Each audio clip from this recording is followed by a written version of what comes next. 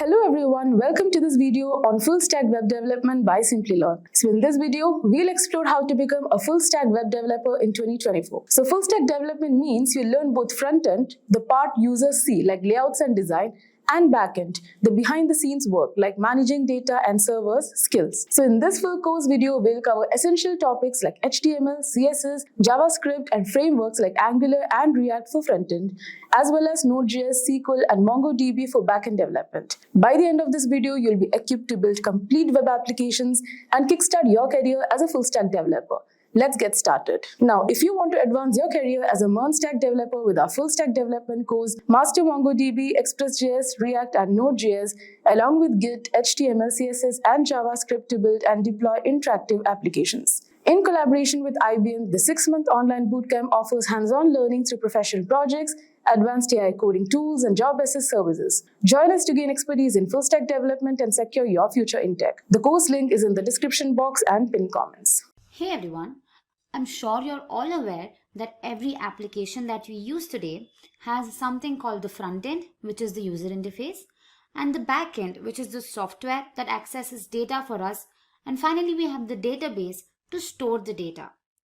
Now these three together form something called as the full stack.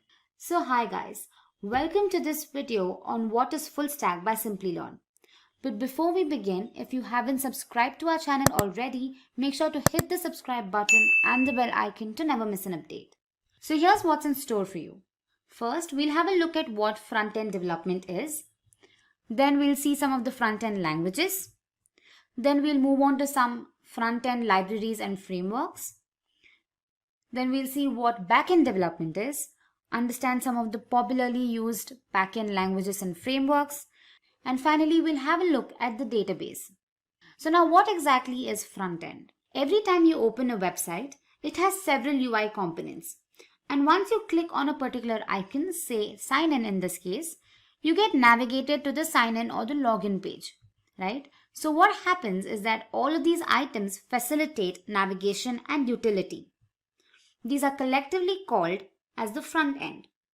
So the front end is the visible part of the website or the web application which is responsible for user experience.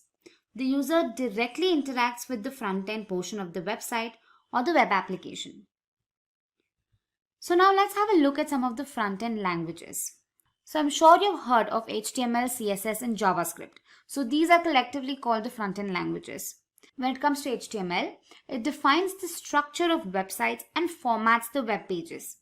It also defines text documentation. So let's look at a simple example. So here I've made use of the h1 tag, which is the heading tag in HTML, and I've displayed the message hello welcome.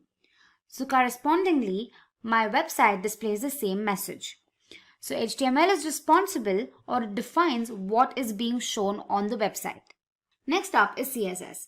Now CSS is a style sheet that allows you to alter and style different web components, be it size, font, spacing, etc. It makes the content on the website look more decorative, correct? So now if you have a look at the code here, I've added some styling. I've changed the font style to italic. I've made the text bold and I've changed the color to red. And again, correspondingly, all the changes are seen on the website. Moving on, we have JavaScript. Now JavaScript is a very powerful client-side scripting language and it is mainly used for enhancing the interaction of a user with the web page. So again, if you have a look at the code here, I've created a form wherein the user can enter their name. And I've also displayed the message, please enter your name. As a result, an input box is made available where the user can type in their name. Now this is facilitated by JavaScript. So as I mentioned earlier, it is used to make web pages interactive and bring the web applications to life. So next, let's have a look at some front-end frameworks and libraries. Now most of these are JavaScript frameworks and libraries. First we have React, then there's Angular, there's Vue, there's jQuery, and then there's Bootstrap. Now all of these help develop the front end of the application. However, when it comes to React, Angular and Vue, it's not necessary that you must know everything to create a website. One of them will be sufficient. However, the usage of React is on the rise and most of the developers prefer using React. jQuery and Bootstrap are also powerful frameworks that can be used to create interactive web pages. Now that you know what front-end development is, you must be wondering how the data is being fetched and how this data is being presented in front of you on your screen. Correct? Now this is all facilitated by the back-end of the application. So let's understand what back-end development is. Now back-end basically refers to the server-side development of the application. It is responsible for managing all the database with the help of queries and APIs. So every time the user makes a request, it queries the database and retrieves the data from the database and presents it to the user. And lastly, it ensures data consistency. So now let's have a look at some backend languages and frameworks. Firstly, we have Node. Node and Express.js are packages provided by JavaScript. Then there's Python, which is a very popularly used language. Python frameworks like Django and Flask are popularly used to create the backend of applications. Then there's Java, and Java provides Spring and Java Server Faces, which are also used for backend development. Then there's C#, which provides frameworks like ASP.NET Core and ASP.NET MVC. And other popularly used backend languages are PHP, there's Perl, and Ruby. Database is the collection of interrelated data which helps in efficient retrieval, insertion, and deletion of data from database and organizes the data in the form of tables, views, schemas, reports. Now, some of the commonly used database management systems are MySQL, there's PostgreSQL, there's Microsoft SQL Server, there's Oracle Database, and then there's MongoDB. But how can we at Simplilearn help you? If you wish to make a career as a full stack developer, then a certification will come in handy. For that, you could head to our official website and look for full stack development courses. Now, we offer the full stack Java Developer Masters program. We also provide the postgraduate program in full stack web development, and we also provide the full stack web developer mean stack masters program. You can go ahead and click on the program and have a look at the overview.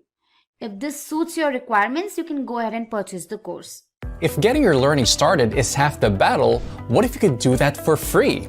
Visit SkillUp by Simplilearn. Click on the link in the description to know more. Mobile and web applications are something that we practically can't live without. From ordering food, to booking flight tickets, to making important bank transactions, these apps have made our lives easier. To cope with the changing demands with respect to user experience and security, web development needs to take a robust and efficient approach.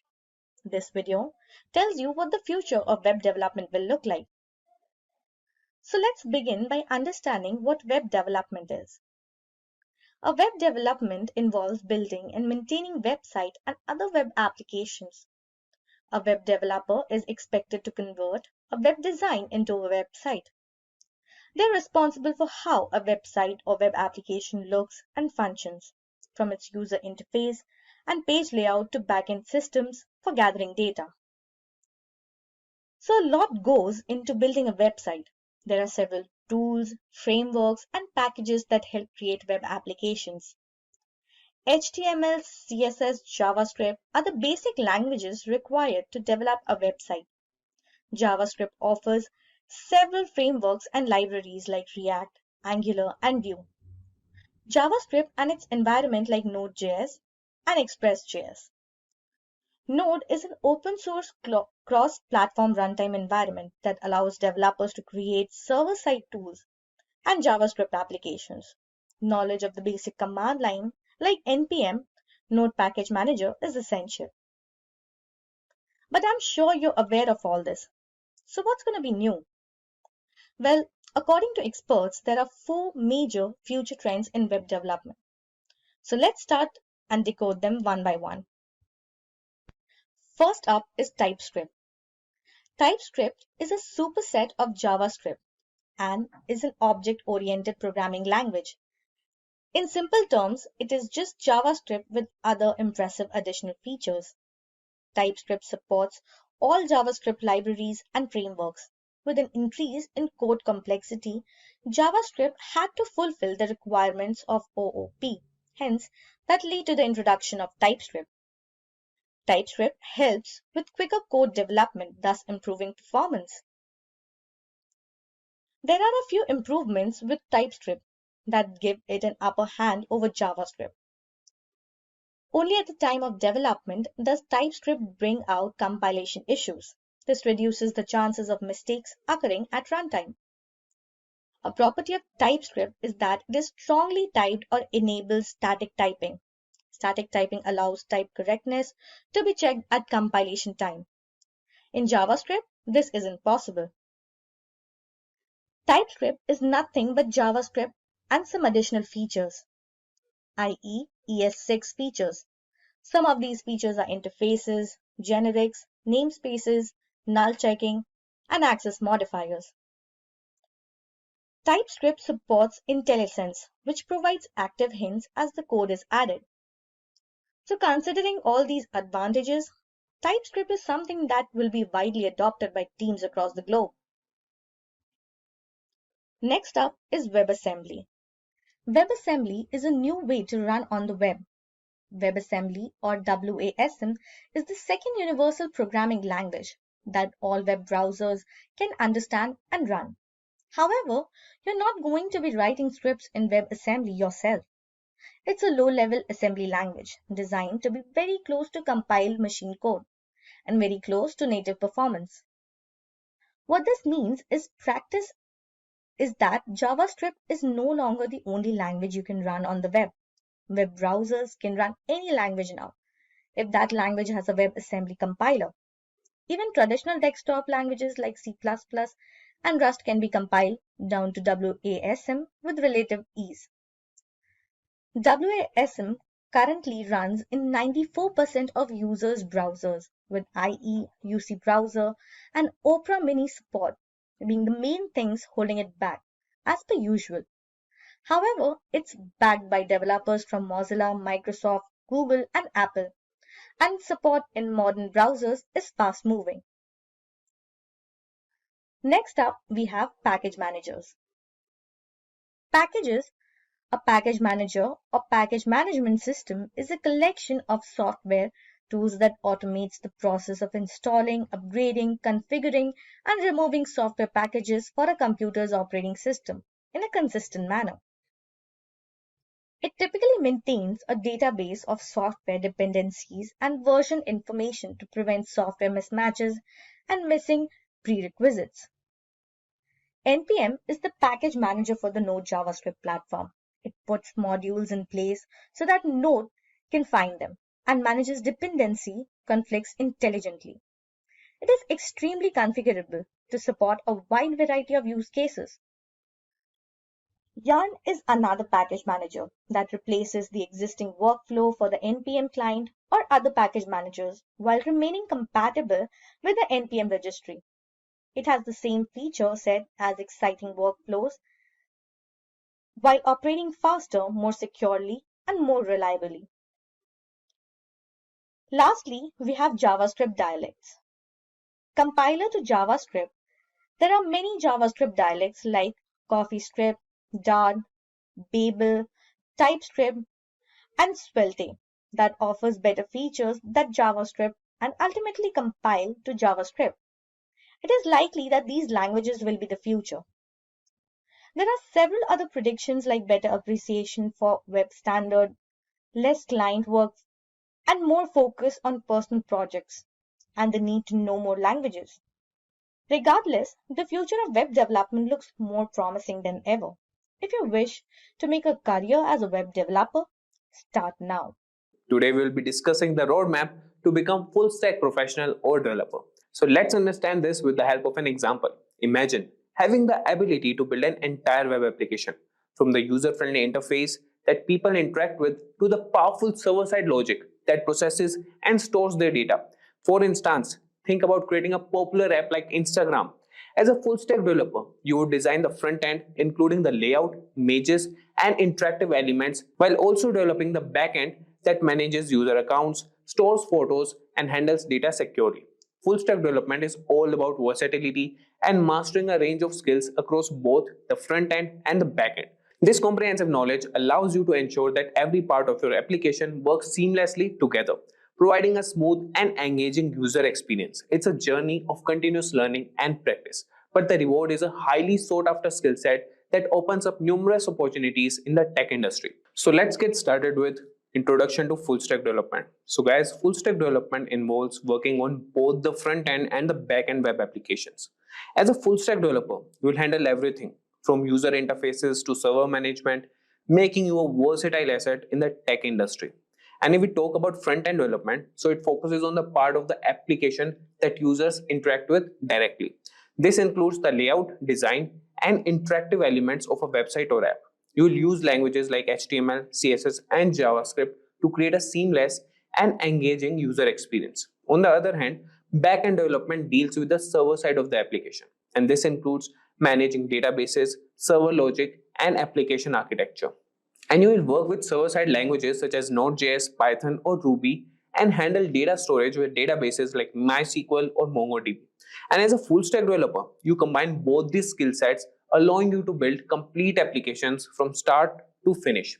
And this versatility makes you a valuable asset because you can understand and manage both the client side and server side of applications, ensuring they work together smoothly.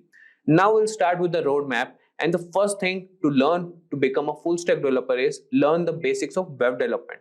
So to start your journey as a full stack developer, you need to learn the basics of web development, and this includes understanding the core technologies that form the foundation of web applications. So the topics to cover are: number one is HTML, that is hypertext markup language. And this is the standard markup language used to create web pages. It structures the content on the web page, that is, you can learn HTML with understanding the basic tags and how they structure a web page. And for the HTML project, you can create a simple web page with headings, paragraphs, links, and images.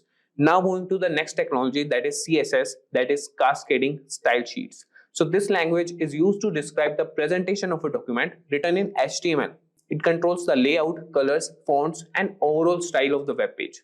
And to learning that, you can explore how to style your HTML using CSS, learn about selectors, properties, and values. And you can style your HTML page by adding colors, fonts, and layout adjustments. And then comes the JavaScript. So it's a programming language that allows you to create dynamically updating content. And you can control multimedia, animate images, and much more.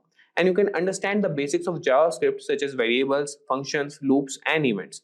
And you can add interactivity to your HTML pages such as form validation for a simple image gallery. And with a solid foundation in these basics of web development, that is HTML, CSS, and JavaScript, you can now move on to mastering front-end frameworks and libraries that will enable you to build more dynamic and responsive applications. So now you have got the basics of web development. It's time to dive deeper into front-end frameworks, and these tools help you build more complex, interactive, and efficient web applications. So you can cover the number one, that is React. So it's a JavaScript library for building user interfaces, particularly single-page applications where you need a fast and interactive user experience. And then comes Angular, that is a platform and framework for building single-page client applications using HTML and TypeScript. And then we have Vue.js, that's a progressive JavaScript framework used for building user interfaces and single-page applications. If we talk about how you can learn them, so you can learn React. You can start by understanding the core concepts of React such as components, JSX, state, and props. And you can build a simple application like a to-do list or a weather app to get hands-on experience. And if we talk about Angular, you can explore Angular's core features such as modules, components, services, and dependency injection. And you can create a simple project like a task manager or a data dashboard to practice these concepts. Now talking about Vue.js, you can get familiar with Vue.js reactivity system, directives, and components. And you can develop a small application like a note-taking app to apply what you have learned. And you could have another examples and use cases, that is for React, you can build a dynamic user interface that updates in real time. And similarly, you can go with Angular and Vue.js. Now with a strong grasp of front-end frameworks and libraries, you have now equipped to create engaging and dynamic user interfaces. Next, we will explore the back-end development to understand how to manage server-side operations and databases. So understanding back-end development. So after mastering the front end, it's essential to understand back-end development. And this involves handling server-side operations, databases, and application logic, which are crucial to building fully functional web applications. And we can cover number one is server-side languages. So you can learn languages such as Node.js, Python, or Ruby. So these languages allow you to write the logic that runs on the server. And after that, we can learn the frameworks. And you can explore frameworks that simplify backend development like Express.js or Node.js, Django for Python, and Ruby on Rails for Ruby. And then comes the databases. So you can understand both SQL, that is MySQL or PostgreSQL, and NoSQL, that is MongoDB databases, which are used to store and manage data. Now we talk about learning server-side languages. Here comes the Node.js, that's a JavaScript runtime built in Chrome. So you can enable JavaScript to be used for server-side scripting. And you can start by building simple server-side scripts. For example, create a server that responds with hello world when accessed. And if we talk about Python, you could have a versatile language known for its readability and efficiency. You can explore basic scripting and automation tasks. And talking about SQL databases, you can learn to interact with relational databases using SQL and create and manage tables and write queries to fetch data.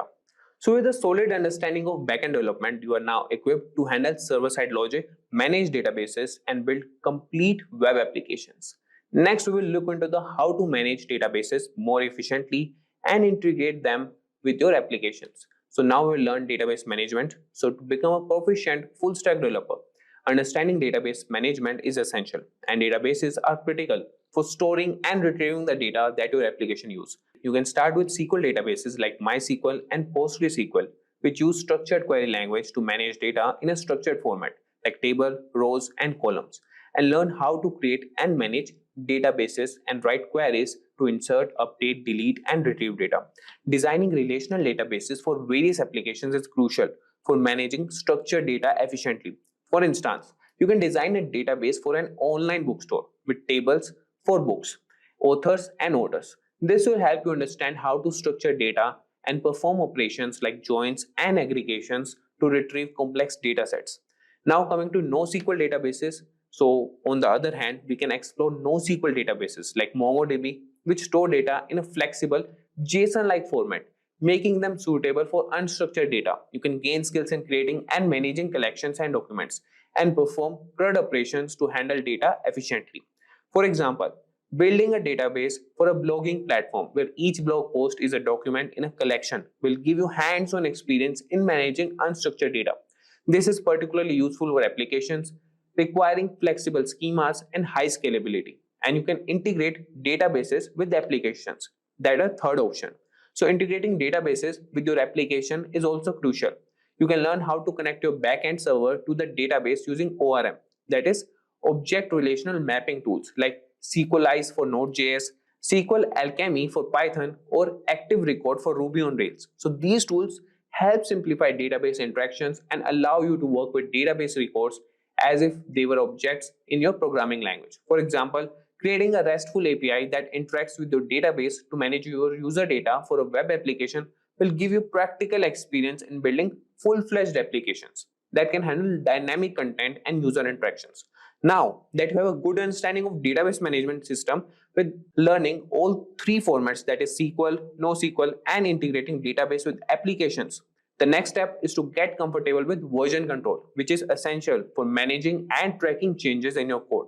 So version control is essential for managing and tracking changes in your code. You can start by learning Git, that is a widely used version control system that helps you keep track of different versions of your code and collaborate with others. You can use platforms like GitHub, GitLab, or Bitbucket to host your repositories and manage your code online. You can practice creating repositories, making commits, branching, and merging changes. Understanding these concepts will allow you to work effectively in teams, contribute to open source projects, and ensure your code is organized and error-free. For instance, create a GitHub repository for your projects to track changes and collaborate with others seamlessly. And with a strong understanding of version control, you are now ready to explore DevOps practices and deployment, which are crucial for delivering your applications efficiently. So after version control, you should learn this, that is understanding DevOps. So DevOps practices and deployment are crucial for delivering applications efficiently. DevOps combines software development, that is dev, and IT operations to shorten the development lifecycle and provide continuous delivery.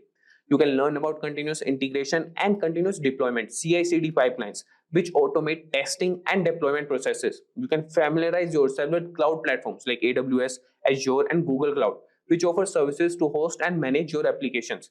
And practicing deployment on your projects on these platforms will help you understand how to manage servers, databases, and networking, ensuring your applications are always available and scalable. And with knowledge of DevOps and deployment practices, you are well equipped to deliver robust applications. Next, let's focus on building projects and creating a portfolio to showcase your skills. So, building real world projects and creating a portfolio are essential to showcase your skills and attract potential employers. So, start by developing projects that incorporate both front end and back end technologies. Examples include an e commerce site, a blog platform, or a social media app. Document your projects well, highlighting the technologies used and the challenges you overcame.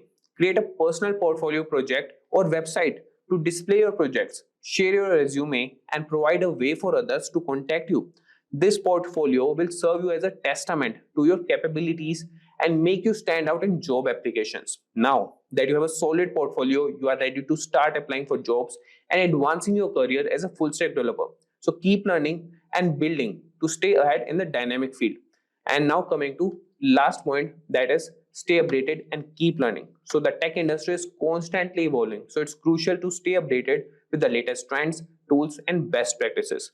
Join developer communities and follow tech blogs and participate in online forums like Stack Overflow and Reddit. And you can attend webinars, conferences, and workshops to network with other professionals and learn about emerging technologies. And you can continuously take online courses to keep your skills sharp and learn new programming languages or frameworks.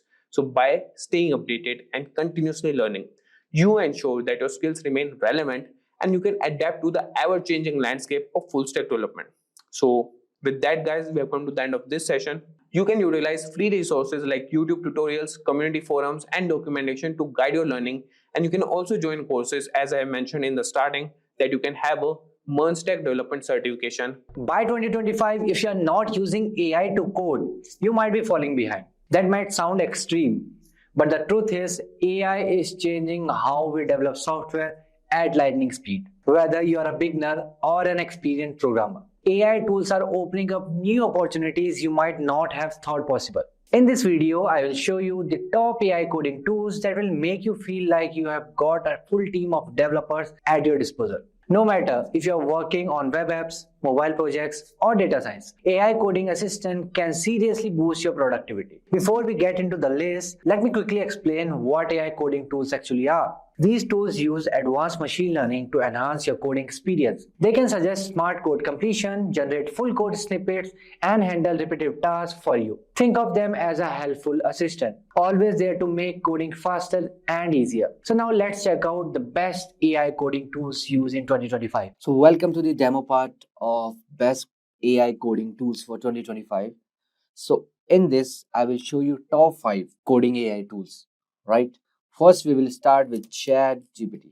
So I'm not talking about the simple one because simple one is everyone know, but recently ChatGPT launched GPT-4o with Canvas. So we will open this. Here I will write, give me login page code using HTML, CSS and CSS. Okay. See the magic.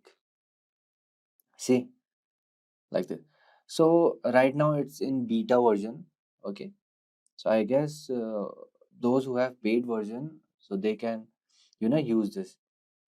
So now, see here. What if I want to change these background color? Only particular background color. I don't want to change all the code, but I just want to change these color, H2 color, or you can say display it will block or something else. Okay, I want to change the padding of this particular class, right? So here what I will do, I will select this, and when pop-up will come, ask ChatGPT. So now you can just here you can write, please change background color to blue. I don't know which color is that, but again I want to change it to blue. See, it will change only the background color. See, rest will be the same. right? See here, edited. So this is the best upgrade I can see with ChatGPT with coding, for coding.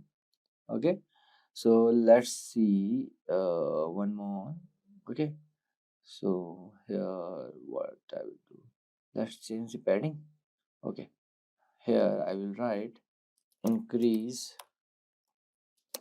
what is this, border radius, border radius. Okay, see here is 8, it will increase.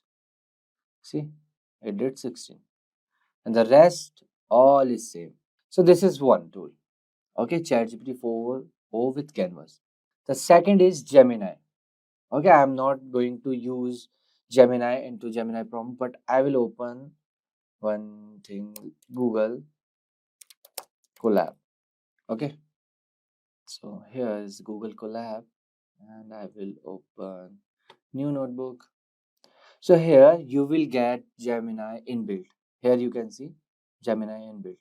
But first you have to log in. See, start coding or generate with AI. If I'll click on generate with AI, so it will ask me like this. So I will write, okay, give me code to find odd and even in C++. Okay, you can write anything. So I will write enter. See, it's generating and code is here in minute of seconds. Okay, if I will write in Java, the code is here in minute of seconds. Okay, in seconds it will give you. So this is the second. You can use Gemini as well in the, see, while giving prompt here, or you can open Gemini, right? You can open Gemini as well, but it's better if you are using Gemini for code, so use in Google Colab. Why? Because you can use or you can run code directly. Okay, let's try to run it. Let me run it. See, it's running. Wait. Okay, some error is there. Invalid syntax. Why? Okay, why it's giving error? Because I opened this, notebook only.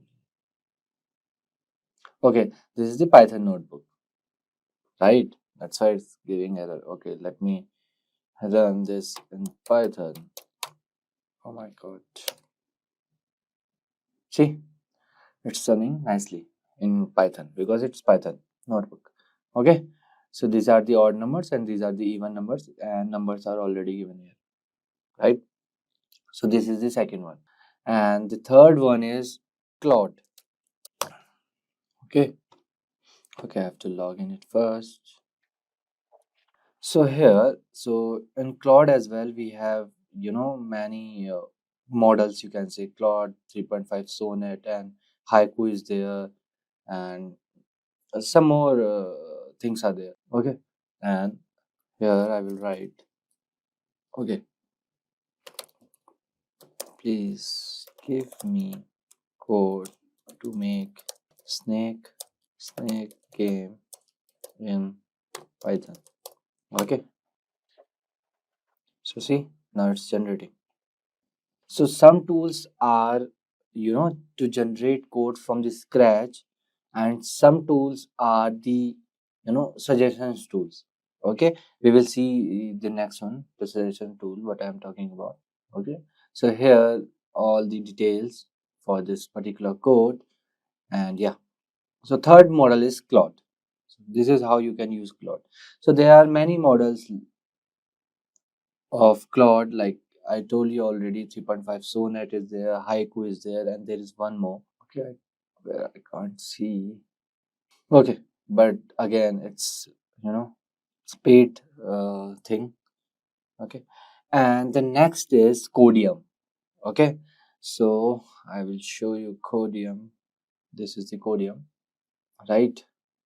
This Codium is this. So I have already installed this Codium into my VS Code.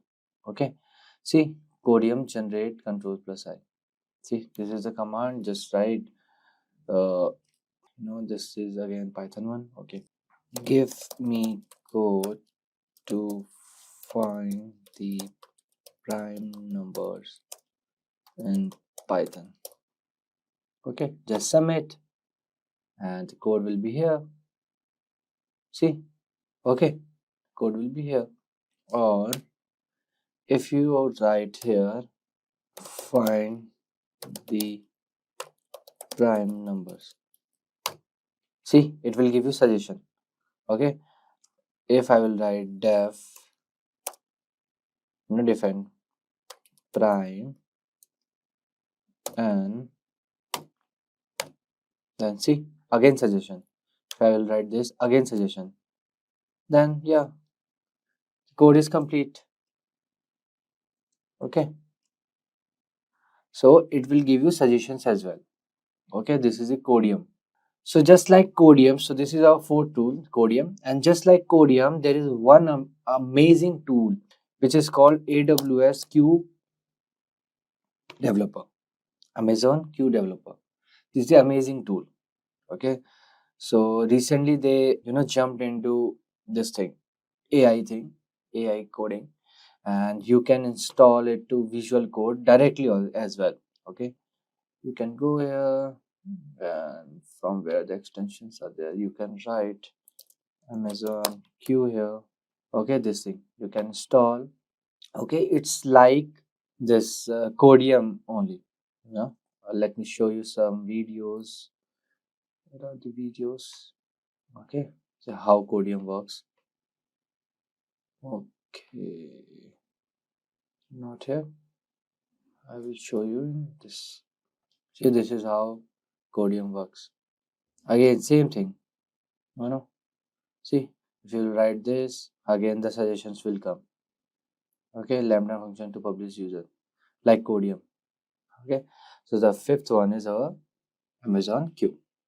Okay, so there are many models like Copilot. This GitHub Copilot is there. Copilot is there. GitHub Copilot is there for this AI coding, AI developer tool. And if you are curious to make a website within a second, so there is one more app called this tool, you can say WebSim. Okay, see what you like to create today. I will write here Amazon, but okay, let me first but they use Sonnet 3.5, means Claude. They are using Claude. So I will write here I want to create Amazon.in. See, it will create website for you. No coding, nothing, all directly it will give you website. Okay, it's loading, I guess. So this is how you can use WebSim. Right? See, OnePlus Node, this came. Okay, I just gave Amazon.in and the website is here within a second. Okay, so these are some important tools to learn or how to use them in 2025 for 2025. Using AI tools for coding is essential to be in the race. Okay, so these are some coding. Did you know that over 80% of Fortune 100 companies are using hackathons to spark innovation and drive their products forward? That's right. According to Forbes, these intense coding marathons are no longer just a fun challenge. They are a powerful tool to push boundaries and uncover new strategies. And here in India, the hackathon scene is booming too. Just last year, the Government of India awarded an impressive 2.1 lakh to the winning team of a national hackathon. Exciting, right? But here's the thing. Hackathons aren't just for big players. They are the perfect launchpad for students, startups, and entrepreneurs to turn their dreams into reality. Take Hack in the North, for instance. It's India's largest student organized hackathon, where young minds from top universities come together for 36 hours of non stop innovation, coding, and problem solving. Launched in 2016, it has become a powerful platform where future tech leaders are born. If you are a college student or have probably seen these events happening on campus, but maybe you have held back from joining, or perhaps you're a total beginner Wondering where to start? Don't worry, hackathons aren't just about hardcore coding. They are a hub for creativity, collaboration, and learning. In today's video, we will guide you through the top 5 hackathons in India you need to keep an eye on this year. From the Smart India Hackathon to international challenges like NASA's Space App Challenge. Plus, we will share some expert tips to help you increase your chances of winning and standing out in these high-energy competitive events. But before we dive in, make sure you subscribe to the channel and hit the bell icon for more engaging content. So, let's get started. So first up on the list is Smart India Hackathon, one of the biggest hackathons in India. Organized by the Government of India, this hackathon focuses on solving real-world problems in sectors like healthcare, agriculture, education, and smart cities. The main goal is to inspire students and become innovators and problem solvers. Now, let's talk about how can you apply for this hackathon. The registration usually starts in the month of December, and the hackathon itself happens around February or March. To participate, you'll need to form a team with members from your college. Since the hackathons is open to college students, your team will need to submit a solution idea and a problem statement as a part of the application process. As for eligibility, the hackathon is only for students. Whether you're an undergraduate, postgraduate, or PhD student from an accredited Indian institution, winners receive cash prizes and government recognition. So if you've got some cool idea to solve a real problem, don't miss out on this one. Next, we have Hack in the North, the largest student-organized hackathon in India. Hosted by IIIT Allahabad, it's a 36-hour tech marathon where you can work on software or hardware projects, and the best part is it's completely free to join. Now, how can you apply for this hackathon? Well, applications for Hack in the North typically open in the month of January, and the event takes place in March or April. You can apply individually or as a team, and if you don't have a team, no worries. You can form one at the event too. There are team building rounds to help participants with similar skills and interests connected. In terms of eligibility, it's open to all the students. From high school to postgraduate, you don't need to have prior hackathon experience. So if you have never joined one before, this is a great place to start. Plus, it's free of cost. So why not give it a shot? Next on the list is Bharatiya Antariksh Hackathon. If space and technology are your thing, then you need to check out this Bharatiya Antariksh Hackathon. This hackathon is organized by ISRO and focuses on space sciences, geospatial technology, and artificial intelligence. Teams are invited to come up with innovative solutions for real challenges in these areas. So, how do you apply for this one? The application process usually begins in the month of July, with the hackathon happening later in October. You'll need to apply as a team of 3 to 4 members, and submissions are made online through ISRO website. Just keep an eye on the registration dates. As for who's eligible, students from any background can apply. Whether you're a high school student, college, or even a professional with a passion of space tech, winning teams get the opportunity to present their solution to ISRO experts and can win cash prizes. Last year, the top team won around 1.5 lakh.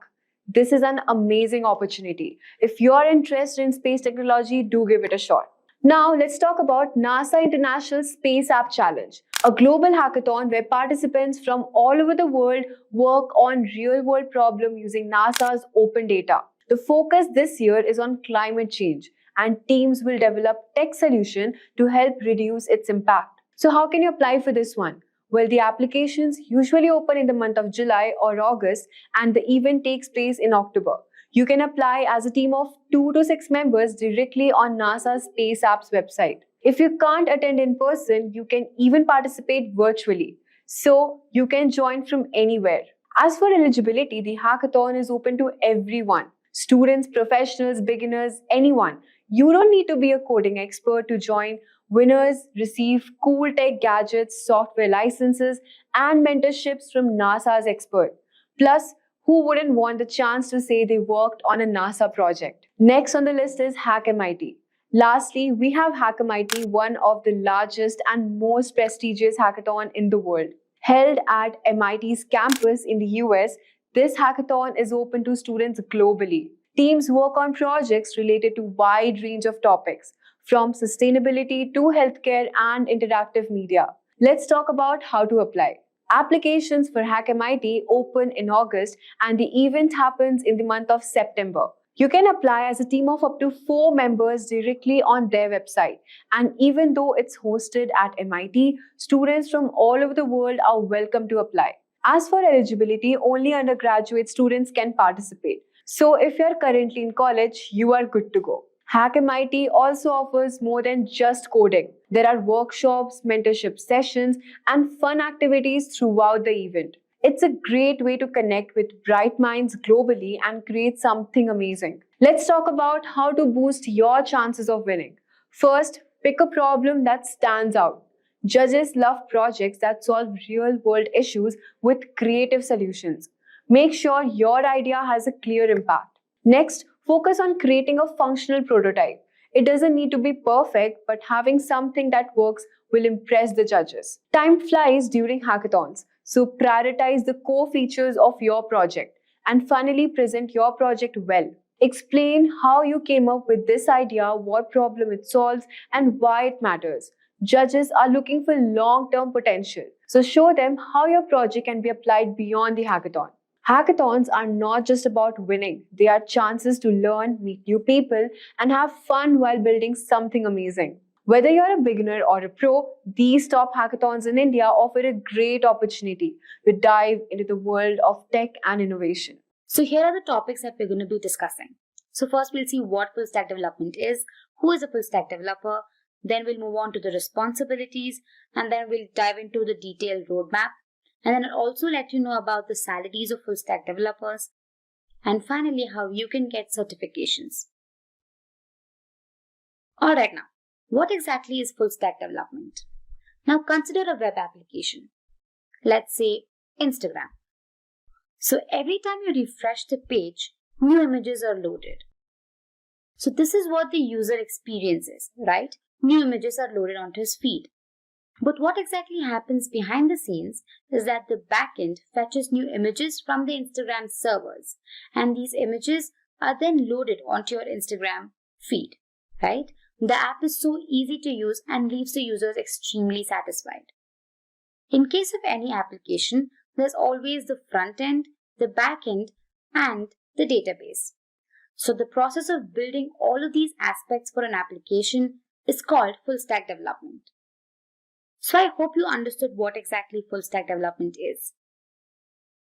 So moving on, let's see who a full stack developer is. Now basically a full stack developer works with both front end and the back end of an application. He has to be familiar with languages like HTML, CSS, JavaScript, and also one or more back-end frameworks like Node.js and Python. Now, these developers have got all the web development skills to build websites and applications from start to finish. Now that we've understood what exactly a full stack developer does, let's look at some of his responsibilities. Now, the first responsibility is developing the front end. So as discussed, they must be able to develop the user interface for the users with the help of HTML and CSS. Next up is design the backend. Now this is also the most crucial part of app development. They should be able to design robust backend architecture to ensure the smooth functioning of fetching and updation. Next up is to design database and servers. Now databases and servers must be resilient to any outages and must maintain consistency.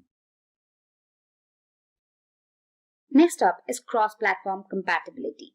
Now, depending on the platforms, there could be some discrepancy and alteration in the functioning of an application, right? It's crucial to make sure that the applications behave accordingly on all these platforms. Next up is developing APIs.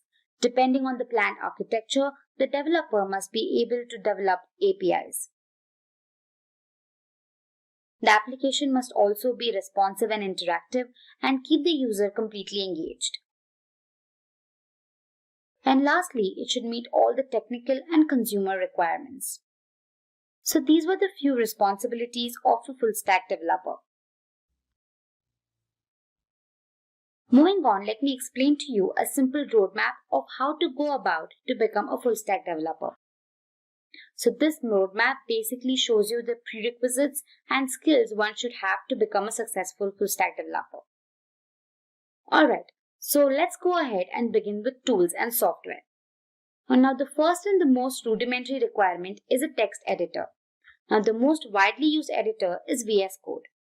It is free, open source and can be used to code in different platforms like Windows, macOS and Linux. Next up is a web browser. So you can either use Firefox or Chrome, but Chrome is highly preferred.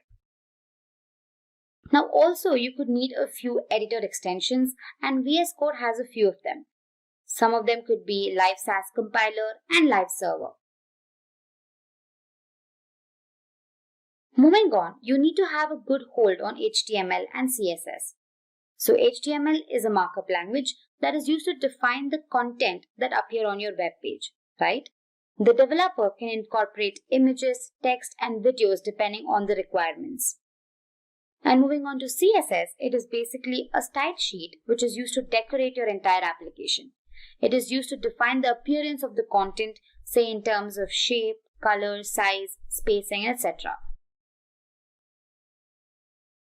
Next up is JavaScript. Now this is the most widely used front-end language and enhances the interaction with the web page. Now you might want to brush up your knowledge on simple concepts like arrays, functions, objects and loops. You can also learn ES6 features like callbacks, promises, async await, DOM manipulation and event, fetch API and JSON. All of these are required when you're making use of different JavaScript frameworks and libraries. So I'd recommend you brush up your knowledge on all of these topics. React, Angular, Vue and jQuery are some of the JavaScript libraries and frameworks that one can use. Now, all of these topics that we discussed earlier, be it ES6 features or basic concepts, they come in very handy when you're using these frameworks. Among React, Vue and Angular, over the last couple of years, React has gained immense popularity, followed by which Vue is also being widely used. Now, Angular has seen a downward curve over the past few years. So depending on your requirements, you can choose one of these frameworks. Next up is version control. Now, Git and GitHub are the most widely used version control systems. Now, Git basically helps you manage project files. Git basically keeps track of the entire history of things that the user is working on, right? So it makes sure that it allows the user to backtrack and see what he's worked on until then. Moving on to GitHub, it is basically a web-based service for version control using Git. Now, the user can also look into other people's code, identify issues or errors, and also even propose changes. Now, this comes in extremely helpful when you're working in a team. Let's move ahead and look at some of the backend environment. Now, the most popularly used environment is Node.js. Now, this is basically an open source cross-platform runtime environment that allows developers to create server-side tools and applications in JavaScript. Now, Node is typically used to create real-time applications with two-way connections, wherein both the client and the servers can communicate and exchange data without any hassle. Now, I really recommend you have a basic knowledge on command line as well. That is, now knowledge on basic command line like npm, that is Node Package Manager, is also essential. So this was a simple overview on Node.js. Moving on to other backend languages, there's Python and the most commonly used framework, that is Django. Now, Python is the easiest programming language out there, and I'm sure everybody will agree with me with this. So it also offers many libraries and frameworks for different technologies. So when it comes to backend in full stack development, Django is a clear winner. Now, it is a high-level Python framework that enables rapid development of websites. It is also free and open source and has a huge active community of users. So I'd really suggest you get your hands on Django and work on it extensively. Moving on, let me give you a brief overview on the trends in 2020. First up is blockchain. Now, blockchain is an emerging technology and has seen tremendous growth in the last few years. Now, it has also entered into domains like healthcare and finance. Next up is AI and chatbots. AI is booming and there is no doubt in that. So languages like Python and JavaScript frameworks like TensorFlow are widely used. Mobile app development. This is one of the top trends you should look out for in 2020. Now there are mobile applications for practically anything these days. So frameworks like React Native and Flutter can be deployed to develop these applications. Next up is progressive web applications. Now these are like a hybrid of mobile and web apps. They are faster to load and provide some amazing features like push notifications. Another important feature is their ability to work offline. Lastly, we have IoT. With the increasing number of devices getting connected to the internet every second, development of IoT applications is also on a rise. So these were a few trends that you should look out for in 2020. Moving ahead, let's look at the salary of full stack developers. Now, according to PayScale, the average salary of a full stack developer in India is around 5,90,000 rupees per annum. The average salary of a full stack developer in the US is around $75,000 per annum. Alright, so moving on to the fun part. Let's go ahead and look at a simple quiz. Now here is the quiz question. Which of the following is not a JavaScript framework or a library? Option A, React. Option B, Angular. Option C, Pandas. Or option D, Vue. So let us know your answer in the chat section. One lucky winner will get a voucher. So I'll keep this on the screen for a while.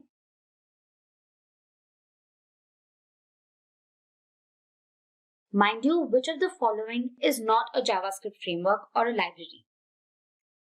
So comment your answer immediately. Alright. So moving ahead, let me tell you how Simplilearn can help you. Now there are several online certification courses, but if you're looking for something that is concise and well structured, then head out to the Simplilearn website. And here you can see a few options. You have the Full Stack Java Developer Masters Program. You have the Full Stack Developer .NET Masters Program. And you also have Full Stack Web Developer Mean Stack Masters Program. You can also go through the overview, and depending on your requirement, you can choose the appropriate course. Hey guys, I'm sure you all have heard about phrases like web development, full stack development, front end and back end development. But if you are not sure about what exactly they mean or how they're different, then don't worry. You're in the right place. This video on front end versus back end development will help you differentiate the two. But before we begin, if you haven't subscribed to our channel already, make sure to hit the subscribe button and the bell icon to never miss an update. Now let's jump right in and look at what's in store for us. So first, we look at what exactly web development is. Then, we look at the different types of web development. Going ahead, we'll look at what front-end development is and understand what exactly back-end development is. And lastly, we'll be comparing the two on the basis of languages, libraries and frameworks, skills, job roles, and salary. So now let's begin by understanding what web development is. Web development is the process of creating a website on the internet. It refers to the non-design aspects of a website, such as creating features and functionality using programming, markup, and scripting languages. Developers concentrate on the technical aspects of web development, such as architecture, programming, application integration, and graphics. Now let's look at the different types of web development. Now web development could include the front end and the back end. Now together, they form something called as full stack development. Now I'm sure you're wondering what they actually mean, so let's go ahead and understand them. Let's begin by understanding what front-end development is.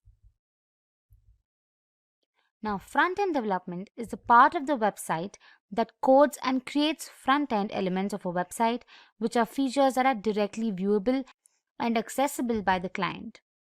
Now, essentially, a front-end developer is in charge of everything you see, be it styling, graphics, text, alignment, navigation, colors, etc. And he attempts to improve the user experience to make it as seamless as possible. Now, these front-end developers also contribute to the overall design and aesthetic along with debugging. Responsiveness and performance are the two main objectives of front-end development. Then what exactly is back-end development? You guessed it right. Now, web development that occurs at the back end of programs is accurately termed as back-end development. Now, this back-end development covers server-side web application logic and integration and activities like writing APIs, creating libraries, and working with system components as opposed to front-end development, which focuses on customer-facing services and programs. Now, back-end developers create code that allows database and an application to communicate with each other. Essentially, a back-end developer handles what you don't see.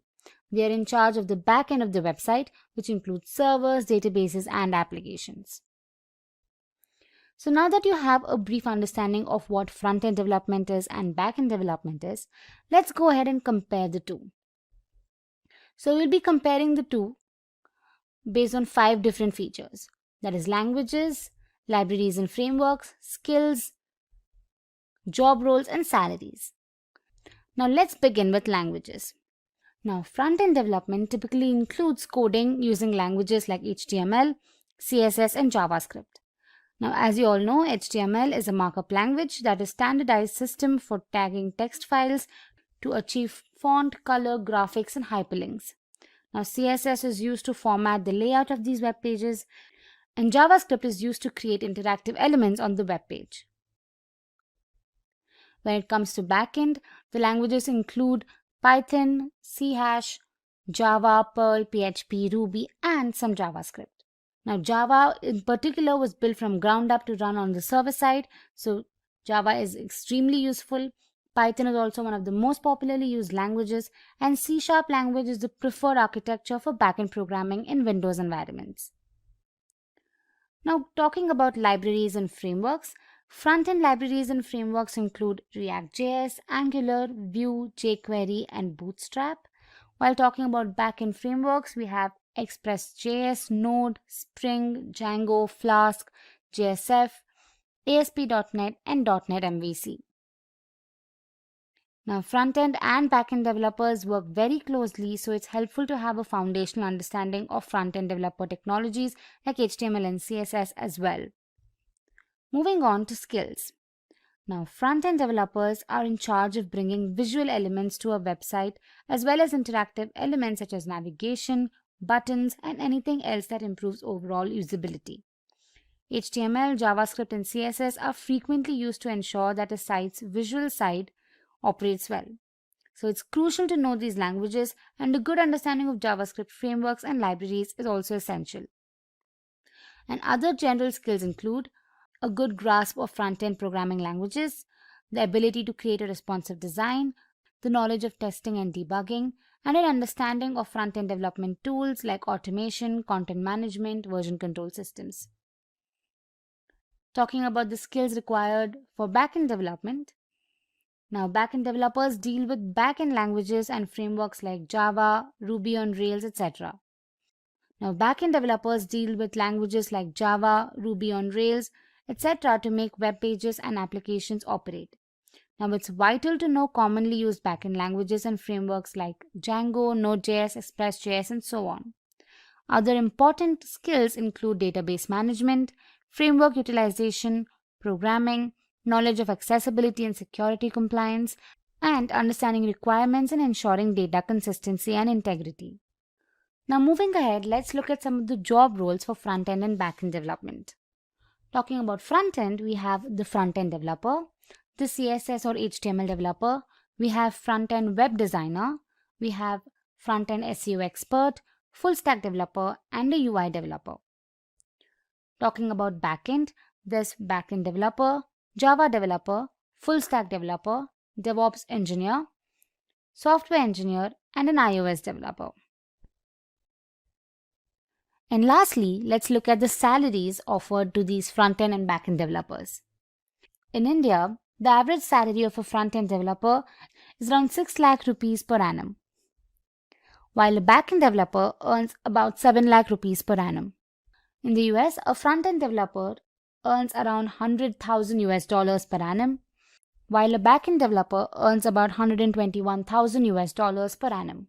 Session will be about today's topic, which is become a front-end developer. So let us begin. We are going to discuss the things you need to know to become a web developer. First, we will start with basic skills which every web developer must know before moving into more advanced web frameworks. Then, we will understand what React is and why it is so popular. After that, we will go through another web framework called Angular. Then, we will also get to know about a comparatively new front-end framework called Vue. In the end, we will go through the front-end developer salary trends, which will give you an insight of the job market. So without further ado, let's get started.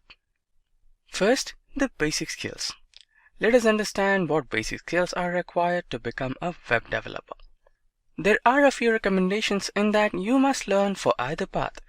These are the common things every programmer should know. The first one is the GitHub.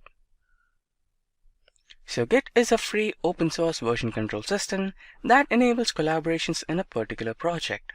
It is designed to handle both small and large scale projects.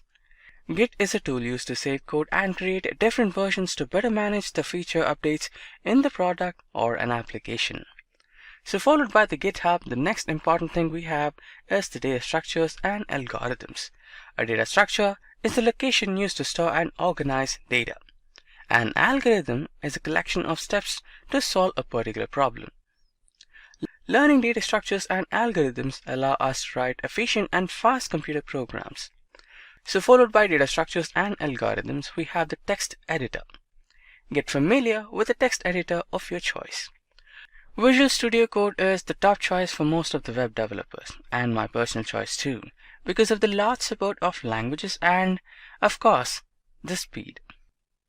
The text editor is where you write all your code and the terminal is where you execute it. So followed by the text editor, we have the command line. The command line is an important tool to get familiar with. It is how you run your code after writing it on a text editor. The better you are on the command line, the more efficient you will be as a developer. So followed by the command line, we have the HTTP and HTTPS. The HTTP protocol is the backbone of the internet. It handles requests and responses from a web application. It is mandatory for a web developer to have good knowledge of both HTTP and HTTPS in order to build fast and responsive web applications. Now that we know what basic skills are required to become a front-end developer, let's discuss about the most popular front-end library, that is the React. Now, what exactly React is? So, React is a front-end JavaScript library used for building beautiful user interface components. It is an open source, meaning it can be used in your commercial projects without any restrictions. It is also component-based, and these components can be used again and again, promoting code reusability. It is an MVC or Model View Controller architecture. React is the V responsible for how the application looks and feels for the end user. Now, why should you learn React? React has always been in high performance as it uses virtual DOM rather in real DOM. So basically DOM stands for Document Object Model and is used by every internet browser for rendering a web page or an application. React can also be easily integrated with other JavaScript frameworks like Node.js, resulting in the development of a completely new web application including front-end and the back-end. It is comparatively easy to maintain large-scale applications written in React because it highly promotes code reusability and code readability. So followed by React, the next important thing we have is the Angular. We have an idea of what React is, but it is not the only framework used for building user interfaces. So now let us know about Angular. So now what exactly Angular is? Angular, unlike React, is a fully fledged framework for web application development, which usually does not require additional libraries for implementing additional functionalities like routing. It is also open source and backed by Google and is regularly updated, resulting in constantly improved performance and addition of new features. In terms of performance, it was pegged to be much slower than React, but with the recent versions, performance seems to be on par with React. Now, why should you learn Angular? Angular is one of the most stable frameworks out there. It is also the most complete, meaning you don't have the need to integrate with other frameworks since it pretty much includes everything for the web development of a complete web application. Angular, backed by Google, is safe choice for using in long-term projects since it is not going anywhere anytime soon. Angular is obviously used by Google for its web applications and also used by other large-scale companies, creating a lot of job opportunities. Now, followed by Angular, the next one we have is the Vue. Now that we know quite a bit about the two popular front-end frameworks, namely React and Angular, let's now go ahead into Vue and learn a bit more about Vue.js library. Now, what exactly is Vue? Vue is a lightweight and open source progressive JavaScript framework used for developing interactive web user interfaces. It is meant to be integrated with other libraries to develop a complete web application. Like React, Vue.js is mainly focused on the Vue part of the web application and hence it's a bit faster when compared to Angular, which is a complete web application solution. Vue.js is commonly referred to as Vue and pronounced as Vue.js, or Vue is rightly so. Now, why should you learn Vue? Any beginner web developer can easily understand Vue and start building their own web user interfaces. Like React, Vue also uses virtual DOM, resulting in better performance, and it also uses the component-based code design, promoting code reusability and code readability. Vue.js has become popular in recent times, and many companies are starting to use it, owing to its lightweight performance and easy integration with other web libraries and frameworks. Now with this, let's move into the next section where we will discuss about the front-end developer salary trends. Now that we know what skills we need to become a front-end developer, let's now have a look into the salary trends of a front-end developer. Front-end developers are always in high demand since new web applications are launched and managed continuously. There are generally offered generous salaries across the globe. The salaries also depend on the factors like frameworks, skills, and the work experience. The average salary of a front-end developer in India is 5,06,000 rupees per annum. The average salary of a front-end developer in the United States is $76,929 per annum. Website architecture. Website architecture basically defines the design and structure of a website. A website contains two important parts, the front end and the back end. The front end of any website is something the user came across. We can also state it as the client side of any website. Whatever the user of the website sees while going through any particular website is considered as front end. HTML, CSS, and JavaScript are the three most popular and mainly used technologies which are responsible for the development of the graphical user interface. The combination of these three technologies is responsible for giving a smooth and appealing user experience. On the other hand, anything the user doesn't witness while going through the website but actually exists somewhere in the website and the server is known as the back end of a website. Whenever we visit a page and send a request for the content, the server goes through the database and then creates a response that is sent back to the browser. The browser then interprets the response and displays the content on the screen.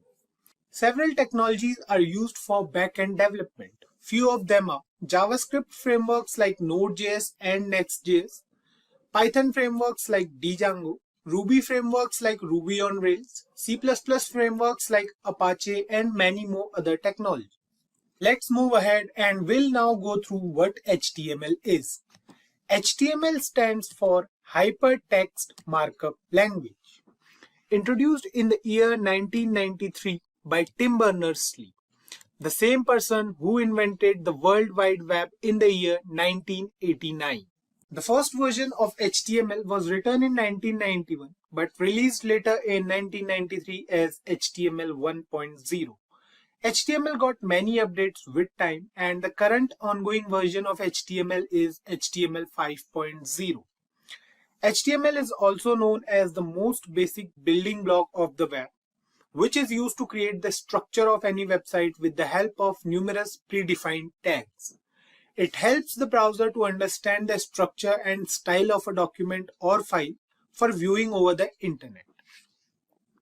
It allows our web pages to host videos, images, and other applications. It also facilitates navigation within web pages or between websites through hypertext. Hypertext refers to the links present in any website to connect different web pages and create a whole website. HTML has a lot of use cases. Web development. HTML code is used to design how a browser displays web page elements such as text, hyperlinks, and media files. Internet navigation. Users can easily navigate and insert links between related pages and websites, as HTML is heavily used to embed hyperlinks. Web documentations. HTML makes it possible to organize and format documents similarly to Microsoft Word. Moving on to the installation part. HTML does not require any special software to work. If you have Notepad installed in your system, that's enough to start using HTML. The best part about HTML is its ease of use. Let's move on to the editors part now, and we'll then download a particular editor for a complete HTML playlist. An editor or IDE, which stands for Integrated Development Environment, is a software application that comprehends facilities to a programmer for software development. Just like Photoshop makes it easier to edit photos, in the same way, IDE makes it easier for a programmer to write code. The number of IDEs present in the market today is huge. Some of these editors are Notepad++, Atom, and VS Code. These editors are free to use. On the other hand, editors like Sublime are free but with some limitations. To access all the features of Sublime, we have to go for the premium version for the license, and then we can use it for software development. My personal choice for an editor is the Visual Studio Code. There is a reason behind using VS Code as an editor. Let me tell you a few advantages of VS Code over other editors. First of all, it is free to use as it is open source software, so we can get it at no cost. It supports multiple programming languages. There's nothing like we need any web support or work on different editors for different programming languages. We can use VS Code for different languages as well. Extensions are also one of the main reasons behind using VS Code. Suppose we want to use a programming language, it does not support. All we have to do is to add an extension and we are good to go. It also does not affect the editor's speed as it runs as a different process. Besides all these properties, one main key factor behind using VS Code is its availability in different platforms, like it is available for Mac, Linux, and Windows. So I think there are enough features we have discussed till now. There are many more features that we'll discuss while installing and working with VS Code. Let's start with the installation part now. The installation process for VS Code is pretty simple. Just go to Google and write here VS Code. Press enter and the next page which will open will show us the results. Click on the first link over here and we are here at the website of VS Code. Right. Now you can see the download button in front of your screen. You can click on it and you can download the stable version for your operating system from here only, or you can go to the other download button present at the top right corner of your screen. Click on the button over here. So you can see here we have all the extensions as well. These are the top extensions. We have to download them inside VS Code once the downloading part overs. So here you can see the download starts. Now sit back and relax until the download finishes. Once the download completes, open the setup file from your downloads and it will take us to the license agreement page. Now agree over here, click on next, and it will take us to the browser part. So here what we have to do is we have to choose a location for the VS Code file to locate. So you can choose any location. So for now, I'm clicking on next over here. Now you can see we have a different folder, so we can click on browse and then select it and then click on next. So here we can see we have some additional features. So what we'll do is we'll create a desktop icon. Now you can see other options as well, so click on them as well, click on next, and now click on install. The installation will start.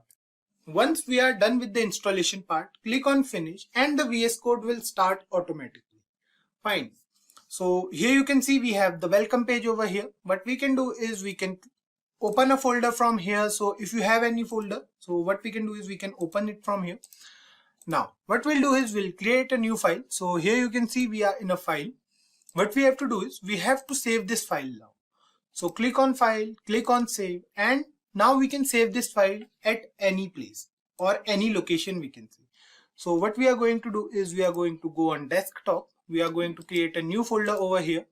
We are going to name it as HTML. Now inside HTML, what we are going to do is we are going to write here the name of our file.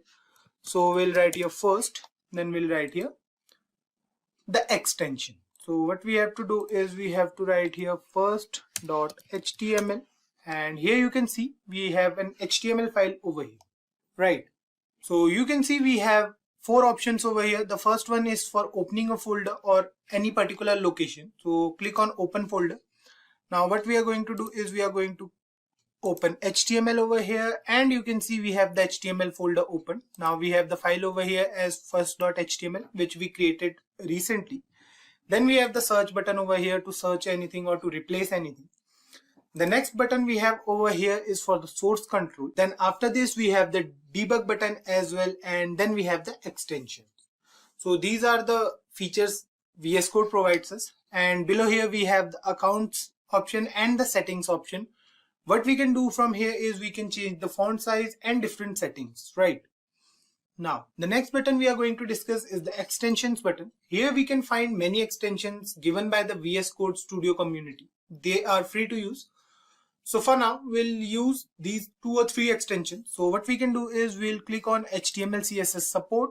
So you can see I have already installed these extensions over here. So then we have JavaScript and TypeScript nightly and the live server extension. So this extension is pretty important, the live server one and the HTML CSS support. You can leave the JavaScript and TypeScript nightly for now. So we have to install these 2 extensions for now. So I have already installed it. You can install them in your computer. Now, the next thing we have to do is, so we can start writing our code here on. I've already told you that while saving any file, make sure that we are saving that file with a .html extension. So what we have to do here is we have to put an exclamation mark over here and press enter. And you can see we have the basic HTML code, which we'll need in almost every project. We can simply start with it if we have basic computer knowledge. We got you covered if you are a newbie to HTML. Please stay connected with us and you guys will understand HTML in a very fun and exciting way. Before we go through the different tags present in HTML, let's discuss what a tag is. A tag refers to a special word wrapped in angular brackets which are used to define a particular type of content on a web page.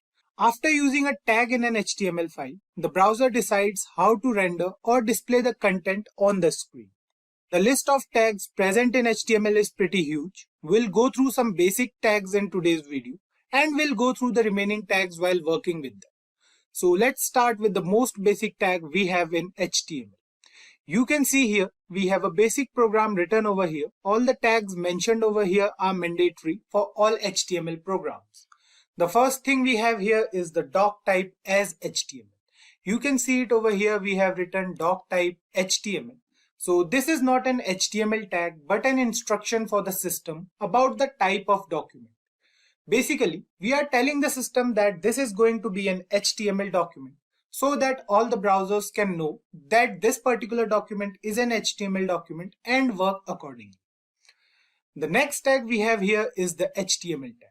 You can see the HTML tag starts from here and goes till end, right? We have ended this HTML tag at the end of our HTML document. Now this tag is necessary for all HTML documents.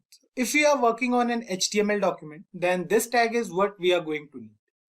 The HTML tag represents the root and the end of the whole document. This is a container tag that contains all the other tags within it. So this tag is pretty mandatory in all HTML documents. Now the next tag we have here is the head tag. You can see the head tag over here, and the ending of this head tag is present over here. We have certain tags present inside this particular tag. Now you can see that this head tag contains meta tags and the title tag, right? You can see the meta tag over here. We have 3 meta tags, and then we have a title tag as well. Now the meta tags doesn't appear on the page itself, but only in the page's source code. Meta tags are essentially little content descriptors that help search engines what a web page is all about. Now the next tag we have here is the title tag. The title tag is used to define the title of our web page.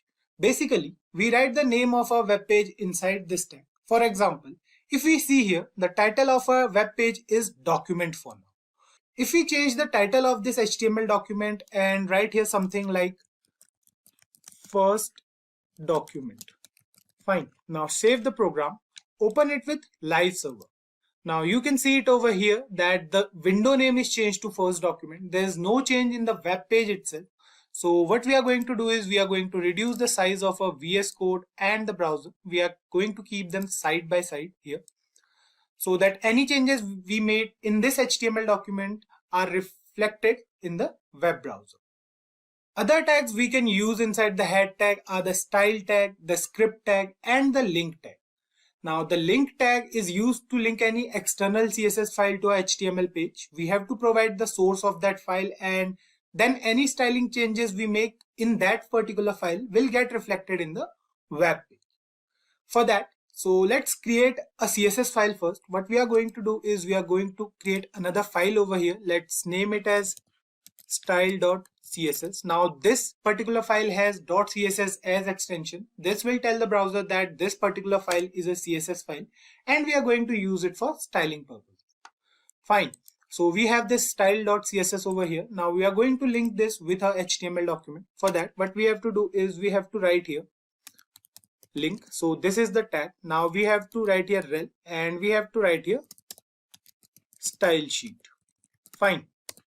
Now the next thing we have to do is to provide the source code of this particular file. So for that we are going to use href. Href is going to be style.css. Now close this link tag.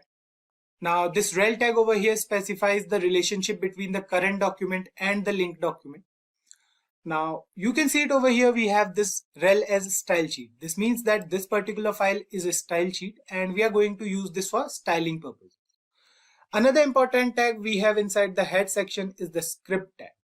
This tag is used to declare or use any script within the HTML document. Basically used for JavaScript.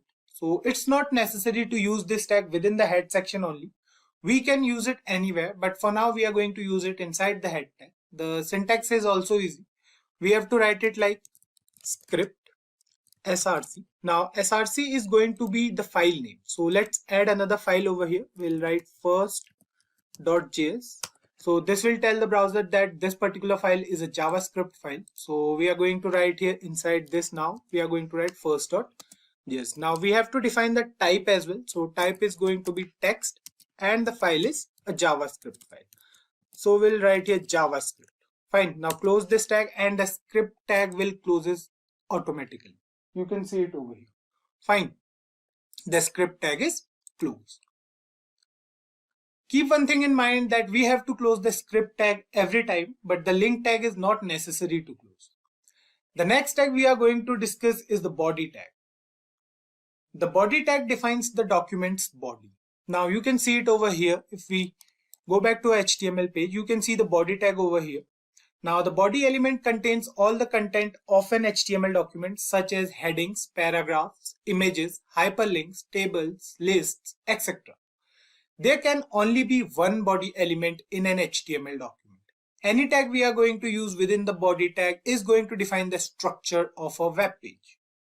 Now the next tag we are going to use is the heading tag. There are 6 different types of heading tags starting from H1 and goes till H6.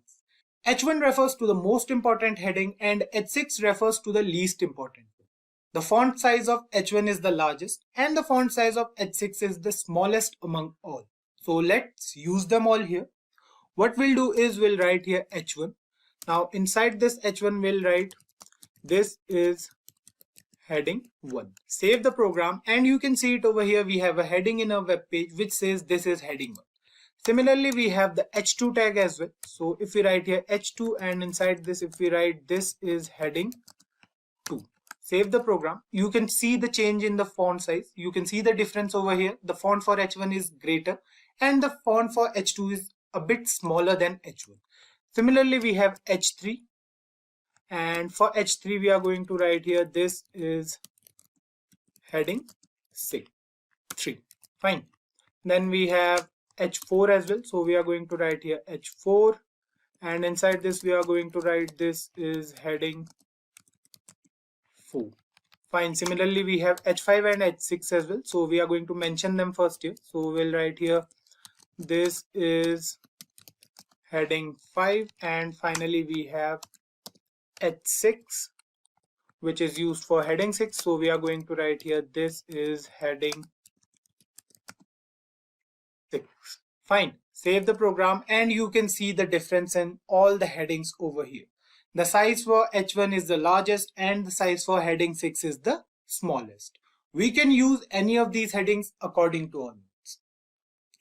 Similarly, we have the paragraph tag as well in HTML. It is used to write a paragraph or any content within the web page. The syntax is simple.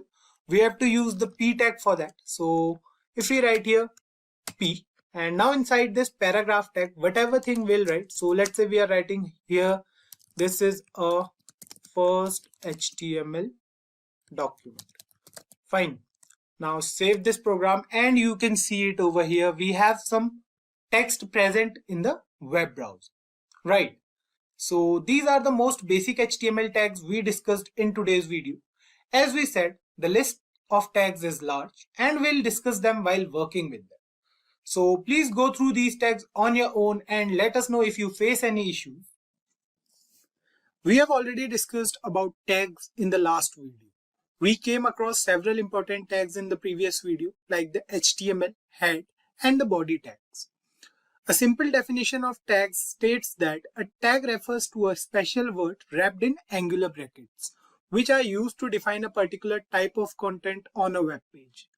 After using a tag in an HTML file, the browser decides how to render or display the content on the screen, right?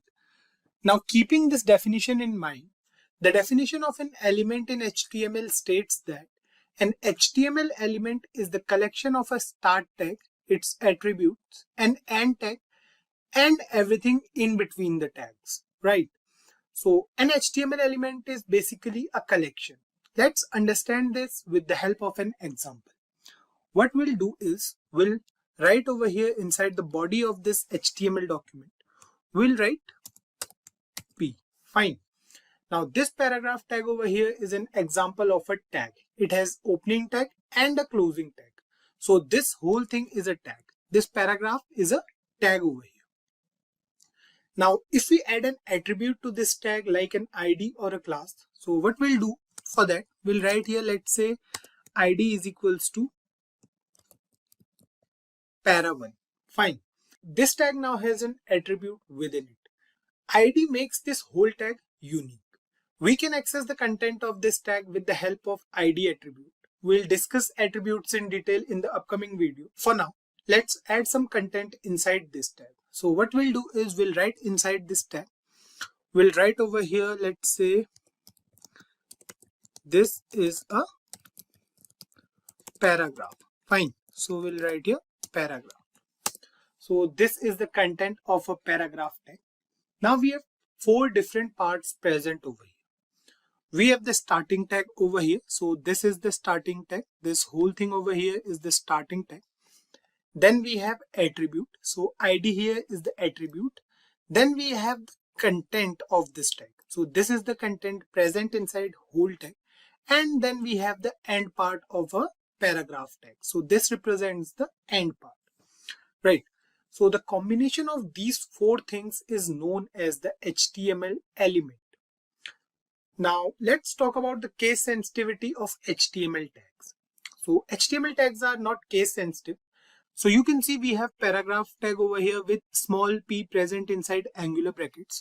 What we can do is we can write here capital P as well. So these two things are pretty same. So let's write something inside this as well. So let's say we are writing here, this is paragraph 2. Fine.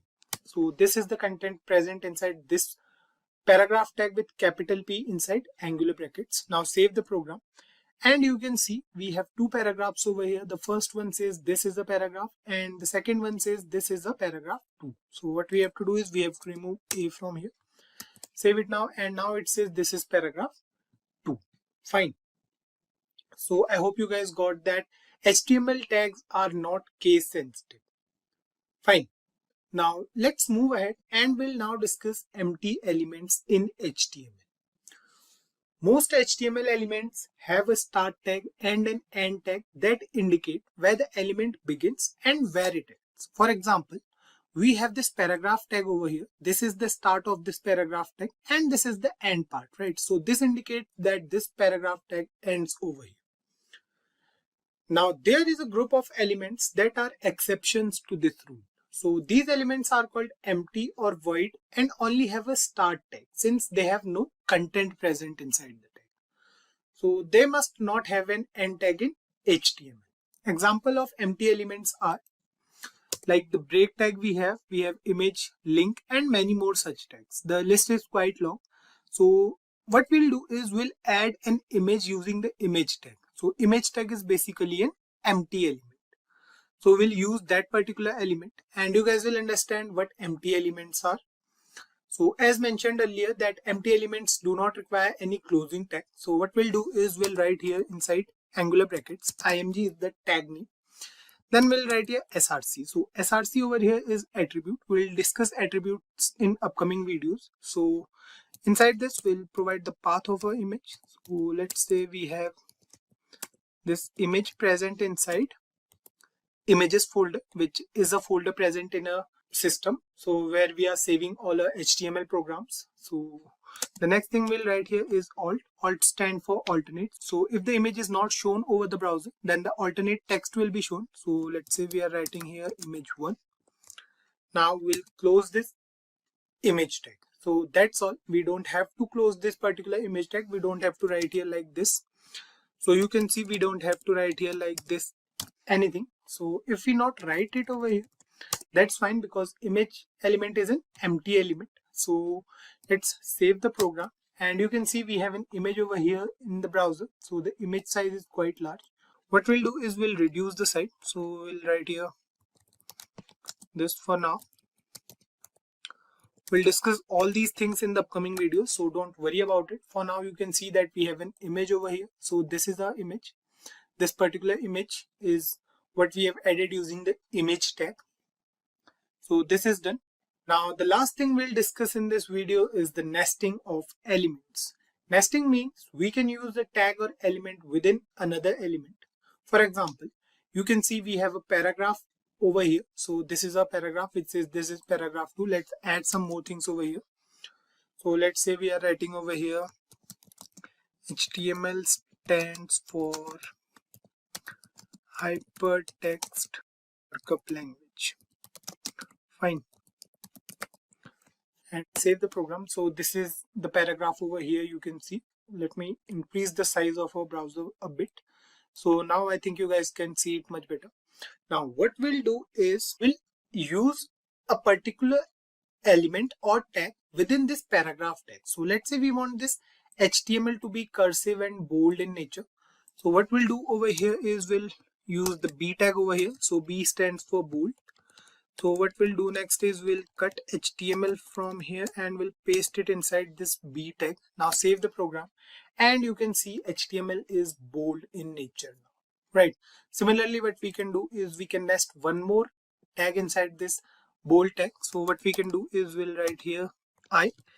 Now we have to put this HTML inside both these texts. Save this program, and you can see the HTML is cursive in nature now.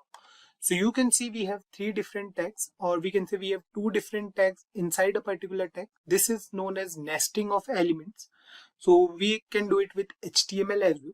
I hope you guys must have got an idea about what HTML elements are and how elements are different from tags in HTML. In the last part, we came across HTML elements. We saw the difference between HTML tags and elements. Now that we already have an idea about elements, let's discuss what attributes are. Let me write the basic syntax of an HTML element over here first. So what we'll do is we'll write over here. Let's use the paragraph tag. So we are writing over here. This is a basic example of elements in HTML. Fine. I hope you guys must have got an idea about what this is. This is actually a basic HTML element. We have nothing else over here, just a simple example of HTML element. An element consists of a start tag, an ending tag, and the content within the tag. Right, so this particular thing is an element. Now, attributes in HTML refer to the additional properties or characteristics of an element. For example, if we write here, let's suppose we are writing over here. Let's say we are writing over here ID as para1. Fine. Now save this program, and you can see over here that we have a paragraph which says this is a basic example of elements in HTML. Now we have this whole element with ID as para1, or we can give any ID of our choice. Now this ID is unique for this particular element. For now, you don't have to worry much about this ID or any other attribute. Just focus on what attributes are. We are going through the working of attributes basically. So we can use the ID of this attribute to style this particular element. So basically this ID attribute defines what this HTML element is. We have to use the style tag element, or we can say we have to use the style element for styling this particular paragraph. You will understand it once we go through the tag. So let's do it over here.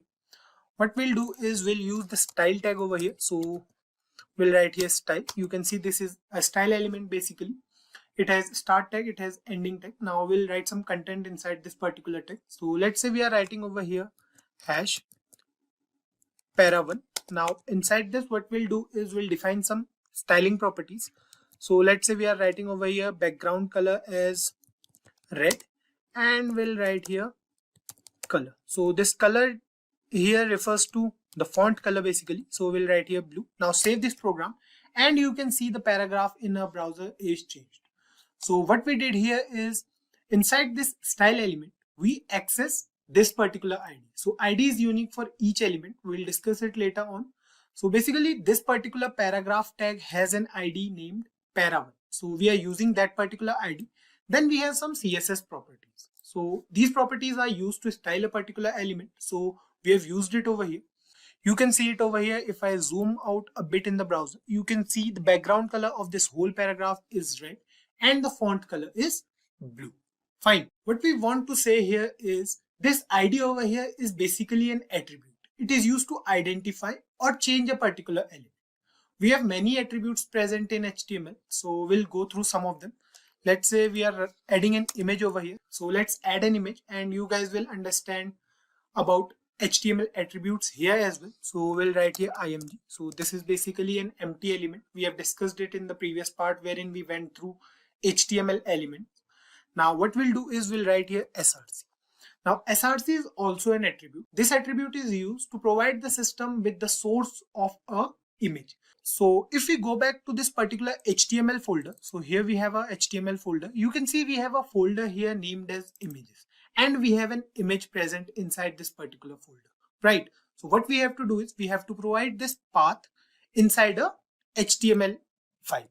So what we are going to do here is we are going to get back to VS Code, and inside here we'll write images. So this is our folder name, and we have a file name html.png present inside that particular folder. So src is the attribute, and this particular thing is the value of our attribute, right? Now the next thing we are going to do here is we are going to write here alt. Now inside this alt, let's say we are writing HTML over here. Now this alt attribute is used when we add an image on it. So basically what happens is when we add an image to a web browser, sometimes what happens is the image is not shown over the browser. So in that case, the alternate text will be shown. So if this particular image is not shown in the browser, then this particular text will be shown. So let's save this program. We'll open a web browser here side by side as well. You can see that this particular image is present over here in a web browser. The size of this image is quite large. We can change the size in two different ways. We can either use the ID attribute here as well and then use that particular attribute in the styling tag or CSS file to change the size of this image, or we can simply use the height and width attribute in the image tag over here. So that's the simple one. So what we are going to do is we are going to write here height. Height is an attribute. We have to define the height in pixels. So we have written over here 300 pixels. Save the program and you can see the height of this image is 300 pixels now. Same thing goes for width as well. If we write here width and if we define the width as 300 pixels as well, save the program and you can see now the height and width of this particular image is 300 pixels, right? So guys, this is all about the basics of attributes in HTML. I hope you guys understood this. We'll go through each attribute while working on those attributes in the upcoming videos. So don't worry about it if we haven't covered all the attributes over here. We'll go through them in the upcoming videos. Before we move on and discuss the different formatting tags in HTML, let's understand what formatting is. Formatting refers to the process of making the text present on a web page more appealing to the user. For example, let's say we want to add a heading in our HTML document, and for that we want a specific font size. Let's say we want to add a heading with a bigger font size. For this purpose, we have the heading tag present in HTML, which provides us with 6 different font sizes, with H1 being the tag with the greatest font size and H6 with the smallest one. We have already discussed in the previous videos as well. Now we need to make sure which font size we want and we can use the heading tag accordingly. Let's understand this with the help of an example. Let's suppose we are working on a web page wherein we want a heading. So let's say the heading is what is HTML. We want the font size to be bigger. So simply we'll write here H1. We have already mentioned it that H1 has the biggest font size of all the 6 heading tags, right?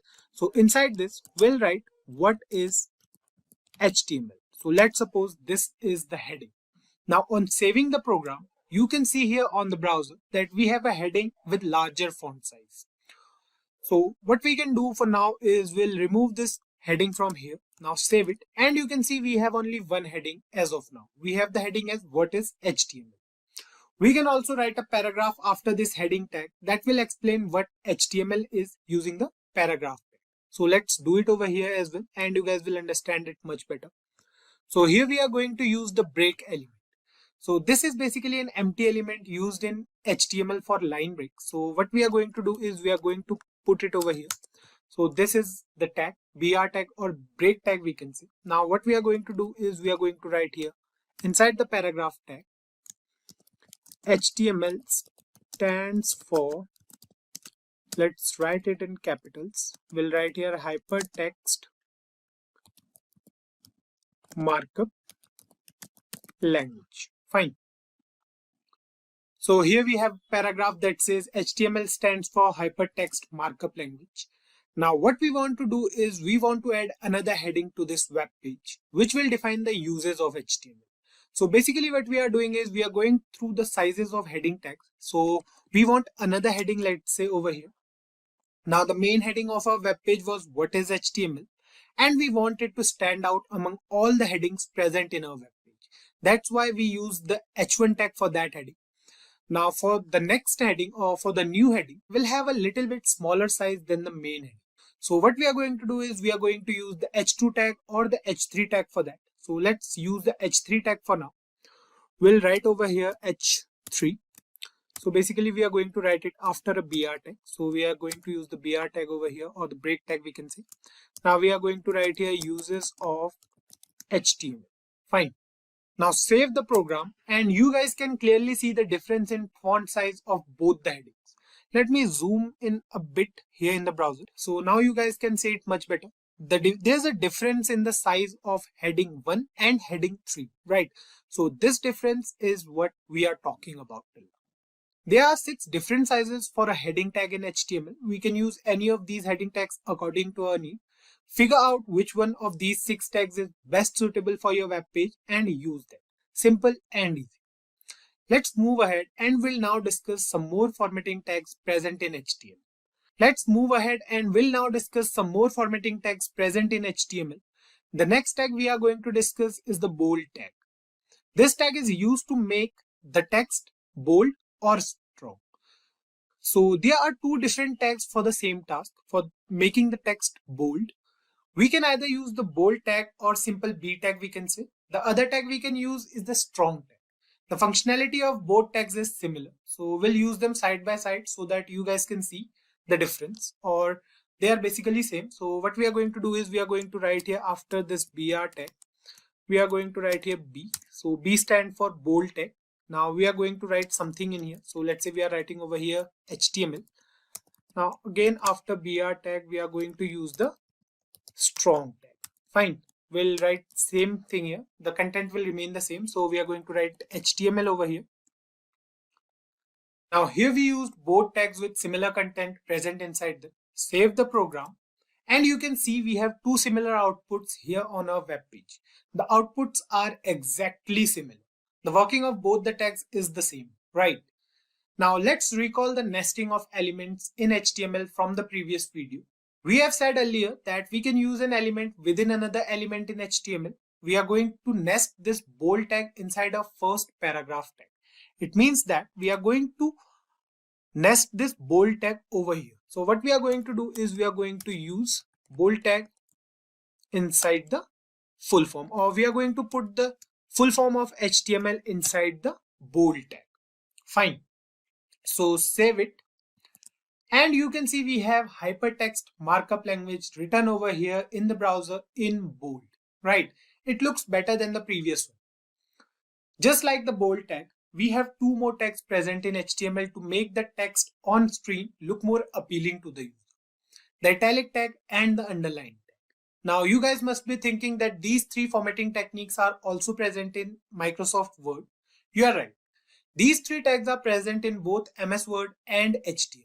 The working is also same. So let's use these tags here once.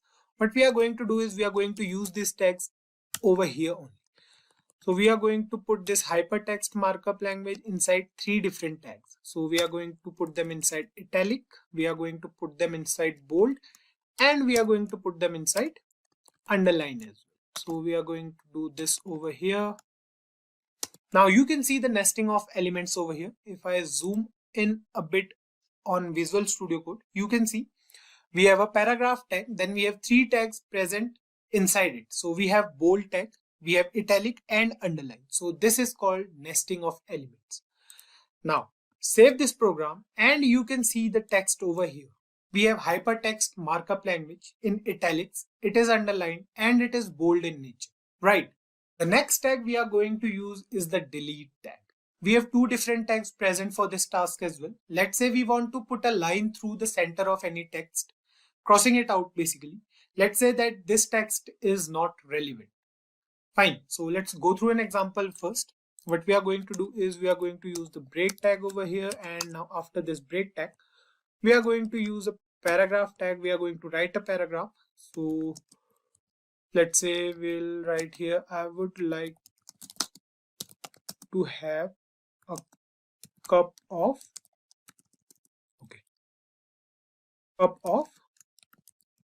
coffee.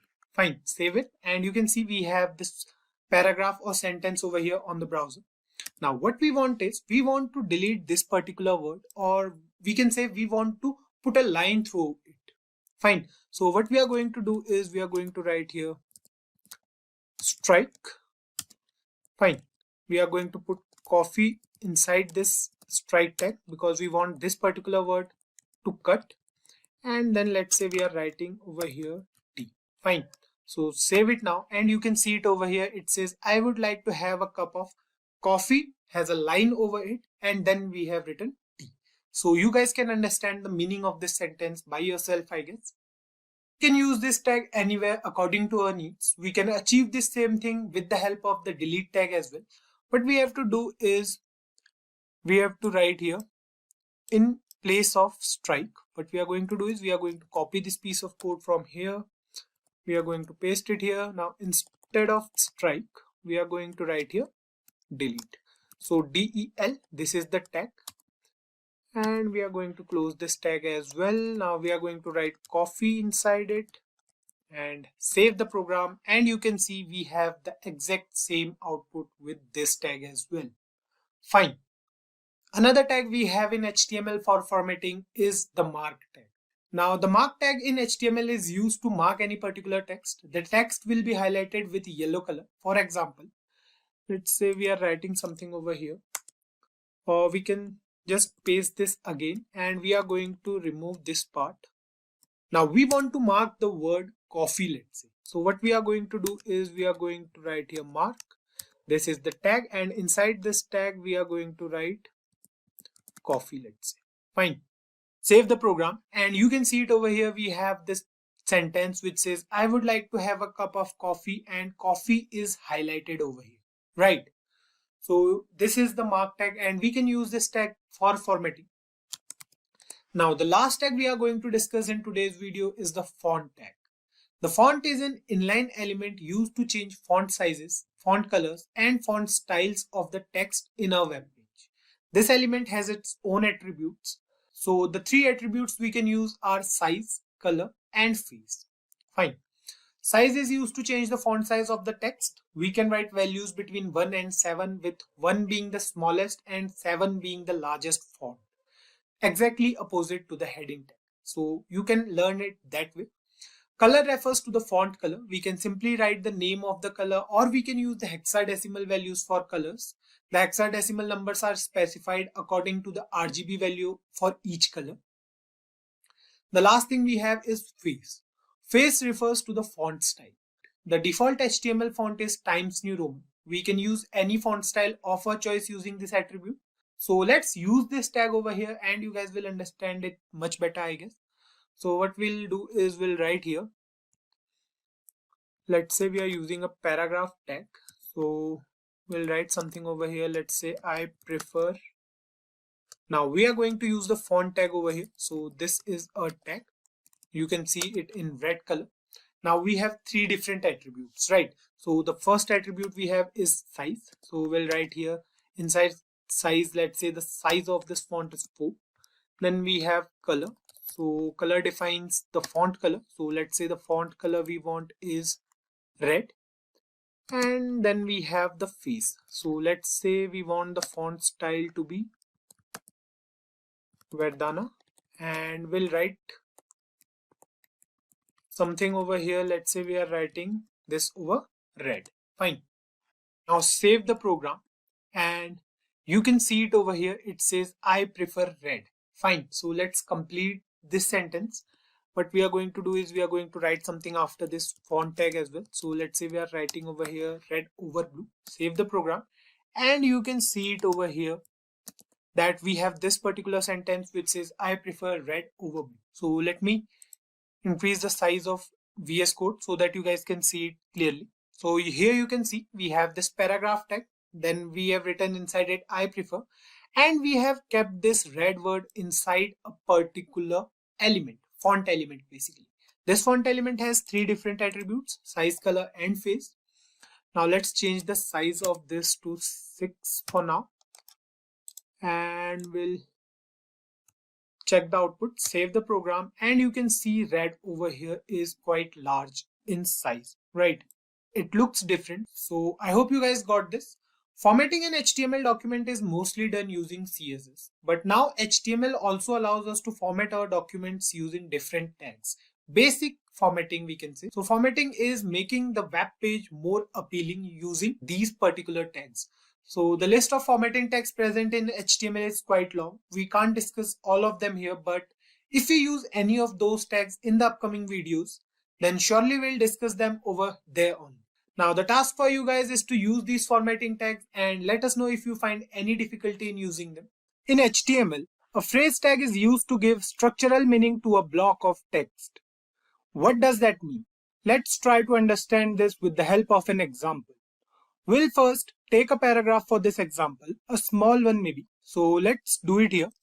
What we'll do is we'll write here P. So we are going to use the paragraph tag. Let's write something over here. So let's say we are writing over here, hello everyone. Then I'll write this is Kaushal. And let's suppose we are writing over here, please subscribe to a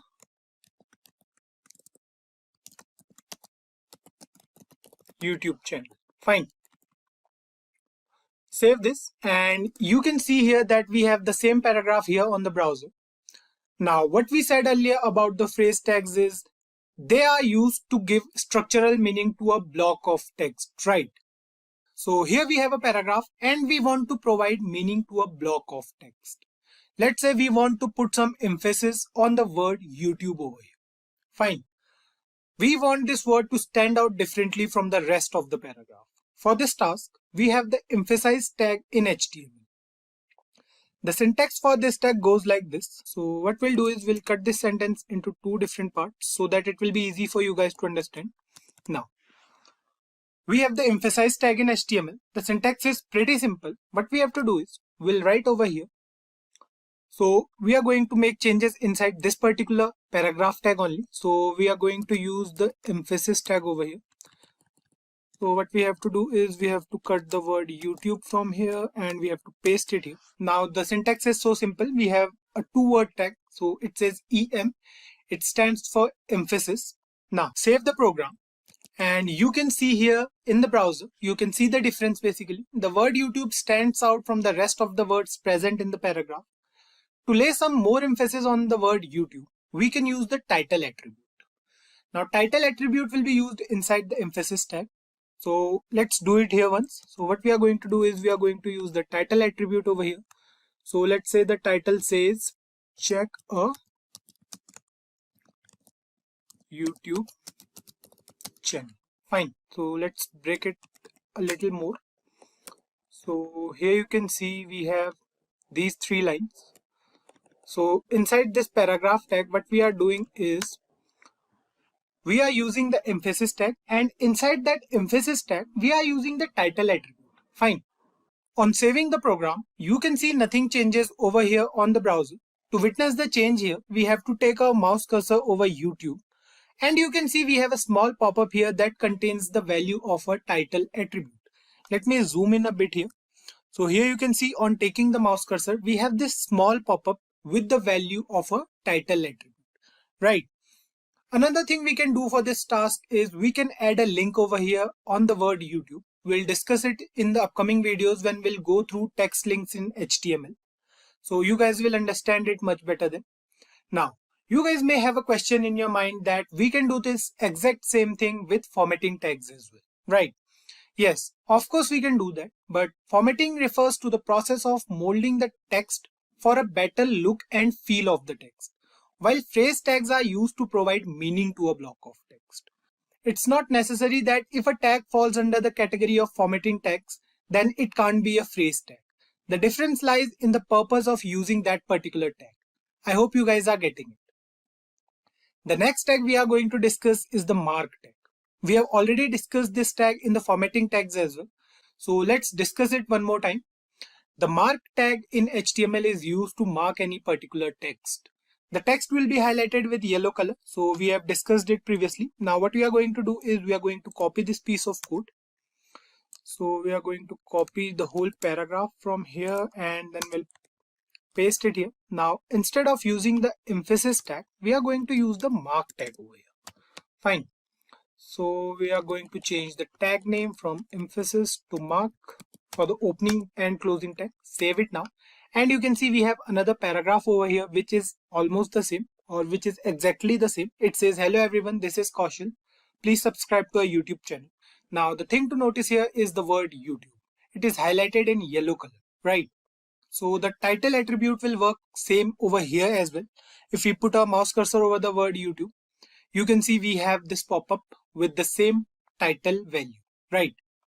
So one thing to notice here is the title attribute is basically the differentiator between the formatting tags and the phrase tags. It means that the tag remains the same, but the way of using it defines the purpose. So let's move ahead and we'll now discuss the abbreviation tag in HTML.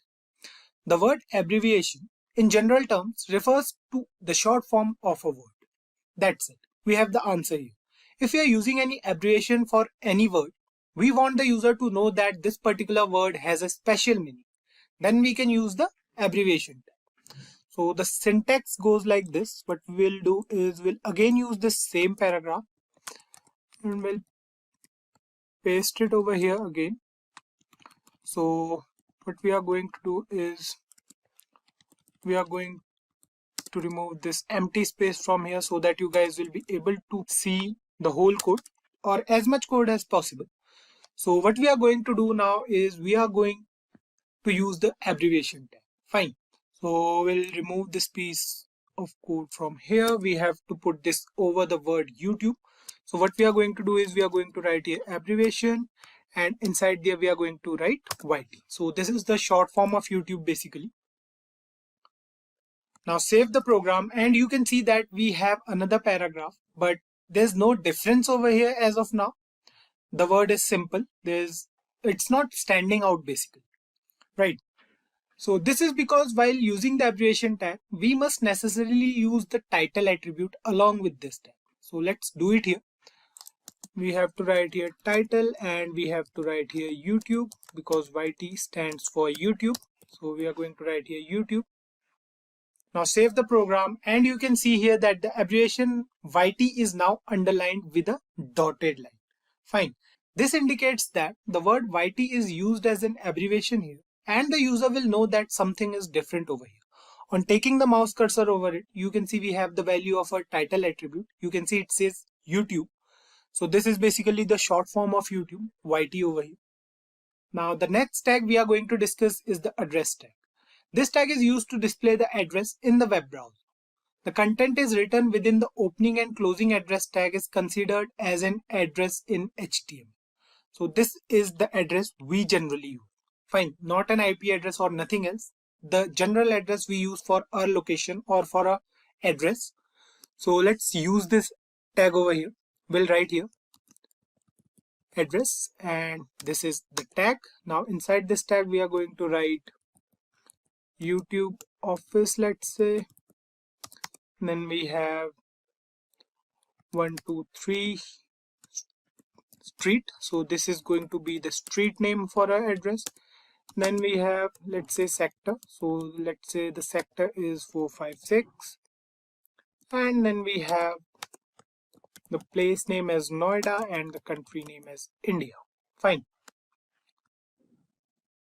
So this is an address and let's save the program. You can see here the difference in the browser. The address tag over here has a different font. This tag is used to indicate that this particular block of text is an address. So you can see it over here. This is our address. Now if you want to see it clearly, let me remove these three paragraphs from here. Save the program now and you can see we have address over here. So if you want to write it in different lines, so what we can do is we can use the break tag over here, then over here again, save the program and you can see we have the address over here. The font is different. That's the only difference between address tag and other tags. The next tag we are going to discuss is the short quotation tag. This tag is used to add double quotes within a sentence. The syntax is simple. So what we'll do is we'll write something over here. Let's say we are writing over here paragraph. We are writing over here, let's say again, please subscribe to a. Now we want the word YouTube inside double quotes, right? So for that we are going to use the quotation tag. This is the syntax. We have to write simple Q and we have to put the word YouTube inside it. Fine, then we'll write here channel and we have to put a space over here. Save the program and you can see it says please subscribe to our YouTube channel with YouTube present inside double quotes. Fine. So the last tag we are going to discuss in today's tutorial is the code tag in HTML. This tag is used to represent programming code in HTML. The text will look like we have any code from a programming language. For example, we'll write here code. This is the tag. Now inside there we'll write, let's say we are using a for loop in JavaScript. So we'll write here for I is equals to 0. Then we have I less than 3. So let's give some spaces over here, and then we have I plus plus. Fine. Then after this we have inside here console.log, and we are going to print hi. Fine. So if you are new to this language, just ignore it. It's just a simple piece of code from JavaScript. So save it now, and you can see we have this code over here. Now what we are going to do next is we are going to use break tag over here first, then we'll understand it. Fine. So we are going to use the br tag here again and here again. Fine, save it now, and you can see the code now. You can see we have the same output on the browser as the text present in VS Code. The font is exactly the same. So this represents a piece of code in HTML. We can use the code tag for that. So guys, these are some of the basic phrase tags we discussed in today's video. As we mentioned earlier that the list is quite long for all these tags. We'll discuss them in future whenever we use them. I hope you guys got it. Till now, we have covered different types of tags present in HTML. We came across the formatting tags and the phrase tags present in HTML. In the last part, we also covered the differences between these tags. Apart from all the differences these tags have, they are still similar in one aspect. That is, these tags are used to change the appearance of a web page. Whenever we use these tags, we change the look and the feel of a web page. Now, the meta tag is a bit different from these tags. This tag does not impact the appearance of a web page. It is used in the head section of the HTML document and does not require any closing tag to work. What this tag does is, it gives information about the data we have on our web page. Meta refers to metadata. Metadata means data about data. For example, if we have a website that provides the user with some data, it can be any kind of data, and the user can go through it to gain some information. But the information about the data present on our website is given by metadata only. What does it mean to provide data about data? For example, if we go to Google and search for a keyword. Now, how Google works is it goes through the keywords present in any particular website and then shows the user that particular website. Those keywords here refer to metadata, and we have to put them inside meta tags in HTML. The description we get while searching for a website is also present inside the meta tag of any HTML document. Basically, what we are trying to say is this tag is used to give essential information about any particular web page. Meta elements can be used to include name-value pairs describing properties of HTML documents. For example, if you want to put any keyword for a web page, the name attribute inside the meta tag will contain the keyword, and the value attribute will contain the actual keyword name. There is no closing tag needed in meta elements because these elements contain information within attributes only. We can use multiple meta tags for different information. An interactive web page cannot be created with just this structure. So, you will employ aiding technologies like JavaScript and CSS to bring interaction and beauty to your HTML respectively. That's where CSS comes into picture. Making web pages attractive is made easier with the help of CSS, often known as cascading style sheets. The style and experience of a web page are handled by CSS. The color of the text, the font style, the spacing between paragraphs, the size and arrangement of columns, the background pictures or colors used, layout designs, differences in display for various devices and screen sizes, and a variety of other effects can all be controlled using one single language, which is CSS. Although CSS is simple to grasp and learn, it offers strong control over how an HTML document is presented to the user. It depends how you are presenting your HTML document, how you are styling it, because the user will get an impression on the first view itself. CSS is most frequently used in association with HTML or XHTML as markup languages. Now, when it comes to front-end web development of any web page, the three most widely used technologies are HTML, CSS, and JavaScript. HTML is used to create the structure of a web page. CSS makes it look more attractive to the user by adding styles to it, and JavaScript adds interactivity to the web page. So let's move ahead, and now we'll discuss the advantages of using CSS. The first one is time saving. CSS is a time saving since you can create it once and reuse it across a number of HTML pages. There's a style available for each HTML document, or we can say each HTML element, that you can select and apply to as many different websites as you desire. If you utilize CSS instead of manually writing HTML tag attributes each time, pages load faster. You only need to create one CSS rule per tag, and it will be applied to every instance of that element. So quicker download times results from less code. Simple maintenance. To make a modification that affects all elements on all web pages, just modify the style sheet. Everything will update instantly. Also, CSS provides a great range of characteristics than HTML so that you can provide a considerably better styling experience. CSS provides a considerably wider range of properties as well than HTML, so you can give your HTML page a much better look than you can using HTML attributes. Better styles than HTML. Now, style sheets enable the material to be optimized for multiple types of devices, allowing for multiple device compatibility.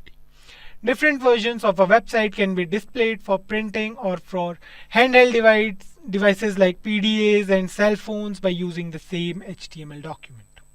So, let's move ahead, and now we'll understand how CSS actually works.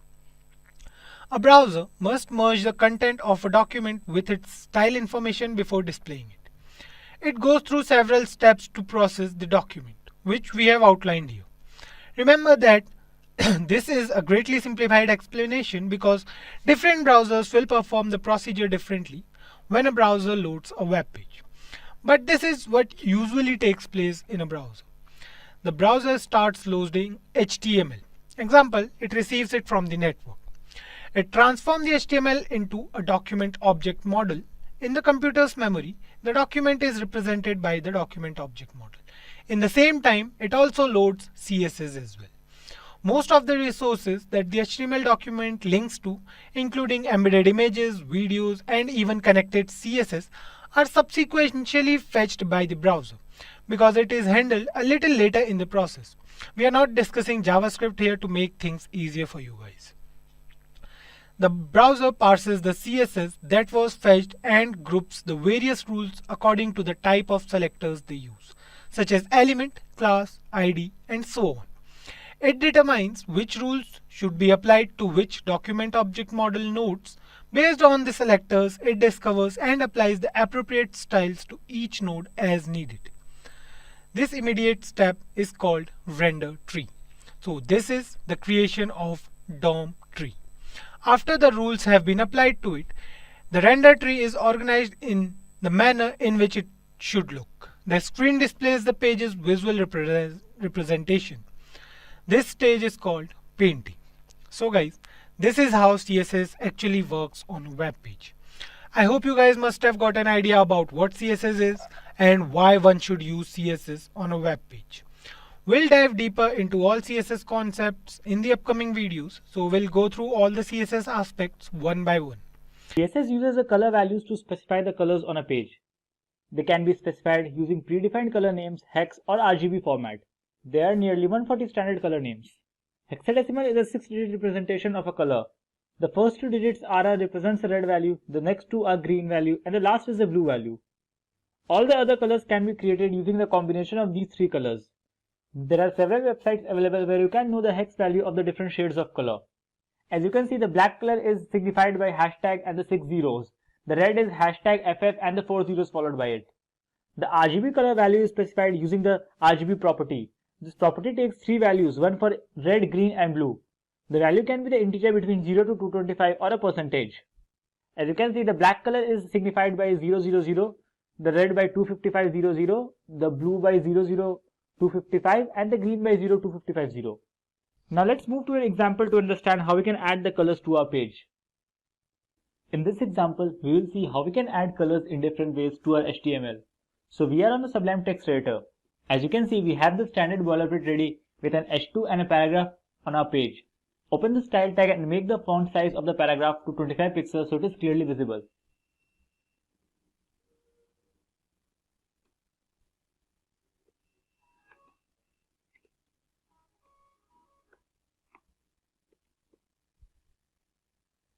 Let's start by adding colors to our text just by color names. HTML supports nearly 140 standard color names. We'll make the color of the paragraph green. For that, just type color and set the color to green. As you can see, our paragraph is changed to green. Let's try one more. This time we will add the color red. Just refresh. As you can see, the color is now changed to red. There are nearly 140 HTML standard colors that is supported by the web browser. You can also add colors using the RGB format. There are many websites available to know the RGB or hex value of the desired color. One such is htmlcodes.com. As you can see, in the htmlcodes.com we have the hex value and the RGB value of the desired color. Let's try one. We'll add this color with the RGB value 171, 229 and 27 to our paragraph. So for that, just type RGB and the color code you want.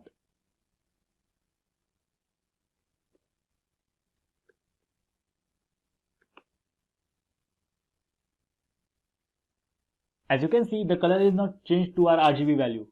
Let's try one more.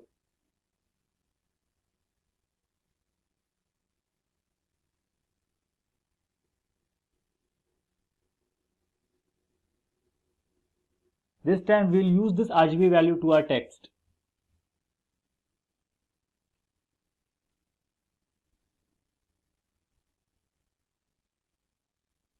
You can see the color is changed to our desired value. In this way, you can use the RGB format to change the colors. The next way is using the hex values. Hexadecimal is a 6-digit representation of a color. The first 2 digits are red, next one 2 are green, and the last are the blue value. Let's see how you can use the hex values. As you can see, the hex value for this color is #31787F. We'll use this value to our text.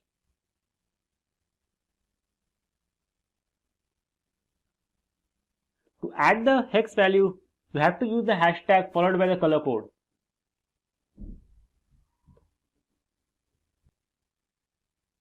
You can see that color is changed to our hex value.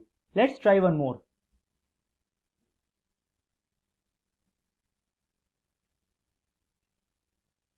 You can see the hex value for this color is #F14A07. Just copy the desired value to your file.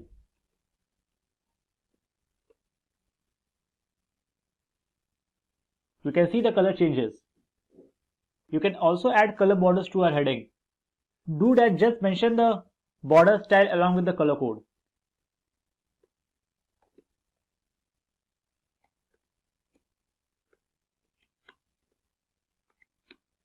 We'll add the border color red to our H2.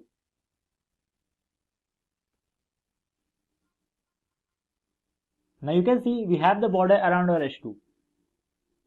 I hope you have understood how to use the color values to a web page.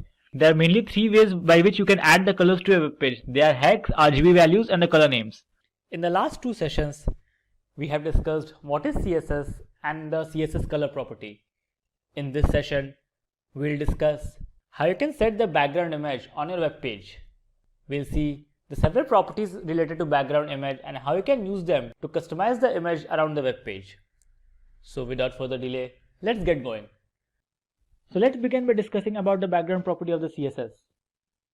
The background image property specifies an image to use as a background of an element.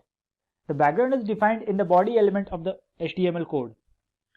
To add a background image on an HTML element, use the HTML style attribute and the CSS background image property and mention the path of the image inside the URL attribute. There are several properties of the background that are used to define the image on a page.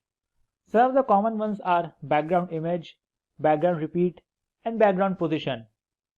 By default, the image is repeated so it covers the entire element. Let's switch to the text editor and see how we can add the background image to our page. So, we are on the Sublime text editor. Let's start by opening a style tag. The background image is always set on the body tag. So type body and open the curly braces. The background image is always set on the body tag. So open the body tag with curly braces and start typing background image. Use the URL value of the background image to set the path of the image. Make sure the image is in the same folder as of the HTML file. Here we have our file nature3.jpg. So mention the path inside the double quotes.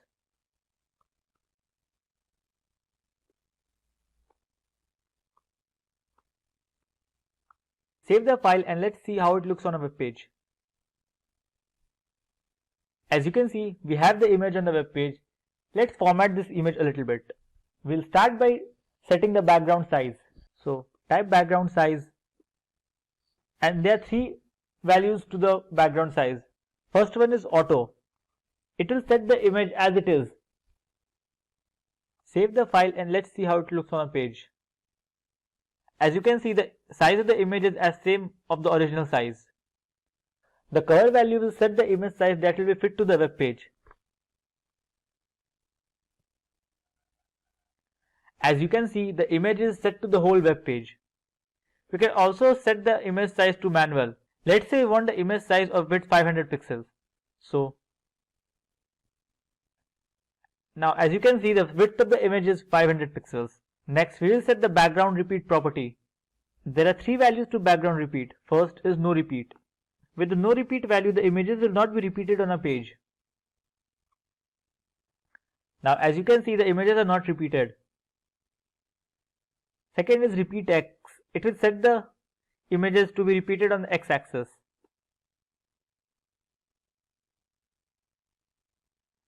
As you can see, the images are not repeated on the X axis. Similarly, repeat the images on the Y axis. As you can see, the images are not repeated to the Y axis. And there is a default value repeat which will repeat the images on the web page. So let's keep it to cover. So let's keep the background size to cover and set the background repeat to no repeat. Let's save the file and look it on a web page. Now, as you can see, the image is fully fit to the web page. Let's add a text above our image to see how it looks like. So I'll add a paragraph tag and type some random text here.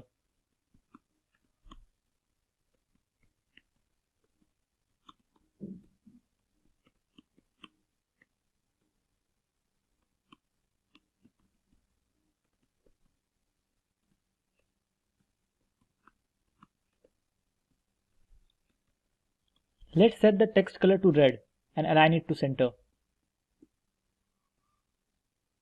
I'll type P and open the curly braces. I'll set the color to red.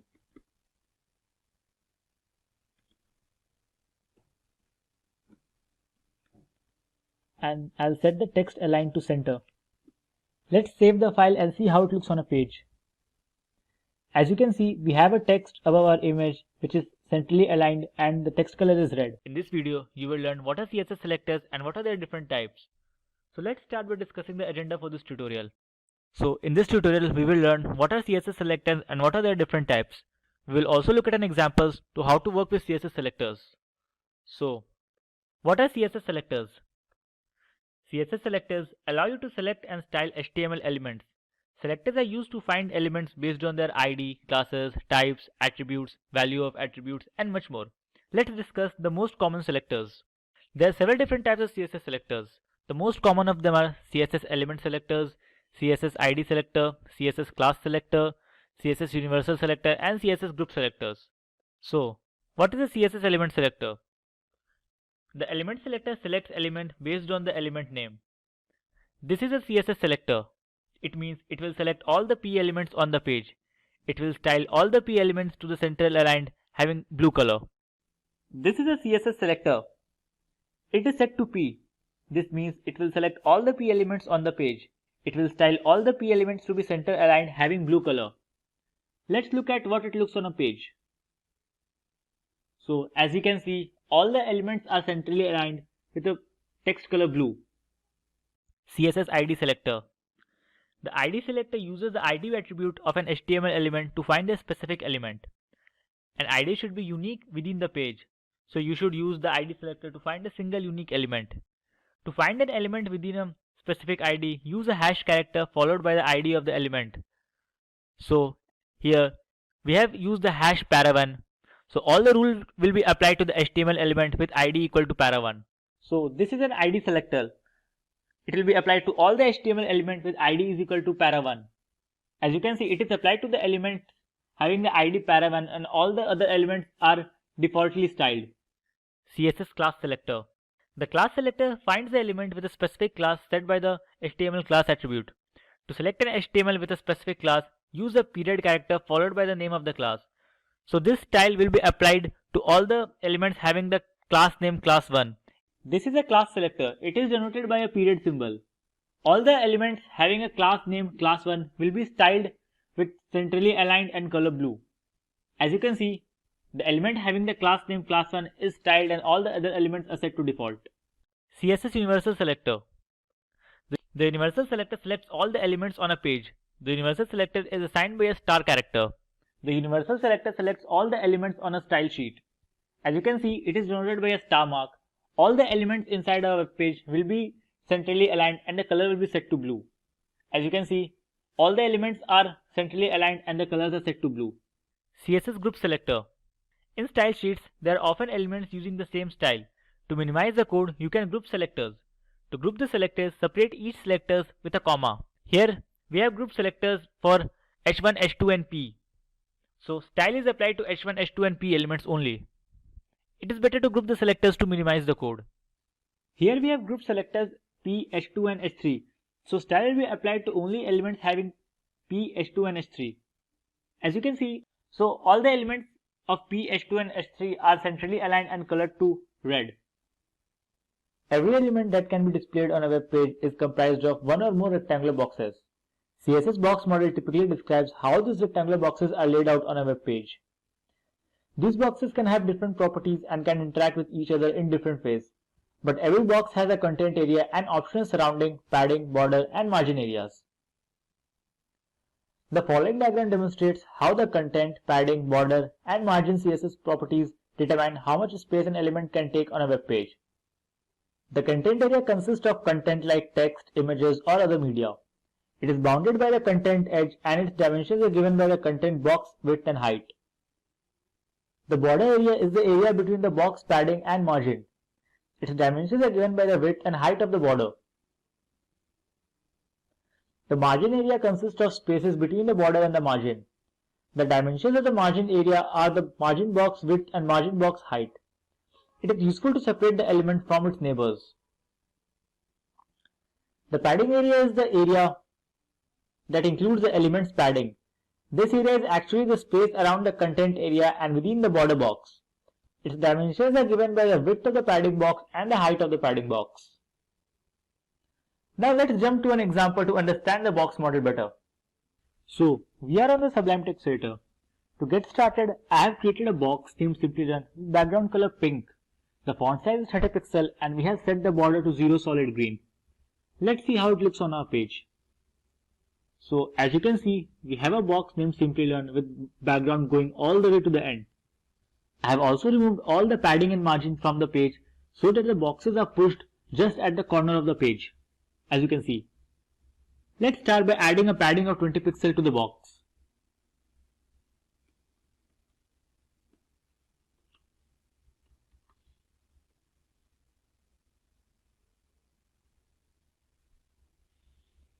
If you save the file, you can see the box increased by 20 pixels from all the sides. Padding occurs inside the background of an element. It goes around the content of the element. Most of the buttons inside the CSS is designed using padding so that the background of the button becomes wider than the actual text. The next thing we can do is change the border of the element. If we change this border size to 15 pixel, we will get a nice solid background of color green.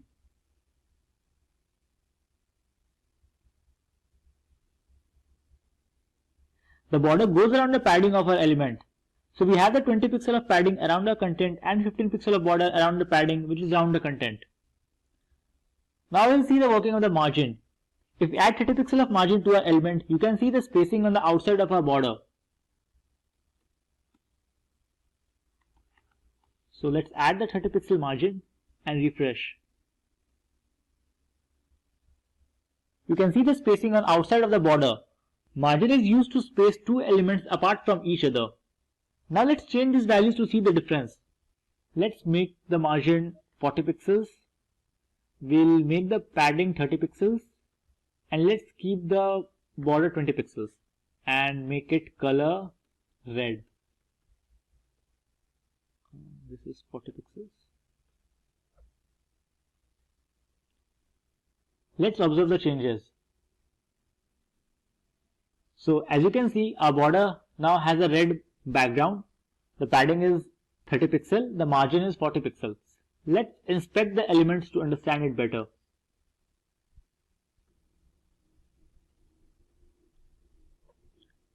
By clicking on inspect, you can see the different styles. Here in the computer tab, you can see the box model. This is the content area, this is the padding area, this is the border, and this is the margin area. We have the margin of 40 pixels around the border. So you can, when you click on this area, you can see the margin gets highlighted. The border area gets highlighted of 20 pixels. This is the padding and this is the content. You can change the size of the content by adding the height and width. So let's try adding height and width. We'll give the height 50 pixels and we'll give the width also 50 pixels. Just save the file.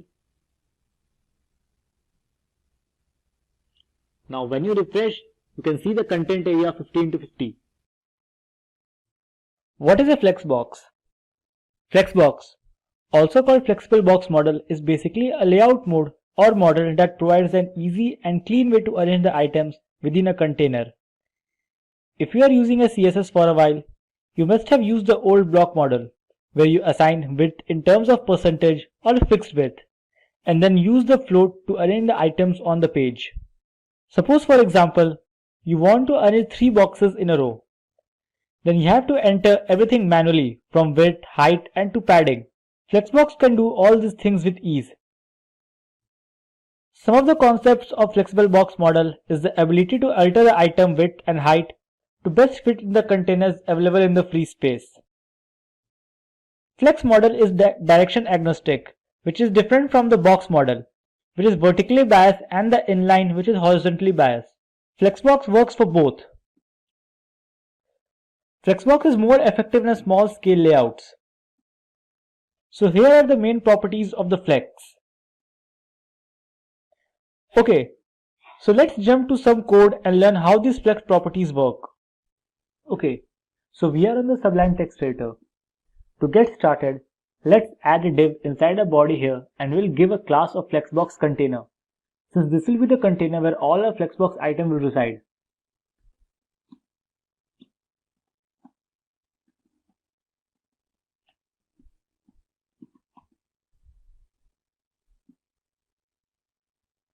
Then inside this container, we will add another div and give it a class flexbox item and one more class flexbox item 1, which will help us to understand which items we are referring to when we style our elements individually.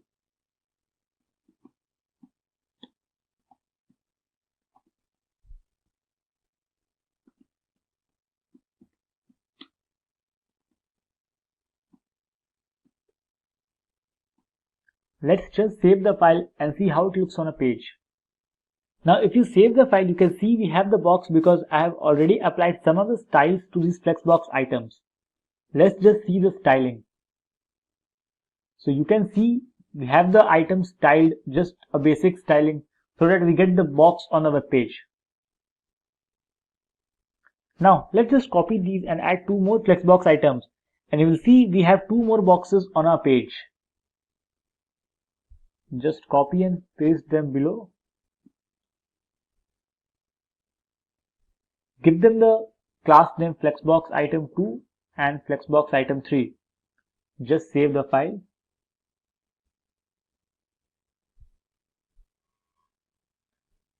Now you can see we have 3 boxes on the page. Now to create a flex container, we will add display flex to our flex container, and this is how we create a flex box container. So here we will just add display flex. Just save the file. Now you can see all the items are in the same height and they are all in the same row. You will also notice that if we shrink our browser, the items adjust themselves accordingly to fit within the browser. Now if we want to style the elements on the main axis, we will use the property justify content inside a flexbox container. Let's make it a center. Save the file. Now you can see that all the elements are in the center of the page. Another thing we can do is, if we want our layout to have a spaces between the elements, we will set the justify content to space between.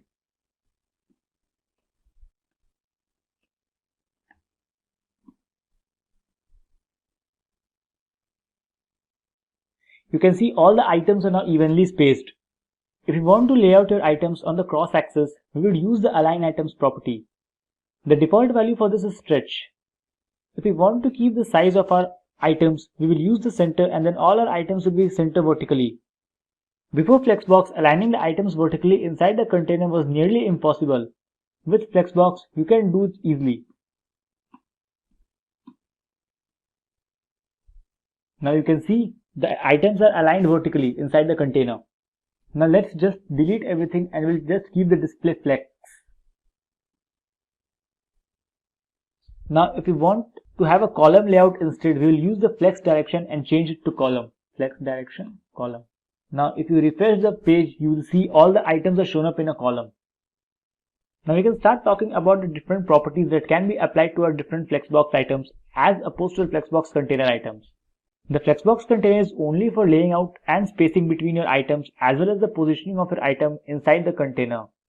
The actual Flexbox item properties are used to override those item properties or to apply different sizing to these elements.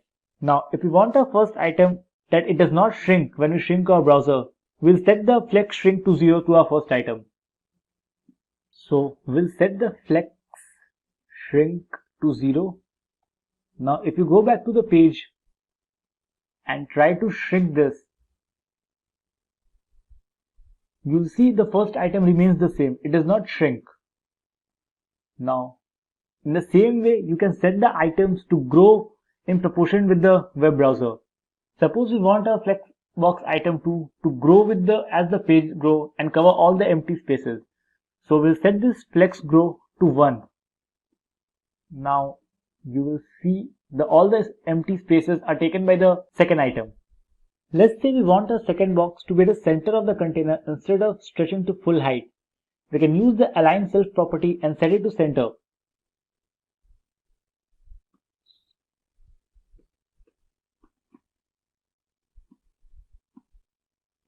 Now you will see that the align self property overrides the align content property of the container.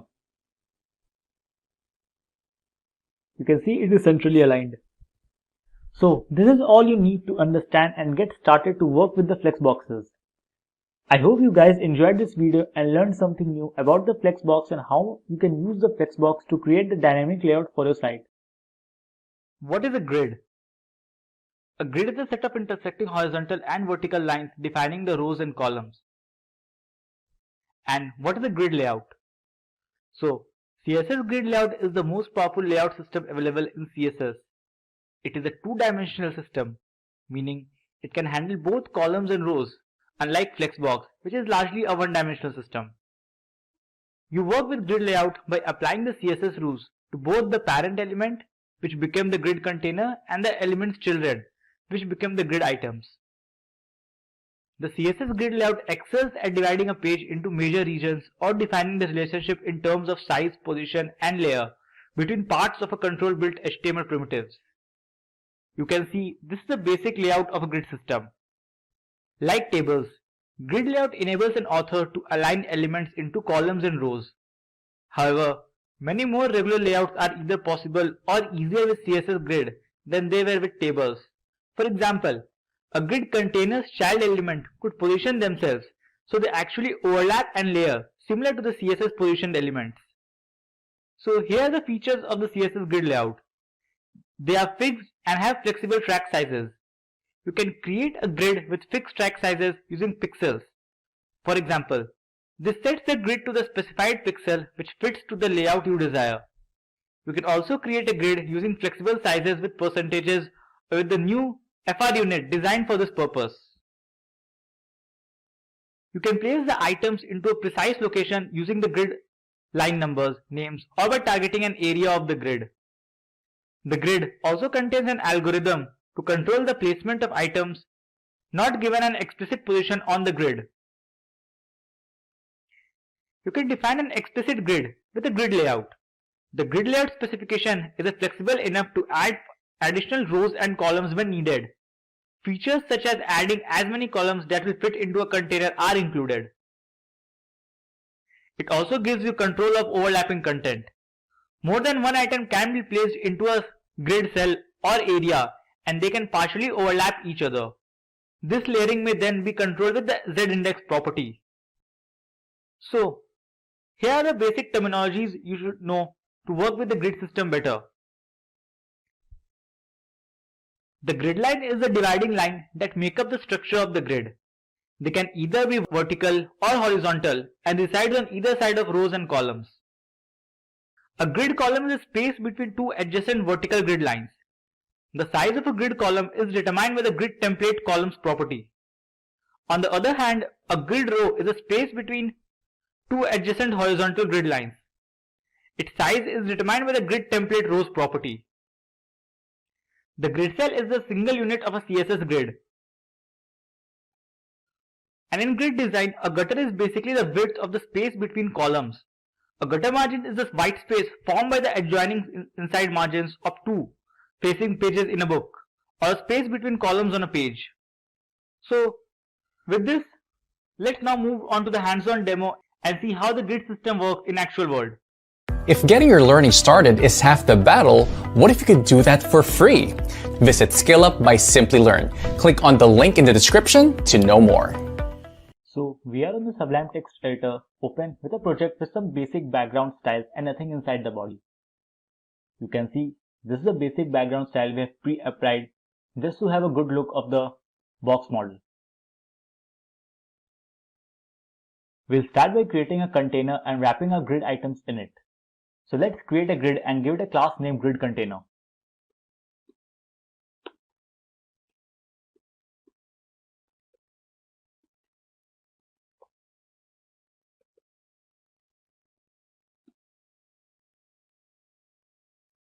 And inside of it, we'll put our different grid items.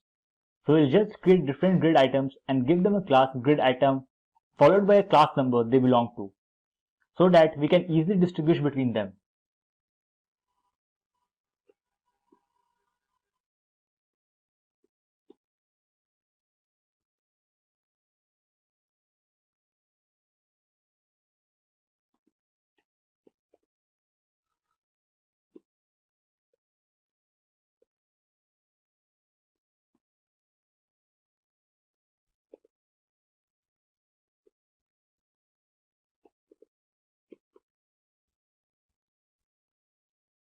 Just copy paste this 5 times.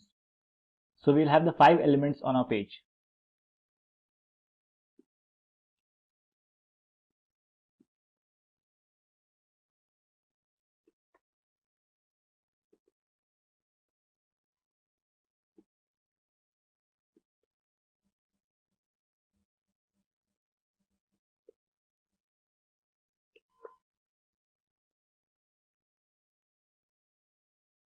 Let's save the file and see how it looks on the page. So you can see we have the different grid items on the screen, so that it's easy for us to visualize. We have not applied any styles to them other than the visual styles. So we'll go back to our code. Let's go back to the CSS styling sheet. So to create the grid, we'll open our style sheet. We need to display grid on our grid container. So we'll select our grid container and set the display to grid. If you save now, you will see nothing changes. This is because the grid itself doesn't define any rows and columns for us to work with. It just, they give it the alignment properly. Therefore, by default, it looks just exactly the same. To make the grid look actually grid, what you need to do is define columns and rows for a grid.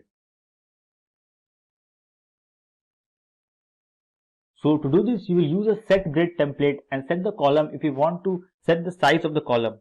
We'll set the size to 100 pixel and 150 pixel.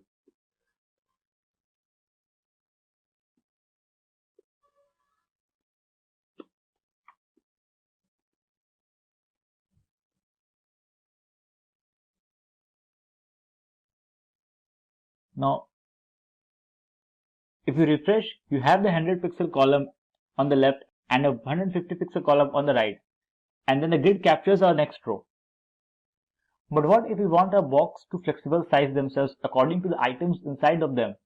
Here, we'll use a fraction unit. Instead of a 150 pixel column, we want one fraction of our size, and instead of 100 pixel, we want the two fractions of our size. So we'll just replace with two fractions and this with one fraction. Now, if you save the file and go back to the page, you will see that the items on our left here in our first column are twice as large as the item on the second column. And that's because of the FR units we have defined. You can see the difference in the sizes. The item 1 is the twice of the size of the item 2. Another thing you can do is with columns is use repeat. Suppose you want 4 columns of a size 100 pixel wide. You can just write repeat command and inside of it how many times you want to repeat the size. So we'll just delete this and use the repeat. We'll set the number of times we want to repeat and the size of the columns. Now if you save the file, you will see we have a 4 columns of 100 pixel wide. We can do the same things for row. Just set the grid template rows and define the size you want.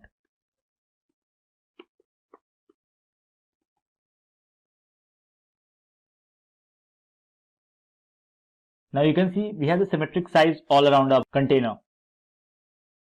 If you don't know how large your grid is going to be, you can use the grid auto rows and this will determine the size of all the rows that is added after the template rows. Suppose we want all our rows to be 100 pixels.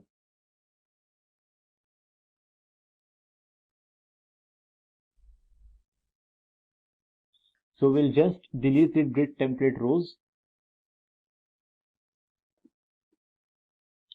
and set the grid auto rows to 100 pixels.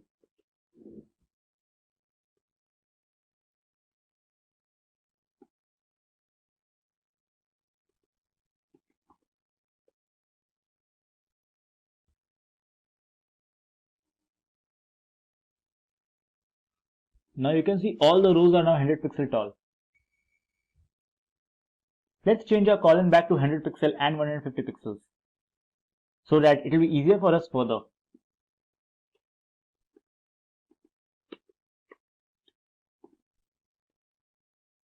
We'll just delete this grid auto rows. Now we'll talk about the spacing of the rows and columns apart from each other. We can do this with the help of the grid gap property. Grid row gap will give some spaces between the rows. Similarly, the grid column will give you the spaces between the columns.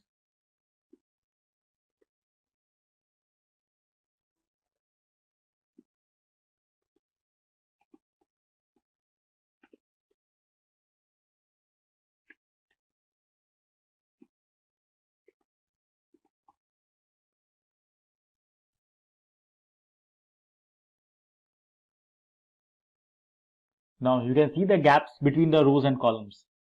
Now if we want the same value for both the columns, you can use the grid gap property and mention the space. We'll just delete these two. And instead of it, we will use just the grid gap.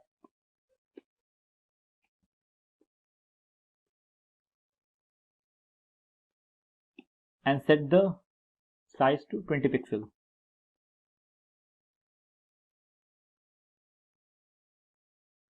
Now you can see the evenly spaces between the rows and the columns.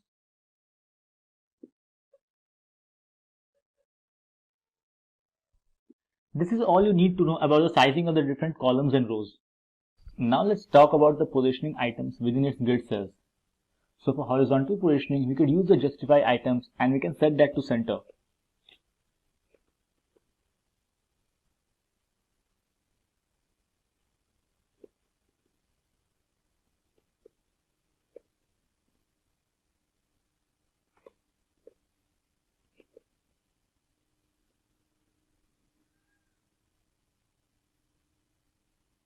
So that centers each item within the cell. By default, it is set to stretch. You can also set it to start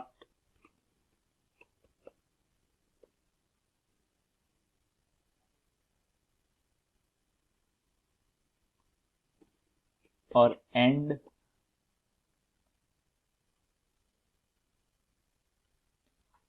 or space around.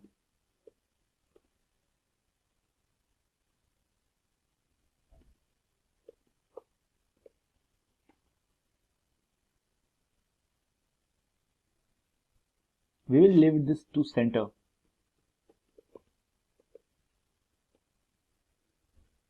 To vertically position the content, we could use the align items. The align items also accept the same values. We can set it to center.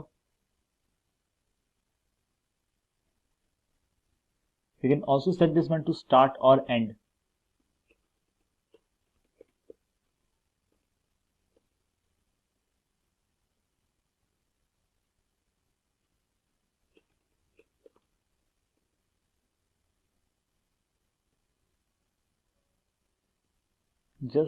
We'll keep this to center as well.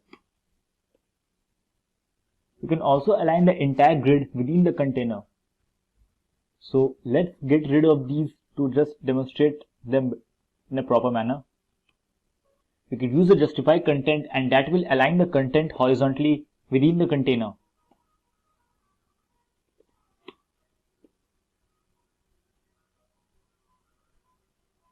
We can also set this to start or to end.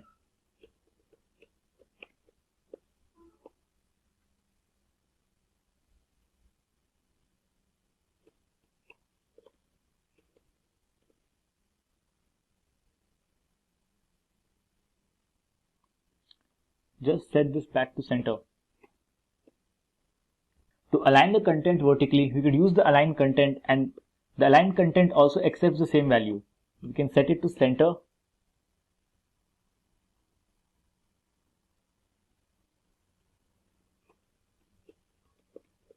or start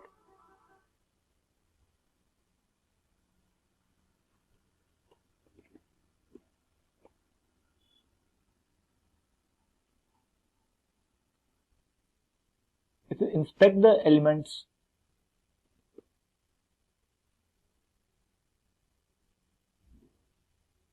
you can see they are aligned centrally between the container. We'll just close this. Okay, so this is everything you need to know to get started with the grid layout. Grid works very similar to the Flexbox, but it allows you too much in terms of laying your elements because of its 2D nature. Here you can see we already have the HTML file with us. In this video tutorial, we are going to create the structure of a form with the help of HTML, and then we are going to style it with the help of CSS. So before we begin with the programming part, let's discuss what is a form. Basically, forms are very essential part of any website. It is a way to take users' input and process the data acquired from the user. The form offers controls for almost every use of an application. With the help of form controls and several form fields, we can take small as well as large input data from the user, and then we can use that data. You guys must have seen it in different websites where we have login and sign up forms. So in login form, what we usually do is we enter an email and a password, or a mobile number and a password, a combination of any of them, and then the website allows us to open an account for that particular website. On the other hand, on a sign up form, we need different type of data. We need name, then we have to put a age and several other form of data, right? Like the phone number, email, everything we have to put in a registration form. So these are the types of registration form we usually see, but apart from that, we can create other forms as well. So let's discuss why CSS is necessary to create a form. As we all know, HTML is used to structure a web page. So with the help of HTML, we can create a form. But to make the form look more interactive to the user, we need to style it. That's where CSS comes into picture. CSS is used to style a form, and it will make a form look more interactive to the user as well. So without any further delay, let's start with the programming part, and we'll create a basic form with the help of HTML and CSS in this video. So don't worry, we'll create some more forms in the upcoming videos. So in this particular video, we'll see how CSS is used along with the form. So here you can see we are in the HTML part of a form. So we'll create a form first. So the most basic element, HTML element to create a form is the form element. Now we are going to take some unordered list or the UL element. Now we are going to take the li. So as you guys all know, UL and li, both the elements are used in combination always. So let's label the form. So we'll write label for. We'll take certain parameters and we'll write here name. Fine. This is going to be the name. We'll write here name, save it, and just refresh the page. So here you can see we have the name present on a web browser. So the next thing we are going to do is we are going to create some more input fields, right? So to create an input field, we have to use the input element always. So we'll write here input. We have to define type. Type is going to be text, and then we have to put a name. Name is going to be ID. So ID is going to be the name, and then we'll write here user name. Fine. So here you can see we have an input box. Let me just increase the size a bit. So here you can see we have an input box with name as the label, and then we have an input box. So similarly, we'll create some more input elements first. So we'll just paste them here for 4 times. So here you can see we have 4 different placeholders. So let's just remove this one, and we are going to keep it simple for this particular video. So we'll write here label for mail. Then we are going to take email from the user. So we'll write here email, and input type is equals to, we'll write here email. ID will also mention as mail, let's say, and name we are going to write here user email. Fine. So save it. Here you can see. Now we are going to do the same for another one. So here what we'll do is we'll write here message. So we are going to label this as message. We are creating another input field. So we'll write here input type is equals to, okay, let's just do one thing. Let's just remove this input tag from here, and we are going to use the text area in place of it. So we'll write here text area, ID as, let's say, message, and then we have to write here name user underscore message. Fine. Close it, and the text area is done. So here you can see we have a text area as well. We have 2 input fields and a text area. So we are going to create a form out of it. Fine. So we have all the HTML elements. Now what we are going to do is we are going to style this form basically. So before that, let me just create a button as well. Okay, so we'll write here button type is equals to submit, and we'll write here submit. Fine. Save it, and here you can see we have a button as well. So let's move to the CSS part of this form now. So what we are going to do is we are going to style this form with the help of CSS. Now we already have the structure of a form. So to style this form, we are going to use certain IDs, or we can say elements name, or whatever we want to use, we can just use them. So first of all, we are going to center the form on the web page. So we are going to, let me just show you in this way. So here you can see we have all the HTML elements present on the left side of our web page. So we are going to center them first. So we are going to put them here. For that, we are going to use basic CSS. So we'll write over here margin. Margin is going to be 0 and auto. 0 for up and down, auto for left and right. So then we are going to write here width, the actual width of our form. So let's say the actual width is going to be 400 pixel. Then we'll write here padding. Padding we are going to write as 1 em, and then we'll write here border. Border is going to be 1 pixel, solid, and let's use any color for this form. So let's just write here this.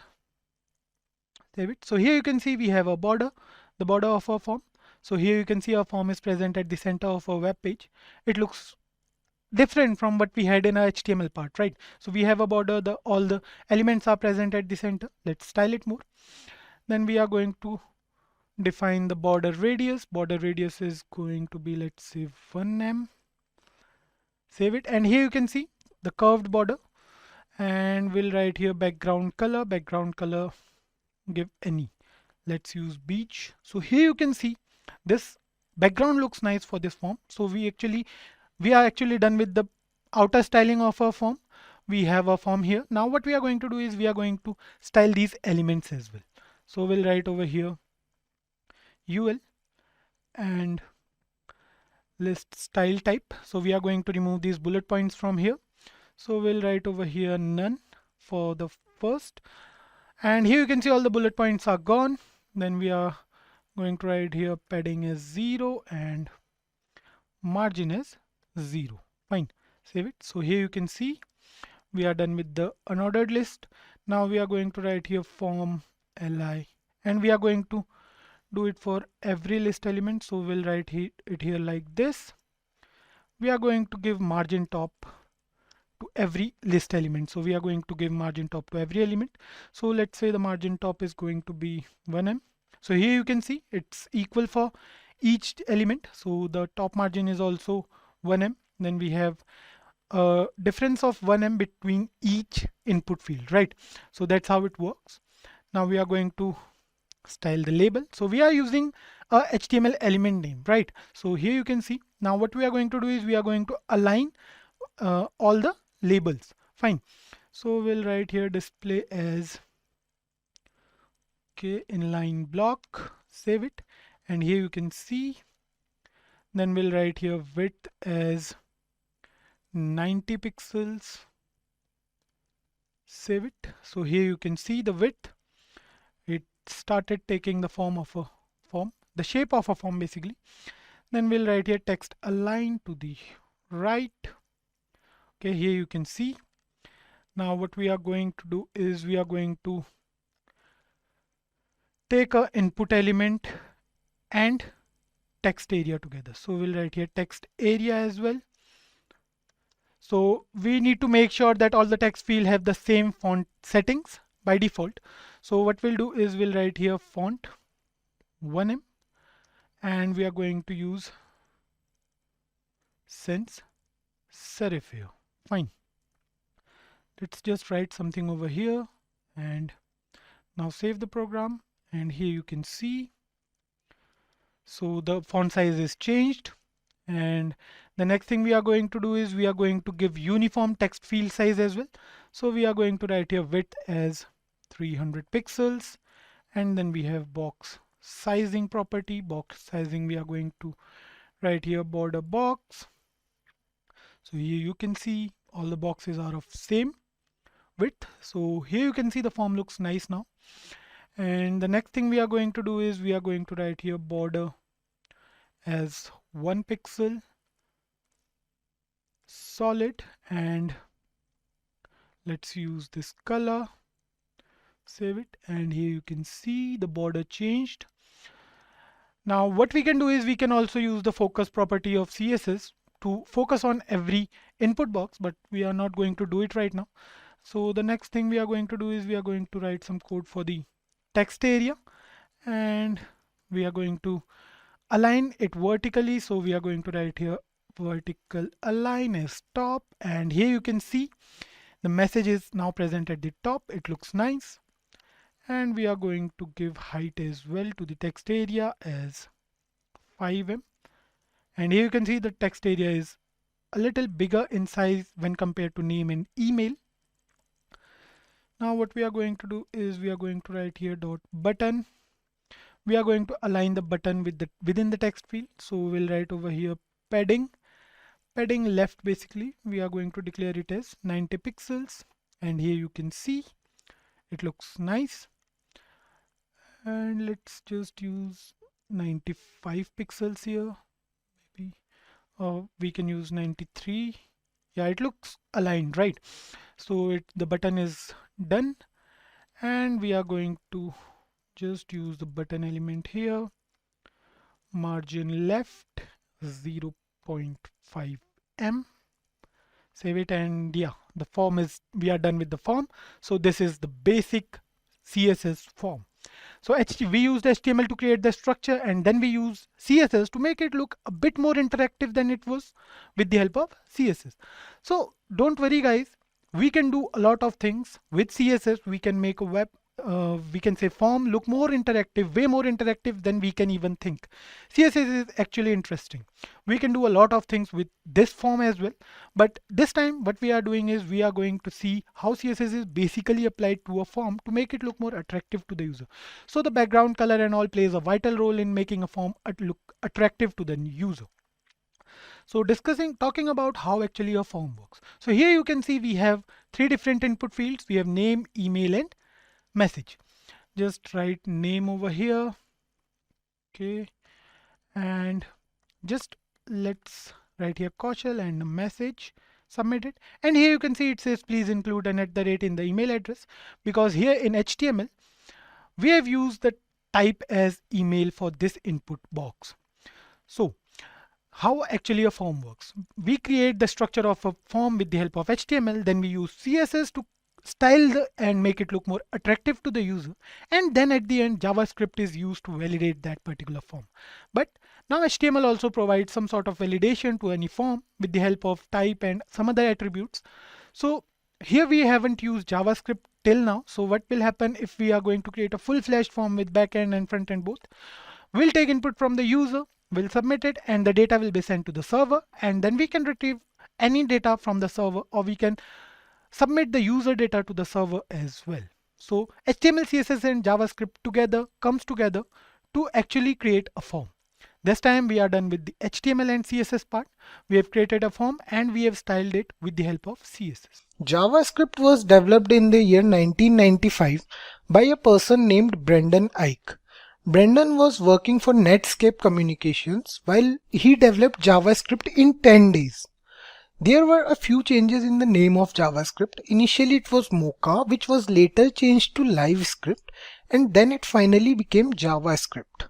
The start of JavaScript wasn't that good, as so many developers who were using Java at that time. They considered JavaScript as a language for designers and non-engineers. No one ever knew that this small side scripting language would have a great future. Today, more than 90% of the websites out there, they are using JavaScript somehow. Many of you guys gets confused with Java and JavaScript. Let me clear it for you that both Java and JavaScript, they are different languages. They have almost nothing in common. Many people say that JavaScript was named after Java as a part of a marketing strategy to gain wider acceptance and recognition. In 1995, Java was a buzzword when JavaScript was developed. That's why they renamed JavaScript after Java. Let's move on to what is JavaScript. Have you guys ever been through a website where you can see images that slides automatically? One such website is Amazon. The home page of Amazon, where we can see different types of ongoing sales, is an example of JavaScript.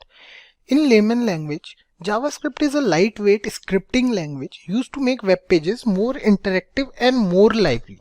Earlier, when JavaScript was developed, it was only a side scripting language to do basic tasks, like you can add pop-ups in your web page or you can make your web page more interactive. Nothing more than that. But now, the whole scenario has changed. With the help of JavaScript, we can create applications as well. If we talk about applications, let's take an example. Let's suppose we want to create an app. We can create it in Android or in iOS. But we have to learn few different languages to create those apps. For Android, we have to learn Java and XML, and Swift we have to learn for iOS. But with the help of JavaScript, you can create hybrid applications which can work on any platform without any problem. Tech giants like Google, PayPal, Amazon and YouTube, they are using JavaScript these days. The evolution of JavaScript in the past few years was unbelievable. Suppose you want to create a single page website. Every one of us is familiar with Gmail, let's suppose. So Gmail is a single page website which looks more like a desktop software than a website. So Gmail is based on Angular.js. It is a popular framework by Google which is free of cost and it is totally based on JavaScript. Now let's go over some of the features of JavaScript. These features are actually why it is considered that using JavaScript is advantageous over other languages. So let's start with some of these points. JavaScript is not a proper programming language. Indeed, it is a scripting language which works in the runtime environment just like Python. So there are few other languages like C++ and Java. They need a compiler to work. But with JavaScript, you don't need a compiler. Once you are done with the script, it will interpret and show you the output in the browser directly. Next up is lightweighted. JavaScript can provide programming facility to some extent. In JavaScript, you don't need to specify any data type or return type, which helps in making development more quicker. That's why it is known as lightweighted. JavaScript is both client-side as well as server-side technology.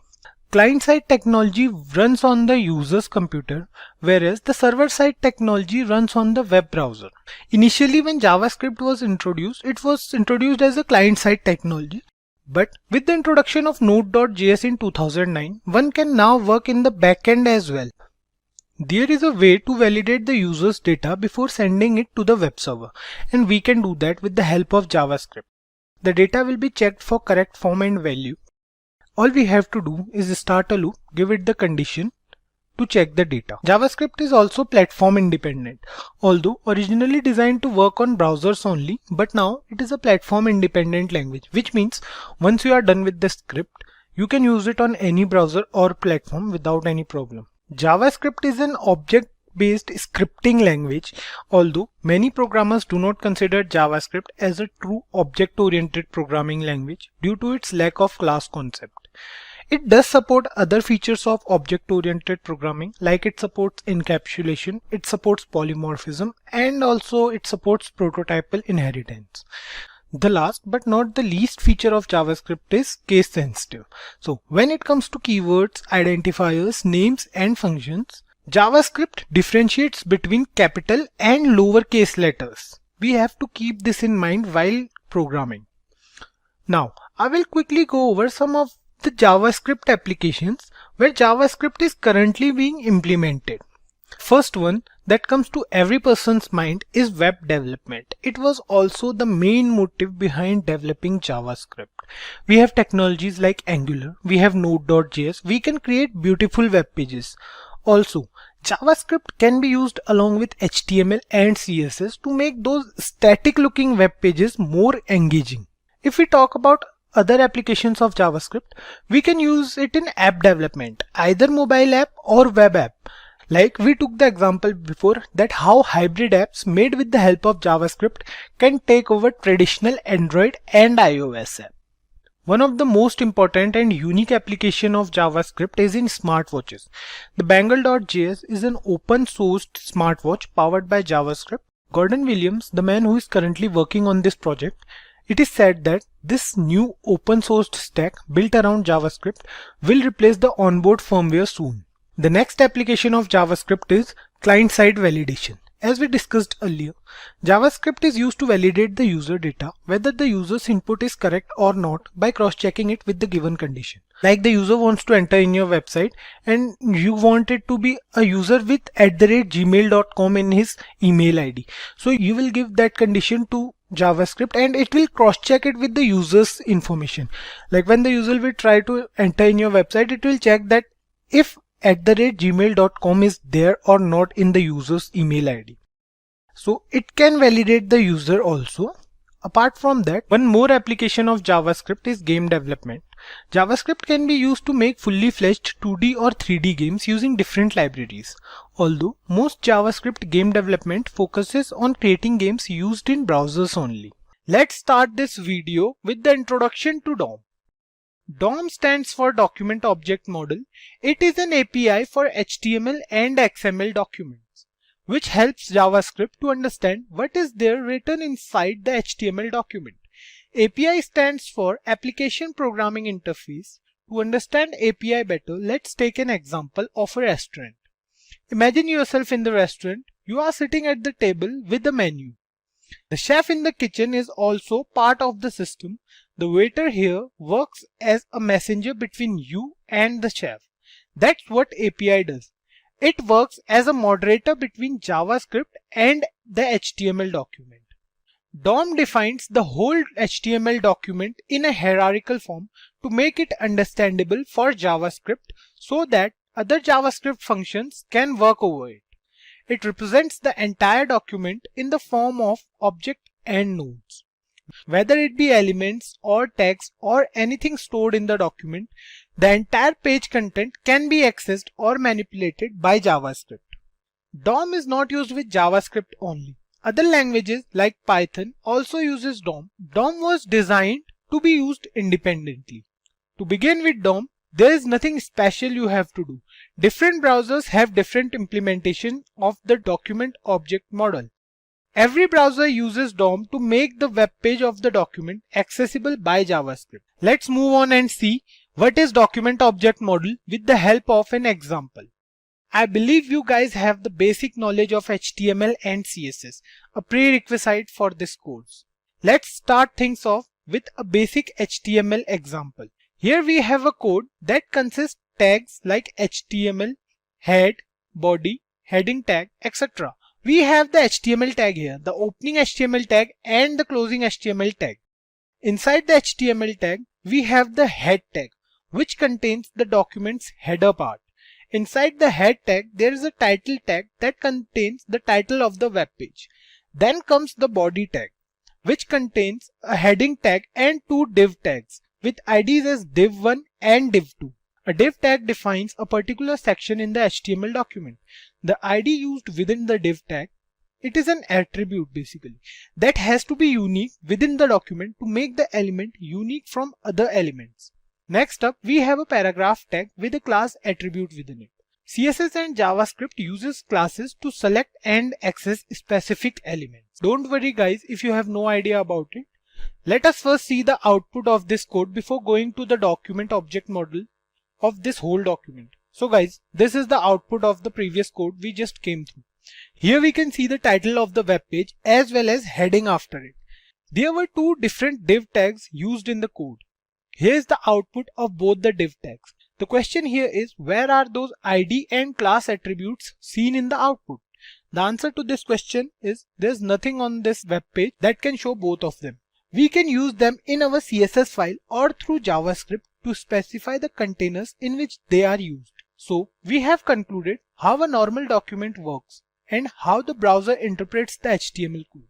But how JavaScript uses this code is a bit different. That's where DOM comes into play. When the actual HTML document is loaded in the browser, another representation of that document is created, known as document object model. Here's the model you can see on your screen.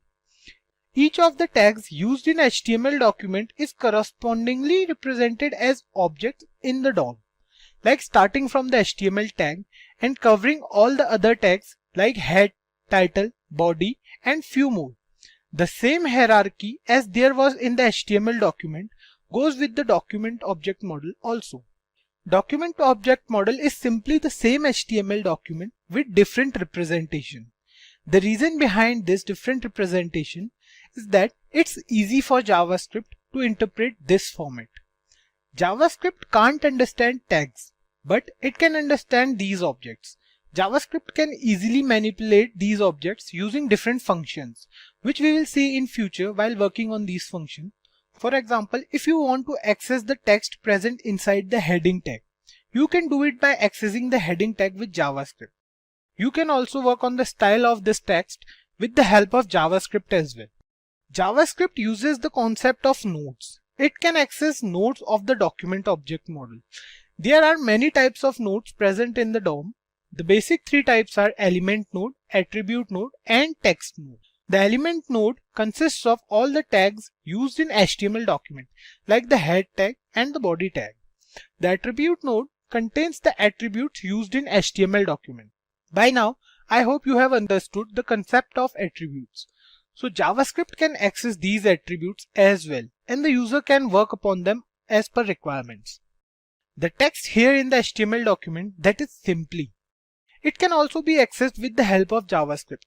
It is the value of that particular element. Variables are named storage that a program can manipulate. As the name suggests, a variable is a value that can change according to conditions. Variables refers to those memory blocks inside the computer where we can store information. Let's suppose you want to store any value inside your computer. So variable will represent the location of that value. In simple terms, variables are cups with stuff inside them, and you can use that stuff later again and again according to the way you want to. Before the introduction of ES6 or ECMAScript we can say, which is the updated version of JavaScript, variables were declared using a single keyword only, which is where. We'll try to declare a few variables here. We'll see how where keyword works. So let's comment this thing first.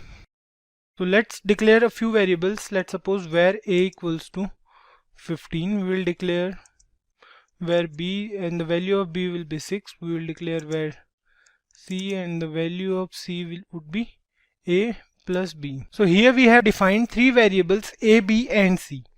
A is a variable with value 15 stored inside it, and so is b. The value of b is 6.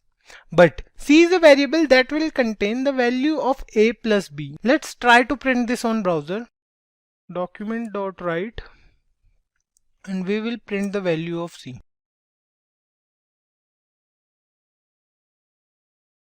Save it, and here you can see the value of c is 21. That's the correct answer. So similarly you can also print a and b as well. Let's print a and b as well here. What we will do, we'll copy this line, we'll paste it for a, and we'll update this here as well so it won't create any confusion. So here you can see the value of c is 21, the value of a is 15, and the value of b is 6. It shows the value of all the three variables we declared. But with the introduction of ES6 or ECMAScript in 2015, two more ways were introduced to declare a variable. These are let and const. We shall discuss these two terms in the later part of this session. Let me show you how to declare a variable. There are a few things you have to keep in mind while declaring a variable name. Here we have seen we use three variables a, b and c. That was an easy task to do, but giving a variable any name, like something other than a single alphabet. So you have to keep a few things in mind while naming them. Start them with a letter, underscore or a dollar sign. You can't use any sign except underscore or dollar. So if you are giving a variable name, you can't use any other sign except the underscore or the dollar sign. You can use these two signs only. You can't use any other sign. You can't use a number in the starting. Apart from that, let's suppose you want to give it a name as 9BE. You can't do that in JavaScript. JavaScript won't allow you this. If you try to save it, it will throw you an error, invalid or unexpected token. So you can't do this in JavaScript. There is no limit for the length of the variable name. But you can't use reserved keywords in a variable name. Like let's try to create a variable with name as class. Class is a reserved keyword in JavaScript.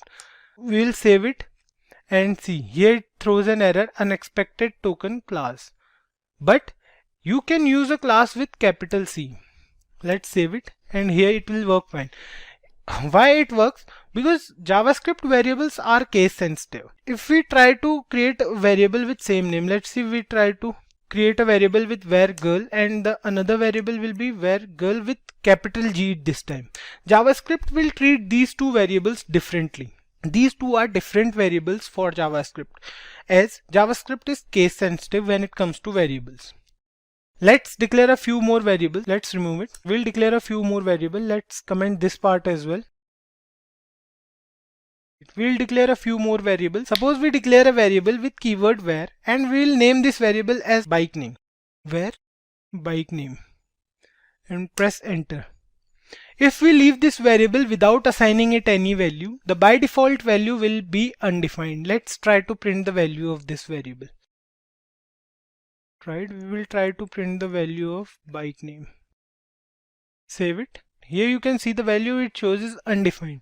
So the by default value of a variable, if you do not assign it any value, will be undefined. Let's try to give it a value. Let's suppose we try to give bike name. We use equals to operator to assign it a value. To assign, let's suppose we'll assign it Yamaha. Semicolon and press Ctrl plus S to save this, and here you can see the output as Yamaha. You can also assign a value to the variable during declaration, as we have done in the previous examples. Here we have assigned the variable's value at the time of declaration only. Let's move on to let and const. So we will discuss let and const, but first we will compare let with where. Let is also used to declare a variable just like where is used, but there is a limitation to use let. Let is not accessible outside the block in which it is declared. So we will use let here only. Let bike name equals, and we will change this value as well. We will change it to hero, let's say. Save it, and here you can see the output as hero. But if we try to put this code inside a block, let's suppose we put this code inside this block, a pair of curly braces, and we will again try to access document.write. We'll try to access bike name again. From here, from outside the block, we try to access this. Save it, and here you can see bike name is not defined. It is an error in line 18. So what's happening here? Basically, you can't access a let variable outside the scope. You can't access it from here, but it will work with where. If we try to replace let with where and save it, here you can see it says hero and hero, because first it will interpret this method and then it will interpret this as well in case of where. Due to its limited scope, let variables are used when there is limited use only. Like in for loop or in while loop, we will learn these loop in future. Let will not allow you to redeclare any variable. Let's understand this with an example. Here's the code as well. We have declared where bike name, and we'll remove this.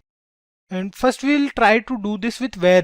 Let's suppose where bike name equals to TVS. Control plus S. It says hero and TVS. So the variable name, the bike name is same in both cases. Here and here as well. These are same, but with where keyword you can do that. Let will not allow you to do this. If we use let here in place of where, we'll write let as here as well, and we will change the value as well. We will give it as Kawasaki, and let's suppose Suzuki here. Save it. See, bike name has already been declared. So that's what let won't allow you to do. You can repeat the same let variable in different scope. It won't create any problem, but it will not allow you to redeclare any declared variable. So let's move on to const. We use const when there are values we don't want to change, or that will never change basically. So the keyword const is little misleading, as it defines a constant reference to a value, not the constant value. We can't change the primitive value, but we can change the properties of constant objects. Let's write another piece of code for const keyword. So let's declare a variable const x is equal to 5, comma y is equal to 7, let's say. Const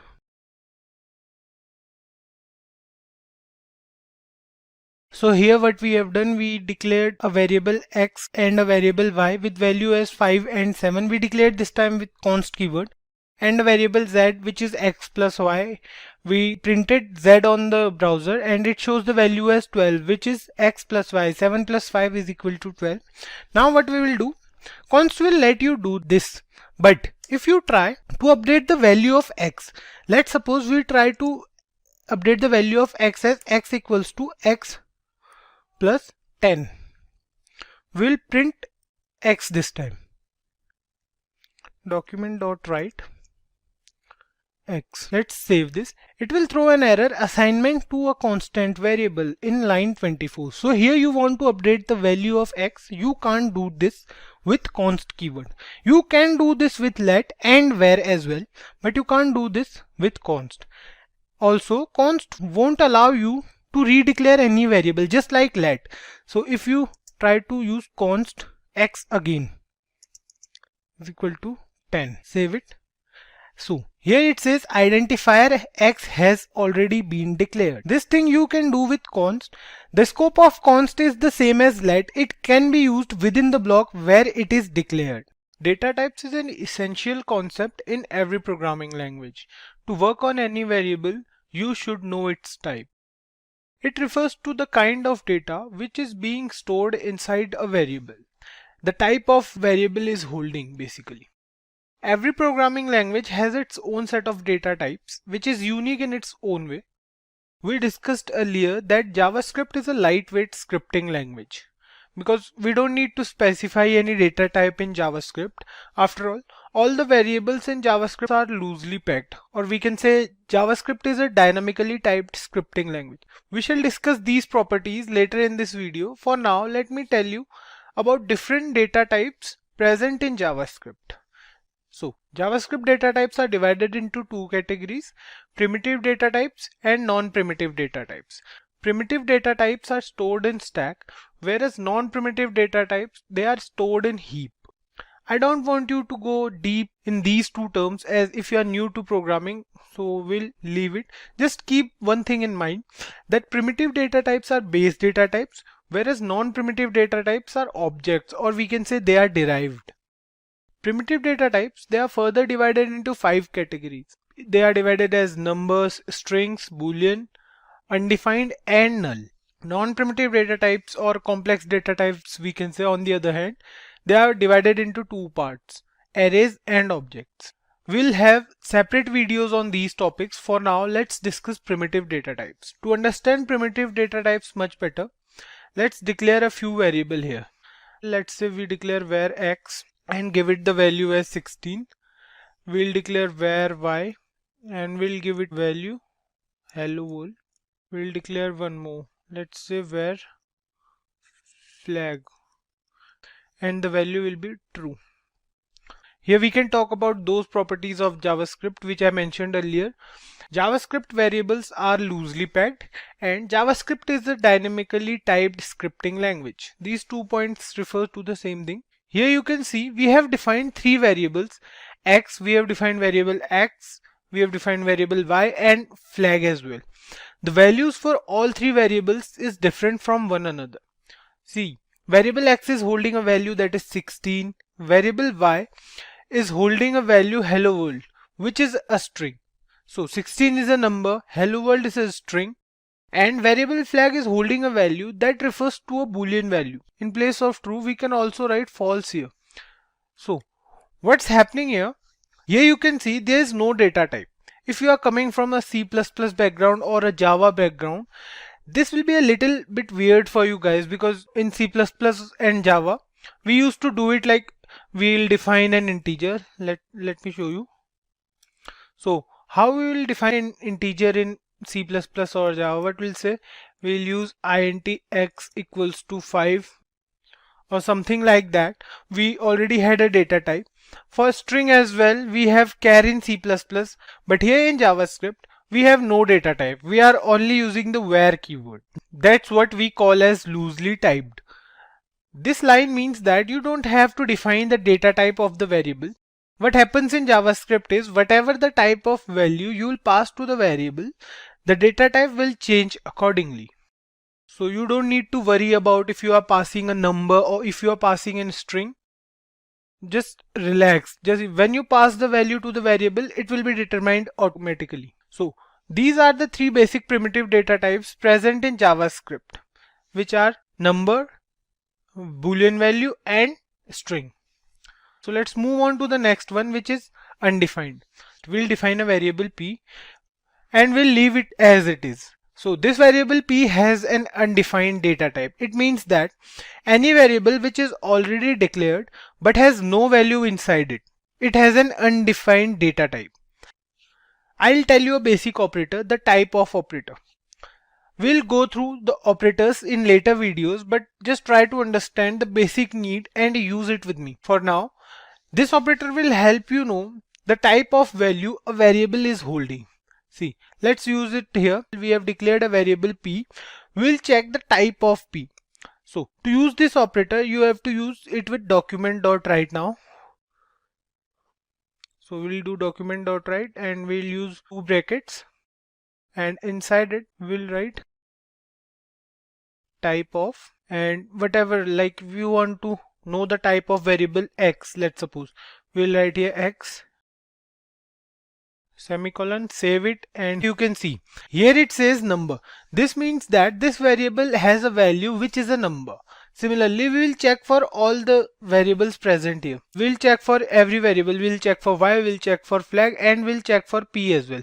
Let's copy this and paste it 3 times, and let's change the value here from x to y in this line, and from x to flag here, and here we'll change it to p. So we have done it. We'll save it and see. Here it says number first. Variable y, it says it's a string, because you know hello world is a string, it's a sequence of character.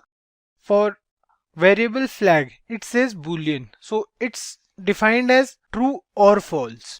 And for variable p, it's written here undefined. With this, we are left with only one primitive data type, the null data type. There's a difference between a null value and an undefined value.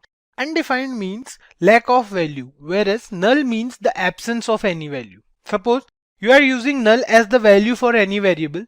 The type of operator will return this variable as an object.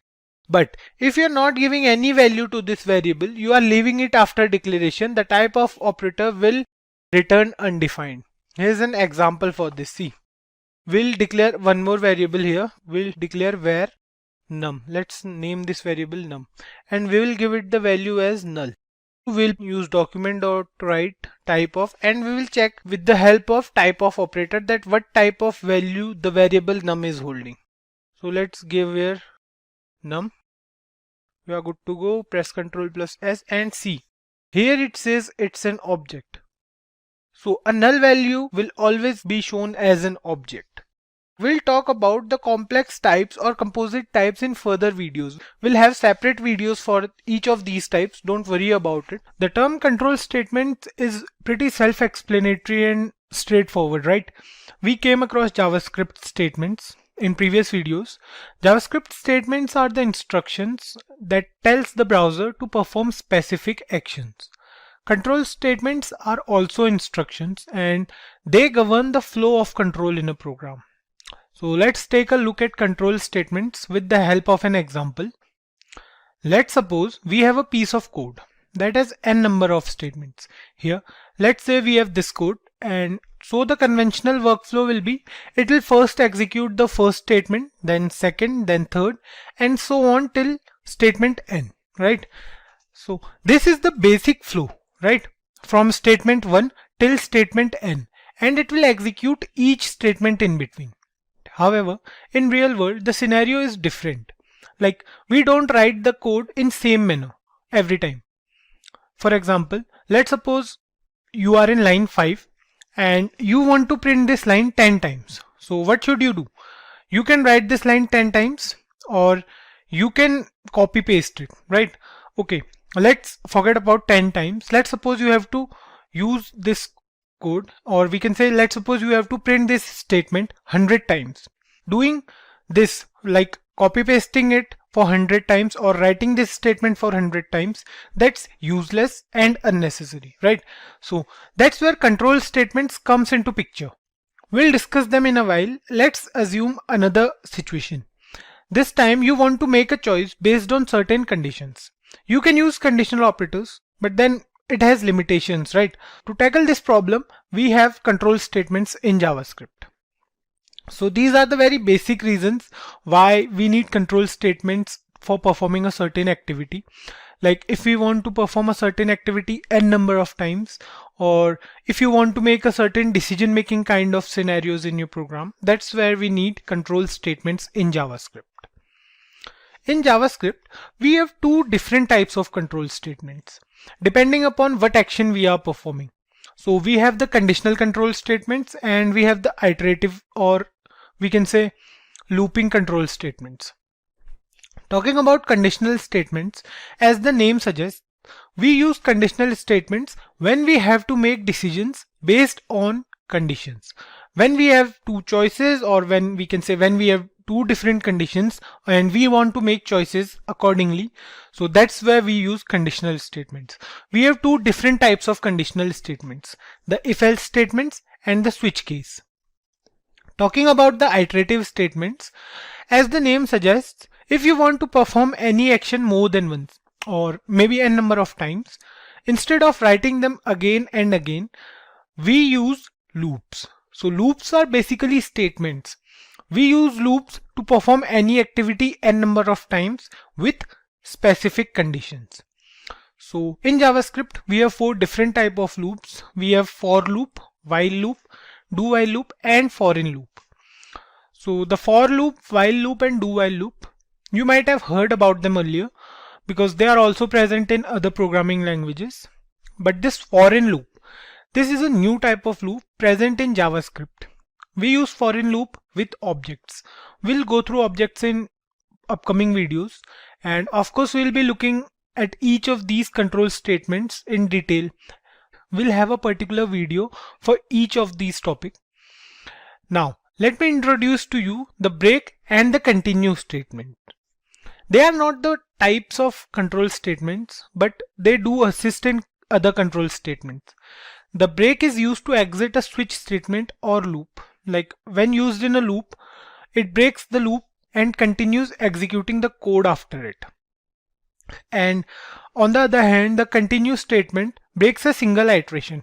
When used in a loop, when we use continue statement in a loop, it breaks a single iteration, and it breaks the iteration only if the specified condition occurs, and then it will continue with the next iteration in the loop. So the if-else conditional statement is used whenever we work with condition. It can be either a single condition or maybe more than one condition, or multiple conditions we can work with. So let's try to write a basic program with a single condition. So then we'll move on to multiple conditions using the else if statement. So we'll create a new file today. So I hope you guys know the importance of creating a separate file for every topic. You know, it will be easy for you to work to find out that separate file later if you want to revise that topic. So here is the program where we have taken a variable x and the value of x is 10. So what we are doing in this program is we are checking if the value the variable x is holding, that is the value 10, and if the value is less than 10 or if the value is greater than 10. So we have only two conditions, either the value can be less than 10 or the value can be greater than 10 or equals to 10 as well. So here in this program what we'll do, we'll update this value as 8. So the variable x is holding the value 8.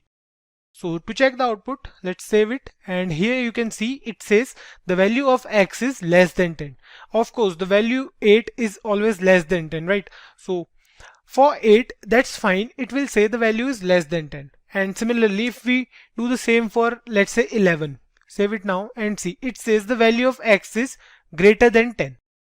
So that's quite simple, right? But what if we are giving the value as 10?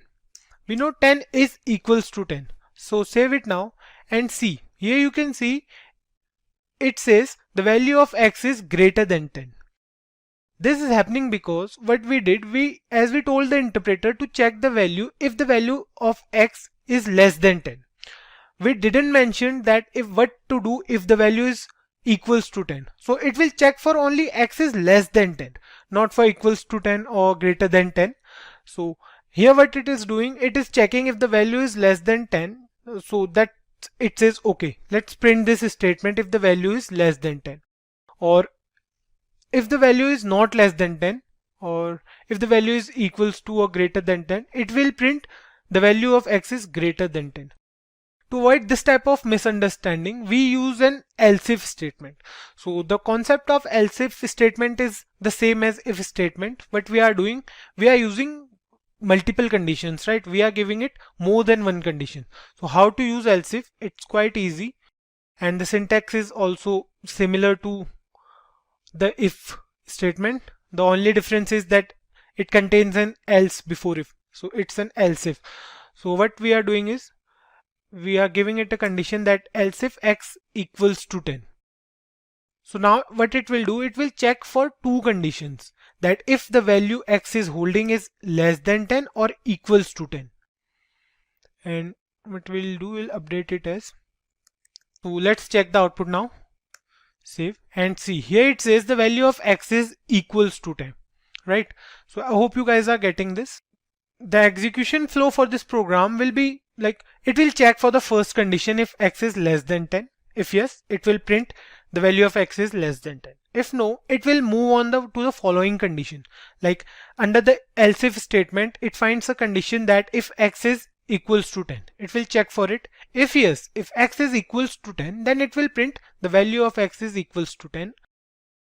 Or if not, then otherwise it will move to else statement and print the value of x is greater than 10. We don't need to specify any particular condition for this, because we have already specified the two conditions, that if x is less than 10 or if x is equals to 10. Now we'll take a look at some basic programs. Other than this one, we'll take a look at a few more basic programs. So here's the another program. What we are doing here is we are taking a variable x and the value of x is 5. So what we are doing is we are checking if the number is an even number or an odd number. The thing you have to keep in mind is the logic to find whether a number is even or an odd number. So to check whether a number is even, what we do, we'll divide that number with 2, right? What basically we want is we want the remainder as 0 when we use the modulus operator. So what we'll do, here we have written x mod 2 equals to 0. So if the remainder is 0, then the number will be an even number because it is divisible by 2. Else it will be an odd number. So that's quite simple, right? Let's save it and check the output. For 5 it says odd number. Yeah, 5 is of course an odd number, right? So that's for even and odd number. So here we are with another program. Here it says we have a variable y and the value of y is, let's say, 8. And what we are doing here is we are checking if a number is positive or negative or 0. So we have 3 different conditions. Either number can be positive or it can be a negative number. Any number greater than 0 is a positive number, right? And any number less than 0 is a negative number. And the third one is a number 0. It's neither positive nor negative. So let's check for the number 8, save it and see. Here you can see it is a positive number. Let's see for -2. Save it now. It says a negative number. For 0 it will say 0. So these two programs are quite simple, guys, right?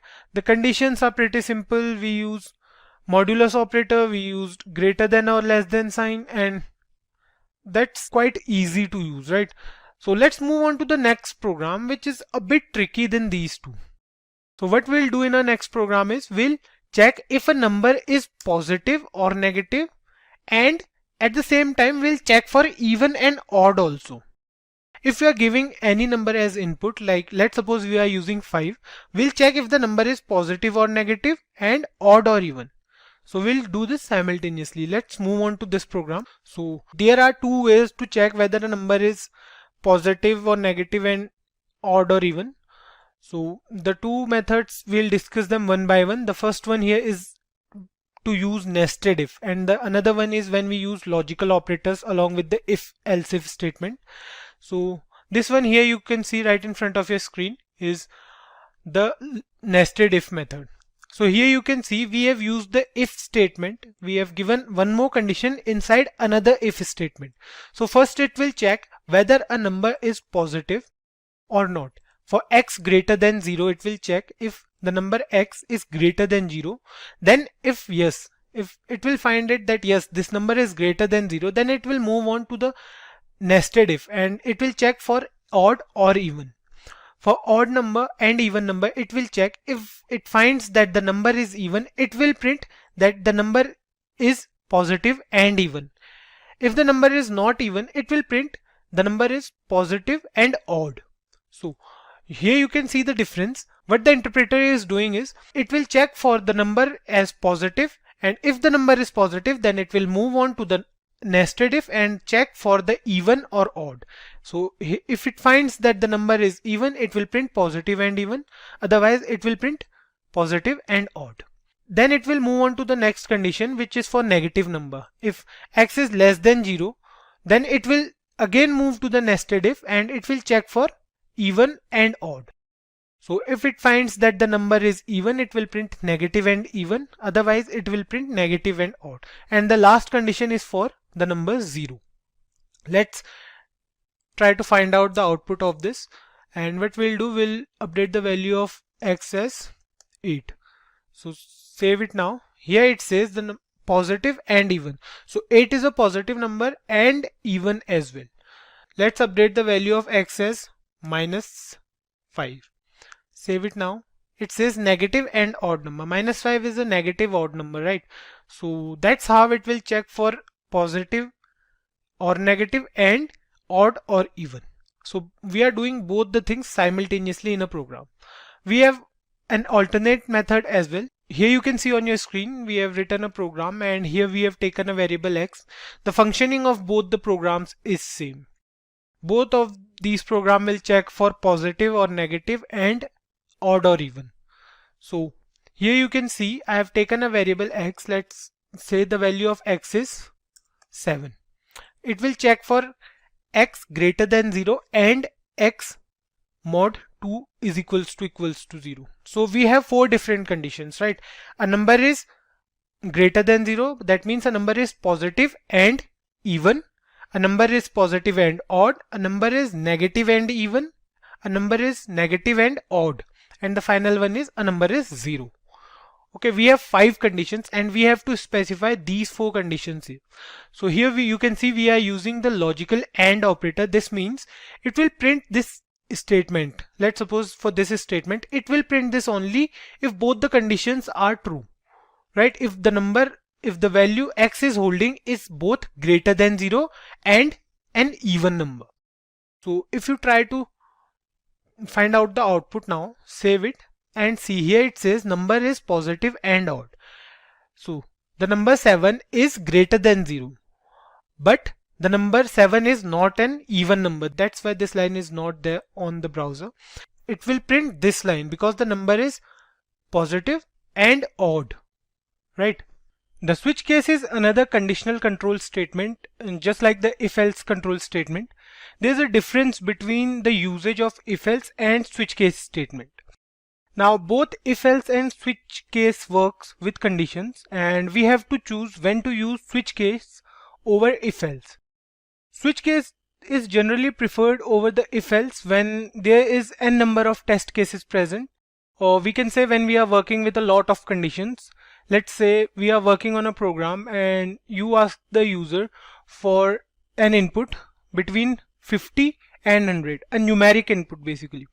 And in the output, we have to print the textual form of that number. Suppose if the user enters 75, right? The output will be like this. So what we are doing, we are taking a number from the user as an input and we are printing the textual form of that number, right? So we can use the if else, or we can say else if control statement, but the program will be so lengthy and not so clean. Also, switch case is much more efficient than if else when it comes to execution time. Like if we have n number of conditions, then using switch case is a better option. We'll get to know why in a bit. So let's move on to the programming part, and today we'll write a program where we have to find the month in a year by accepting its number. So we have 12 months in a year. For example, if we enter 4, then the output will be April. And if we enter 8, then the output will be August, because August is the 8th month of the year, right?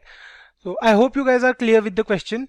Of course, we can do this program with the help of if-else statement, but we discussed earlier that using if-else in such cases is not efficient, right? We can use switch case in this scenario. So let's create a variable first. Let's say we are creating a variable where month, and you can give any value to this variable from 1 to 12. You can provide it with any initial value. So let's create a variable first. Let's say we are creating a variable where month, and the value we are providing it 1 as the hardcore initial value. For simplicity, again we are not taking the input from the user or from the browser. To do so, we have to first go through the DOM manipulations, and we'll go through it in later videos. So let's start with the switch case now. The syntax for switch case is quite simple. Just write down switch and pass the variable month. So we have to check in this round bracket for the variable month, because you know any value you are providing to month, the switch will check the program accordingly.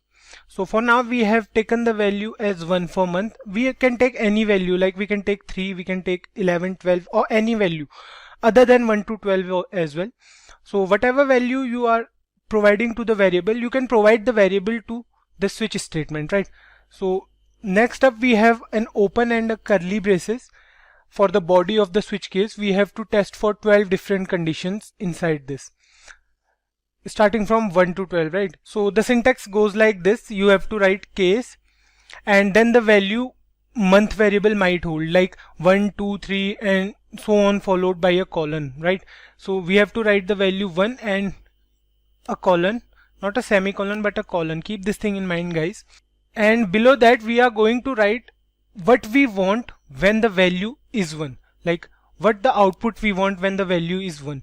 So we have to write document dot write and whatever you want as the output. Like for 1, the first month is January, so we are writing here January and a semicolon. So if the value of the month is 1, you will get the output as January. Save it, and here you can see the output is January. Let me increase the font size for this as well. So here you can see the output is January, right?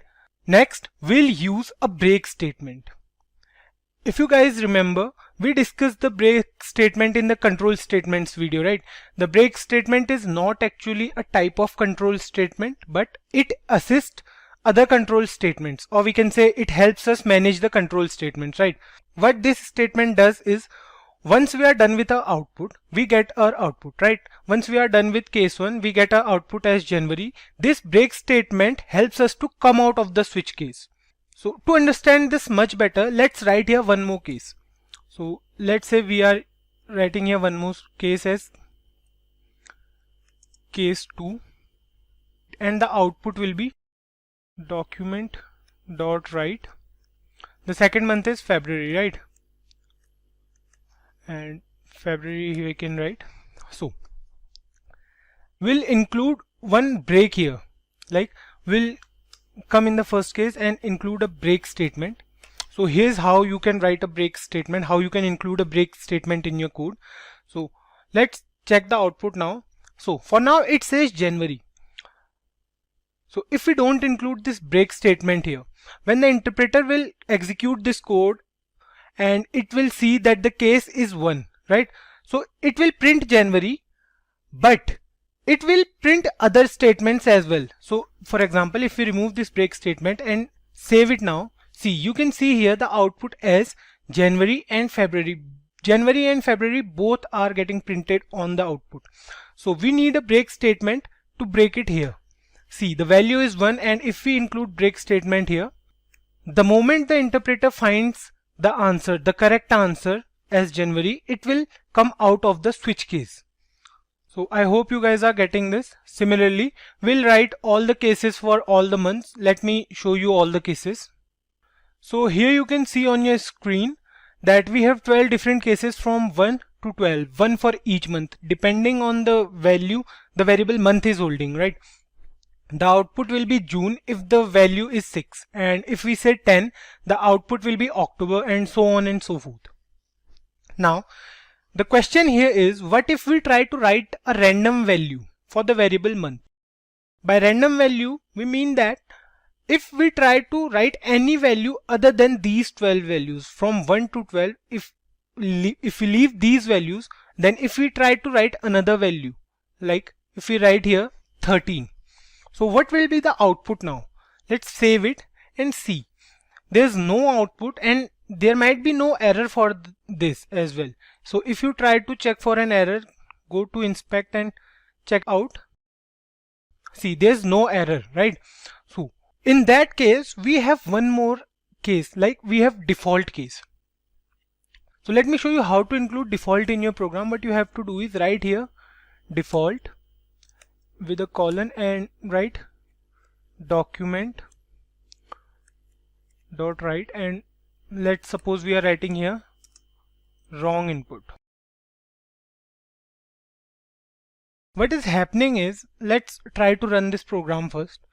Press Ctrl plus S, and now you can see it says wrong input for value 13. So what is happening is the switch case will first check these 12 cases, and any value other than 1 to 12 will get the output as wrong input. It works the same as the else statement, right? In else statement, we don't need to specify any particular condition. Any condition other than the if condition or else if condition will fall inside the else statement. It's not necessary to add default in your program. It's just if you want to give the user a prompt that he has entered a wrong value. So you must include this default case in your program every time while using switch case, because it's quite useful, you know. Okay, so this is the complete program to find out the month by accepting its number.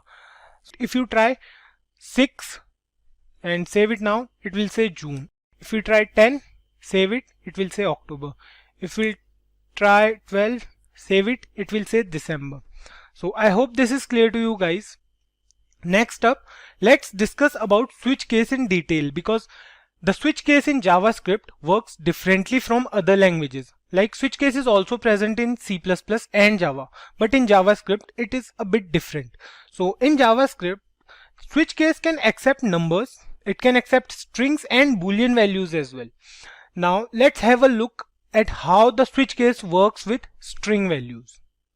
So here is an example of string values.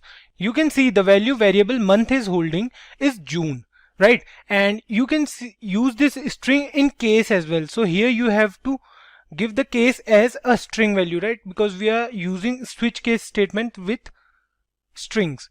So the first case here is when the value will be June, the output should be 6th month.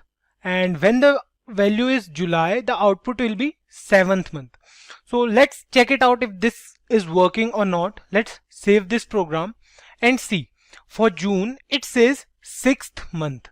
And similarly, we can check it for July as well. Let's check for July.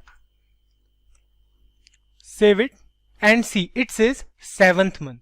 You can include the default case as well if you want to. It will be similar, like there's no difference for default case.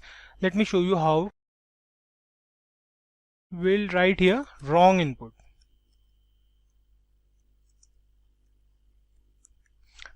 And save it, and now let's try to change the value here. Let's say we are using May.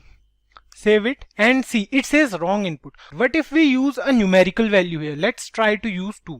Save it now, it says wrong input for 2 as well. It will give you the output when the value is either June or July. So any other value you try to use here, it will give the output as wrong input. In the same way, it works for Boolean values as well. Let me show you how it works for Boolean values. So what you have to do, instead of 2, you have to give here a Boolean value. Let's suppose you are writing here true.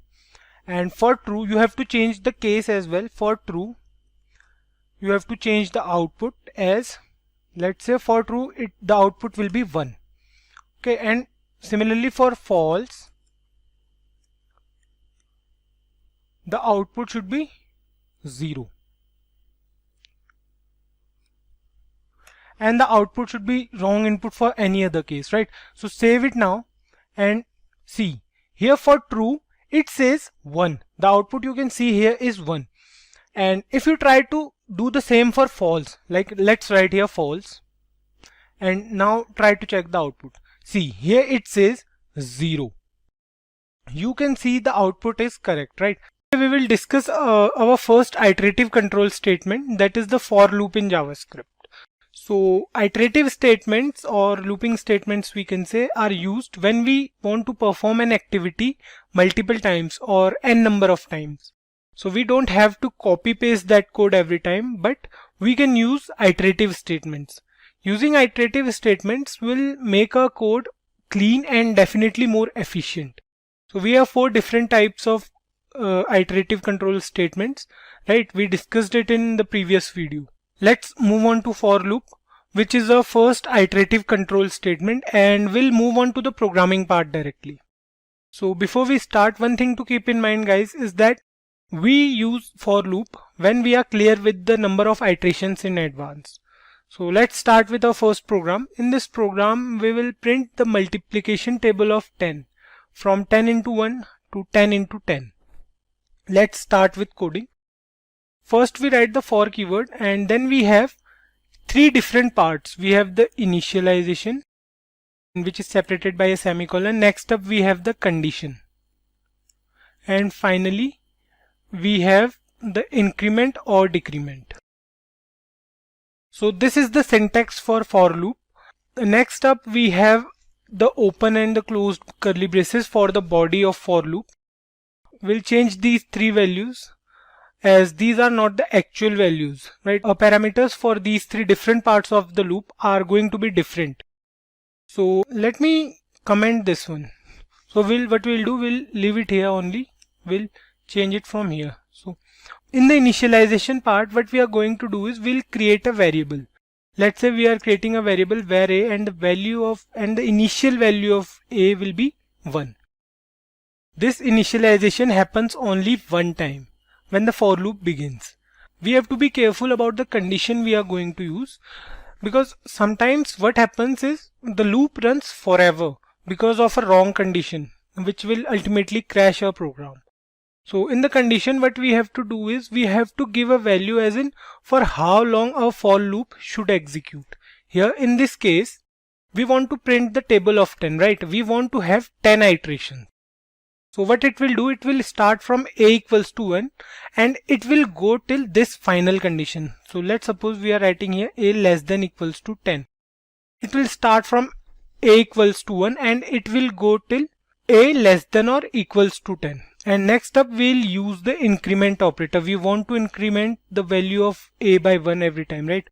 So we'll use increment operator, a plus plus, or we can say a equals to a plus 1. Both are the same things, right? So here the condition will be like this: for variable a equals to 1, a less than equals to 10 and a plus plus. So here you can see the loop will execute from a equals to 1 till a equals to 10, and the value will be increased by 1 every time because we have used the increment operator, right? Next up, the body of for loop will go like, so what we want to print here, we want to print the table of 10, right? So we'll use document dot write, and inside document dot write we'll use the h1 tag. So what we want to do is we want to print the table of 10, right? So we'll multiply 10 by a.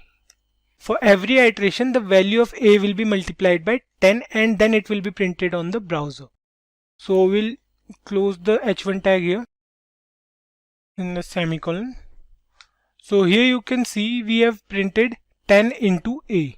Let's save it and check the output first, and then we'll look at the execution flow of this program. See, here the multiplication table of 10 is printed on the browser. You can see 10, 20, 30, 40, so on and so forth till 100. So what is happening is, firstly, the for loop is also known as the entry control loop.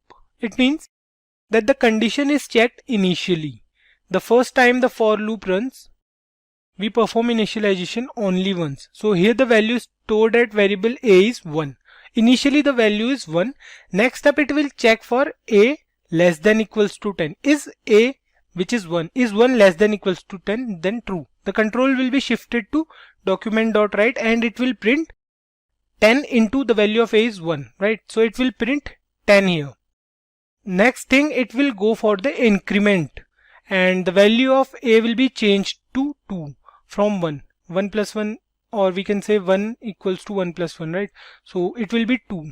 Now next thing, it will leave this now because the initialization happens only once. Now it will go for the condition directly. Now it will check for is 2 less than or equals to 10.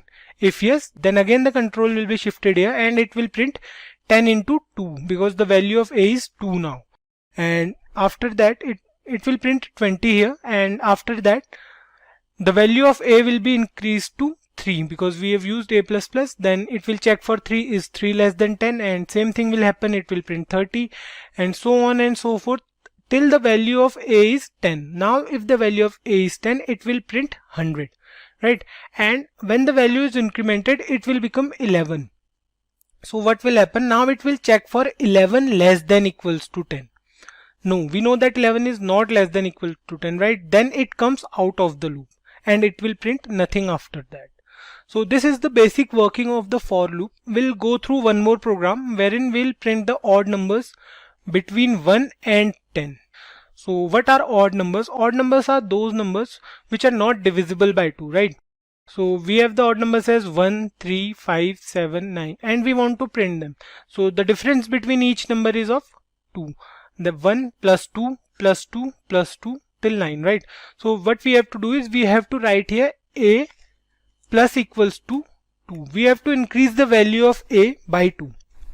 And instead of writing here 10 into a, because this time we don't want to print any multiplication table, we want to print a number only, right? So we'll use a only. Save it and check the output. It says 1, 3, 5, 7, 9. So these are the odd numbers present between 1 and 10. Keep one thing in mind, that you have to give the condition wisely every time. So next up we have the while loop. Like the for loop, while loop is also an entry control loop, which means that the condition will be checked first. So the question here is how while loop is different from the for loop. If you guys remember, when we discussed that we must know the exact number of iterations, then only we can use the for loop, right? So the while loop is preferred when we are not aware of the number of iterations, or we can say we don't know if the condition will be true for a certain number of times. We'll start with the programming part now, and then we will discuss more about when to use while loop over for loop. So let's start with the program. In this particular program, we will print odd numbers up to a specific number. Let's say we want to print all the odd numbers up to 50. So we want to print all the odd numbers from 1 till 50, right? We came across the same program in the previous video as well, but this time we will use the while loop instead of for loop. So the syntax for the while loop is relatively easy to use. The code goes like, we start with the while keyword, then opening and closing round brackets, and finally the body of while loop in curly braces. If you guys remember from the previous video wherein we used the for loop, we had 3 different parts, right? We had the initialization, we had conditions, and the increment decrement part. Here we have only one condition, and until this condition holds true, the while loop will be executed. For example, here we want to print all the odd numbers from 1 to 50, right? So we'll first initialize a variable. Let's initialize a variable first. Let's say we have a variable x and the value of x will be 1. We used here 1 because 1 is the very first odd number, right? After that, inside the condition, what we want to do is we want to print the odd numbers up to 50. So while the condition will be like while x less than equals to 50. So the loop will go till x is less than or equals to 50. Or we can say x less than 50. That depends on us if we want to check for 50 or not. So the odd numbers will go like 1, and then we have 3, then we have 5, then we have 7, and up to 50. So the last odd number will be 49. So inside the while loop, we will print the value of x. So here we will print the value of x. Let's print it. Document.write. And inside this we will print the value of x inside the h1 tag. Suppose we try to run this program now it will go on an infinite loop. And the reason for this is we are not doing anything to increment the value of x. Just like in for loop, if you remember, we had the initialization first. We had the initialization here as well. Then we had the condition. We have a condition here as well. And then finally it has an increment or decrement part, right? So here we don't have that same increment or decrement part. We have to do it separately. So we'll increment the value of x here only. So here we will write x plus equals to 2, or we can say it is same as x equals to x plus 2. You guys are aware of it, right? So the reason is simple, because we want to go from 1 to 3 to 5 and so on. That's why we use x plus equals to 2. We incremented the value of x by 2. Save it here and let's check the output. So here you can see it says 1, 3, 5, 7, 9 and so on and so forth till 49. So 49 is the last odd number before 50, because we are checking between 1 and 50, right? So 49 is the last odd number. Let me show you how the program goes into an infinite loop. So for that, what we have to do, we will comment this whole line here. Let's check the output now, save it, and here you can see it is refreshing forever. And this is basically how a program in an infinite loop looks like. The output of this program is the program will ultimately crash. So what we have to do, we have to open a new tab and then again we have to run the program with correct increment part.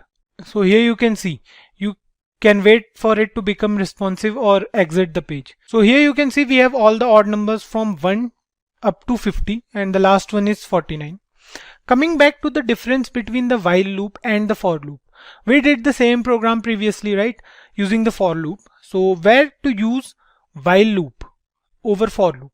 So consider a scenario where we are taking input from the user and the input from the user is y. We want to do something. Let's say we want to print something on the screen. Or if the input from the user is n, we want the process to be stopped.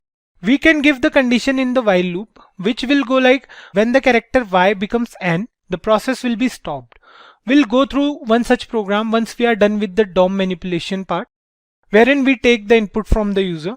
Let's move on to the do while loop in JavaScript. In the previous videos, we have already discussed that both for loop and the while loop are entry control loop. That means the conditions are checked first, right? But the do while loop is a bit different, or we can say it is an exit control loop, wherein the condition is checked after the execution of the loop's body. Thus, an exit control loop executes at least once. Even if the test condition fails, or we can say the condition is wrong, the loop will execute once. Using the do while loop is relatively easy. It seems like we are giving the system a command to do something while the condition is something. So let's start with the syntax now. The syntax goes like this. We write the keyword do and we have a pair of curly braces for the body of the loop, and after that we have the while keyword, and here we will write the condition. Make sure you are using the semicolon after the while loop. It's necessary while using do while loop. Keep this thing in mind. So we have two parts in the do while loop, the do part and the while part, or we can say the condition part. While part is the part where we write the condition. So let's define a variable first. Let's say we are using a variable. We are using a variable x and the value of x will be 5. So here we have taken 5 as a random value. You can take 1 as well. Now inside the condition part of the do while loop, this is the condition part where we are using the while keyword. So we'll give a condition. Let's say we are using while x greater than 5. It will check for the condition that if the value of x is greater than 5, or if the value of x is smaller than or equal to 5, it will come out of the loop. In the do part, we will write what we want to do. Let's say we want to print a single sentence here. We write document.write and whatever sentence we want to write. Let's say we are using welcome to Simplicode. So here you might be thinking that the condition is false, but the condition will be checked after the first iteration in the do while loop. So no matter what the condition is, the first iteration will happen always.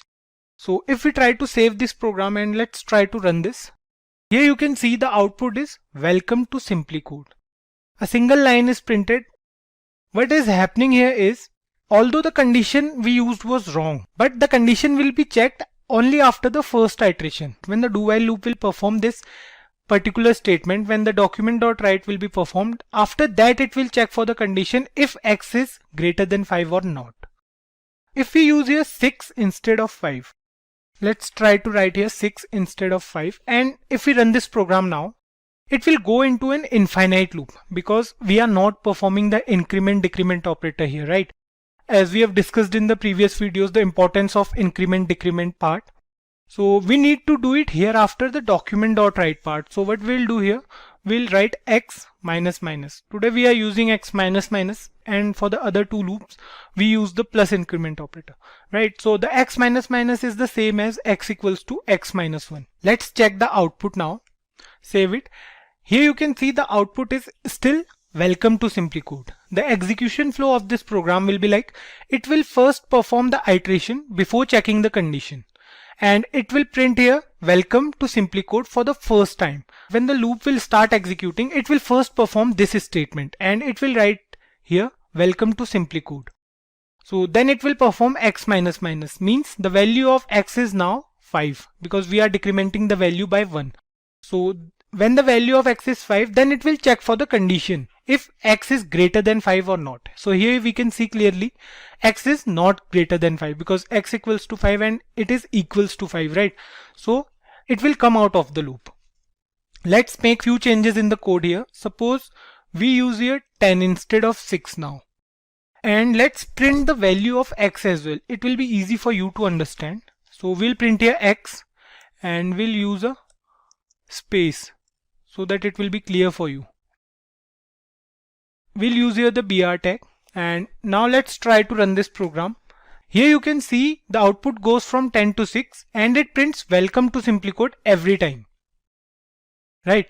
If you guys are wondering where we use the do while loop, sometimes it may happen that even though the condition is false, but we have to execute that command. We use the do while loop when we want the code to output some sort of menu to the user, or to generate the menu at least once. We'll get to know about the do while loop in future videos when we create a program specifically for the do while loop. This video is just a syntax demonstration. We'll go through the examples of all the 3 loops present in JavaScript. So today we have 3 different problems for 3 separate loops, right? We'll go through each of the problems and we'll discuss the execution flow for each loop we'll go through. So let's start this session with the first problem statement. So the first problem statement goes like this. So here we have to write a program to check whether a number is prime or not. I hope you guys are aware of what prime numbers are, right? So a prime number is a positive number that is only divisible by 1 and itself. For example, 2, 3, 5, and we have 7 and 11. These are the first few prime numbers, right? If we take an example, let's say we are taking an example of 7. So 7 is a number which is divisible by 1 and 7 only. No other number can divide 7, right? So here in this code, we have to check whether a number is prime or not. So let me take you through the code. So here is the code to check whether a number is a prime number or not. Let me take you through this first. So we have a variable number, and the value of variable number can be any random value, like any number you want to check if the number is prime number or not. You can give that value to the variable number. So here we have taken 83. Next up we have a variable is prime, whose value is a boolean value, right? It can be true for a prime number or it can be false for a non-prime number. So we have used comments in this program to make it easier for you guys to understand. So here we have used the if statement to check if the number is 1. Because we know that 1 is neither a prime number nor a composite number, right? So we have to check if the user enters the value 1, or if we are giving the value 1, we have to check for it. So if user enters the value 1, it will print this statement that 1 is neither prime nor composite. Here in else if, we are checking if the value of number is greater than 1 or not. So if the value of number is greater than 1, the control will be shifted to for loop present inside the else if statement, right? Here you can see we have the for loop here. The control will be shifted to this for loop. So here you can see we have initialized a variable I, and the initial value is set to 2. That's because any prime number is divisible by 1 as well, right?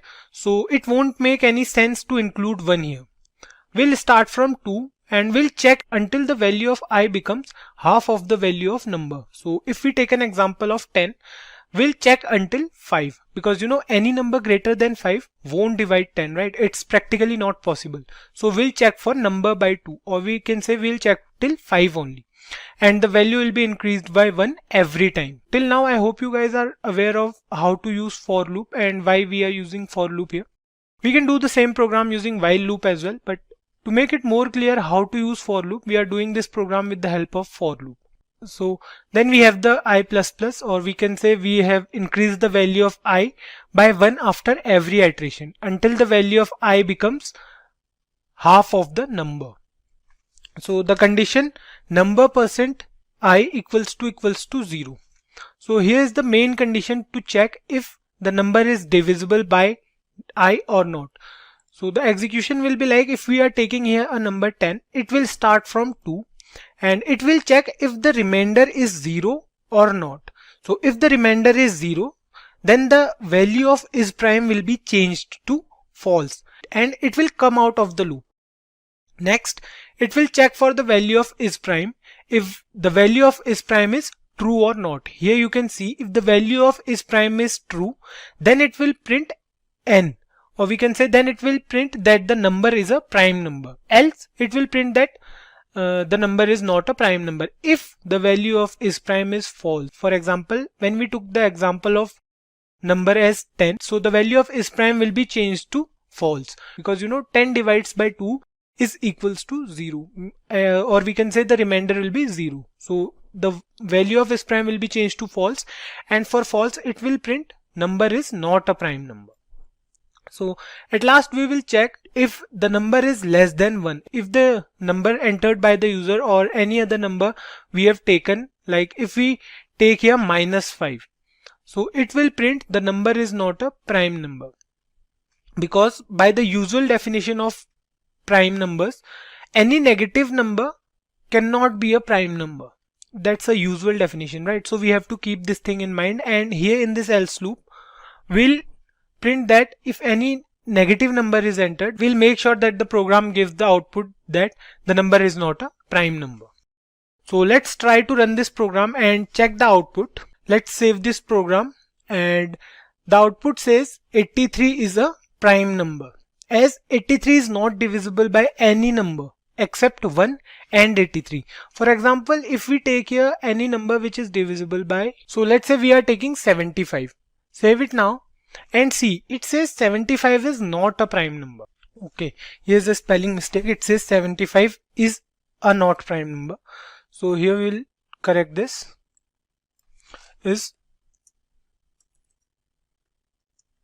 So we are done with it and save it now. Now it says 75 is not a prime number, as 75 is divisible by numbers other than 1 and itself, right?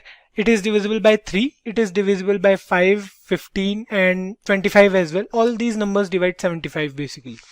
So let's take a different value here. Let's say we are taking -7. Let's change the value here as, or we can take it as -75. Let's save it now. So it says the number is not a prime number. Or if we want to try for 1 as well, let's take it as 1. And let's check the output now. So it says 1 is neither prime nor composite number, because we have given here the condition if number is equals to 1, then it will print that 1 is neither a prime nor a composite number. You can try this program with the help of other loops as well. So let's move on to the second problem statement, but before that let me take you through the same program using the while loop. So here you can see we have used the while loop for the same instead of for loop. Here you can see we have used while I less than number by 2, and we have given the increment condition here, and we have initialized the value of I at the start of the program. So if we try to run this program, it will give us the same output. There will be no change in the output. So we can use while loop as well. So we'll use the while loop in other program. Let's move on to the second problem statement. So in this example, we'll learn to write a program in JavaScript to check whether a number is an Armstrong number or not. So we'll do this with the help of while loop. Let's have a look at how to implement this program.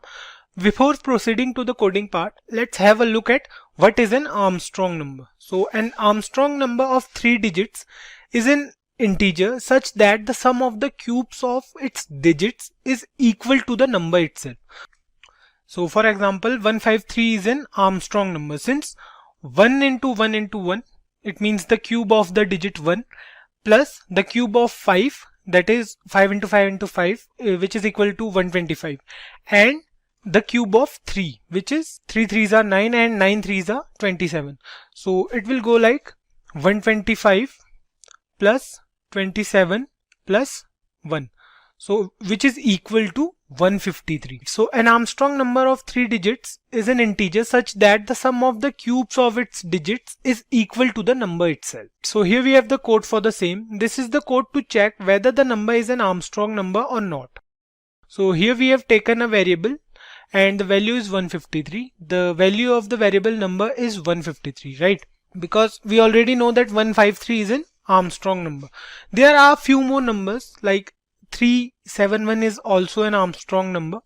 Next up, we have taken a variable sum and the initial value of sum is 0. We have used the variable sum to store the value of the cubes. And next up, we have a temporary variable so that we can break a 3-digit number, and we need the number after all this program, all these loops and all, will need the number, will need the original number to compare it with the sum of the cubes, which will be held in sum.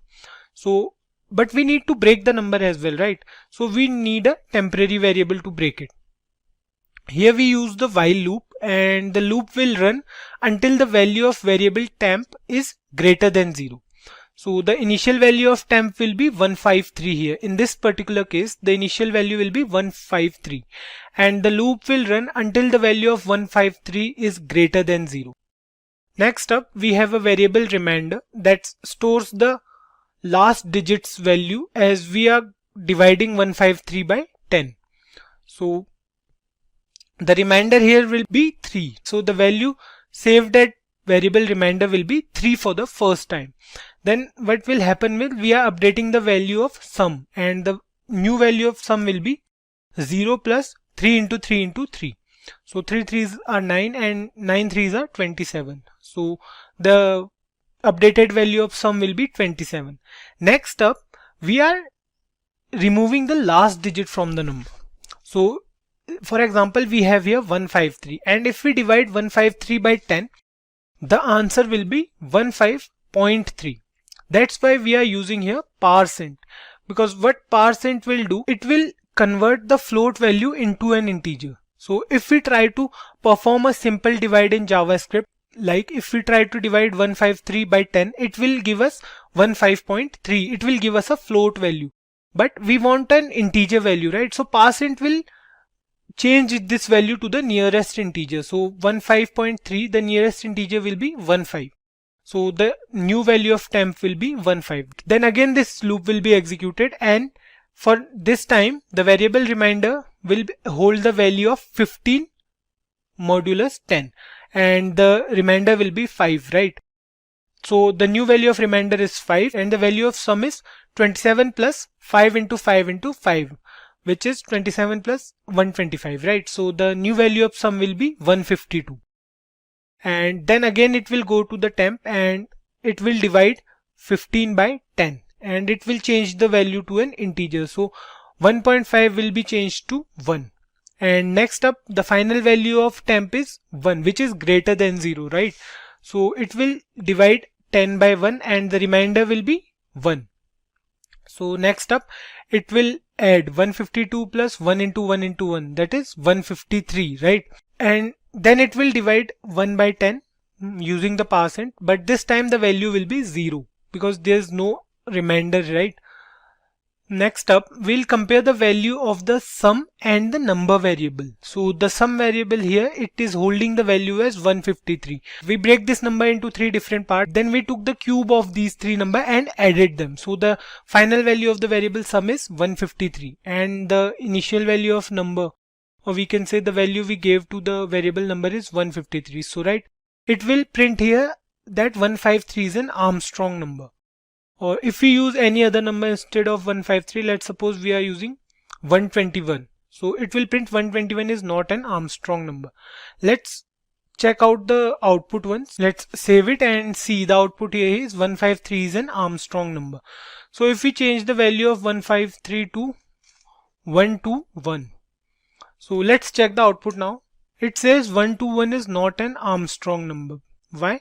Because if we take the cube of each of the digit and we'll add them, suppose the answer here will be 10, because the cube of 1 is 1 and the cube of 2 is 8 and the cube of the final one is 1. So 8 plus 1 is equals to 10. So that's why 121 is not an Armstrong number. Let's move on to our last problem statement, where we'll use the do while loop to find the factorial of a number. So here's the problem statement where we'll have to write a program to find the factorial of a number.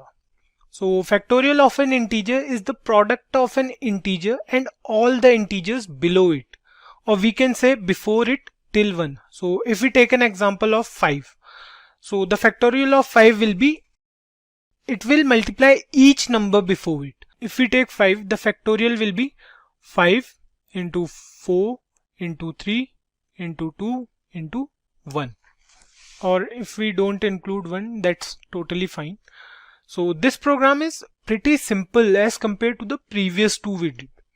So this is a small one too. Let me take you through this. So here we have the program. And here we have three variables, right? We have a variable I, which is initialized as 1. Then we have a variable n, which is 5. And then we have a variable f, whose value is 1. F is for factorial and n is for number we want to check the factorial of, and I is for checking the condition. So here what we will do, we'll use a loop where if we, for example, if we are taking 5, then the loop will go from 1 into 2 into 3 into 4 into 5 from 1 to that number. It's not like if we are using from 5 towards 1, but we are going from 1 towards 5. The answer will be same, right? Because we are multiplying all the numbers in both the cases. So here we took 5 as the number. Next up we have a variable f, and the value of f is also 1, as you know.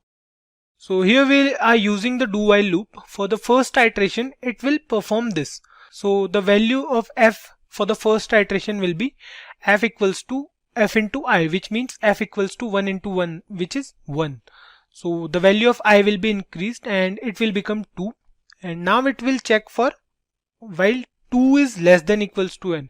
Yes, 2 is less than n. So it will again go up and it will update the value of f, and the new value of f will be 1 into 2, that is 2. Then again the value will be increased and it will become 3, and then it will change the value of f as well. If it will become 6 and the value of I will become 4, then it will check if 4 is less than 5. Yes, 4 is less than 5.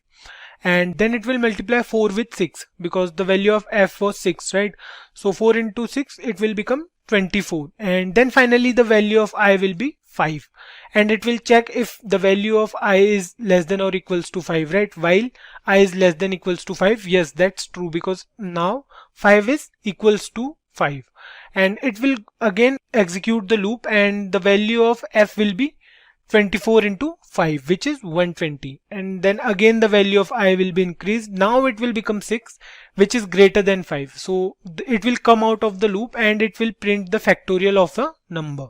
So let's save this program. So the factorial of 5 is 120, because see here we have used the factorial of n. N is 5 and the factorial is 120. So if we try to give any other number here other than 5, let's say we are using here 10. Save it.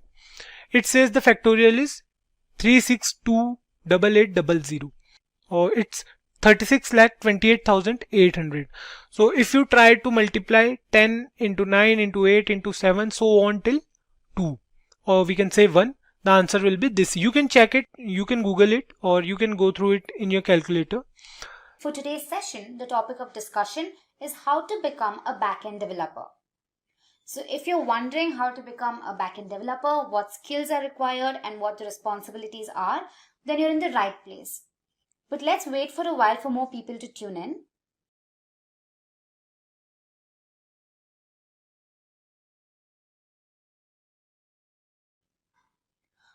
I'd also like to thank all our viewers for actively participating in these sessions. Alright, so whilst you're at it, if you haven't subscribed to our channel already, make sure to hit the subscribe button and the bell icon to never miss an update. Okay, so I see a lot of people tuning in.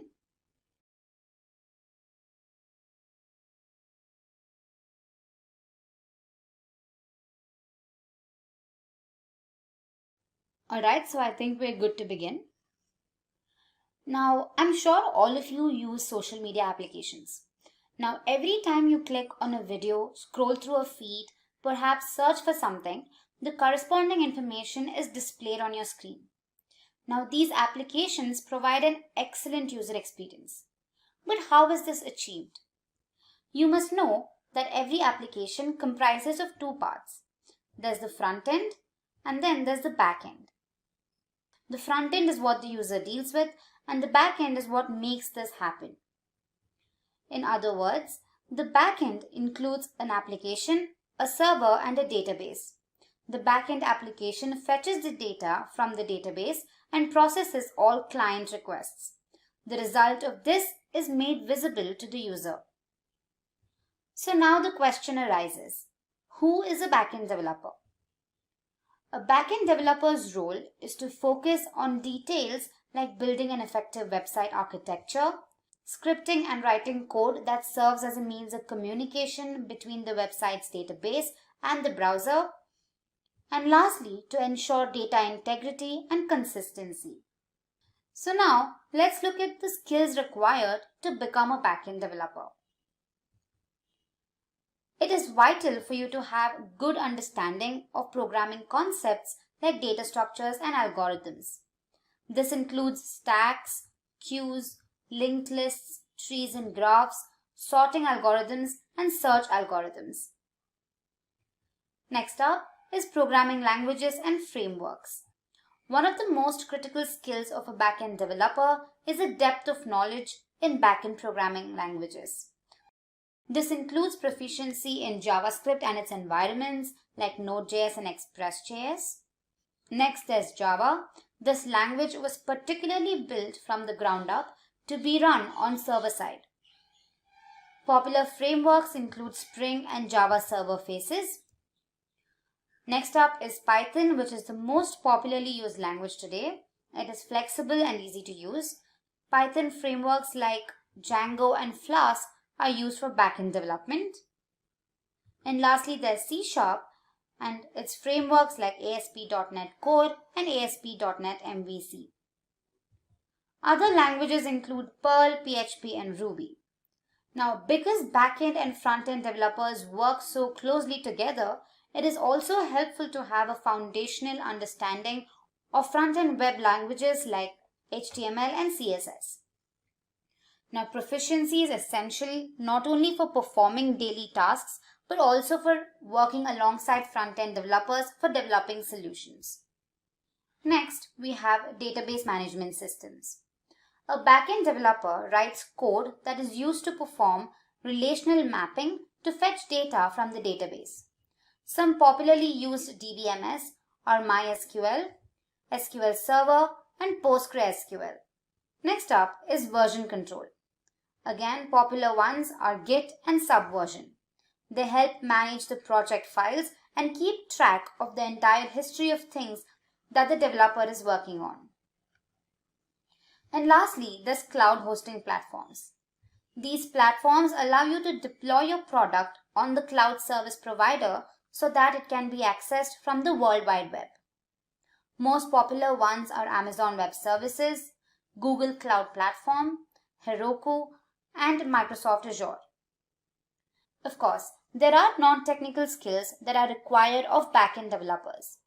Those who choose this profession should be comfortable with analytical processes, have well-developed problem-solving capabilities, be interested in emerging technologies, have good communication skills, and be able to work independently and sometimes as a part of a collaborative team. Now that you're familiar with the skills, let's have a look at the responsibilities of a backend developer. First up is forming an understanding of the performance needs and goals of the website to develop effective, successful solutions. Development and management of application programming interfaces. Development of systems for websites to accept and securely store data, such as those required for payment processing systems. Then there's writing code, testing and development solutions for code-related issues. Then there's organization of system logic. Other responsibilities also include development of site architecture using proper methodologies like Agile Scrum framework, and also providing solutions to system problems. Lastly, let's have a look at the salaries of a backend developer. The average salary of a backend developer in the United States is around $102,000 per year. The average salary of a backend developer in India is around 7,23,000 Indian rupees per annum. In this session, we're going to cover the topic of what is Angular. I'm sure all of you use mobile and web applications, be it from social media to healthcare, e-commerce and net banking. These apps are used by billions of people across the globe. Now, the main reason we use these apps is that they offer seamless user experience and interface. But how are they developed to provide such reliability? One of the frameworks that is widely used to build such robust apps is Angular. So let's dive into the session now. So here is a list of topics that we're going to be covering. First up, we'll see why Angular was introduced. Then what is Angular? Features of Angular, Angular architecture, advantages and limitations of Angular, the learning curve of Angular, and finally we'll look at some of the companies that deploy Angular. So without further delay, let's begin. Why Angular? Now, JavaScript is the most commonly used client-side scripting language. It is written into HTML documents, enabling interactions with web pages in many unique ways. So, as a relatively easy to learn language with almost pervasive support, it is exceptionally well suited to develop modern applications. But the question arises, is JavaScript ideal for developing single-page applications that require modularity, testability, and other features? Perhaps not. However, we have a variety of frameworks and libraries designed to help us with such things. With respect to front-end development, Angular and JavaScript together bring in structure and consistency to your web applications and also provide scalability and maintainability. Now, Angular is specifically developed for single-page applications. So now the question arises, what exactly is Angular? Angular is an open-source JavaScript framework written completely in TypeScript. Now, it was primarily aimed to develop single-page applications and is maintained by Google. Angular as a framework provides a few advantages while also providing a standard structure for developers. It is designed for web, desktop, and mobile platforms. Now, if you have a doubt here as to what exactly single-page applications are, let me help you with that. Now, these single-page applications are basically applications that get loaded just once. So the main page gets loaded onto your browser. So any further interactions does not lead to loading of subsequent pages. Anything that has to be done further is just an addition to the already loaded page. So these single-page applications are primarily developed using Angular. Moving ahead, let's look at the features of Angular. We have 4 features that we're going to be discussing. We have the document object model, TypeScript, data binding, and testing. Now let's look at them one by one.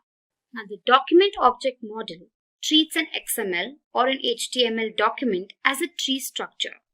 Now here every node in the tree structure defines an object representing a part of your document. Angular uses the regular DOM. Now let's suppose you've made 10 updates on a single HTML page. So every time you make a change, the corresponding DOM or the tree structure needs to be updated. Now Angular updates the entire tree structure of HTML tags. Moving on to our next feature, we have TypeScript. Now TypeScript defines a set of types to JavaScript, which helps you write JavaScript that is easier to understand. Now all the TypeScript code compiles down to basic JavaScript that can run smoothly on any platform. Now, TypeScript is not mandatory for developing an Angular application, but it is highly recommended. The main reason it's highly recommended is that it offers better syntactic structure while making the code base easier to understand and maintain. Now, TypeScript can be installed as an npm package. Now, to do that, you just have to run the command npm install -g TypeScript on your command prompt. Next up is data binding. Now, data binding is a process that allows you to manipulate web page elements using the web browser. Now, it mainly employs dynamic HTML and does not require complex scripting or programming. It is used in web pages that include interactive components like calculators, tutorials, games, etc. Now, incremental display of a web page makes data binding extremely convenient when pages contain a large amount of data. When it comes to Angular, it uses two-way data binding. So any changes made in the UI element is reflected in the corresponding model state. And conversely, any changes made in the model state are reflected onto the UI state. Now, this allows the framework to connect the DOM to the model data via the controller. The last feature we're discussing is testing. Angular uses Jasmine to run its various tests. The Jasmine framework allows various functionalities to write different kinds of test cases. Karma is a task runner for the tests that use a configuration file to set the startup, reporters, and testing framework. So with that, we've covered the features of Angular. So let's go ahead and understand the architecture of Angular. Now, Angular is a full-fledged MVC framework. It provides a strong opinion on how the application should be structured and offers bidirectional data flow and updates the real DOM.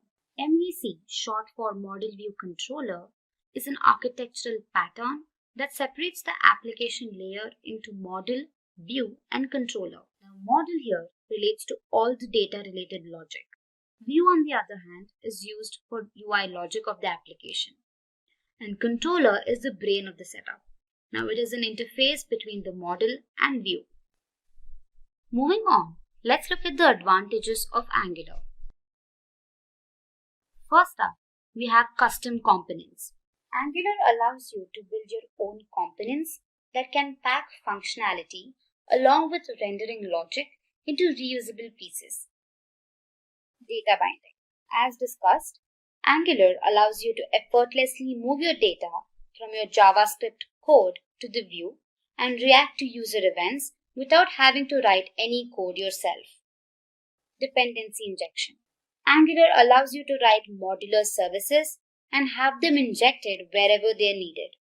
This greatly improves the testability and reusability of the same. Don't worry if you can't wrap your head around these topics.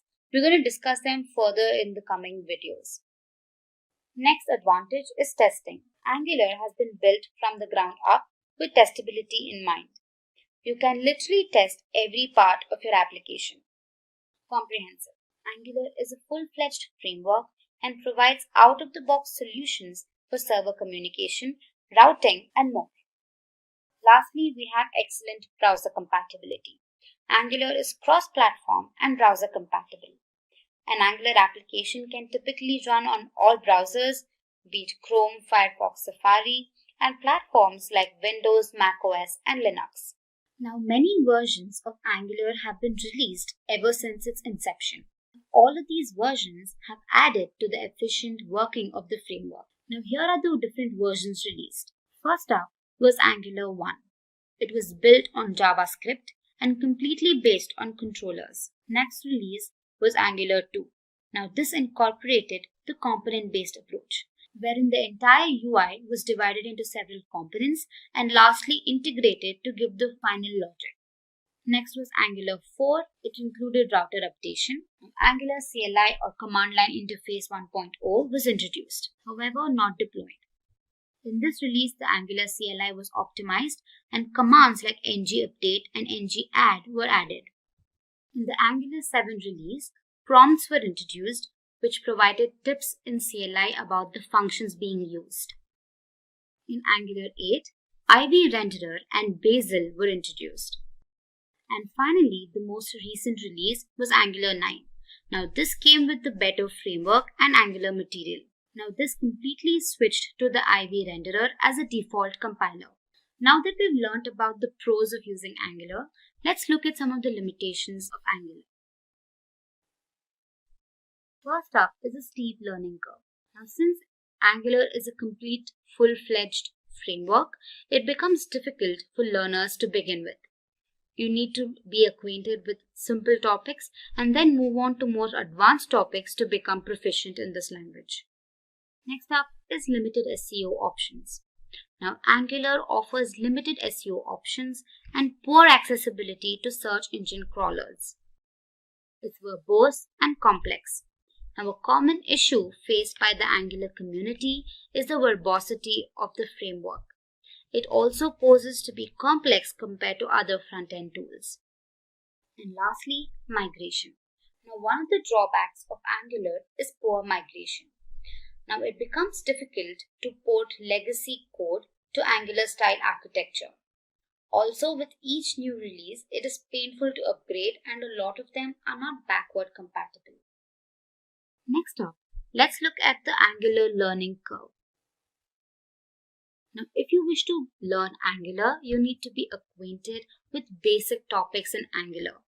Some of them are directives, modules, decorators, components, services, dependency injection, pipes, and templates.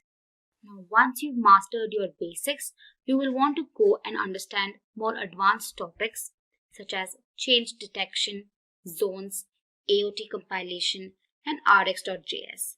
However, the learning curve of Angular is clear-cut. In the beginning, it could be a little intimidating, but once you start using the tool, it becomes way more easier to comprehend and understand what is going on.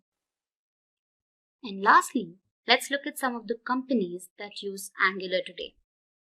Many top-tier companies like Nike, Forbes, Google, HBO, Sony, Upwork, among others, readily deploy Angular. So moving on, let's look at the prerequisites for Angular. First up, we have Node.js. Angular uses Node.js as its base for a large part of its build environment. So as a result, to get started with Angular, you will need to have Node.js installed on your environment. So head to their official website and download the latest release for your corresponding operating system. Next up is the Angular CLI. Now this command line interface is a tool that makes it easier to bootstrap and develop your Angular applications. Now to install the latest version, run the command npm install-g at angular/CLI. You gotta run this command on your command prompt. And finally, to confirm installation, check for its version. Now the next thing that you will need is an IDE or a text editor to type your code. Now there are several IDEs that you can choose from. But in this series, we've used VS Code throughout. So it is available on all platforms. So go ahead and download it if you haven't already. Now moving on to the final part is the demo. Now that you have a basic understanding of Angular and its prerequisites, I think you're ready to create your first Angular application. So let's head to our VS Code and begin. Here, I've created a folder called Angular on my desktop and opened it on my Visual Studio Code. So to create your app, you need to open the terminal. Just go here and select New Terminal. And now type in the command ng new and provide the name for your app. So I'm just going to say Hello World. So now this is going to create, just say yes. So basically what happens is that when you run the command, it will automatically generate a skeleton application under the folder that is Hello World in our case. And it includes a bunch of files and installs all the necessary dependencies for the Angular application. So this could take a while. So once you've created your application, to run it, first change the directory. So let's say cd hello world. And now use the command ng serve. Now once it's compiled, you need to go to your browser and type in localhost 4200. And once you do that, you can see your UI you can see that the application has been loaded onto your browser and it says Hello World app is running. So this is how you create your application. So let's go back to our VS Code. Now, as you can see here, there are many files and folders that are created, right? So let's look at a few of them. Of course, we can't explain everything, but I'll brush through a few of them. So the first main component is basically the root component. Now the root component here is the index.html. So here, if you open the file and see, it's a very small crisp code, right? But the most important thing in the file is this app root element. So what this does is it's basically the marker for loading your application code. So this is extremely important. So the next important file is the main.ts. Now this is a part of the bootstrapping piece. Alright, so the index.html file is responsible for deciding which files are to be loaded, correct? The main.ts file, on the other hand, identifies which Angular module is to be loaded when the application starts. So this is just a brief explanation as to what they are doing. Next, we have the app folder. Now here, we have the app.module.ts file. Now this application module file can be thought of as the core configuration of your application. So here's where the source code starts from. And moving on, we have the app.component.ts. So these are all TypeScript files, hence the extension TS. Now this file basically is the root component of your application. And then we have the HTML file for the same, which defines the appearance of what you can see on your browser. So let me just change the message that is being displayed. So I'll say, hey, welcome to this Angular tutorial. So let's save this, and when we go back to our browser, we can see the message, hey, welcome to this Angular tutorial being displayed. So like this, we can make a simple change and then it gets rendered onto your browser. So this was just a brief explanation of what happens in the background of your application. First, we'll get acquainted to what exactly Angular components are. Then I'll help you create an Angular component by showing a quick demo. And lastly, we'll learn about component decorator metadata. But before we begin, make sure to subscribe to our channel if you love watching new and interesting technology videos. Also, hit the bell icon to never miss an update. So what exactly are Angular components? Now, I'm sure everybody uses web applications. And one of the most widely used applications is Gmail, correct? Now, to help you understand what components are, consider them as Lego blocks. Now, they basically are combined together to form the final application. So in this case, here we have the logo component, then you have a sign-in component, an image component, and then a create account component. Now, all of these components generally don't affect the working of each other. But however, when embedded, they define the UI of your application. So I hope you understood what components are. So to go ahead, let's discuss some of its common features. Now, firstly, they are the building blocks of an application. Generally, you have a root component, which is basically the app component, and then it branches out into other components, creating a hierarchy. And these components are a subset of directives. Now, don't worry about what directives are because we'll cover them later on in the series. But to give you an idea, there are three types of directives. You have the structural directives, the attribute directives, and the component directives. Only one component can be instantiated per element in a template. Now, components are typically custom HTML elements, and each of these elements can instantiate only one component. Now, don't worry, you'll understand this better when I show you the demo. Nextly, a TypeScript class is used to create a component. Now, this class is then decorated with the @component decorator. Now, the decorator accepts a metadata object that gives information about the component. Now, a component must belong to the ng module in order for it to be usable by another component or application. And finally, components control their runtime behavior by implementing lifecycle hooks. So this was just a brief introduction to what Angular components are. Now, you will only be able to understand the working of components when I show it to you practically. So let's head over to our Visual Studio Code. Now here, back in my VS Code, I've created a folder called Angular Demo, within which I've created an Angular application called Demo Components. Once executed, the browser looks something like this. So if you haven't watched our previous video on getting started with Angular, that is Angular Hello World, I highly suggest you go through that video first. It helps you create your first Angular application. So now let's go ahead and create our first component. Now the command used to create our component is ng-gc and your component name. Once executed, it creates 4 different files. Now let's just see how this works on our VS Code. Now what you can do is head to your terminal and type in the command ng-gc and provide a name for your component. For example, I'm going to just call my component text component. Alright. So what it does is that it creates 4 different files. You can see you have 4 different files that have been created, and finally it updates the file that is app.module.ts, indicating that this new component has been created. So here in your source folder, within which there's an app folder, and again here you can see that your 4 different files have been created. First is the HTML file, wherein you can define all the code that you want for your component. Next you have the CSS file for your styling.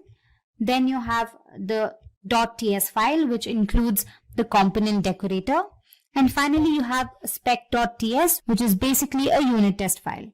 Alright, and then in your app.module.ts, you can observe that the component that you've created, that is text component, has been imported.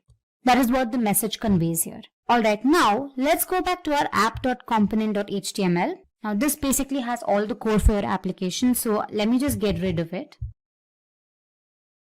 And I'm just gonna display a basic heading saying hello, welcome. Alright, so let me save it. And if you go ahead and look at your browser, hello, welcome message is displayed. Now let's go back to our component.html file. And here, let me provide a message. Let me say H3. And let me display a message saying, welcome to this tutorial on Angular components. Alright. Now in your text component.ts file, which is your TypeScript file, the selector mentioned here is app-text component. Now go ahead and copy this. And in your final component.html, go ahead and create your custom HTML tag with the selector that you just copied. Now this indicates that the component that you just created, that is the text component, is being incorporated in the final render.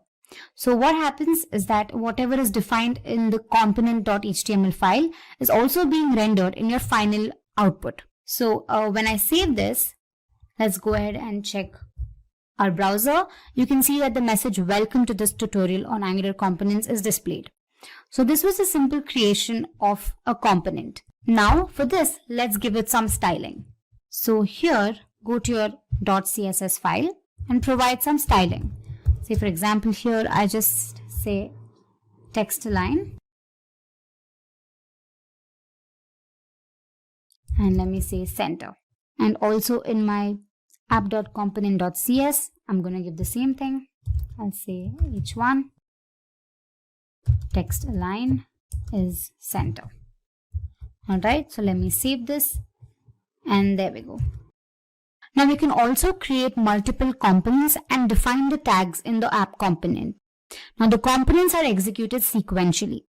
So now let's create another component just to give you a brief insight into it. Let's say ng-gc image component. Now here I'm going to be adding the Simplilearn logo. So I'll show you how that works. Now you can see that a new component has been created with 4 files again. So in my assets folder here, I've added the logo. So what I can do is back in my HTML file, I can go ahead and create an image tag. So first, let me just display another message here just to avoid any confusion. And let me say this is the image component. And then let me say image source equals. So the source is basically assets / logo.png and class equals center. Alright, so you can also head to your CSS file and provide any sort of styling that you need.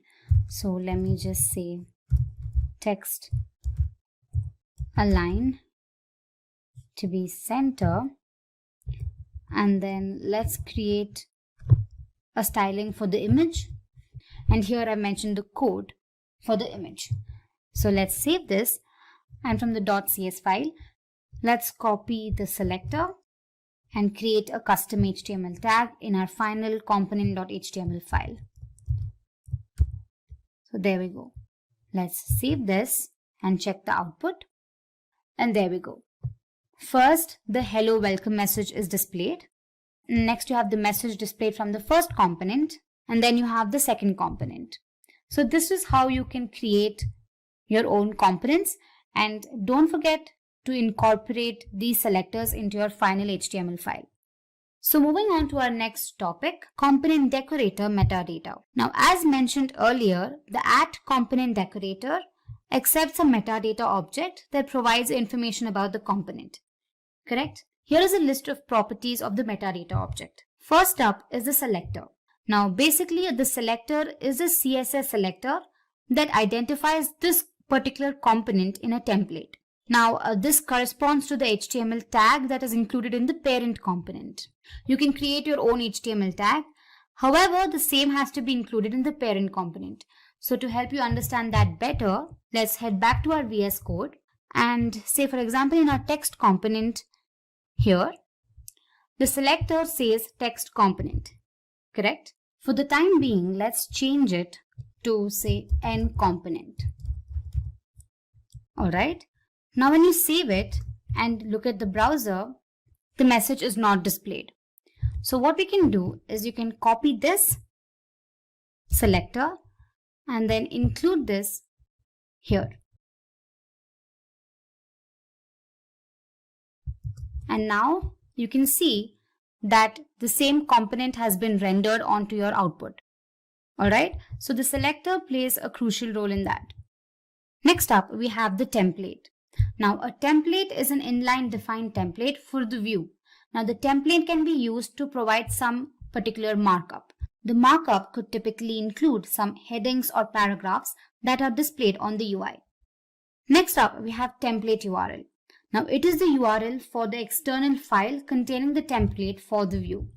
So here you can see, this is basically the external file that contains the template for the view. Next up, you have styles. Now, these are also inline defined styles that can be applied to the components view. So any code that you provide in the .css file can also be included here. Next, you have the style URLs. Now, this is a list of URLs to your style sheets that are applied on your components view. Next up, you have providers. Now, this is again an array where certain services can be registered for your component. Lastly, we have animations. As the name suggests, these are animations that can be listed for your components. First, we'll understand what exactly dependency injection is. Then we'll understand the demerit or the drawback of not using dependency injection. Then we'll understand dependency injection as a design pattern. And finally, I'll help you understand the entire concept with the help of a demo. So let's begin. What exactly is dependency injection? So let's consider this. I'm sure you're aware that Angular uses the concept of components. The entire UI of the application is divided into several components. Now, what if all of these components perform similar tasks, be it accessing the database, rendering images, etc.? Now, instead of writing the same piece of code for every component, you could write the code once and then perhaps inject the same code into every component. Now, this is supported by dependency injection. Now, to give you a better example, consider two classes A and B. Now, let's assume that A uses the objects of class B, and normally in object-oriented programming, an instance of class B is created so that A can access its objects. With using dependency injection, we move the creation and binding of dependent objects outside of the class that depend on them.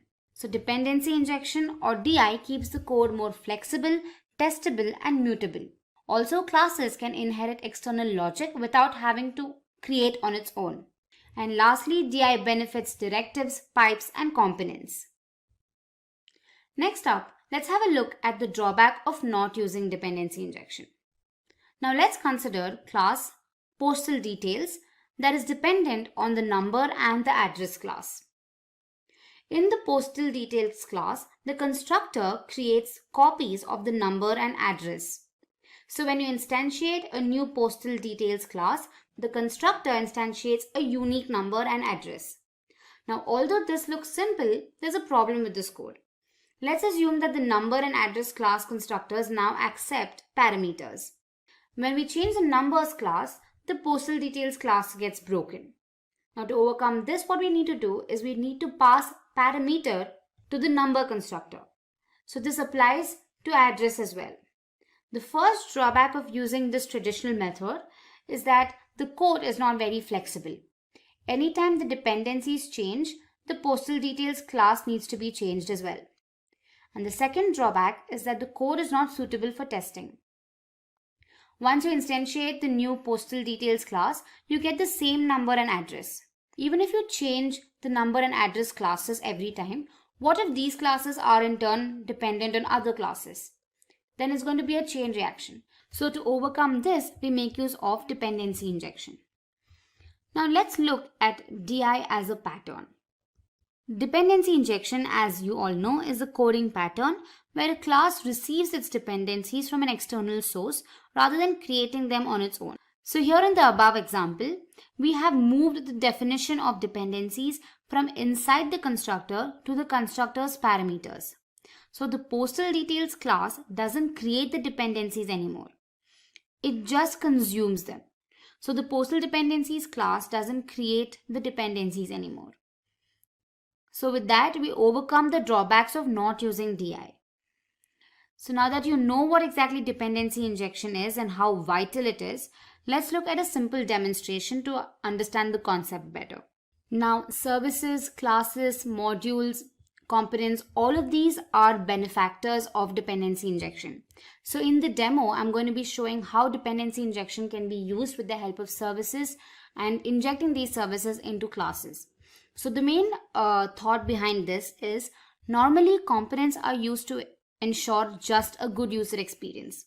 These components do not generally execute tasks. So to execute these tasks, we make use of services. So a component can delegate tasks like fetching data from the server, any network related issues, etc. to a particular service. And these services can be made available to components. With the same thought, what I'm going to be doing is I'll be creating a service that performs the task of displaying an employee list. Later, we're going to inject this service into the class using dependency injection. So let's head to our Visual Studio Code for the demonstration. Alright, so as discussed, I'll have to first create a component that displays a button for the employee, and then I have to create a service class and inject it into my component. Now this service holds the employee details such as name, employee ID, email ID, etc. So first, let's go ahead and create a component. So here, let me just type nggc, and the name of the component I'm providing is empinfo. If getting your learning started is half the battle, what if you could do that for free? Visit SkillUp by Simplilearn. Click on the link in the description to know more. Alright, so as you can see here in my app folder, I have the component with 4 different files. Alright, so the next thing we have to do is we have to create a service. So to create that, we make use of the command nggs. You can either give S or service, and the service name I'm providing is records. So let me just say records here. Alright, here you can see 2 files are created. There is a spec.ts file and the .ts file. Alright, so now the service contains all the employee data that needs to be displayed. Right, so let's go ahead and write the data. So first we're going to make use of 3 arrays. I'm going to be displaying employee records for 3 employees. So I'll have to create 3 arrays and provide certain information. So let's go ahead and do that. Alright, so the array I'm creating is called info1 for the first employee, and I'm going to be passing information like name, employee ID, and the email ID. So the array is of type string, and within which, let me just mention the details.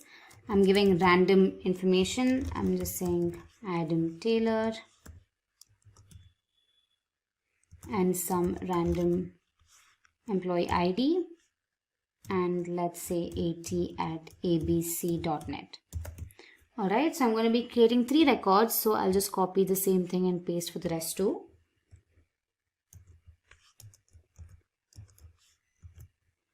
Let's just change here, provide a different name here.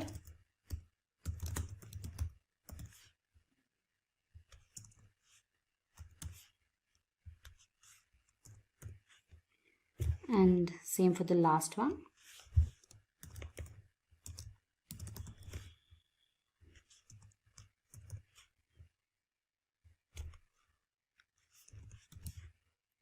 And let me change the name of the array as well. Alright, so with the agenda to retrieve this data in our component, we make use of the method for the same, right? So this method returns the employee data. So let's go ahead and create this method.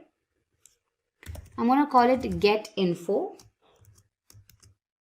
and then just say string, and then this will just return this dot info1.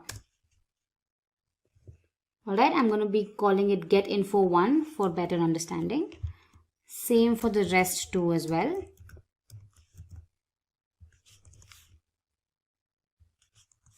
I'm just going to return different arrays here. Alright, and lastly info3. Alright. Now in order to retrieve this information in our component, we need 3 more arrays, right? 3 more arrays that will receive this data. Let's go back to our component.ts file here and then type in the following code. So I've created 3 arrays again. Info received 1, 2 and 3. Now what we need to do is we have to accept the information that is being sent from the service, correct?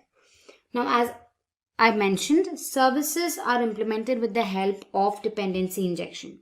So what we need to do is we'll have to first import the service into the component.ts file. The key reason behind doing this is that when Angular creates this component, an instance of this service class is also made to perform the necessary tasks. Correct? So let's go ahead and just import it here. So I'll say import records service from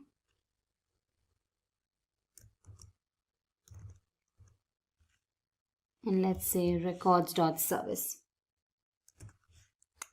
Alright, and what we have to do next is that we must also declare this instance that is being created in the providers array of the component. Alright, so let's just say providers and then say records service. Alright, now we've created the instance of this class, right? However, to access this instance, an object is also created. So this object will in turn access the methods and variables of the service class. So for that, we have to create another object. So let's do that here in our constructor method. Let's say constructor private. And the object I'm creating is called our service. You can give a name of your choice. And then I'm going to just say records service. Alright, now this object will help me retrieve data from the service. So let's go ahead and use this in order to get the employee details.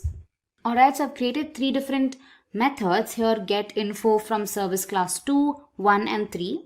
And these methods will retrieve the data and add it to our array here, that is info received.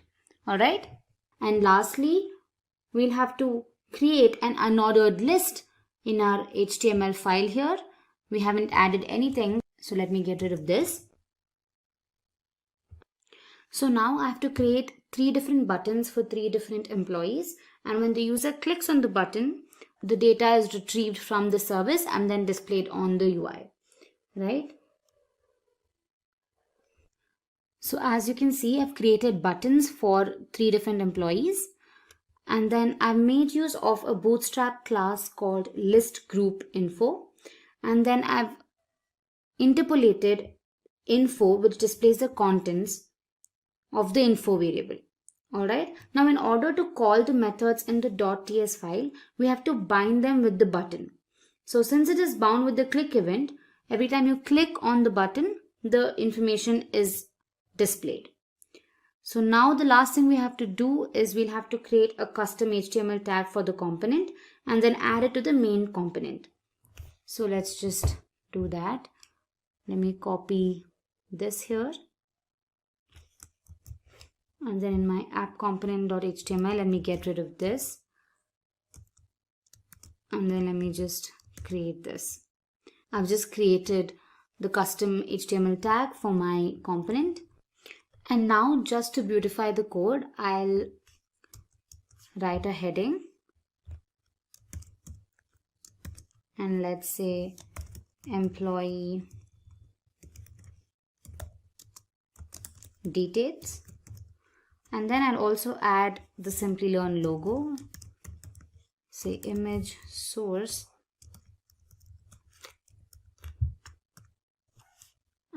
I've added the image here, so let me just say logo.png.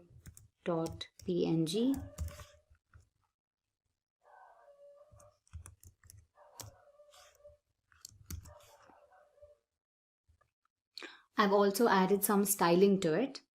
Alright. So now let me just save this and have a look at the browser.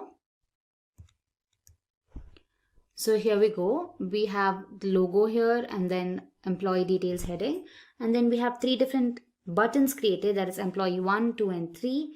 And when I click on it, the information of the employee is displayed, the name, the ID and their email address. So yeah, so this is how you can make use of dependency injection and inject a service class into a component. So dependency injection plays a crucial role in Angular. We'll understand what Angular forms are. Then we'll look at the different types of form building supported by Angular. Next up, we'll get acquainted with features like form control and group control. And we'll learn all of this with the help of a simple demo. So without further ado, let's begin. So what exactly are Angular forms?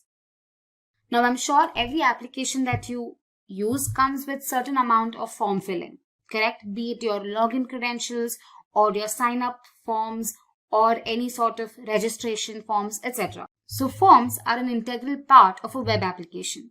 You need forms to update your profile or to enter sensitive information, or also to perform any sort of data related tasks.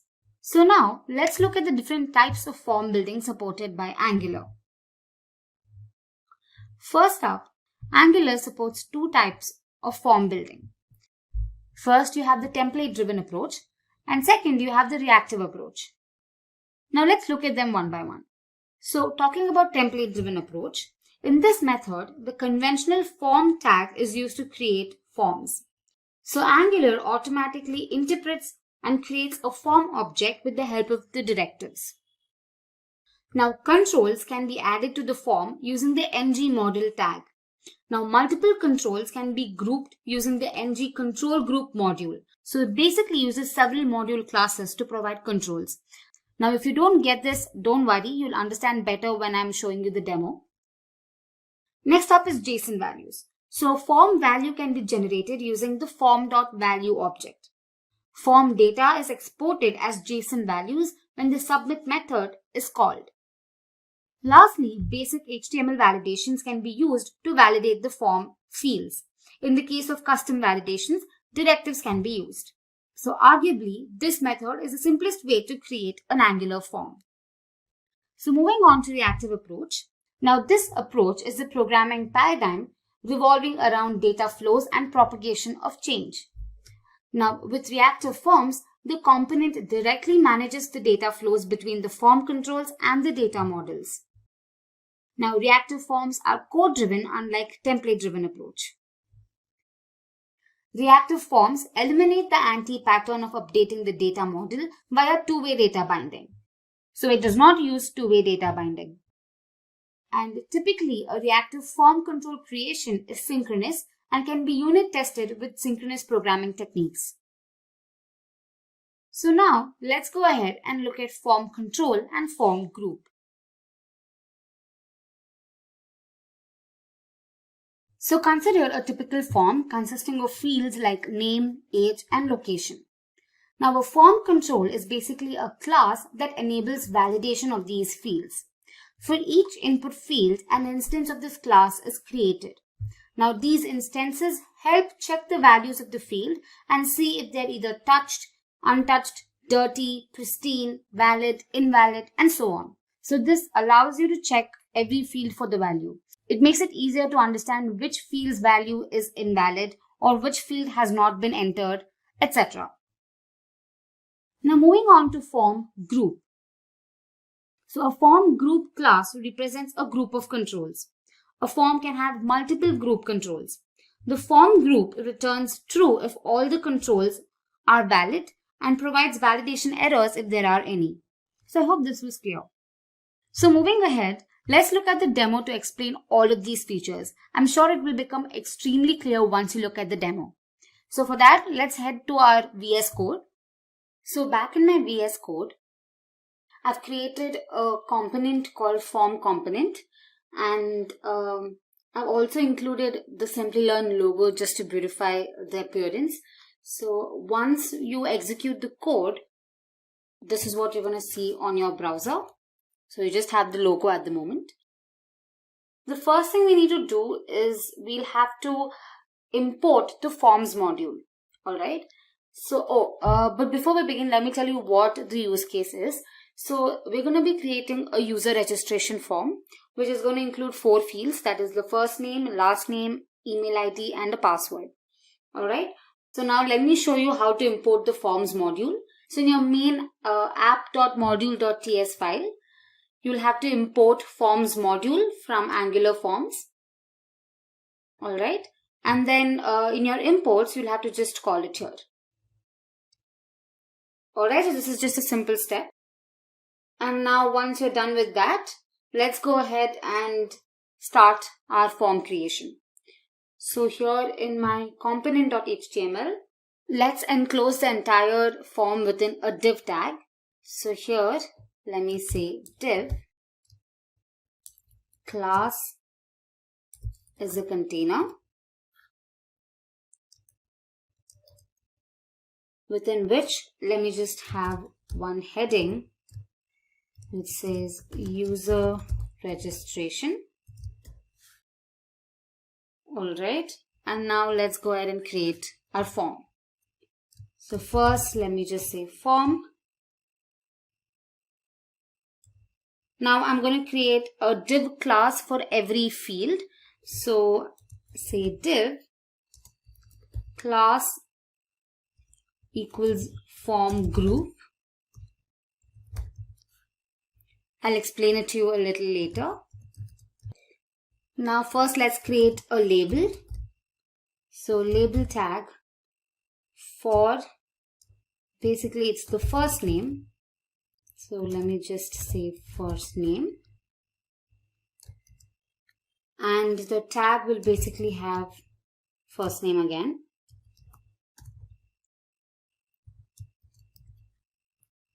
Alright, and let me just break the line. Next we have the field. So let's say input. Type is text. Name is first name. And we have a class which is the form control class. Alright. So this we'll have to do for all the other fields. So let me just copy this and paste it like 4 times. I'll also add the tag pre for spacing. Let's do that here. And finally, we'll have the button. So let's just add that here with a type submit.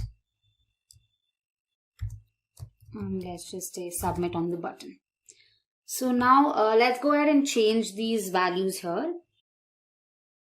So here let me just change it to last name. Here as well. And here as well. And in this case it is going to be email. So let me just change it here.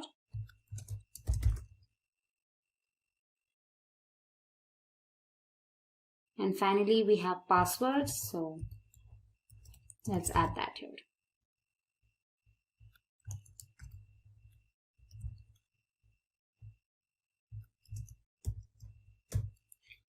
Alright, so let's save this and just have a look at our browser. So there we go. We have our user registration form ready, but I would like to align it to the center. So let me just do that. So here in my CSS file, I'm just going to align all the div tags to the center and the label tag to the left. So let me save this and look at the browser now. And there we go. We have our registration form with a logo. So this is how you create a simple form. Now we'll have to add a directive called ngModel. Now this directive, when added into the input tag, will provide form controls to every input field. Alright, so here let's just go ahead and say ngModel. That is it. So let me just copy this and paste it for every other field. Alright, let me save this. And back in my browser, let me inspect. And here you can see different types of classes like ngUntouched, ngPristine, ngValid are added. Right? So this indicates that Angular has recognized the form tag and it has added these classes to the form as well as all the fields. So this is achieved when you add the ngModel directive in your input tag. Now, back in my VS Code. Now every form has an output property attached to it called ngSubmit. Alright, so this property can be bound within a method called the submit method. So once submitted, this method is called. Right, so once we click on the submit button, this method has to be called. So to include that, we'll have to just say form ngSubmit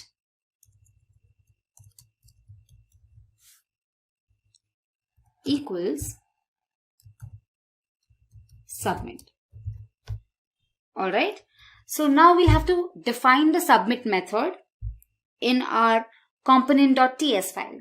So here, let me just go to our component.ts file and let me just get rid of unnecessary code here. And let's define a function called submit.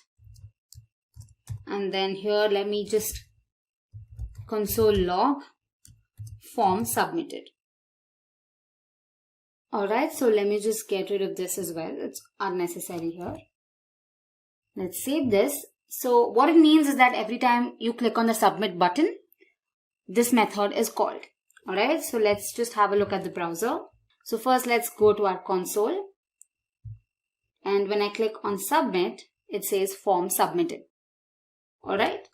So the next crucial step is to generate JavaScript representation. Now we'll have to make use of another directive called ngForm that is assigned to a template variable. Okay, so this JavaScript representation helps with validating all the fields. So I'll help you understand that better. So back in our HTML file, let's just create a variable first. Let's call it login. Alright. And say ng form. Okay. Now the ng form object includes the JavaScript representation. So now while you're calling the submit method, you're going to pass login as a parameter. So let's just say login here. And in my TS file, again, let's just say login. And along with it, I want login to be displayed. So I say login again. So now let's save this. And if you have a look at the browser, let's click on submit. And now here you can see the JavaScript representation. So within form, I can check for email or say first name. And here for this field first name, you can see different properties attached. You can see invalid. Is it invalid or is it untouched, which is true, or are there any errors? So this basically gives you all information about the particular field. So we can make use of this feature to validate the information. So we're going to learn about that in our next segment. Moving on to form validation, one way to ensure that incorrect fields are not submitted is by disabling the submit button. Correct? Now apart from this, you can also specify certain properties in your input tag for the corresponding input field. Now let's say that the fields can't be empty and the form only accepts names with a minimum length of 2 and the maximum length of 7. Alright, so here in my input tag, I just mention required, meaning this field cannot be empty, and min length to 2 and max length to say 7. Alright. So to check this, let's go to our browser and here let me submit the form without filling the first name, and evidently there has to be an error. So when I submit it and I look here within forms and here controls, and my first name, you can see that an error is shown. Here it says required equals true. That means that there is one error. Now you can make use of these form control objects.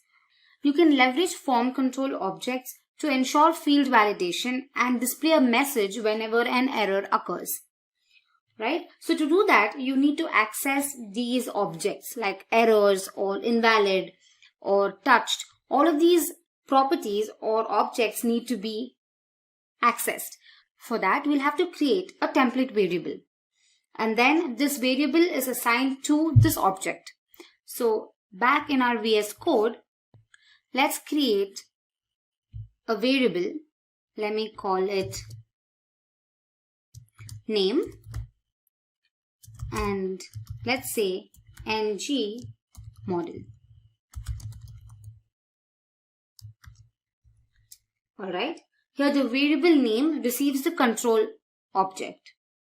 So here back in my browser, when I submit again without the first name, you can see that the invalid property is set to true. Correct? So this helps us use this property to alert the user with the help of a simple if logic. So back in my VS Code, let me create another div tag within which I mention ng if, within which I'm going to use a simple if logic. So let's say ng if name, which is our template variable, name dot touched and name dot invalid is true, right? Then I'm going to alert. So I'm going to make use of an alert Here, let's say alert danger. Alright. So in my CSS file, I'll have to mention the simple styling for alert. So here, let me just say, so we're going to have the background color red for danger, alright? And here, I'm going to display the message invalid in bold. So now, let's go back to our browser and check it. So let me proceed without entering the last name. It says invalid here. So this was a simple demonstration to show you form validation. Of course, you can modify the code depending on your requirement. Say suppose the length of the first name is too short, then you can alert the user with a different message. Or suppose they have missed out on filling a form field, then you can again alert the user. So you can basically make use of the nested if condition, right? Now just to help you understand that better, let me just show it to you. Now back in my HTML file, instead of invalid, let me have another tag, a paragraph tag, within which I make use of ngIf again. Now ngIf name.errors.required is true. Then I display the message first name required. Alright. And if the length of the first name is not 2, now if the length of the first name is less than 2, then I'm going to display another message. So let me just say name.errors.minLength. If this is true, then I'm going to say sorry, short first name. Alright, so let's save this and have a look at the browser. When I proceed without providing the name, it says first name required. But when I type in one character, it says sorry, short first name. But if I type in another character, it accepts. So I hope this made you understand how form validation works. So this was just a simple demonstration again. Now I highly recommend you explore these properties and play around with these objects. Trust me, it's really fun. So I hope this tutorial helped you out. First, let's have a look at the basics of routing. Now I'm sure that you've observed that the URL changes every time you click on a particular link or on an icon on the user interface, correct? Now this basically indicates that you are navigating throughout the application. Now to achieve this navigation, we use a mechanism called routing. Routing is essentially used to navigate through a website or a web application. But how is it achieved in Angular? Especially in Angular, routing plays a major role. It is used to create single-page applications. Now these applications are loaded just once and new content is added dynamically. Applications like Google, Facebook, Twitter, and Gmail are a few examples of single-page applications. The best part of using single-page applications is that it provides an excellent user experience and you don't even have to wait for new pages to load, which by extension makes single-page applications extremely fast. But how is this new content loaded? Enter routing. Now routing is the mechanism that, as discussed earlier, that is used to navigate through the application and load new content. Routing helps Angular configure the route and the component that needs to be displayed. Now I'm sure you're going to understand the concept of routing better when you work on it hands-on.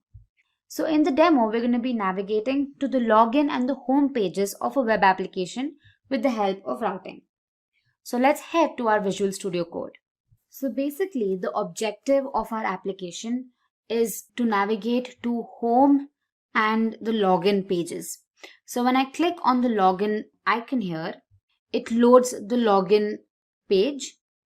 And here you can see the extension /login.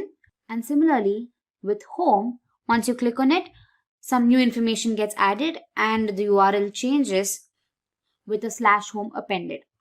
Alright, so this is the main objective of our application. So to create it, let's head back to our VS Code. Alright, so here I've created a folder called demo_angular and I've created a file called demo routing. Now the first thing you want to do is open the index.html file and make sure that the base tag is added. Now although this is generally added when your app is created, if it is not, then add a base tag with href attribute which is set to a /. Alright, now this is generally done to tell Angular to construct the URL while navigating with a /. Alright, and the next thing you want to do is open your app.module.ts file and check if the app routing module has been imported. If not, go ahead and import it and then also mention it in your imports array. With that, the initial setup is done.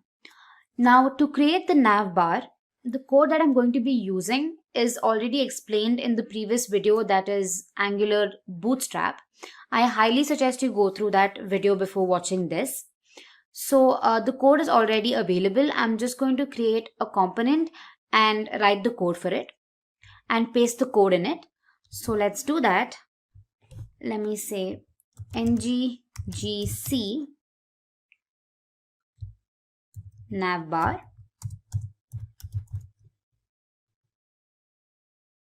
Alright, so this component is now created. Now here in my HTML file, I'll just get rid of this and paste the code for the navbar. So here we go. I've pasted the code for the navigation bar. And back in my app.component.html file, I'll just remove all the unwanted code here and just specify the custom HTML tag for my navbar. So let me just create one here. Alright, let me save this. Let me just run the application and see if it's displaying correctly. Alright, so when I open the browser, the navigation bar has been created along with these different options, that's home, about, services and login. Alright, and we also have the Simplilearn icon here. Alright, now the next step is to generate the components to display the login page content and the home page content. Now again, I have used Bootstrap to define the user interface for these files. You can easily find the code online. Just search for Bootstrap login templates, and depending on your requirements, you can choose the appropriate one.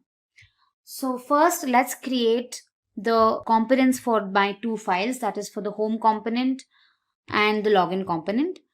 So let's go ahead and do that. nggc, I'm just going to call it login for my login component. Alright, and then I'm going to say nggc home for the home component. Alright, so I'm just going to copy the code for the login component. So back in my login.html file,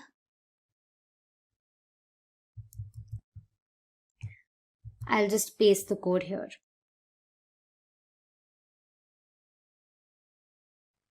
Okay.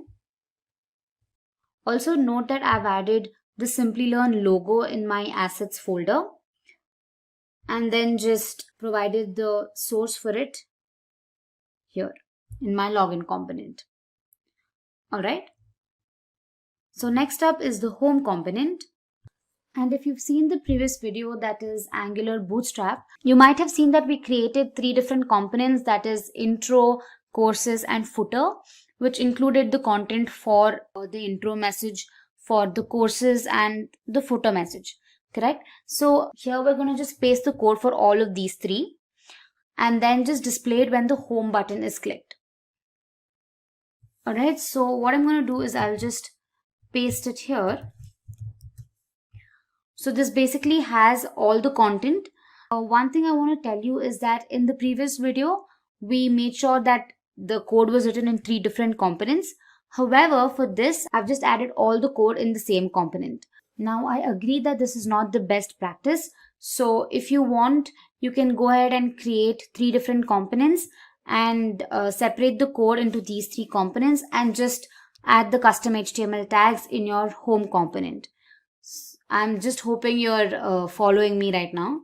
And also here in my assets folder, I've added a video and the YouTube logo that needs to be displayed when the home icon is clicked.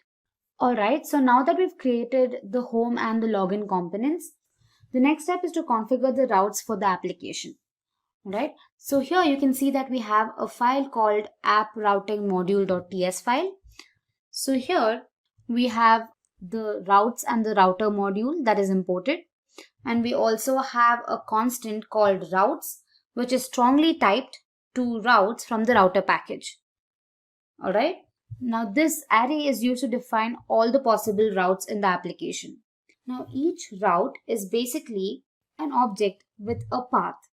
So here in my routes array, I'm just going to go ahead and create the paths. That is, we have 2 different routes, right? One is for login and one is for home. So I'm just going to create a path object. So let's say path. Within curly braces, I say path. And then the path that I'm going to give is login. This is basically what will appear on the URL. Alright.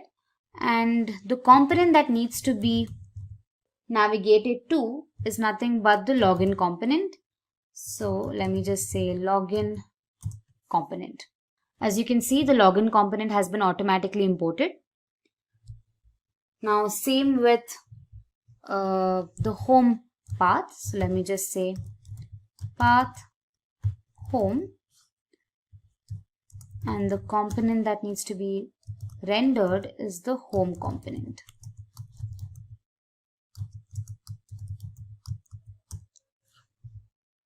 Alright. Now the next step is to link these routes to a button in the nav bar, that is the home and the login button, right? So we're going to make use of the nav tag and an anchor tag for this. You can see that we have a nav tag and an anchor tag which encloses the login and the home components. Alright. Now we're going to make use of 2 directives from the router package called router link and router link active. Now these are specified within the anchor tag. The router link basically holds the path to the page, and the latter, that is the router link active, specifies one or more CSS classes that will be applied when the router link is active. Alright, so to do that, let me just add router link. Alright, in our case it is home here, and we're going to have another directive called router link active, and we're just going to say active here. Alright, same for the login icon here. Let me just copy this, and instead of home, the path we created for this was login. Alright. So this is how you can bind the route to your specific button on your UI. Now, despite of all this, how are we specifying where these components are to be displayed? Right? The answer to this is using the router outlet directive. Now again, this directive is available in the router package. So we have to add that in our app component.html file. So here, just go ahead and type router outlet. Alright, so with that, we've created a simple navigation bar which has different options, that is home, about, services and link. And once the user clicks on the home icon, it displays the content that is in the home component, login.html file, and once the user clicks on the login component, it displays the content in the login.html file. Alright, it's as simple as that. So now let's go to the browser and see if it executes correctly. So alright, we have the navigation bar, and once I click on the home icon here, alright, yes, we see that all the content has been loaded. You can see we have the intro section, we have the courses section and the footer section as discussed. And in today's video, we'll be learning all about React.js. So let's jump in and see what's in store for us. So we'll be covering topics on what is React, why React, features of React, React prerequisites, and its industry trends. Let's go ahead and begin with what is React. React is a JavaScript library used to build fast and interactive user interfaces for both web and mobile applications. Now, one thing that makes React extremely powerful is the fact that it's open source. Any user can access its source code, modify it, and enhance it. In a typical model view controller architecture, React defines the view part of the application. It is also responsible for how the app looks and feels. Fun fact, React was built by Jordan Walke, an engineer at Facebook. Now let's go ahead and see how React works in real time. Consider a typical web application, say Instagram. The entire UI of the web page is divided into several components. We have the search component, a profile description component, stories component, and a post list component. These components make the code easier to debug and always remain discrete. Components also make development and maintenance of web applications faster, as multiple developers can work simultaneously on different components of the same web application. Now let's see why React is so popular these days. React helps in creation of dynamic web applications. It also provides performance enhancements. Now there are several performance enhancements like virtual DOM and one-way data binding. We'll learn about these topics a little later in the video. React uses reusable components. Now this helps decrease the development time. React involves unidirectional flow of data. React also has a small learning curve. Compared to other frameworks like Angular, React is much easier to learn. React can also be used for mobile applications. React recently released an extension called React Native that is used for developing mobile applications that are cross-compatible. It also has dedicated tools for easy debugging. Now let's dive in to the features of React. First, let's understand JSX. JSX is a syntax extension to JavaScript. Using JSX, we can add HTML to the JavaScript file. All coding in React is done using JSX. It also helps in making the code easier to understand and debug. Ultimately, JSX is a combination of JavaScript and HTML. Now let's consider a small example. Const simple here is a JavaScript notation. H1 tags indicate HTML. Again, the semicolon indicates JavaScript. Note that the semicolon is not mandatory. However, it's a good practice to include it. Moving on, the next feature is virtual DOM. DOM, which is an acronym for Data Object Model, actually defines how documents are accessed and manipulated in a web page. It represents the entire structure of the web page in the form of a tree. Now let's see how this actually works. React creates a virtual DOM that is the exact copy of the real DOM. Traditionally, whenever something changes in the web application, all objects in the real DOM are updated. This makes it extremely slow.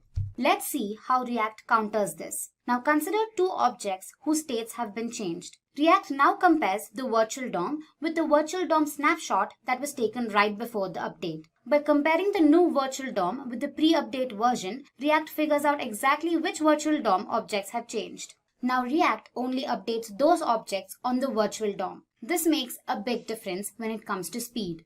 Coming to the next feature, performance. React uses virtual DOM. As discussed earlier, virtual DOM impacts the speed of the web applications. We also took an example of Instagram and learned how multiple components can affect the development time. They help improve performance drastically. The next feature is one-way data binding. This means information flows in only one direction. One-way data binding is specifically used when information is displayed and not updated. Remember that the components of React are functional in nature. That is, they receive information through arguments and pass information via their return values. The next important feature is extensions. React has many extensions that we can use to create full-fledged front-end applications. It provides server-side rendering, which means that the application is rendered on the server rather than in the browser. React Native, which is a React extension, is used for developing mobile applications. There are many other extensions that React provides for every scenario in web development. Now let's look at a few of them. React Native lets you build mobile applications using only JavaScript. A React Native app is a real mobile application and not just a web application running on your mobile devices. Thousands of applications like Facebook, Instagram, Pinterest, Skype use React Native. The next popular React extension is Flux. Flux is the application architecture that Facebook uses. Flux implements a unidirectional flow, which makes it easier to understand what actually is going on. Now let's see how it works. When we trigger an action, the dispatcher will get notified. The dispatcher receives actions and dispatches them to the stores. A store is what holds the data of an application. Stores will register with the application's dispatcher so that they can receive actions. Data from stores is displayed in views. Actions define the internal API of your application. They capture how anything might interact with your application. The last feature of React is debugging. React applications are easy to debug thanks to the large and active developer community. You can practically debug React codes within your browser. Now notice the small React extension icon at the top right corner. This developer tool allows the user to inspect the code and also easily debug it. Moving on, let's learn about the building blocks of React. Components, state, and props are the essential concepts that one should know before implementing React. They are the foundation on which React is built. Now, what exactly are React components? Components are the building blocks of any React application. React divides the user interface into multiple components, wherein each component defines how a particular element is viewed in the application. React components remain discrete and are processed independently. Another feature is reusability. Components can be reused multiple times across the application. This reduces the development time. Consider the following code snippet. A component is implemented as a JavaScript class having some state and a render method. State is the data which we want the component to render. The render method is responsible for how the UI looks and feels to the user. The next concept is state. State of a component is an object that holds some data. This data influences the output of a component. Every time the state of an object changes, the component is re-rendered onto the screen. Now let's see what props are. Props, or short for properties, allow us to pass arguments or data to components. Properties help make components more dynamic. It is important to define all the properties, their types, and their default value. Props are passed to components in a way similar to that of HTML tag attributes. Now consider the following code snippets. This shows exactly how properties are passed to components. Also, detailed illustrations on components, props, and state will be shown in the upcoming videos, so stay tuned for that.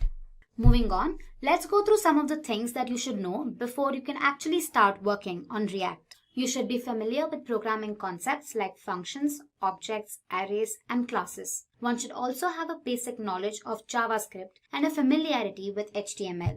Don't worry if you feel like you're not good at them. Once you start working on them, you'll get a good hang of it. Finally, let's go through the impact of React on the IT industry and get insights into the salaries of React developers.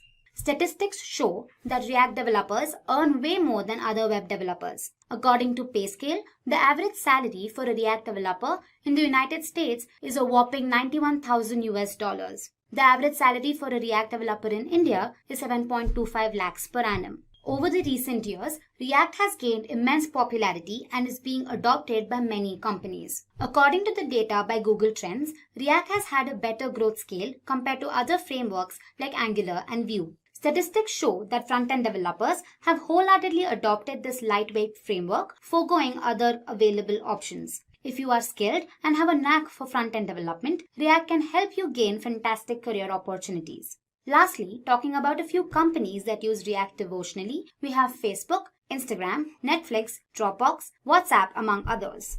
In today's video, we'll be learning all about React installation on Windows. So without further ado, let's get started. To set up the React development environment, we need two things installed: Node and a text editor of your choice. So let's begin by installing Node.js. We can head to the official Node.js website, say download Node.js. So here you can see the Windows installer. Depending on your system, you can either download the 32-bit version or the 64-bit version. So I'm going to go ahead and click on the 64-bit version. Since it's already installed on my system, I'm not again installing Node. You can follow the installation guidelines and download it. Once you're done with Node installation, you can go ahead and download a text editor of your choice. So I'd suggest VS Code. So let's head to the VS Code page. Say download VS Code. Click on the first link and download the 64-bit version for Windows. Once you're done with the installation of both Node and your text editor, you can start creating your first React application. So for that, let's create a folder. I'm creating it on my desktop, while you can create it in any of your drives. Let's call it first React. Now open your command prompt. Now you can type in the path for the folder that you just created. So say cd users first React. Now go ahead and type in the command npm install -g create React app. Okay, so this command installs all the necessary React.js modules. Now to check if the version is correctly installed, you can type in create React app version. So you can see the version here. Now let's continue and develop your React application. Type in the command create React app and you can give a name to your application. So I say my app. Now this should take a couple of minutes. Okay. Once you've successfully created your application, they say to begin by typing the following commands. So let's do that. Say cd my app and npm start. This should typically start your application, and here we go. Alright. You can also open your application in the text editor that you've downloaded. So let's go ahead and open VS Code. VS Code, file, open folder, go to your desktop or the drive that you've saved your folder in. First React, my app, and I say select folder. So as you can see, all your modules have been imported. You can click on app.js and start editing.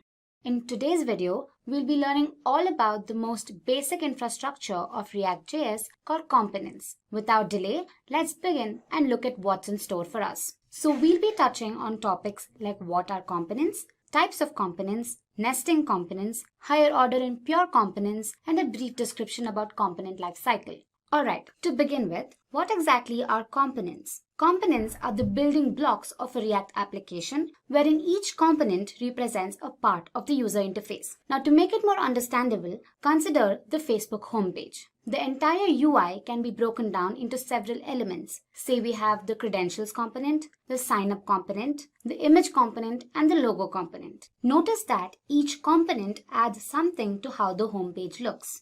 Alright, reusability is one of the salient features of React components. One component can be reused several times across the application, and this improves the development speed. Components can also be nested. One component can internally consist of several other components. In its minimal form, a component must define a render method that specifies how exactly the application looks and feels. A component can also receive properties from its parent components. Also, you'll get a better understanding of all of these when we start working hands-on, so don't worry. So, moving on, let's look at the different types of components. First, we have the stateless functional components, and then we have the stateful class components. Now, functional components are typical JavaScript functions that return HTML. Now, they can be contained in a .js or a .jsx file.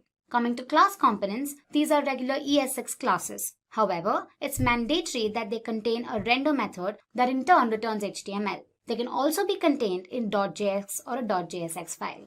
Okay then, let's go ahead and build our first React application using components. Alright, so I've opened my text editor, that is VS Code, to build my application. Also, I suggest you watch the React installation on Windows video to help you get started. The video briefly explains how to install Node and how to start building your first React application. In my case, I've opened a folder called React Component Tutorial, and here in my source folder, I have app.js. Now, app.js is the main component that gets rendered to the DOM. Let me show you that. Here in index.js, you pass app.js, which is a component that gets rendered to the React DOM. So app.js consists of several other components that can be nested. So as you can see, app.js is a functional component. And before moving on, let me get rid of all the unnecessary code. So let me delete all of this and return an h1 tag that says hello, welcome to Simplilearn. Let me save it. And if you look at the browser, you'll have hello, welcome to Simplilearn. Now let's go ahead and display another message. Say h1. This video is about components. Right, let me save it and let me check the browser. It gives you an error. So JSX uses a conventional rule which states that all HTML tags have to be enclosed within a div tag. So for example, I say div and I enclose it. So let me save and check my browser again. Here you go. So multiple HTML tags have to be enclosed within the div tag. Moving on, let's create our first functional component. To do that, I'll first create a folder in my source folder, say components. Within that, I'll create a file, say functional component.js. Alright, so the first thing we have to do is import React. So I say import React from React. The general syntax for a functional component involves the keyword function and say functional component. Now you say return an h1 tag, or I've already used h1 tags, so I'll say paragraph and I say this is a functional component. Alright. Before explaining to you how these components are exported and imported, let me show you the general syntax for a class component. So I create another file, say class component.js. I again import React from React. The general notation is using the class keyword followed by the name of the class extending from the base class React.component. So going ahead, I say class component extends React.component. Now the key feature of a class component is the usage of a render method. So I say render, within braces I say return a paragraph tag saying this is the class component. Alright. So moving on, let's see how these components can be nested into the main component, that is app.js. Components can be nested into the main component using import and export keywords. So as the name suggests, export feature is used to export a particular file or a module, and import is used to import a particular file or a module into the current existing module. So we have two different types of exports. You have default export and just export or named export. So a default export is used to export just one object, be it a function, a class, a variable, from the file, and there can only be one default export per file. And when you're importing it, you can specify the address and use the word import before it. So let me show you how it works. Let's go back to our editor and then functional component. And here I say export default and the name of the functional component, that is functional comp. So let me save this, and going back to my app.js, I say import name of the functional component, that is functional comp from, and I pass the path, this components / functional component. Also, let me get rid of these unnecessary files here. Now let's define functional component in our app.js component. So here I say functional comp. Let's compile it and check our browser. Here it says this is our functional component. Moving on to my class component, it's the same syntax here as well. I say export default name of my component, and in my app.js I import it. Import class comp from the path, and again I'll have to define it in my return method. I say, so let me compile it and check my browser. It says this is the class component. One unique feature of default export is that I can rename the file while I'm importing it. So for example, I can rename it as say FC, and while I'm defining it, I'll have to make sure I use the same naming conventions. So I say FC again. And when I check it, it says this is the functional component. There's literally no difference. The next type of export is the named export or just export. So a named export can be used to export multiple objects, be it functions, class, etc. from a file. Now there can be several named exports from a single file. One hack is that while you're importing, it cannot be renamed. So let me show you how this works. Okay, so let's create another class in our class component. So I'll just copy paste this. Let me give it another name, say class comp1. And the message that I want to display is, hey, I'm another class. Alright, so when I'm exporting it, I don't want default, so let me take it off and say export here. Alright. In my app.js, while importing it, I want to import both the classes. So I'll include them within curly braces here. I say class comp, comma, class comp1. And then again, I define it here, class comp1. Let's compile it and run it. And here we go. Here you can see, hey, I'm another class. So we've successfully exported both the classes from the class component and imported it back in our app.js component. One advantage of using named export is the fact that I can choose to import the classes that I want to. Now say for example, I do not want to import class component here. So let me take it off. And here, let me comment this. Now let's compile and see. Hey, I'm another class. The second class got imported while the first class that was defined earlier is not imported here. Alright, so next up we have higher order and pure components. Now I won't get into the nitty-gritties of it because they're advanced topics, but to give you a brief insight, higher order components are basically functions that take in a component and return a new component. The whole ideology behind higher order components is to facilitate the reusability of component logic. Okay, so let's see how this works. Let's go back to our code editor. Let's create a component in our components folder. Let's call the component click.js. Alright, so here we define a class. I use the snippet RCE. Here we go. We get the entire format using the small snippet RCE. And here I'm going to make use of a button. Now say I use the tag button and I'll say clicked one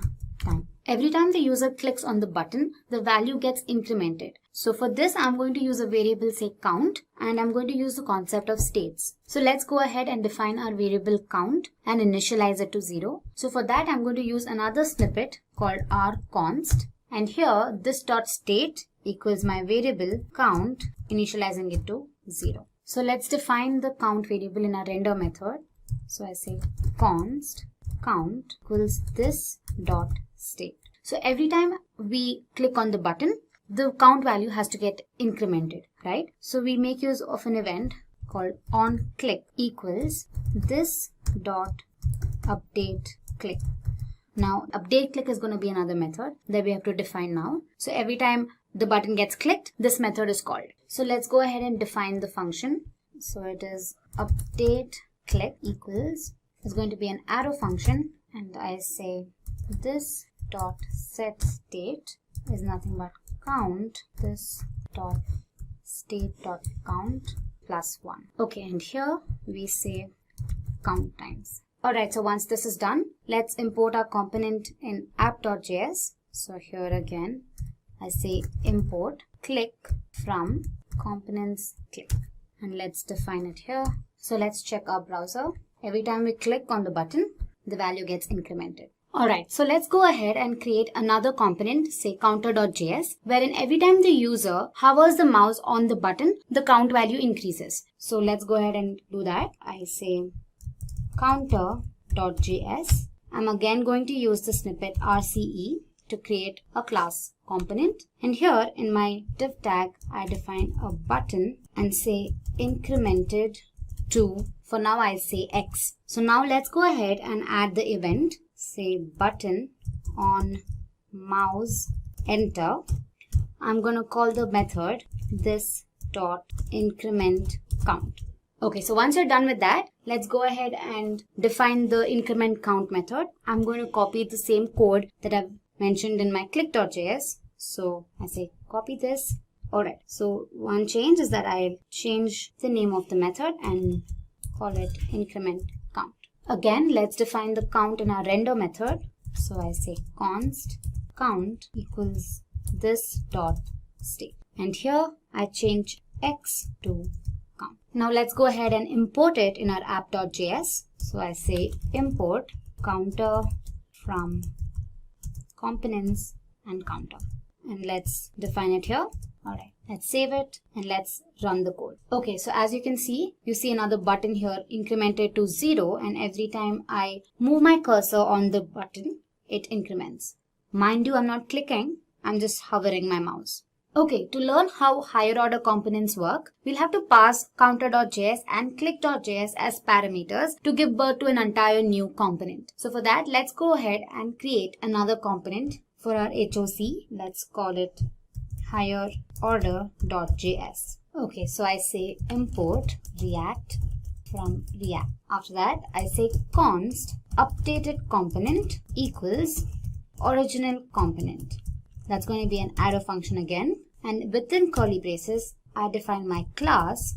That is class, say, new component extends React dot component. Inside, let's define a render method that returns the original component with a modification, that is, I want to type the user. I want to append the user before the actual message is displayed. Alright, so let's go ahead and close the tag and return new component, and let's export this. Say export default updated component. Now we import higherorder.js in our counter.js and click.js and pass these components as parameters. So let's do that. Let's go to our counter.js, and here I say import updated component from ./higherorder component. And here, while exporting, I say updated comp and pass this as my parameter. Let's do the same to click.js. Here I import updated comp from higher order component, and here I pass this as a parameter. Now here in our higher order component, we've defined a property name and initialized it to the user. So we'll have to include this in our other components, that's counter and click. So let's do that. And here, right before incremented to, I say this dot props dot name. Let me save it. Let me do the same thing here and say this dot props dot name. So if you go back to our browser, here you can see it says the user clicked 0 times and the user incremented to 0. Okay. So this basically shows how React implements reusability of components. Moving on, our next topic is pure components. Now, another way to create class component is by extending pure component from React. A pure component avoids unnecessary re-renders. Now, how does it do it? It does not implement the should component update method. Now, you'll learn about this method a little later in the video. Now, this method enables re-rendering of components to the DOM. But a pure component, on the other hand, ensures a shallow comparison of states and props and checks if a re-render is actually necessary. Only then does it render to the DOM. A React component can be considered pure if it renders the same output for the same state and props. So let's take an example to explain pure components. So let's go back to our VS Code and create two component classes, one for a regular component and the other for a pure component. Now using this example, I'll show you exactly how pure component is more helpful. Okay, so let's create a pure component.js file. I say pure comp.js. So here I'm going to use a snippet rpce that is going to create a pure component class. Let me get rid of this export. And here in my div tag, I'll display the text, say I'm the pure component. Alright, now let's go ahead and create a regular component. I may call it regular component.js. And here I'm going to use the snippet rce. And the message that I'd want to display is I'm the regular component. So to draw a comparison between the regular component and the pure component, let's create a parent component for the two. So let me create one here. I'll call it parent component.js, and this is again going to be a regular class component. And here I display the message I am the parent component. To change the state of the component, we're going to make use of a constructor. So let's use the snippet rconst, and here let me create name. You can give anything, and I say Simplilearn. Now we make use of the component didMount lifecycle method to set a time interval. Now don't worry about this, we're going to learn about it a little later in the video. So moving ahead, I'm going to make use of the method and say component didMount. And here I say set interval. And the first argument is going to be an arrow function, and the second will be the time interval. And I'm going to be setting it to 3 seconds. Now within the arrow function, I'll make use of the setState function to set the state of my property. However, I do not change the name. I keep it Simplilearn itself. Moving on, let's import pure component and the regular component into our parent component and then pass name as a property. So to do that, first import pure comp from pure component, and then I say import regular comp from regular.com.js. And here, let's say regular comp name equals this dot state dot name, and I say pure component name equals this dot state dot name. Now let's include the property name in both our regular and pure components. So to do that, let's just say this dot prop dot name, and here I again say this dot prop dot name. And finally, let's import parent component into our app.js component. So here I say import parent comp from, okay, and here let me define parent comp. So now if you look at the browser, we have I'm the parent, I'm regular component Simplilearn, and I'm the pure component Simplilearn. We've got the result as expected.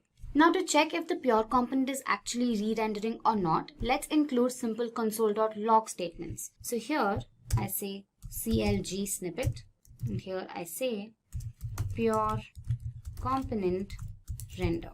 And in my regular component, I do the same thing. I say console.log regular component render. Now let's do the same in our parent component as well. Here I say parent component render. Alright, so let's go back to our browser and inspect it in our console. First the parent component gets rendered, then the regular component, and then the pure component. After that, for every 3 seconds, only the parent component and the regular component is rendered. For the same state and prop, the pure component is not re-rendered. So in conclusion, pure components optimize React codes and also improves performance. So coming to the last topic, component lifecycle. So basically, component lifecycle explains the stages the component goes through. The entire lifecycle of a component can be divided into 3 parts. We have mounting, updation, and unmounting. So the first thing that gets invoked in the lifecycle is component will mount. It is invoked right before the initial rendering occurs. Then we have the rendering method. Now once a component is inserted into the DOM, component did mount gets invoked. Coming to the next phase, we have updation. When a component receives props, component will receive props gets invoked. Set state is called when the state of the property changes. So every time there is a change, React decides whether the next component's state should trigger a re-render or not. To do that, should component update method is called. Component will update is invoked right before re-rendering. After re-rendering, component did update is called that makes updates to the DOM. And the last phase is unmounting. Component will unmount method does all the necessary cleanup and erases all the allocated memory and cycles. In our previous video, we learned about React.js components in detail. And now, moving ahead, let's learn about another striking feature of React.js called props. Props, short for properties, allow the user to pass arguments or data to components. A parent component can pass additional information to its children using props. Properties help make components more dynamic. Props are passed to components in the way similar to that of HTML tag attributes. Now we'll look at this a little later in the video. Props in a component are read-only and cannot be changed. One thing to remember is that props are sent by the parent to the children components. Hence, the children components cannot make any changes to these props. Now that we've learned about props in brief, let's go ahead and create our application using props. If you're new to this tutorial, I suggest you go to the React installation and React components video on our channel. So back in my code editor, that is VS Code, I've opened a folder called React Props. And now I'm going to create a component, a class component, and I'll call it class props.js. So let's create the class component. I give RCE, the snippet. And here I display a message saying an h1 tag basically. Alright. Now let me get rid of export here and import it in my app.js main component. Here I say import class props. Alright. Now we define the class component in our render method. Let's say. Alright. Now if we go back to the browser, you see hello learners, welcome to Simplilearn. Now let's say we want to individually welcome every student. Instead of retyping the message for everybody, we can pass their names as props. Now let's see how to do that. Now we pass the name as a property from the main component, that is app.js, to the child component and render this onto the browser. So let's do that. So here, while I'm defining my child component, I say name I save it. And here in my child component, instead of learners, I use the keyword this dot props dot name. Let me save it. And if you look at the browser, we'll have hello learner 1, welcome to Simplilearn. Now let's go ahead and welcome learner 2 and learner 3. So I again say class props name equals learner 2.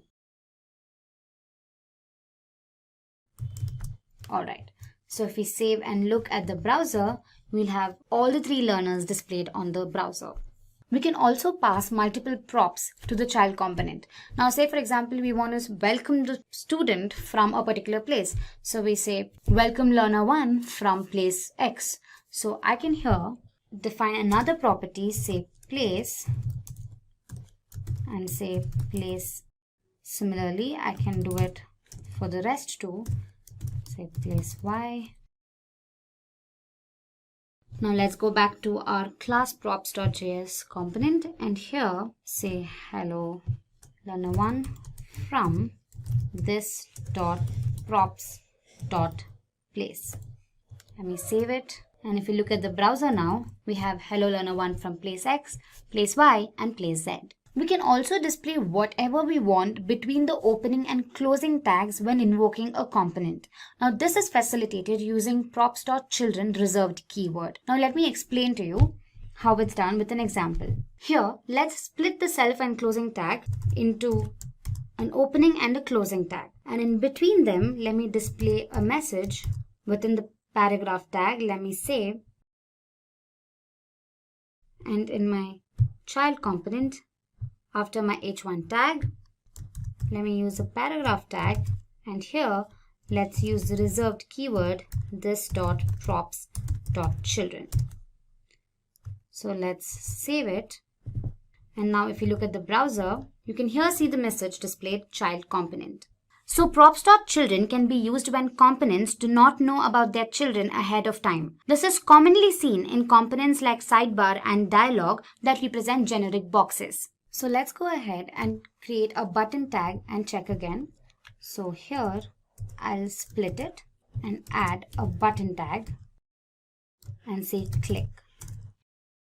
And let's check our browser. Here we go. We get the output as expected. Alright, we saw the usage of props for class components. Similarly, we can use it for functional components. So let's go ahead and create a functional component. Let me call it, I say import React from React. And then I say function props. And here I return an h3 tag. I'll say this is functional component, and I'll return another h3 tag saying hello learner. So let me save this and let's export it. Export default function props and import it in our app.js again.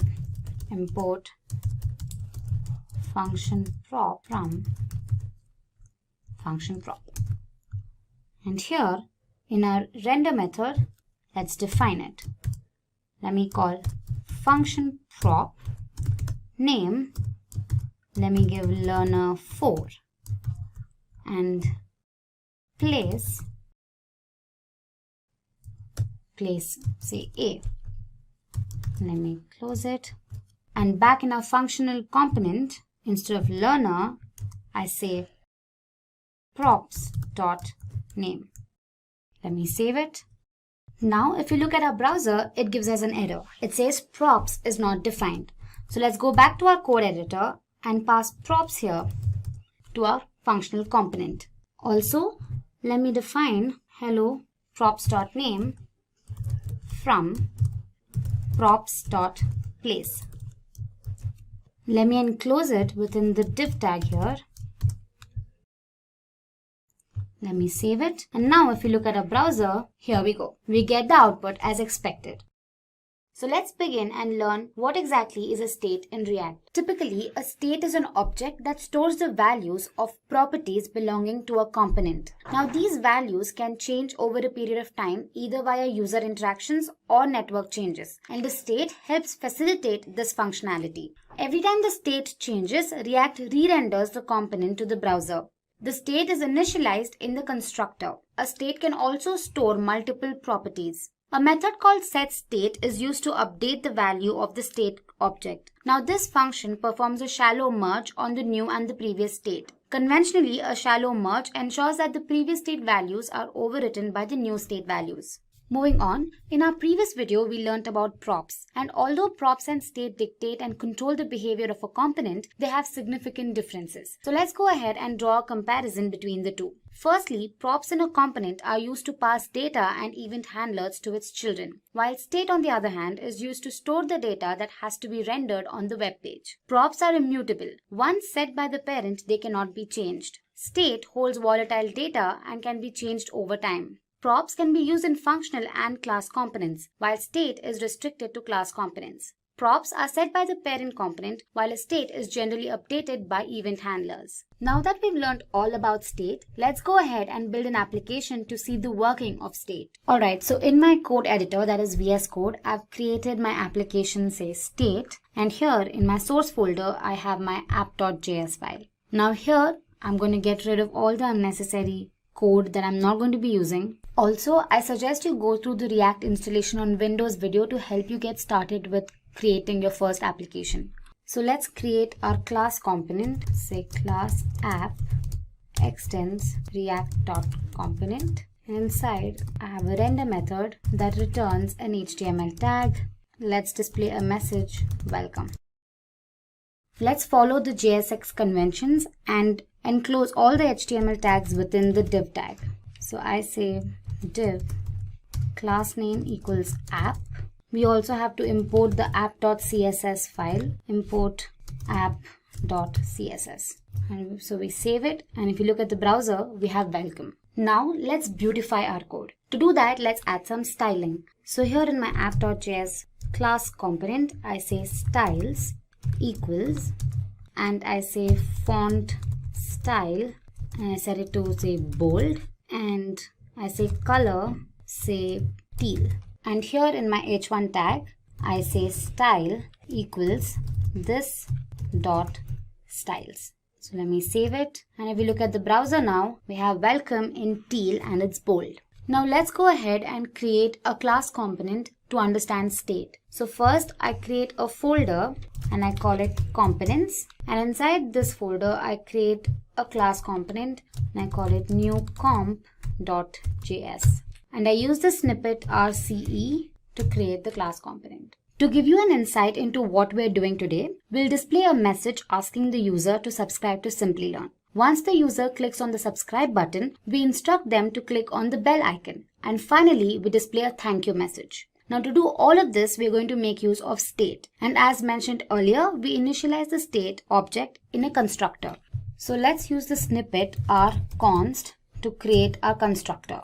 Now in the state object, we initialize a property, let's call it message, and we display a message saying subscribe to Simplilearn.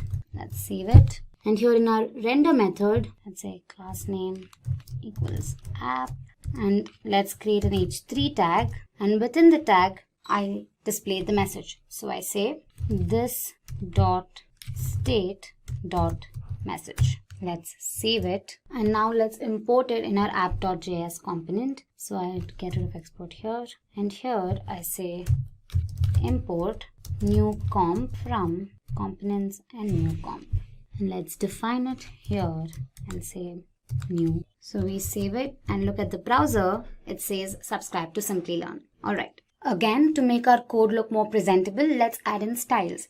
So I'll just copy the same styles that I've added here and I paste them here, and instead of bold, I make it italic, and I change the color to say purple.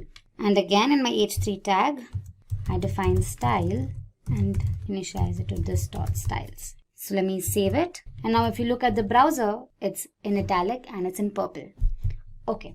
So moving ahead, let's create a button that reads subscribe, and once the user clicks on it, the button should read subscribed, and the message displayed above should instruct the user to click on the bell icon. To do that, let's first create a button. The message that I want the button to read is subscribe. However, this message gets changed once the user clicks on the button. So instead of explicitly mentioning subscribe here, I create a prop. I say sub and I say subscribe here. And back in my render method, I say this dot state dot sub. So let's save it. And if you look at the browser now, you have a button which displays a message subscribe.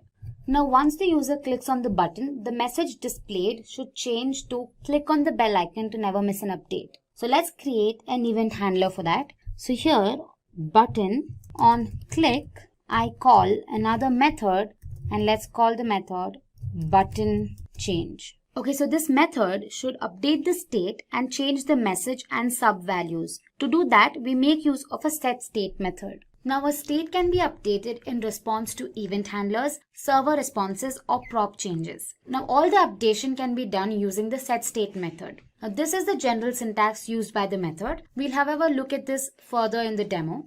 Now the setState method conventionally enqueues all the updates made to the component state and instructs React to re-render the component and its children with the updated state. Now let's go back to our code editor and look at the working of this method. Now here I define the arrow function, button change. If you are not familiar with arrow functions, I suggest you read up on them. And this is the general syntax. And here I say this dot set state. And inside I change my message to hit the bell icon to never miss an update. And my sub value changes to subscribed. Let's save this. And now if you look at the browser, when we click on the subscribe button, the message changes to hit the bell icon to never miss an update. So moving ahead, let's use a bell icon so that the user can click on it. Once he clicks on the image changes and a thank you message appears on the screen. So for that, I have two images. I have bell A and bell B. So I drag and drop both the images in my components folder. Alright. Now let's import these images into our new comp.js file.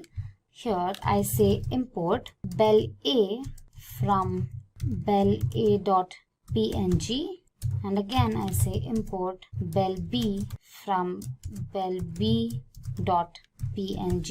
Alright, let me save it. To display the image on the screen, we make use of the image tag. Now this tag has two attributes. One is the source attribute that specifies the URL, and the other is the alt attribute that specifies an alternate text for the image. So here in my component, I make use of a paragraph tag that will help display the image in the next line, and then I use the image tag. Now since my image changes once it's clicked, I have to define a property and pass the event handler click that will update the image. So here, before specifying the source, let's go back to our state and define another property that is image URL, and let's set it to bell A, since that is the image that I want to display first. Let me save it, and here in my image tag, I say source equals this dot state dot image URL. And then we have the alt tag, and I do not want to display any message, so I leave it as it is. Now let's save it, and if you look at the browser, we have a bell displayed. However, now let's change the dimensions of the bell. I do not want such a huge bell. So back in my VS Code, I define style with width, say 30 pixels, and a height with again 30 pixels. Let me save this. And now if you look at the browser, we have a smaller icon. So once the user clicks on this image, the image changes and the message displayed here gets updated. To do that, we'll have to define an event. So let's go back to our VS Code, and here in my image tag, let's say on click, I define a method, say this dot image change. And now we define this method here. I say image change. I make use of an arrow function again.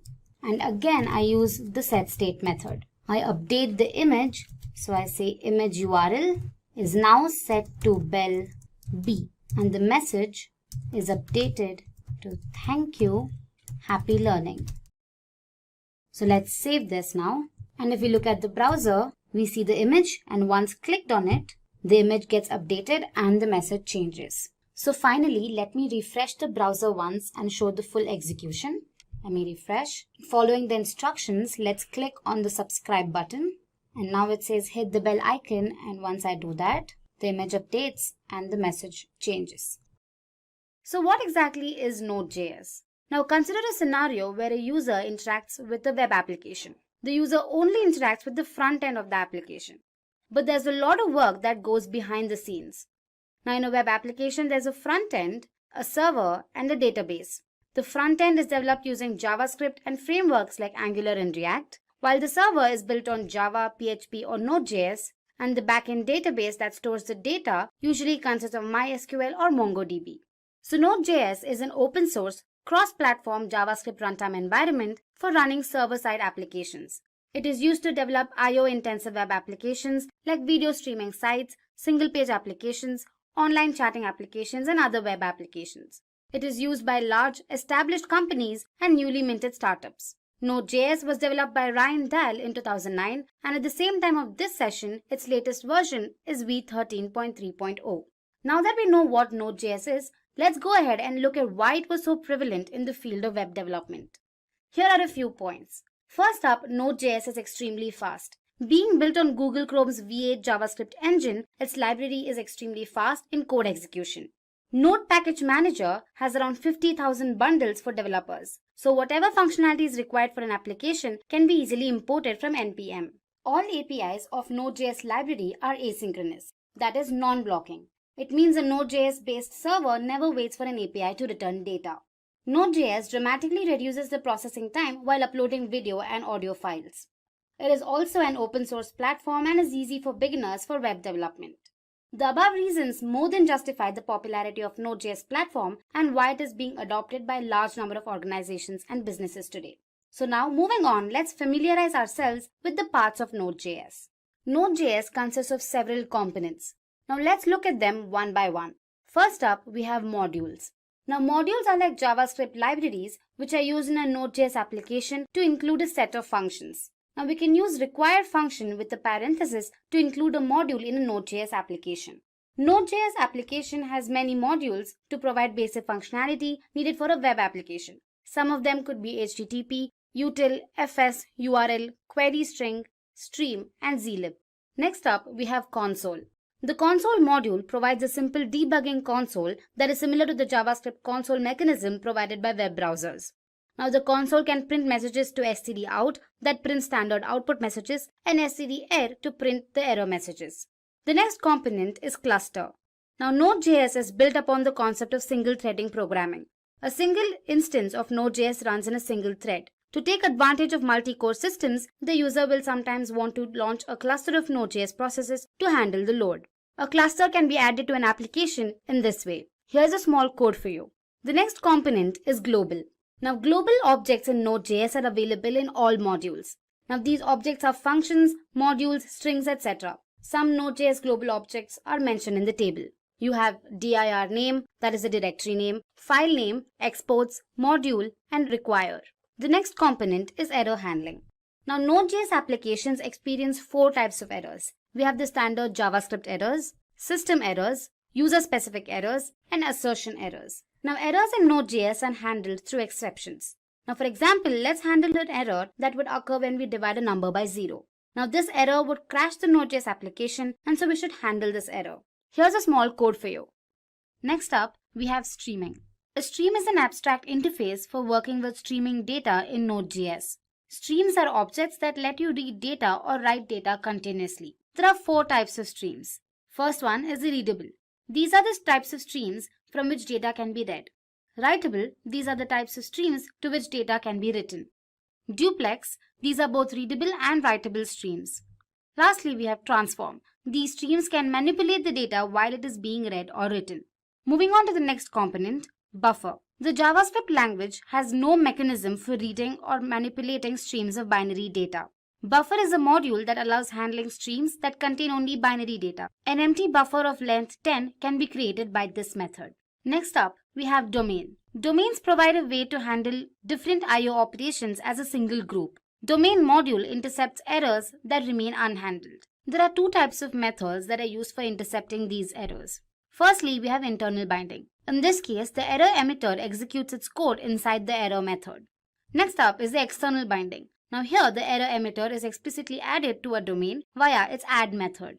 The next component is the DNS. The DNS module enables name resolution. For example, it is used to look up the IP addresses of host names. DNS module is used to connect to a DNS server and perform name resolution by using the method dns.resolve. The DNS module is also used for performing name resolution without a network communication by using the method dns.lookup. The next component is the debugger. Node.js includes an out-of-process debugging utility accessible via a V8 inspector and built-in debugging client. This Node.js debugger is not feature-packed but supports simple inspection of code. It can be used in the terminal by using the inspect keyword before the name of the JavaScript file. In order to inspect a file, say myscript.js, you can use the following method. Now that we are familiar with all the major parts of Node.js, let's go ahead and learn about the Node.js Express framework.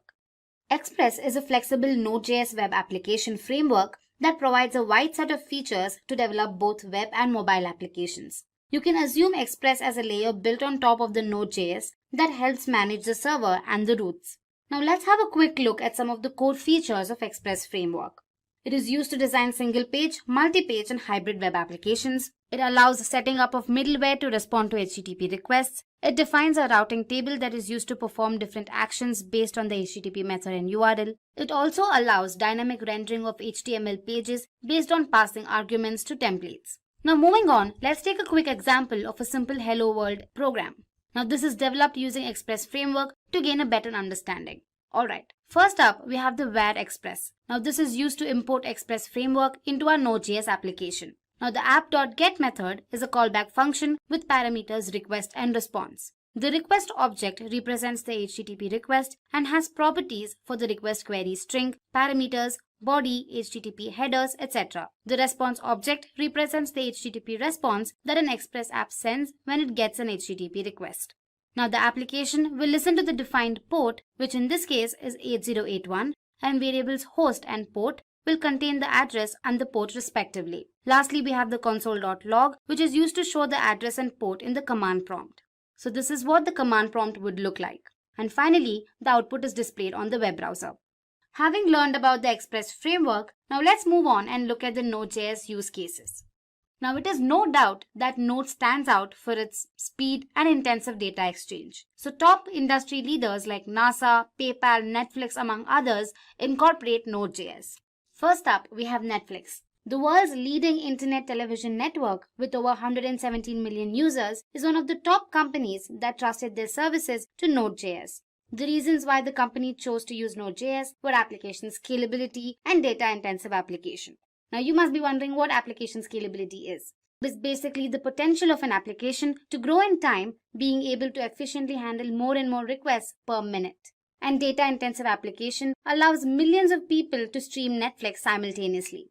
Next up is Walmart. Now Walmart is the world's largest company by revenue with around 514 billion US dollars according to the Fortune Global 500 list in 2019. Again, the reasons why the company chose Node.js were asynchronous I/O and efficient handling of concurrent requests. Now asynchronous I/O, which is a form of input-output processing, allows other processing to continue before the transmission has finished. Node.js is able to efficiently handle concurrent requests with the use of thread pool and event queues. Uber. Uber is an American multinational ride-hailing company offering services that include peer-to-peer ride-sharing, ride service hailing, and food delivery. The reasons why the company chose Node.js were asynchronous I/O, quick iterations, and active open source community. As mentioned earlier, asynchronous I/O permits other processing to continue before the transmission has finished. Now quick iterations. Now Node.js is continually being updated and added new features that help in further improvement in the performance of web servers.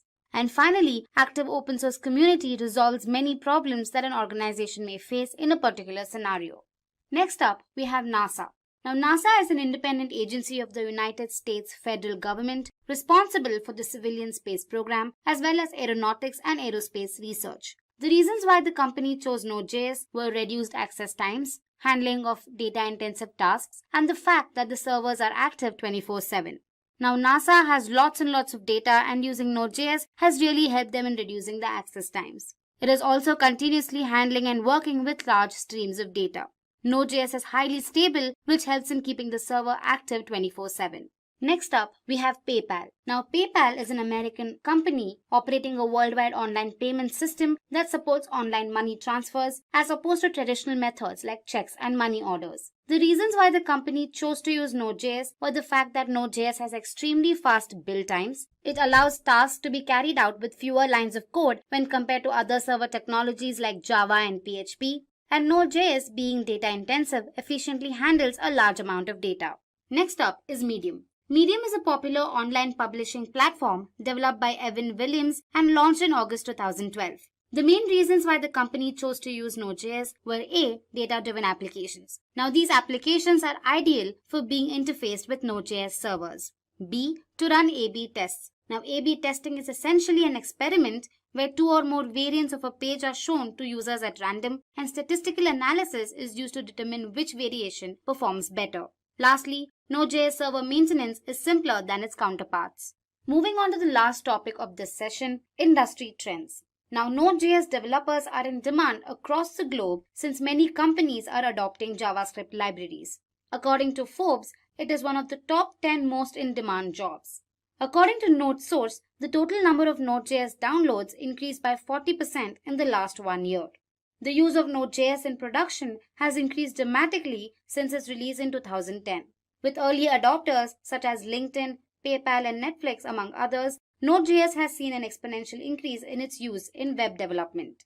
The popularity of Node.js is also accounted to JavaScript. Now, since JavaScript is the most popular language, as evident from a survey conducted by Stack Overflow in 2019, many developers can start working on Node.js library with not much of a learning curve. Node.js developers are being offered better salary options than other web technology developers.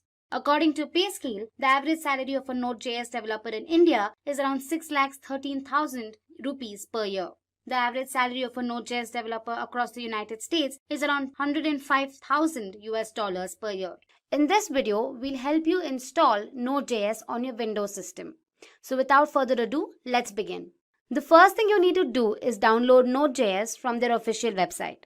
So go ahead and type download Node.js.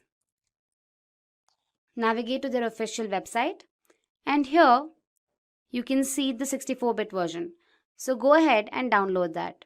Once the download is done, go ahead and run the downloaded Node.js installer. Accept the license agreement. Keep the default settings as it is. And then say install. So with that, we finish the installation process. Once Node has been successfully installed, the next crucial step is verification. Now this process ensures that Node has been properly installed. To do so, we first open the command prompt and then type in a few commands.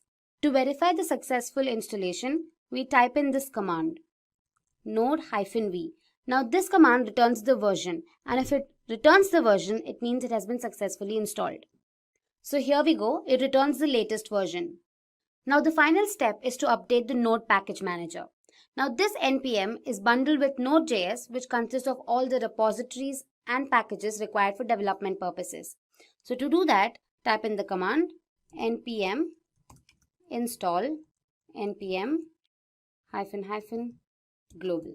Now that we're done with the installation of Node, let's go ahead and implement a small program. For that, we make use of a text editor. In our case, we've installed VS Code. So go ahead and download VS Code. Once you're done with the installation, this is what VS Code looks like. So go ahead and click on File and create a new file. It's going to be a simple program where you're going to print a hello world message on the web browser. To do that, we make use of HTTP modules. So Node comes with built-in HTTP modules to transfer data across it. So for that, we make use of a require method. We create a variable first, say var HTTP equals require, and just say HTTP within single quotes.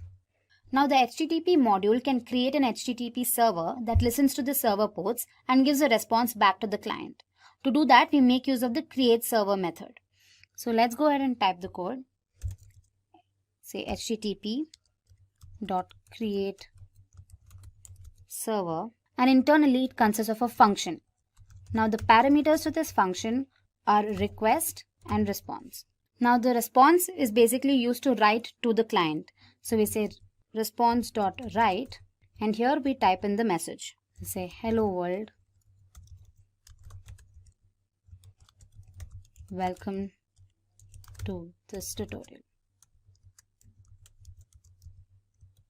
Once you're done with that, you end the response. So the server listens to a port number to display the message.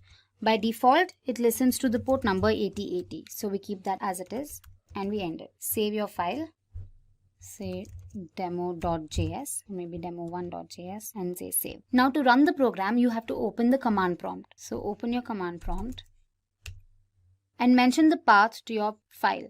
So in our case, it's our desktop, saved on the desktop. So cd desktop. And now to run it, say node demo1.js. Now you navigate to your browser and say localhost 8080, and here we go. Our message is successfully displayed. So let's talk about the Node.js architecture and understand why it's so good. So to begin with, Node.js has what's called a single-threaded event loop architecture, and this allows you to be able to handle many concurrent clients at the same time. It's just a very flexible way of being able to scale up your support for many clients.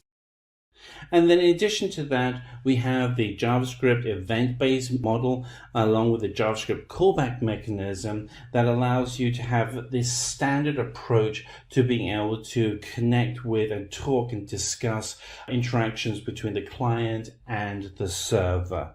It's good to have these kind of standards where you're not using something that's unique to a specific framework or a specific technology. This just makes it so it's more accessible for everybody. So if we look at the actual Node.js server itself, everything centers around the concept of the event loop. And the event loop has an event queue, an operation completed via requests, threaded pull, and then it'll actually do the actual computation or the file system interaction. All of this interconnects in a nice seamless loop. The great thing again with Node.js is that it's not new technology. It's been around for almost a decade. It's very well tried out. Many of the largest websites out there are running Node.js. So let's now dig into each of the parts of the Node.js architecture. So let's talk about requests.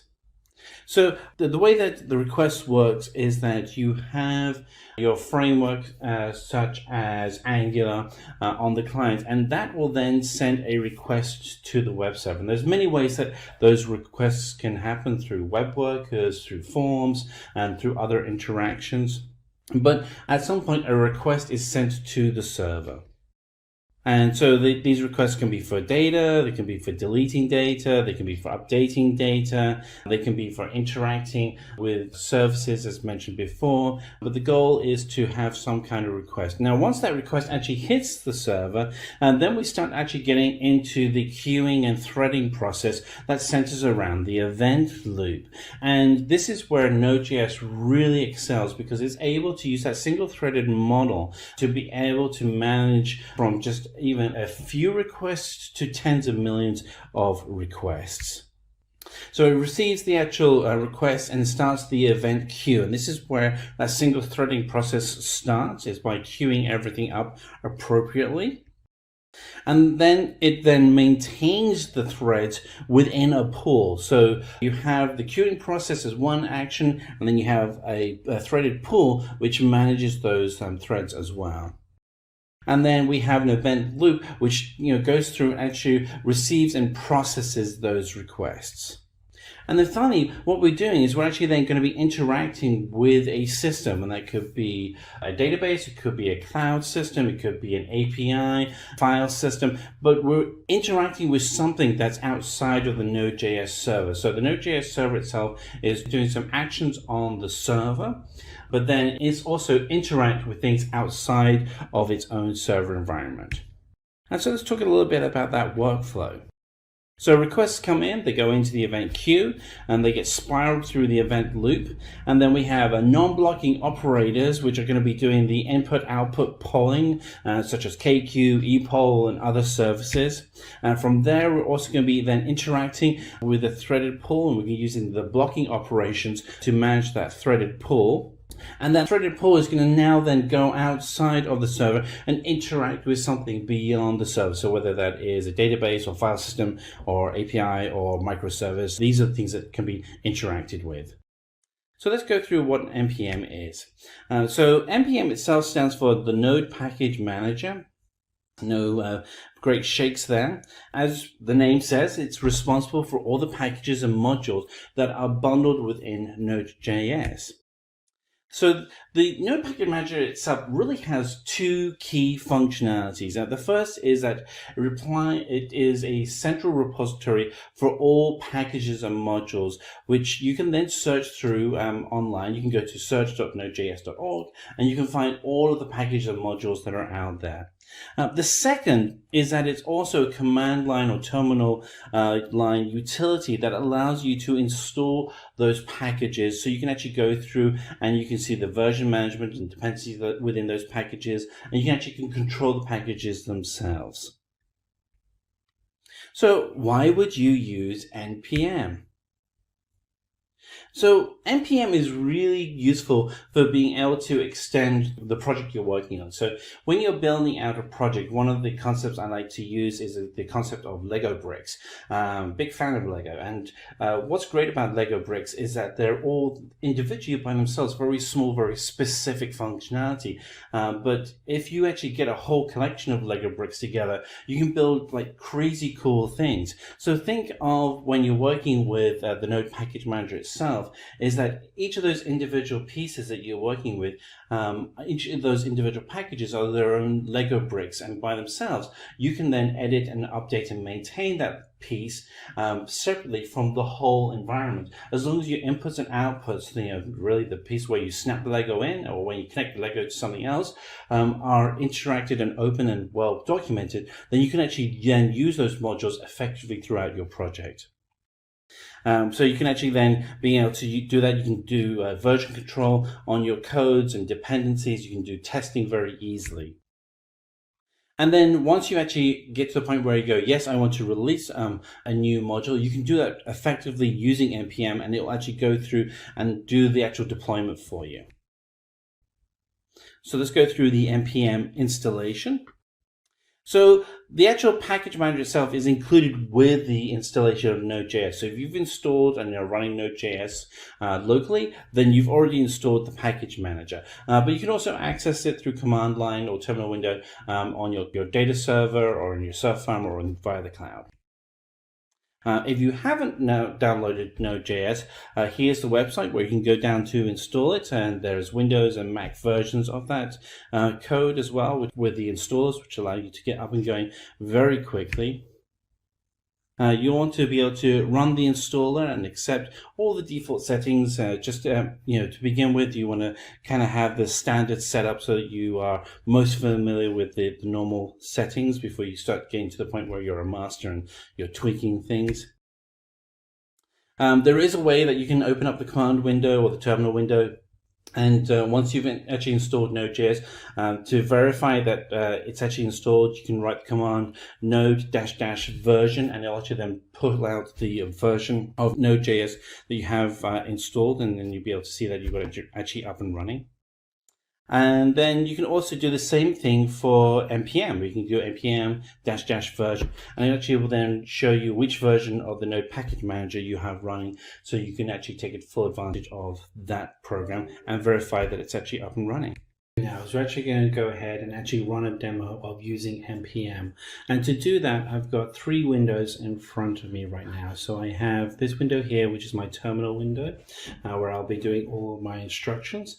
Then I also have a folder, which shows where I'll be putting all of the files. And then finally, I'll actually have a text editor. In this case, I'm using VS Code because it's free, but you can use any text editor you like to be able to go in and show what the code that's been created by npm in the JSON file, so you can actually see what it looks like. And then we'll modify it a little bit. So first thing we want to do is we want to go ahead and create a new project folder. So I'm going to go in, I'm just going to move into, I'm going to do change directory, and go into the project folder, and we'll see down here that we have an empty project folder, but for this one I'm actually going to go ahead and I'm going to create a new directory in this one, and I'm going to call this one Simplilearn, and there we are, we've created a new Simplilearn folder, and we are going to move into the Simplilearn folder. And so we're now in the Simplilearn folder. There's nothing in there right now. So the first thing we want to do is we want to go ahead and initialize this folder as a project folder for working with npm. Now to do this, you will have to have already installed npm. If you have Node.js, npm comes with it. And if you want to see whether or not you have npm installed, so you can just do npm-version.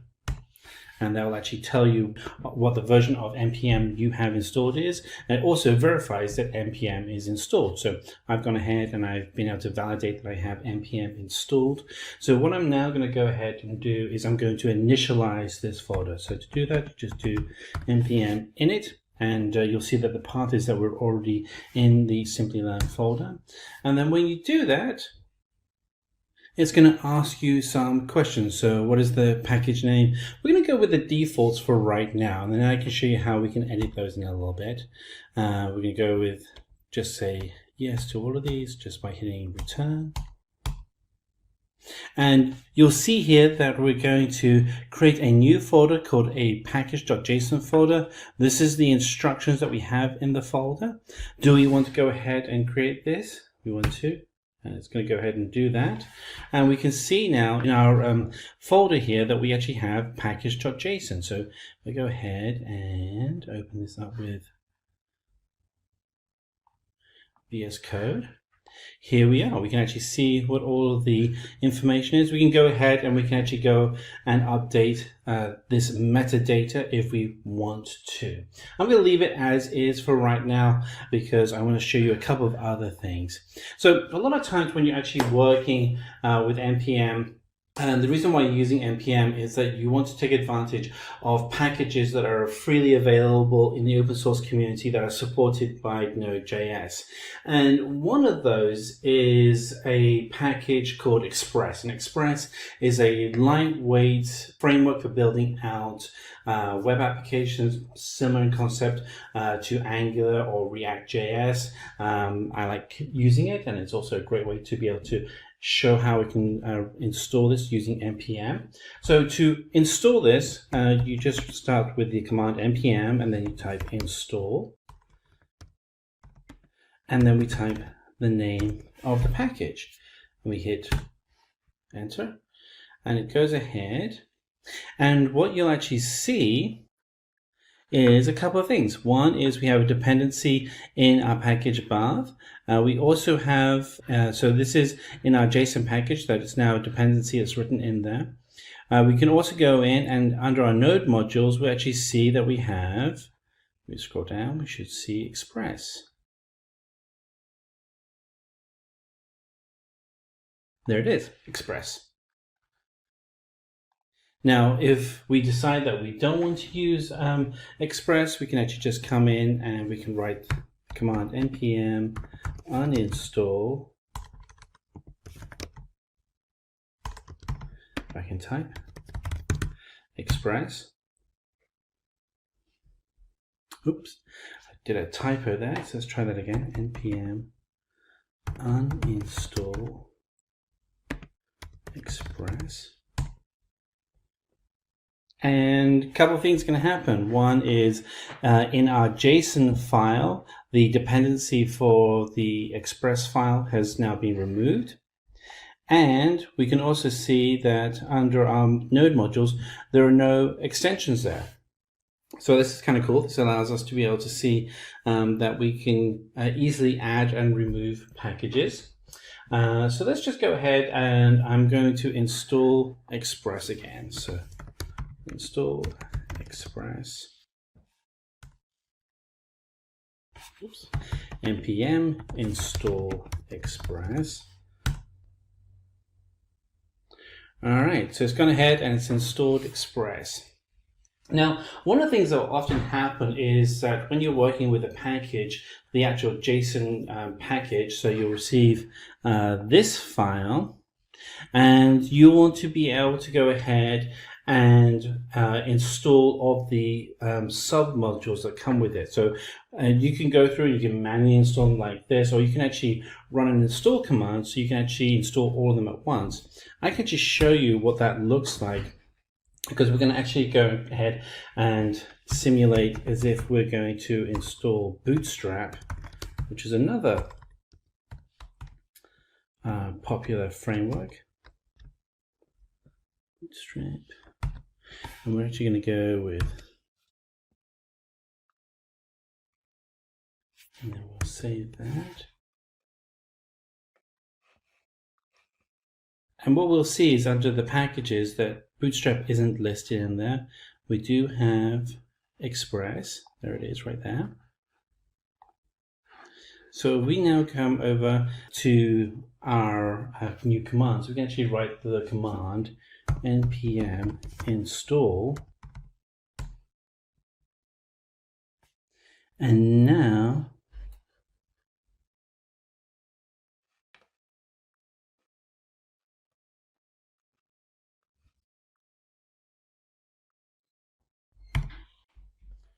slight typo, let's try that again. Let's do npm install.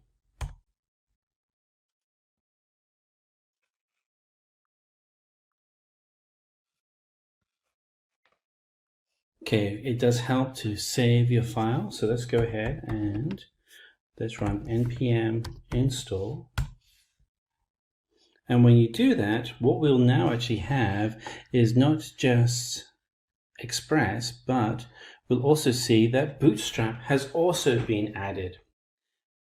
Now, I don't recommend that you use the star symbol, which will install the latest version of Bootstrap, because you obviously haven't tested your application against that, but it gives you an idea of what's happened here. Now, if we want to, we can actually go in here and we can say install Bootstrap, and it will actually remove that from your JSON package.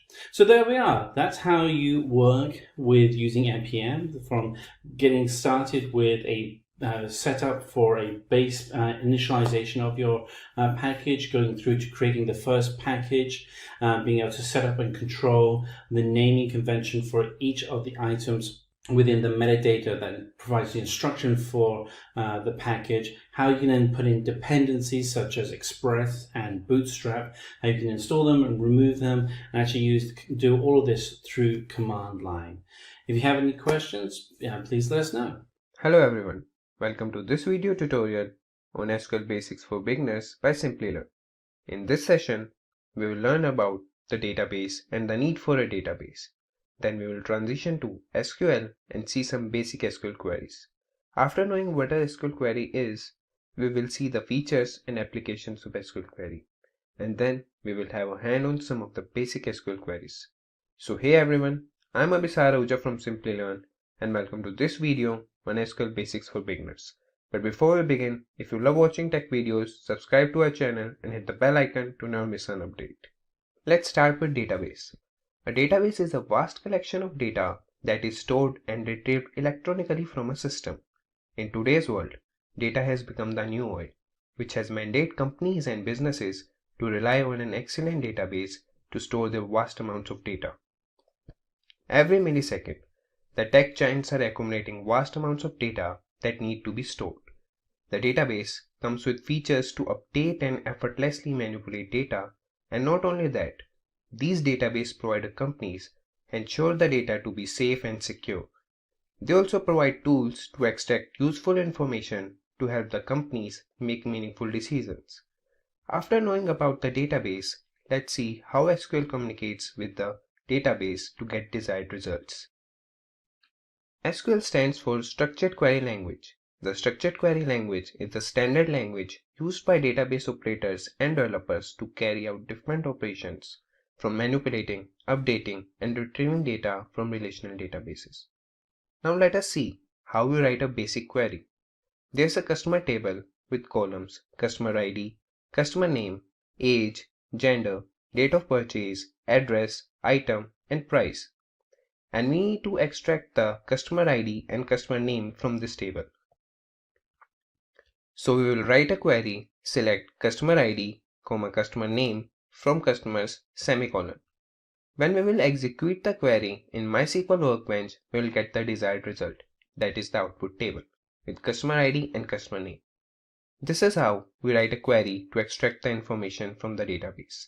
We'll see some more queries as the session proceeds. Now we'll see what the features of SQL are. SQL lets you access any information stored in a relational database. With SQL queries, data is extracted from the database in a very efficient way. The structured query language is compatible with all database systems from Oracle, IBM to Microsoft, and it doesn't require much coding to manage databases. Now we will see applications of SQL. SQL is used to create a database, define its structure, implement it, and lets you perform many functions. SQL is also used for maintaining an already existing database. SQL is a powerful language for entering data, modifying data, and extracting data in a database. SQL is extensively used as a client-server language to connect the front end with the back end, thus supporting the client-server architecture. SQL, when deployed as data control language (DCL), helps protect your database from unauthorized access. After knowing SQL with its features and applications, let's go through some basic queries in SQL. That is DDL, Data Definition Language, DML, Data Manipulation Language, DCL, Data Control Language, TCL, Transaction Control Language. DDL or Data Definition Language consists of the SQL commands that can be used to define the database schema. Let's see DDL commands. Create command is used to create the database or its objects like table, index, function, views, store procedure, and triggers. Drop is used to delete objects from the database. Truncate is used to remove all records from a table. Alter is used to alter the structure of the database. DML or Data Manipulation Language consists of the SQL commands that deals with the manipulation of data present in the database. Insert into command is used to insert data into a table. Update is used to update existing data within a table. Delete is used to delete records from a database table. Select. This command helps you to select the attribute based on the condition described by the where clause. TCL or Transaction Control Language. These commands deals with the transaction within the database. Commit commands commit a transaction. Rollback command rollbacks a transaction in case of any error occurs. Save point. It sets a save point within a transaction. Set transaction. It specifies characteristics for the transaction. DCL or Data Control Language. It consists of the commands such as grant and revoke, which mainly deals with the rights, permissions, and other controls of the database system. Grant command gives user access privileges to database. Revoke. It withdraws user's access privileges given by using the grant command. Now we will have hands on some basic queries in MySQL Workbench. If getting your learning started is half the battle, what if you could do that for free? Visit SkillUp by Simplilearn. Click on the link in the description to know more. Now we will see some basic queries executing in MySQL Workbench. So we'll start, and first query we will run will be use SYS, that is the database. This command is used to select the database in which we want to create or manipulate any data. Now we'll see another command that would create a table.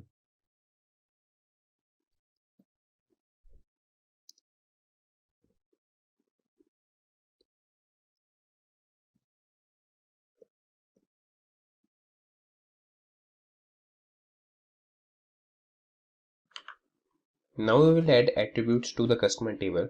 That would be the columns. First would be the customer ID, and we will act at it as a primary key.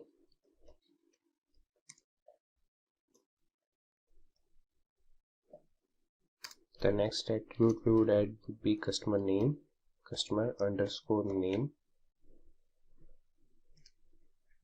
and its data type would be varchar.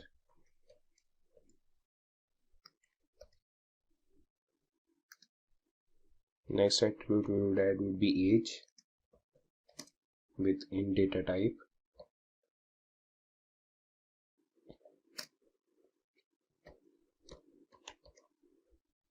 Next attribute would be gender with character data type.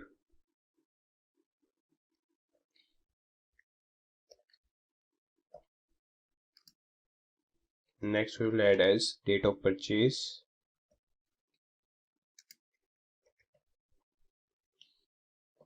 with date data type. Now we'll add another attribute that would be address with data type varchar.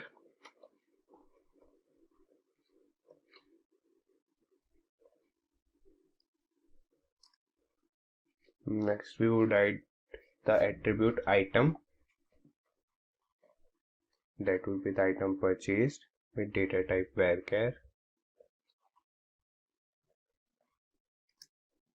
Next would be the price.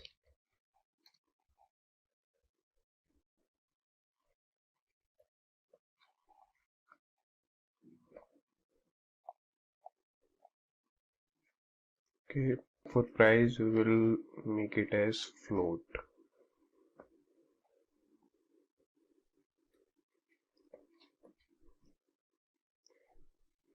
And let's shift this to next line, and now we'll execute this command. Yeah, you can see that the table is created. Now we have to insert values into it. For that, we'll write a command insert into customers values, and I have all the records written in the notepad, so I will copy these and paste it here. These are 20 records, like all the attributes, they are in the order, so we have written all the records in the order only. Like customer ID, that would be 101, customer name, that would be Joseph, age, that would be 22, gender, male, date of purchase, this is the date of purchase, address, Pune, item, that is vegetable purchased, price, that is 80. So now we will run this command, and all these records, they would be inserted into the table. And these are 20 commands, 20 records.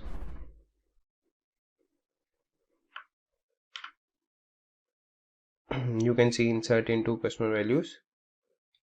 The command has been executed and they have been inserted into the table. Now we'll see the table. For that we'll write the command select star from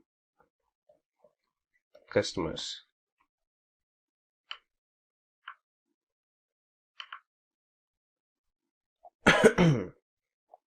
Here you can see the table in the output grid. Okay, I will make sure you will see the whole table with all the 20 records.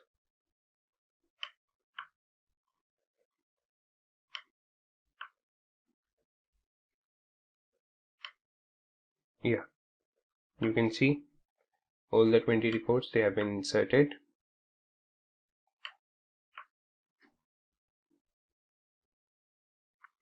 Now you see another command, and for that we would just get the output as customer ID and customer name in the output grid.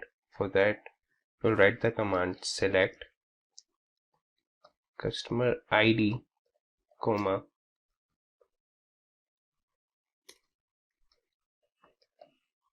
customer name from customers semicolon, and we'll run this command and we will get both the columns customer ID and customer name in our output grid. Now we'll see another command that would be drop. The drop command just removes the component from the database. So we'll write drop table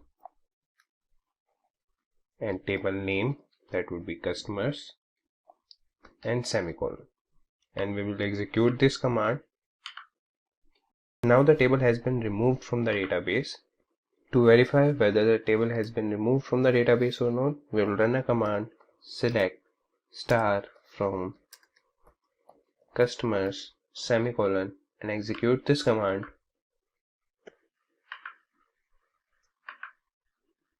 And what we will get is select star from customers, error code, table says customers doesn't exist.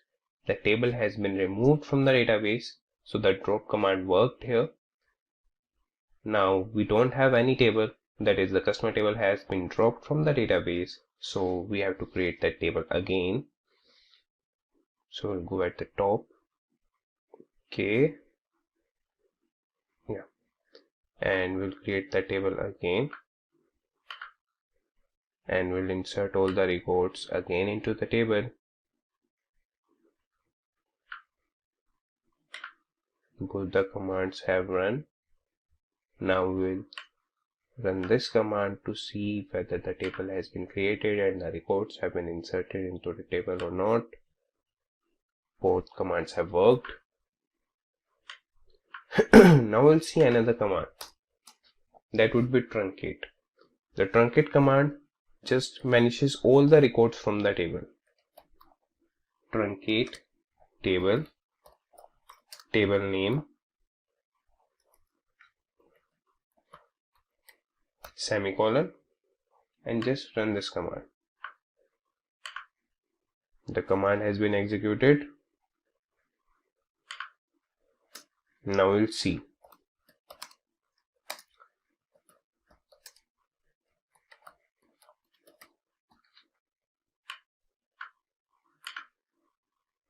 Yeah, you can see that all the records from the table has been vanished. So the truncate command worked here. Now to carry other operations, we have to insert all the records again into the table. We'll do that. We'll again go upwards and run this command, insert into customers values and all the records, and we'll execute this command, and that command has been executed and all the records are again in the table. We'll run this command and check it. Yeah, you can see all the records are inserted into the table. Now we'll see another command, that would be alter. Alter command is used to update any record into the table. We'll see alter table, table name, that is customers, and now what we should do, okay, we'll drop the column age from the table. So we'll write command drop column age semicolon. Now we'll run this command. The command has been executed, and now we'll check whether the age column has been dropped or not. Select star from customers semicolon, and we will execute this command. Yeah, you can see the age column has been dropped off the table, so the alter command has been executed successfully. Okay, so now we'll see another thing, like if you want to comment something during the execution, you can do that. Just write two minus signs and the text. This would be the comment, and you can also use slash star and the text inside it, and star and slash. So this is also the comment section. You can write comment with this syntax or with this syntax. They both work. Now we'll see another command that would be update. This is also used to manipulate data in the table to update any record into the table. So we'll write update table name, that would be customers. And what we should update? Okay, we will update a record. We will change the customer name and address, and we have the primary key as customer ID, so we will use that. So update customers, set customer name equal to James, comma, and address equal to Boston, where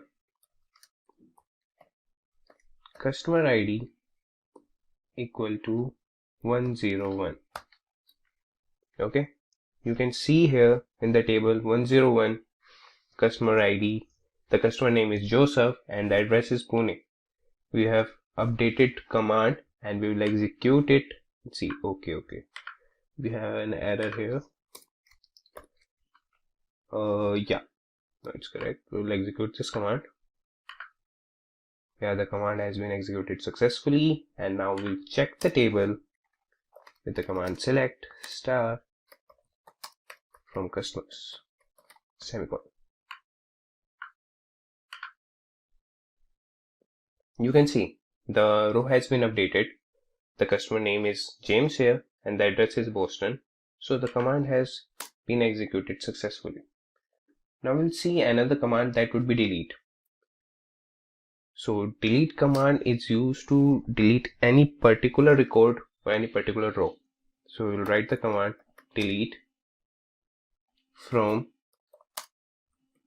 customers where customer ID equal to 102, semicolon. So the second row, that is with customer ID 102, that would be deleted when we'll execute this command.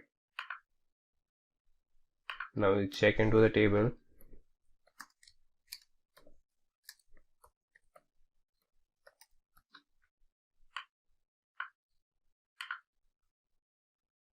Yeah, you can see the record has been deleted. Now we'll see distinct command that is used to return different values. So we will write command select distinct and the column name for which we want different values to be in the output grid. We would select address from customers and we will execute this command. Yeah, these are the address, or these are the cities in the address which are different and which are unique, and we have get that through the distinct command. Now we will see minimum command. Minimum command is used to get the records or get the data that is minimum of all the data. So for that we will write the syntax select minimum, like min, in bracket we will write the attribute name or the column name for which we want the data to be minimum as less price. This would be the attribute name from customers.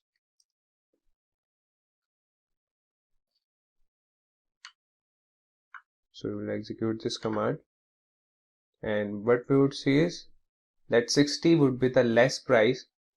Like the customer table, they have the column price, and in that we have all the prices, and from that the minimum price is 60 and we have get it at less price. Similarly, we have the maximum command. To get the maximum amount from the column, we will use the maximum command. Select max In bracket we would write the attribute name as max price from customers,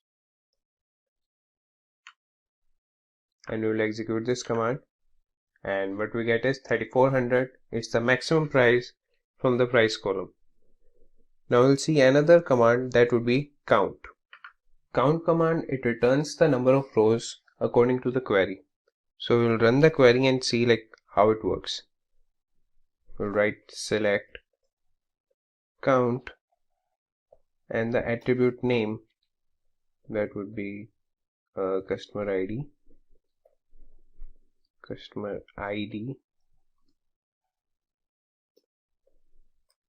from customers, semicolon, and when we'll run this command we will get 19 as a result. That is, it counted the number of customer IDs, that is 19, in the table. Now we'll see another command, that would be average. So it just gets the average of the numbers, and how we do it, let the query select avg and the attribute name for which we want the average from table name, semicolon, and we'll execute this command and we'll get the average of the price from the customers table. Now if you want to add up all the prices from the customer table, you can use the command sum. So how we will execute that command? Select sum, in bracket we will write the attribute name, that would be price from customers, semicolon, and we'll run this command and we'll get the sum of the prices from the customer table. Now we'll see where command. Where command is used to filter records. Let's see it through syntax. So we will write select star from customers where address we will where address equal to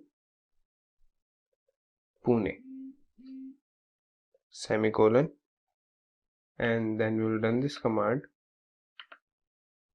and this is the table. We will get the records with address as Pune. So this is the functioning of where command. Now we'll see group by command, that is used to just group the number of rows that have the same values. We will see it through the syntax. Like we will write select count, attribute name, that would be customer ID,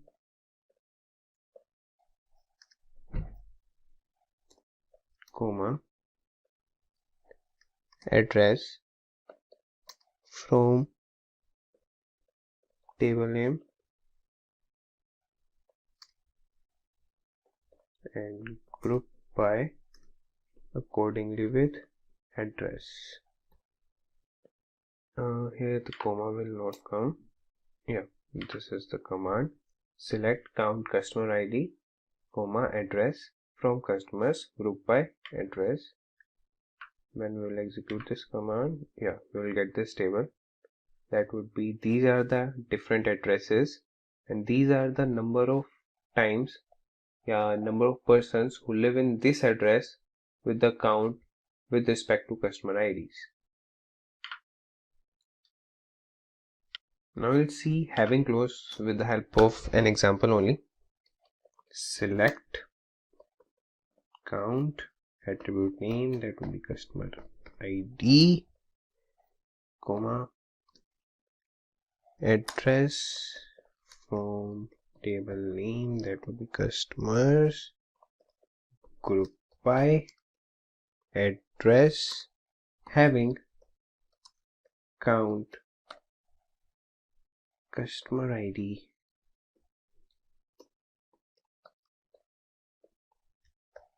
greater than 3, we have 4, 4, 3, 2, 3 only. Semicolon, and then we will execute this command, and you can see the output we have got through this command, that is group by command, was this. And when we have added having close, having count, customer ID greater than 3, we just got the customer ID count with 4. Now we'll see another command, that is order by.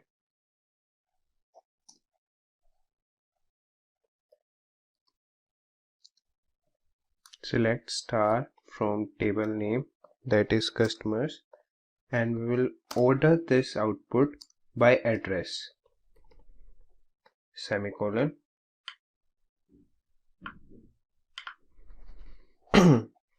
We have got the output with respect to the address.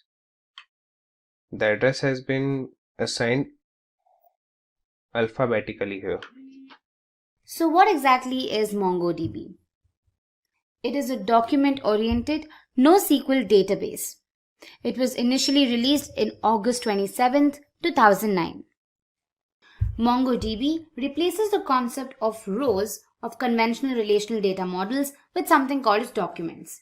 It offers developers the flexibility to work with evolving data models. Since it's document-based, MongoDB allows embedded documents, arrays, and represents complex hierarchical relationships using a single record.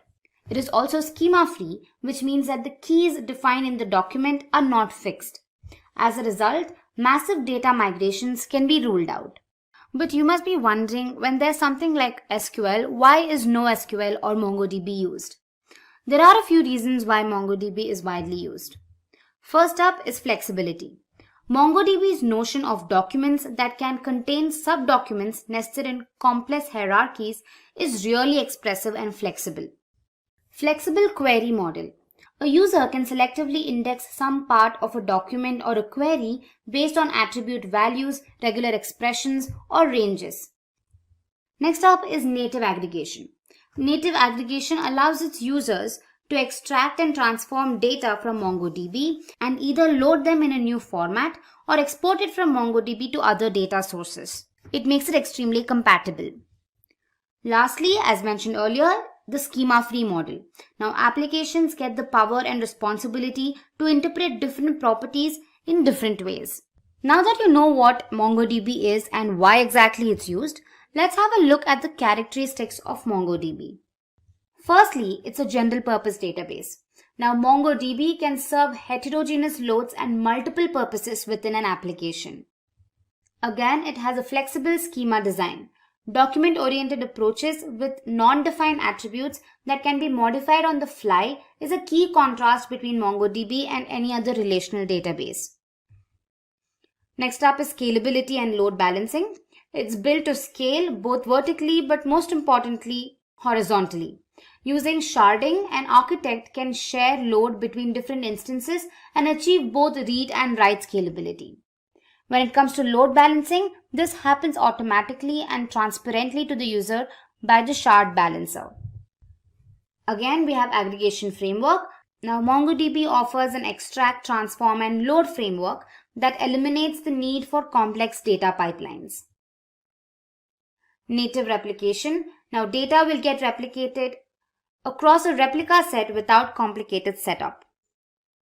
Security features, both authentication and authorization are taken into account in MongoDB. Next up is JSON. Now, JSON is widely used across the web for front-end and API communication, and as such, it's easier when the database is also compatible with the same protocol. Lastly, we have MapReduce. Now again, MapReduce is an excellent tool to build data pipelines, and MongoDB uses MapReduce readily. Now let's quickly have a look at the working of MongoDB. Data is stored in documents with the help of key-value pairs. Now the data is stored in the BSON format. At the back end, MongoDB converts JSON data into a binary format known as BSON. MongoDB also makes provision for nested data. Now all of these documents are stored in a collection. These collections hold multiple documents, and since MongoDB is schema-less, the documents in one collection need not be similar. Now again, these collections are stored in the entire MongoDB database. As mentioned earlier, MongoDB makes provision for nested data. This makes fetching of data extremely efficient when compared to other databases. Now you must be wondering where exactly MongoDB can be applied or used. So let me help you with that. Several areas of technologies use MongoDB as their DBMS currently. Some of them are Internet of Things, mobile applications, real-time analysis, personalization, catalog management, and content management. Now all said and done, let's look at some of the companies that use MongoDB currently. Companies like Toyota, SAP, AstraZeneca, Adobe, Verizon, Cisco, Barclays, and Google, among others, readily deploy MongoDB as their database management system. In this video, I'm going to help you install and set up MongoDB on your Windows system. You will have to navigate to the official MongoDB website. And here you can see software. So go ahead and click on Community Server under Software. And you can see that the current version is 4.4.4 and the platform is Windows, and make sure that the package is MSI. Alright, now go ahead and press download. So this could take a while. Alright, so once it's downloaded, go ahead and install it. Now since it's already installed on my system, the installation process will be different, but you just need to follow the steps there and finally install it. So once you're done with the installation, you can go to your C drive, and here you can click on Program Files, and you can see that MongoDB is installed. And inside of it, you have the server folder, and then you have the 4.4 folder, and then you have the bin folder, right? So here you have the application, that is your Mongo and the MongoD applications. Both are executable files. Now the MongoD file or the application is the daemon process. Now this is the background process that makes sure you retrieve the data from the database, access the data. So it does all the background tasks. So after the installation, now you need to create a path to this file. By doing this, you don't have to always go to the bin folder and then execute the file. You can directly execute the file on your command prompt, right? So for that, let's just go to our environment variables. But before that, let's just copy this path, right? And here under the user variable section, click on path and say edit, and go ahead and just paste it, right? I've already pasted mine, so just go ahead and paste it and click on OK and say OK, right? So now you've created the path successfully. Now let's head to our command prompt and run the Mongo file. So here you can just directly type Mongo since the path has already been created. So just go ahead and say Mongo. And here you can see that your Mongo server has been generated. And with this, you know that your MongoDB has been successfully installed and your server is up and running, right? So just for confirmation, let's see if there are any databases and how much space they've occupied. So you can right now just type show DBS, and when you click on it, it says admin, config and localhost, and all of it is 0. So with that, you have successfully installed MongoDB on your system and it's up and running. All right. In this particular tutorial, we will be learning what MongoDB is all about and their advantages and some practical demonstrations. So let's get started now. So here in MongoDB, we would like to discuss about what is a MongoDB. So as we know, the MongoDB is known to be a traditional document-based database, okay, which stores the data in a document. Okay, NoSQL means it doesn't say like no to SQL. Instead, it says not only SQL. That means it is not only SQL, but it is supporting the other approaches too. Okay, so the document based, when you talk about it, actually represents the typical hierarchical relationship using the single records. That means how the records are related with each other. So that's how exactly it represents. And it is a pure schema free environment, so that you really do not need to have a schema before you go and develop this program. So it is a pure schemaless environment. Due to that, it is giving you far more better flexibility when you talk about completely unorganized environment. So what is NoSQL? So here's the idea about a NoSQL. So it is completely into the non-relational database. Like traditionally, if you see any non-relational database, you talk about typical NoSQL, it's purely into the document base. Here, NoSQL does not use any tables like in rows and columns. A traditional RDB based approach, if you see, there they are using a complete table structure, like they talk about columns, they talk about rows and all about. So here in NoSQL, it stores the relationship data in the documents. So the different type of NoSQL databases are available, like you talk about called document based, you talk about key value based, you talk about white column based and graph based. Different options are available for the NoSQL, but the one which we are using it, MongoDB, it is a purely document based database. Now here we would like to go ahead with some demonstrations, like talking about like how MongoDB installation works and the other aspects. Okay everyone, so now we're going to start working on the first option called MongoDB installation. Okay, see, MongoDB installation is very simple. If you open on a website and go for this website name called MongoDB download. If we talk about MongoDB download, you're going to see the official website called MongoDB community download is available. When you click here, so you can see it is taking the current version to 4.4.6. Mac OS, it by default detected my platform. However, you can select, depends on which platform you have it. And after that, you will be clicking on this download.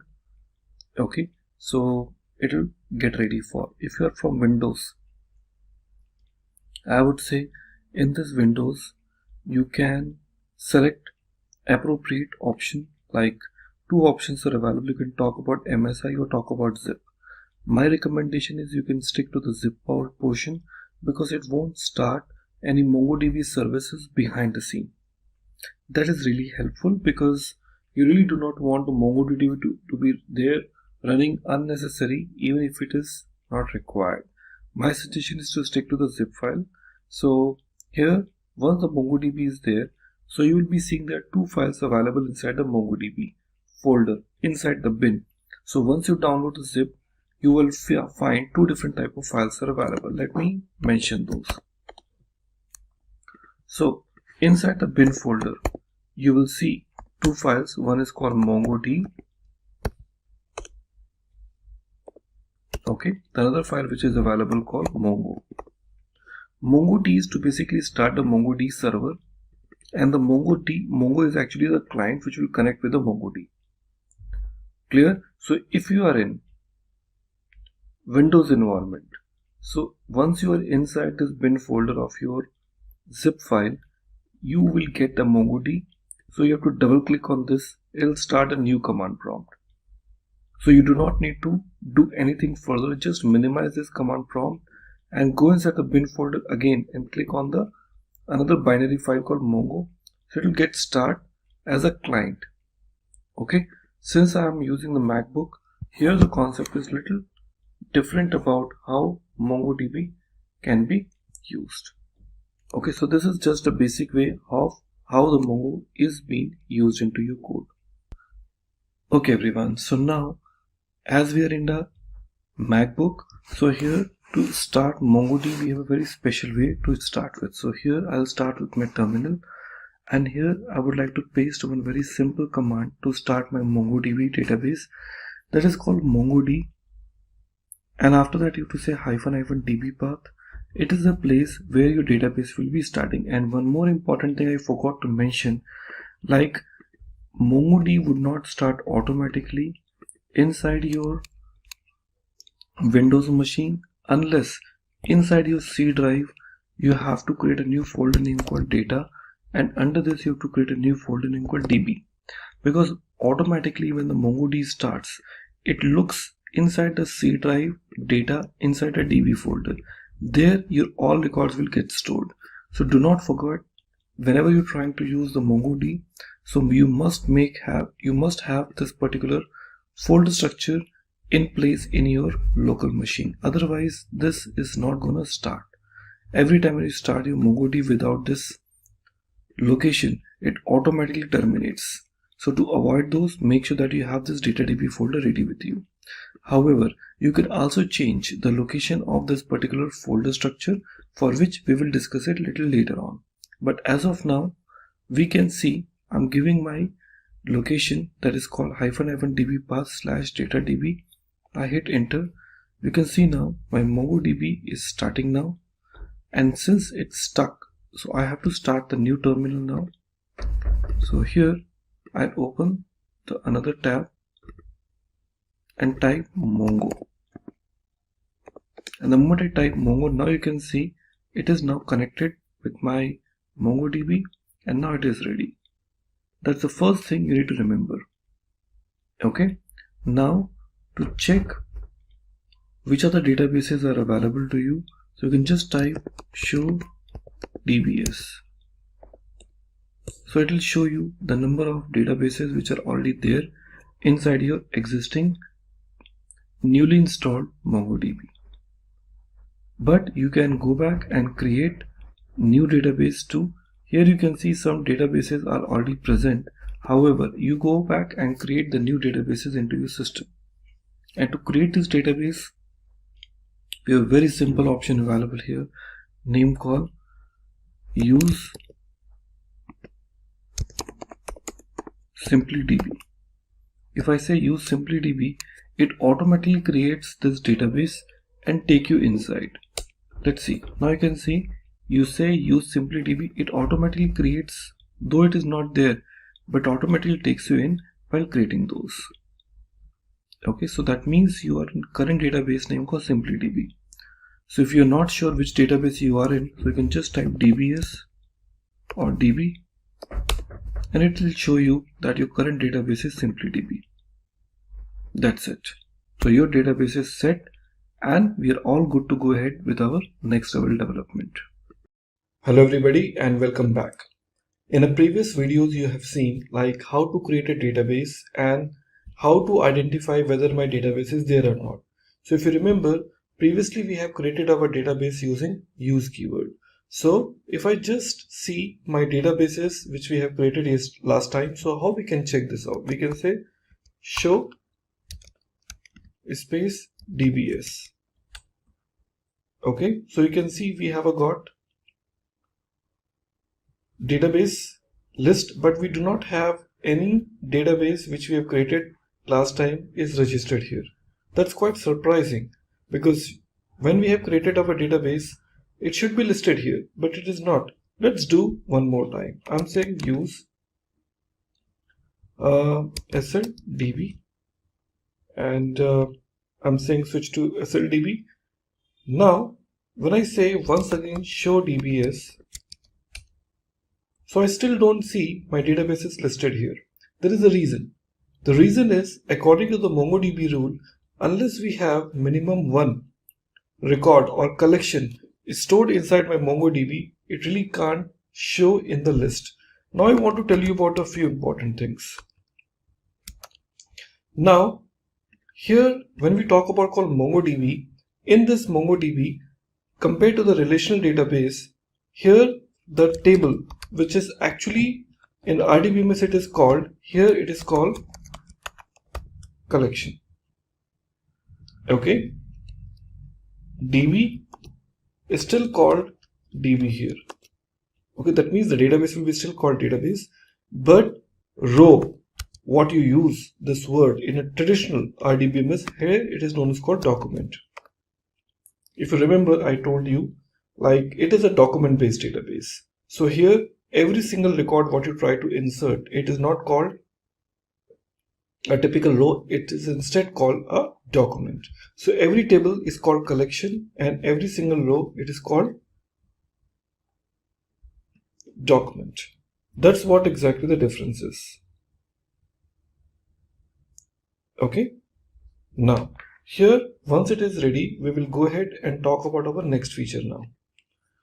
Well, we have to basically go and create a new collection. Okay, so what you can say, db dot create collection, and here I can pass my collection name. I can say demo collection. So once it is done, I can see it is collection is created.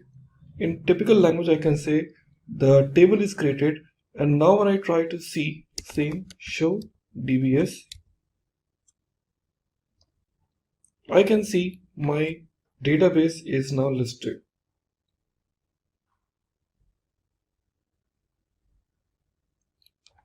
Okay, that's how exactly it works. So the very simplest way of how we use in my code. Well, in our previous examples, we have seen like how we can create a collection and we can give the name, and I can see the details are listed when I say show dbs. But there's again another alternative option available where you can just do that without even saying db.create collection. Well, if I want to create a collection, I really don't need this particular functionality called create collection. I can directly use this statement name called db.sl student dot insert, and here we would like to add the property like a name, and here we can say admin. Now what is that meaning is, when you say db.slstudent.insert and I hit enter, you can see this uninserted one, and surprisingly when you try to say press enter, you will see this SL student is not a collection which we have created earlier. So what this line does, this line not only create the collection for you, but also add a record inside with this property called name, because that is a MongoDB, and MongoDB is always following the JSON based structure, and due to that it goes with the key and value pairs. So DB is a predefined keyword, SL student is a collection name, insert is a command through which you are trying to insert a record. Now to check how many collections are there.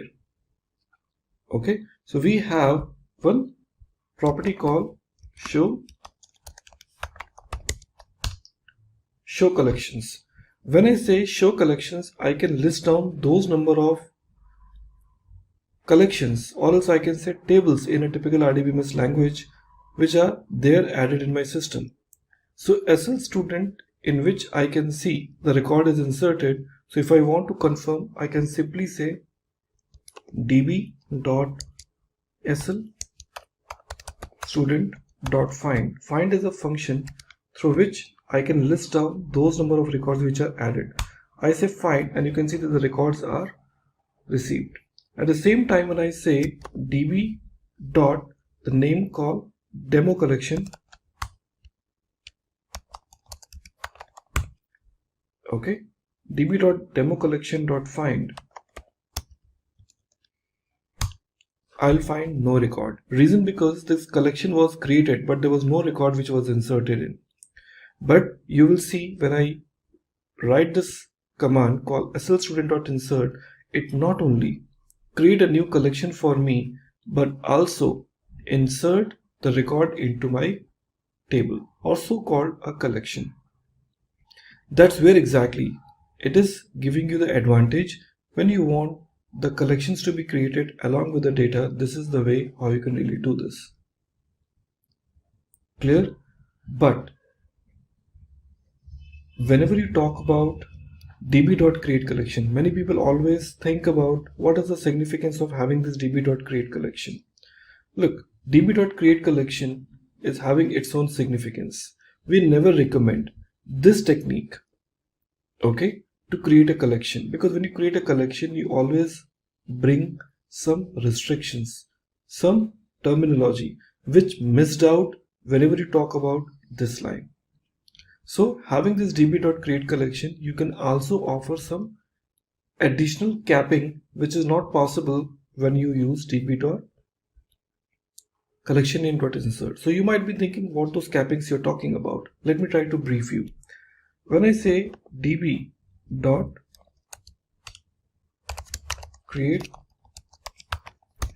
collection, and here we are providing the first name called suppose student.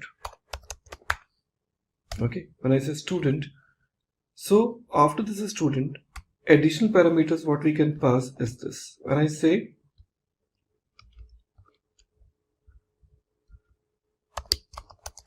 capped colon true, what we say, capped colon true. So you are enabling the capping. After that, the next parameter I'm going to pass, that is known as called size. In this size, we are providing the size. Suppose I'm saying 5 to 4, and also we are saying 2880. That is the size of 5 MB, and here we are giving call max colon 5. What exactly that meaning is? See, the meaning is very simple. Whenever we try to bring this create collection option, so capping true means you are enabling the capping. So what does that meaning is? It is trying to say in this particular collection name called student, maximum number of documents can be either 5 or less than 5. Clear? And the collective size of documents cannot be increased to more than 5 MB. That means you're trying to say either by adding the total number of 5 records, the collective size of 5 documents will reach to 5 MB, okay, or else the maximum number of 5 documents can be stored. So whichever fills earlier. You may have a total number of 4 documents which are pretty heavy and they reach to the size 5 MB, and beyond that the next document won't be added, or else you can have the 5 documents which has not yet even reached. So any option will help you to achieve this. So that's where exactly you can offer the capping, but this is only possible when the user is trying to say db.create collection. This option is not possible when you're trying to use this. So that's the benefit of having this db.create collection, and this is what we always recommend. Well, now we would like to talk about our next feature here inside the same MongoDB. So we now know how to create a collection, how to create a database, and how to switch from one database to the another database. Now we will tell you like how to insert a document. So far we have already seen how to insert a document inside the MongoDB. Now we would like to also show you how we can insert the documents using multiple techniques. So remember one thing, MongoDB comes with two different types of documents. One is called relational document and second is called embedded document. Mostly while working with MongoDB, we always recommend you to use embedded documents because that helps you to scale up your application without any hurdle. Okay, the embedded documents means what? That means the I would say the parent record as well as the child records both stores in the same location. Fine. So how exactly that is? Let's take a look about this example. Here we would like to insert some records by saying db.student. I do not have a student collection, but I'm just telling you db.student.insert. Here we would like to add some records. What I'm trying to say, the registration number. I'm just saying 1, 2, 3, 4. You can give anything. Now the next one we will talk about called name. This name we can say student1, followed by the next one.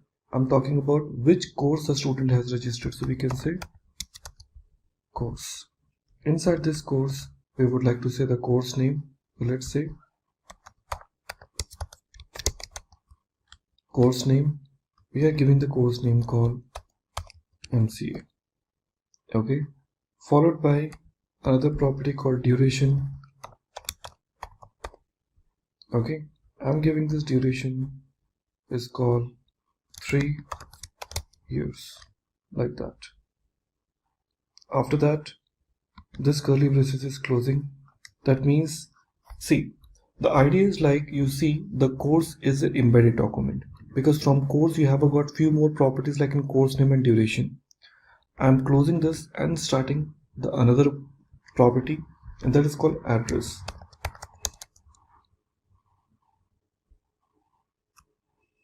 Okay, sorry, let me remove from here and from address.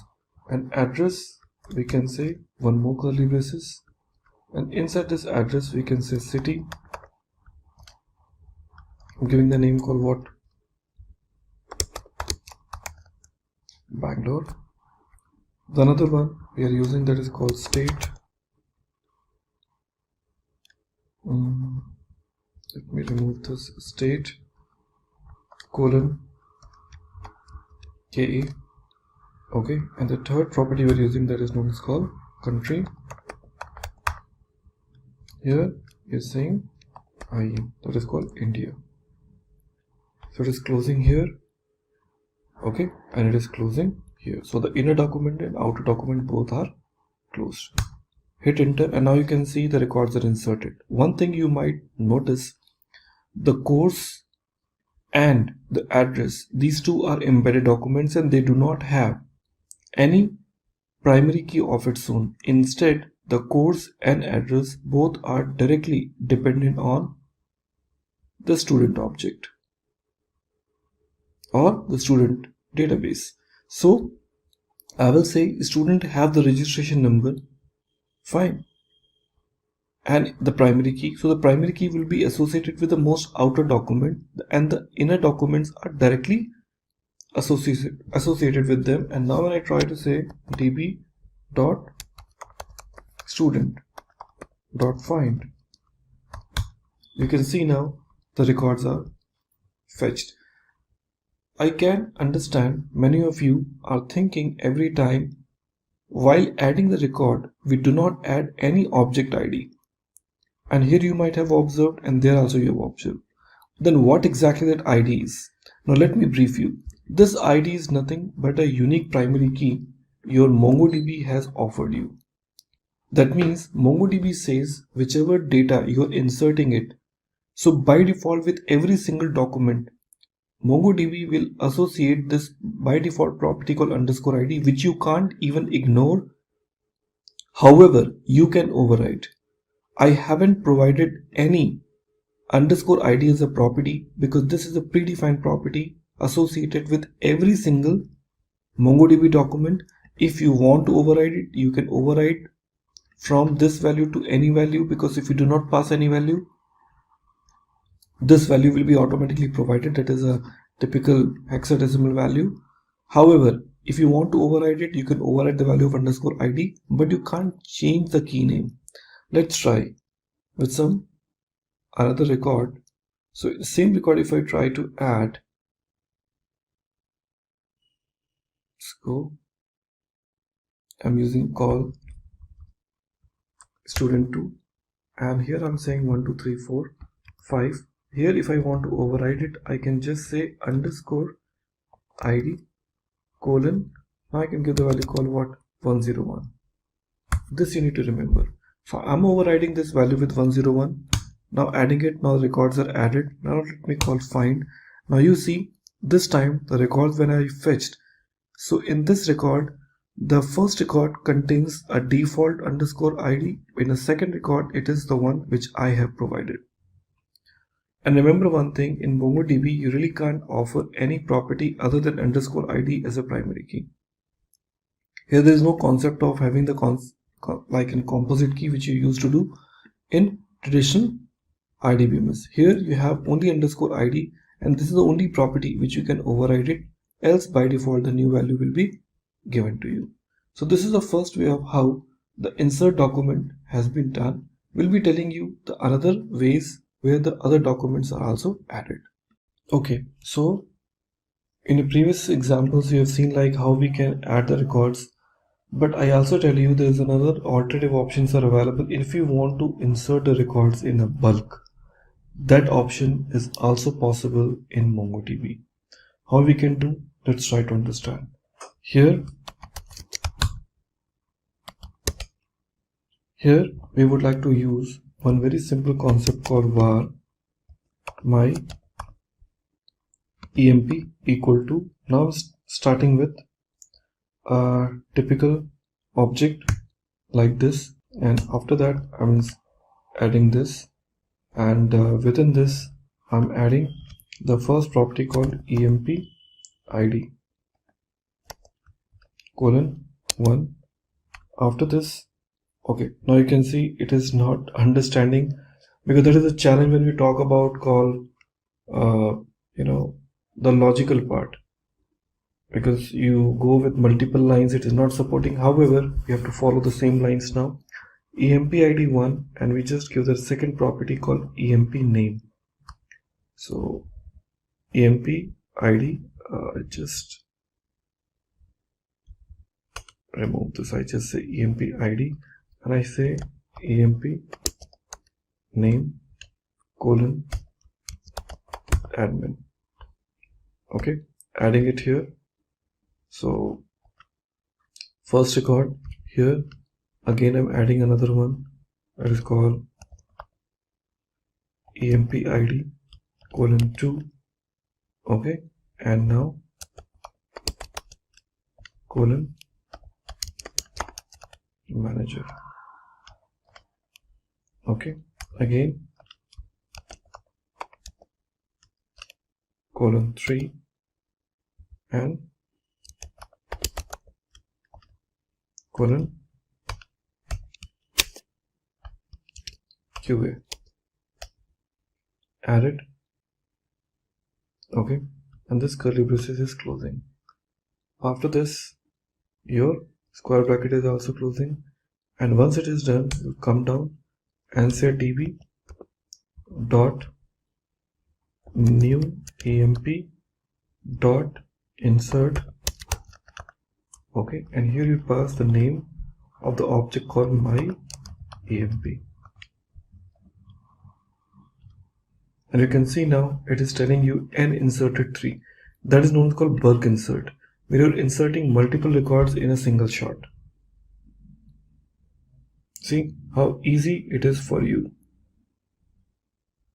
Okay, now you simply use db dot, the collection name is what? Your new emp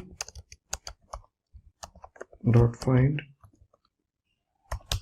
and you can see now all 3 records are inserted with its default object ID. Okay, so that is a really nice idea to have the ID to be provided.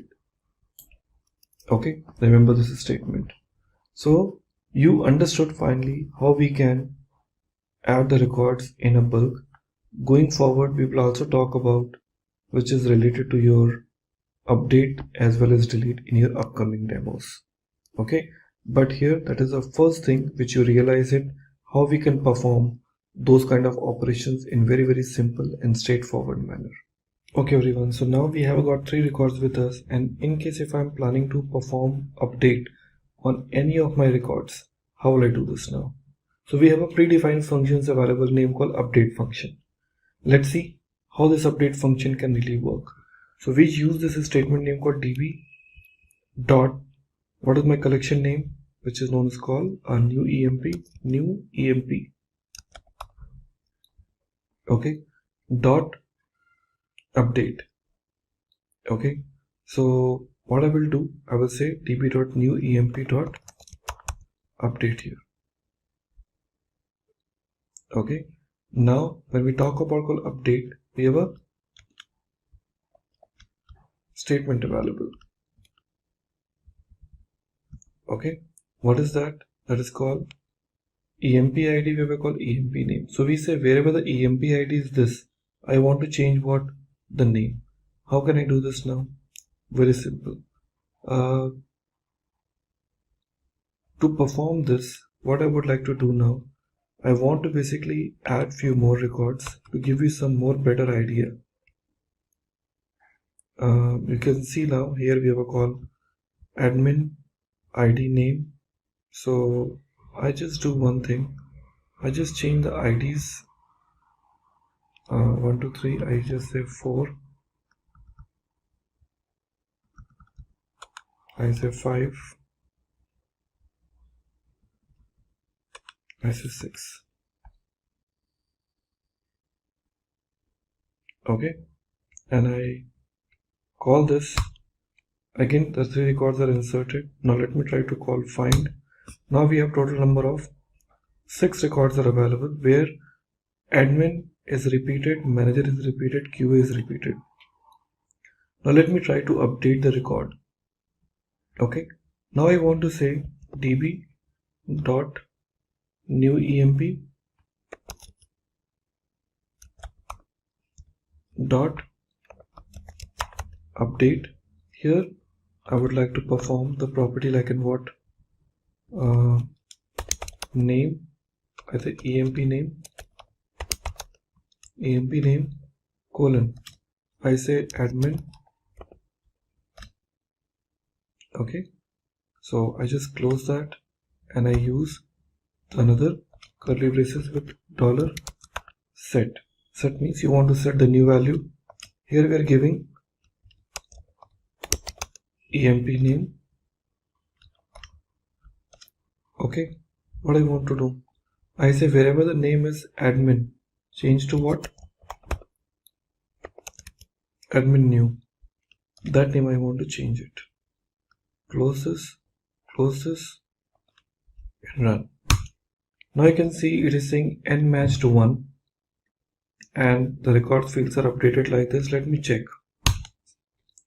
Well, here I will see the value called admin new is updated, but I have one more admin called admin. It is not changed, and that is something which you need to notice. What you need to notice is like when you try to perform update.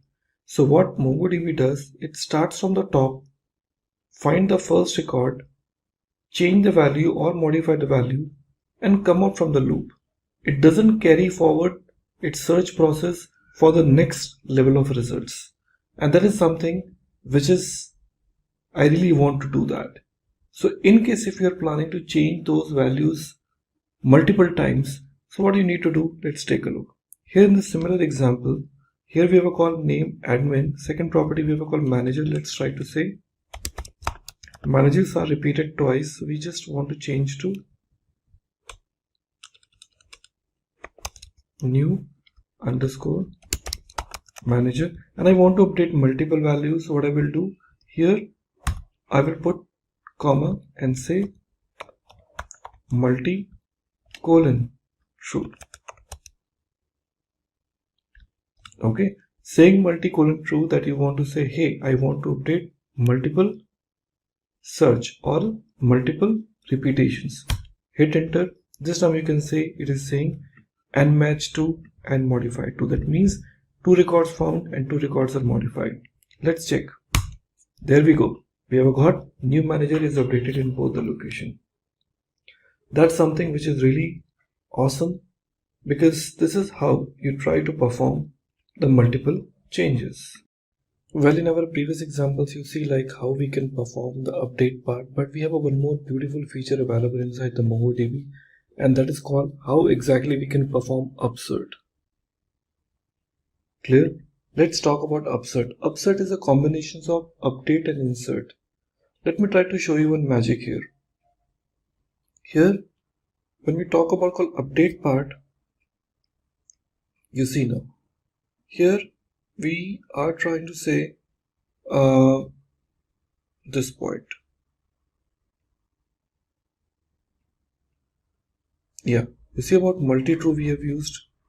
Now here, this multi-true is we are trying to update, but let's talk about something called manager 2.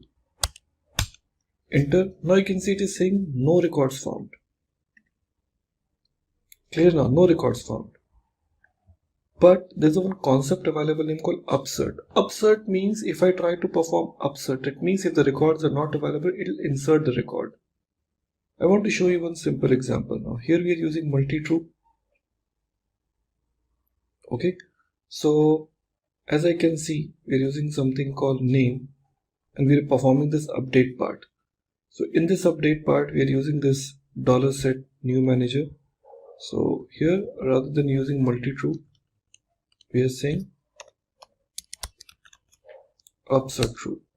When I say upsert true, so what happened now? They say n matched 0 and up inserted 2 and modified with id this. That means when I try to call this find function, you'll be seeing now we have a got the another record has been added. Are we clear now? As a new record. So upsert does what? Upsert says like if the records are found, I will update it. If it is not, I will insert it. That means if I try to call the same thing, manager 2, fine, it is added as a new manager. Now if I just try to say not manager 2, I will call QA, and here we are saying emp equal to new underscore QA. And now you can see it is saying n matched 1, n upserted 0 and modified 1. So it is clearly telling you like, hey, I did not find any inserted part, but yes, I matched one record, I found one record and the one record is updated now. That is very, very beneficial feature when you really want to perform upsert. So that is the advantage of upsert. That is what's called update plus insert. Very important feature that depends on the requirement. If you want to add, you can certainly add this. So the way we have tried to add this upserted part, we can also try to perform the delete part also. Okay, so MongoDB also helps you to perform the delete part. And how you'll be trying to add it now? Let's try to understand. Here in my code, if I want to perform any delete part, I have this statement name called db dot, the option we are using it, that is now called collection name emp, new emp, sorry, dot, we have an option name called remove. In this remove, we would like to offer the property. Okay, and what we're talking about now here, let's try to add the ID here or the name which you would like to import. So I want to say like emp name admin new. So we just say p name. Okay, and then name is called what? Admin new. Okay, emp name admin new. When I say remove, you can see it is removing the first record. So you can see now the records are removed. Fine, because there is only one admin new is available. Okay, now in a similar way, if I try to remove the property called new underscore manager, new underscore manager, hit enter. Now you can see the 3 records are removed. So it's not like update which removes only one, update only one record. It can also eliminate more than one records at the same time. That's the benefit of remove. So now you can see we have already implemented some records. As I seen earlier, like we have performed the delete part now. Now when I try to say db dot new emp dot find, 3 records are available with me, 3, 4 and 6. Now when it comes to insert part we have seen, update part we have seen, delete part we have seen. Now it's time to basically fetch the records. So find function we've already seen, but in find function we also have some conditions, so-called queries. So in case if you want to limit the number of records into your application, you can also do that. Let's see, db dot new emp dot find. Clear now? So in find you can also pick up the specific records too, like when I'm saying dot find, and here we can just say name colon admin.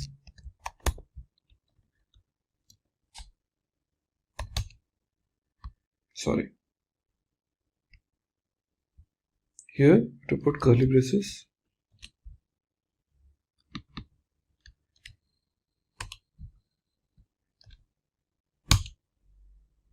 It says there is no record with a name called admin because it is an EMP name, not a name. So let me change back to.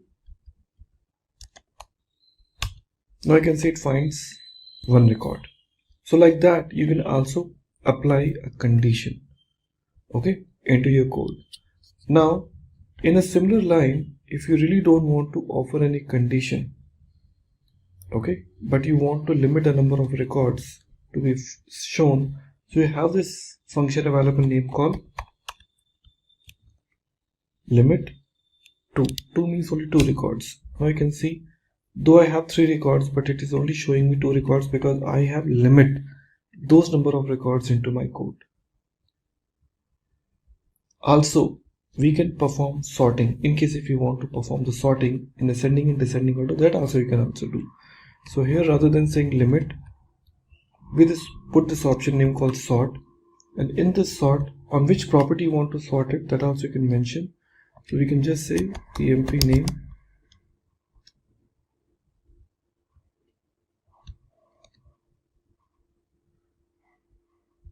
okay, and using ascending order or descending order, so you can just say -1. That is called descending order. Hit. Now you can see it is showing in a descending order. Now if I just say -1, if I just say 1, now it is showing you in an ascending order. So you can pick up the specific property behalf on which you can tell it should be either on descending order or ascending order. So that option really works very fine. Okay. So that's like how you can perform the queries. But remember one thing, you can also search the records based on their embedded columns too. Because if you see in our previous records, we have some records added. Okay, that is, let me try to say show collections. I will call SL student and student. Okay, db dot find. Okay, you can see we have records which are embedded records. Now if you want to search the records based on their embedded properties, like I'm talking about address, there's one property name called city. Fine, so if you would like to pick up those records, these are also possible. So how you can do this? Very simple. So you say db dot student dot find. Okay, so inside this find you can provide the specific properties, like my outermost property name is called what? Address. So we are using this option called address dot city. So we say city. Are we clear? Colon, I'm giving the city name called what? Bangalore. Clear? Let me close this, and that's it. Okay, so we have to start passing another curly braces here. Hit enter, and you can see now I find 2 records because both the records belong to what? Bangalore. So I'm getting this city Bangalore with me. That's really awesome. Like you can also pass the city accordingly. Apart of that, we also have the other details also, okay, in which you can have the conditions based on less than, greater than, or whatever values you would like to make it is available and possible. Okay, so that's how the conditions are satisfied. So suppose if you would like to pick the users, are we clear, where the range which you would like to consider, so those are also possible. Like you can see, we have this property name called what, EMP ID 3 and 6. I just want to pick up only those records whose ID is greater than what, 2. So what I can say, db dot new emp, okay, dot find, and inside this find we can say the property. Okay, so what's property we're using? EMP ID. We are saying EMP ID here, colon, here we'll be using $GT. GC stands for what? Greater than, colon. We're giving the value called what? 1. Fine. Close this. Run. You can see you have received 3 records, 3, 4 and 6. In case if I just look forward for higher than 5, you will see only 1 record. So greater than, that's called GT. Okay, same option, if I just say LT, you can see we have found 2 records. So less than, greater than. Okay, so that's how exactly you offer it. Okay, and also you can provide the condition, so-called limit. As I can say find EMP ID the way we provided. So here I will not use less than. Okay, instead I'll be providing another property. Let me show you what. So here in EMP ID, whatever we have taken, so let me try to take the property called find, and here we are providing EMP ID, and then we're using another curly braces, and we're using $in. Is very important property, $in, colon, here you provide the details. I'm saying inside, so the property is 346, we are saying 3, 6. Close this,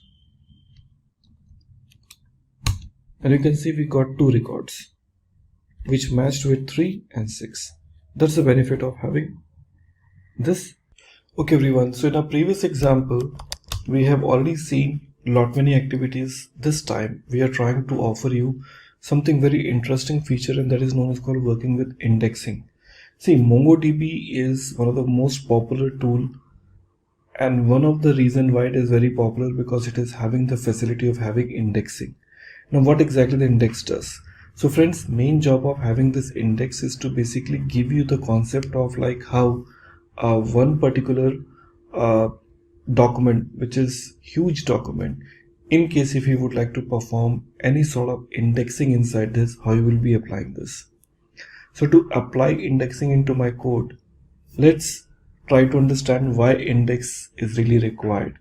Without indexing and with indexing, how you'll be making a difference into the code. So to make it happen, we would like to insert some records to confirm. Okay, so what I will do is in step number 1, previous records, if I see, I have got 46341, depends on what earlier records we had it. So we had a call new emp. So db.newemp.find. So we have total number of 3 records are available. So it's okay, we can have this 3 records with me. Now let me try to apply indexing. Without indexing, if I want to find the result, what outcome I'm gonna receive. So to know about how much time it's gonna be taking, if I have got large number of records with me, I'll be using this statement name called db dot, the name is called new emp dot explain, and here I'll be using one predefined functionality called execution stats.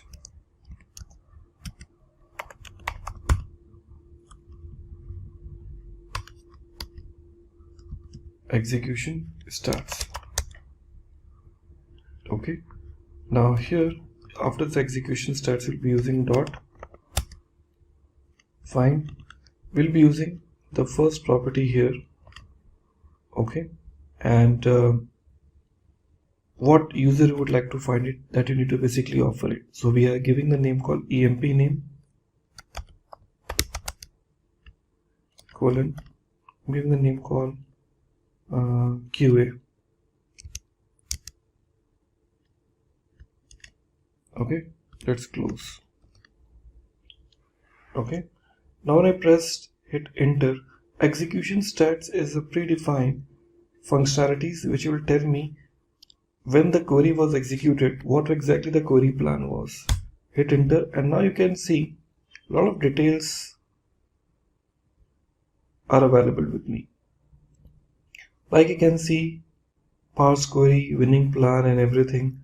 One thing you need to remember, by default here when I try to run, it says and return 1, advanced 1, need time, total, everything it is showing me. But one important thing which you will see here is total number of documents scanned. So it is telling me total number of document examined is 3. Clear now? And return 1, that means one result is returned and the total number of documents examined is 3 in order to find this record. Just imagine a use case here. When I say total number of documents examined 3, in case if I have got millions of records with me, that means to search the record, it will examine all the millions number of records to search the result, which certainly gonna be taking huge amount of time. And that's where exactly when you try to search the record, fine, when you have no indexing is available. Okay, so you need to understand one important thing is by default index is applied on your underscore id. db dot new emp db dot new emp dot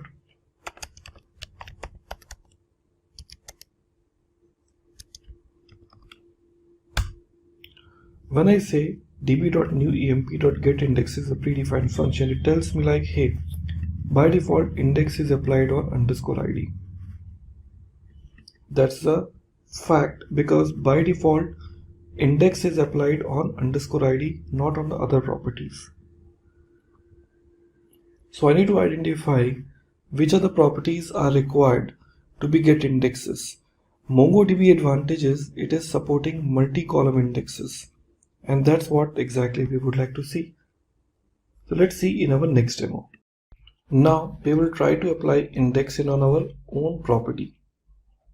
Okay, so to apply the index, what we need to do, we have to say db dot, certainly we will be talking about called collection name called new emp dot create index.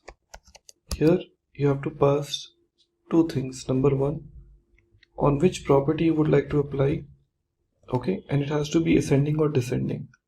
So I'm trying to apply on emp name and I want the index to be applied on ascending order.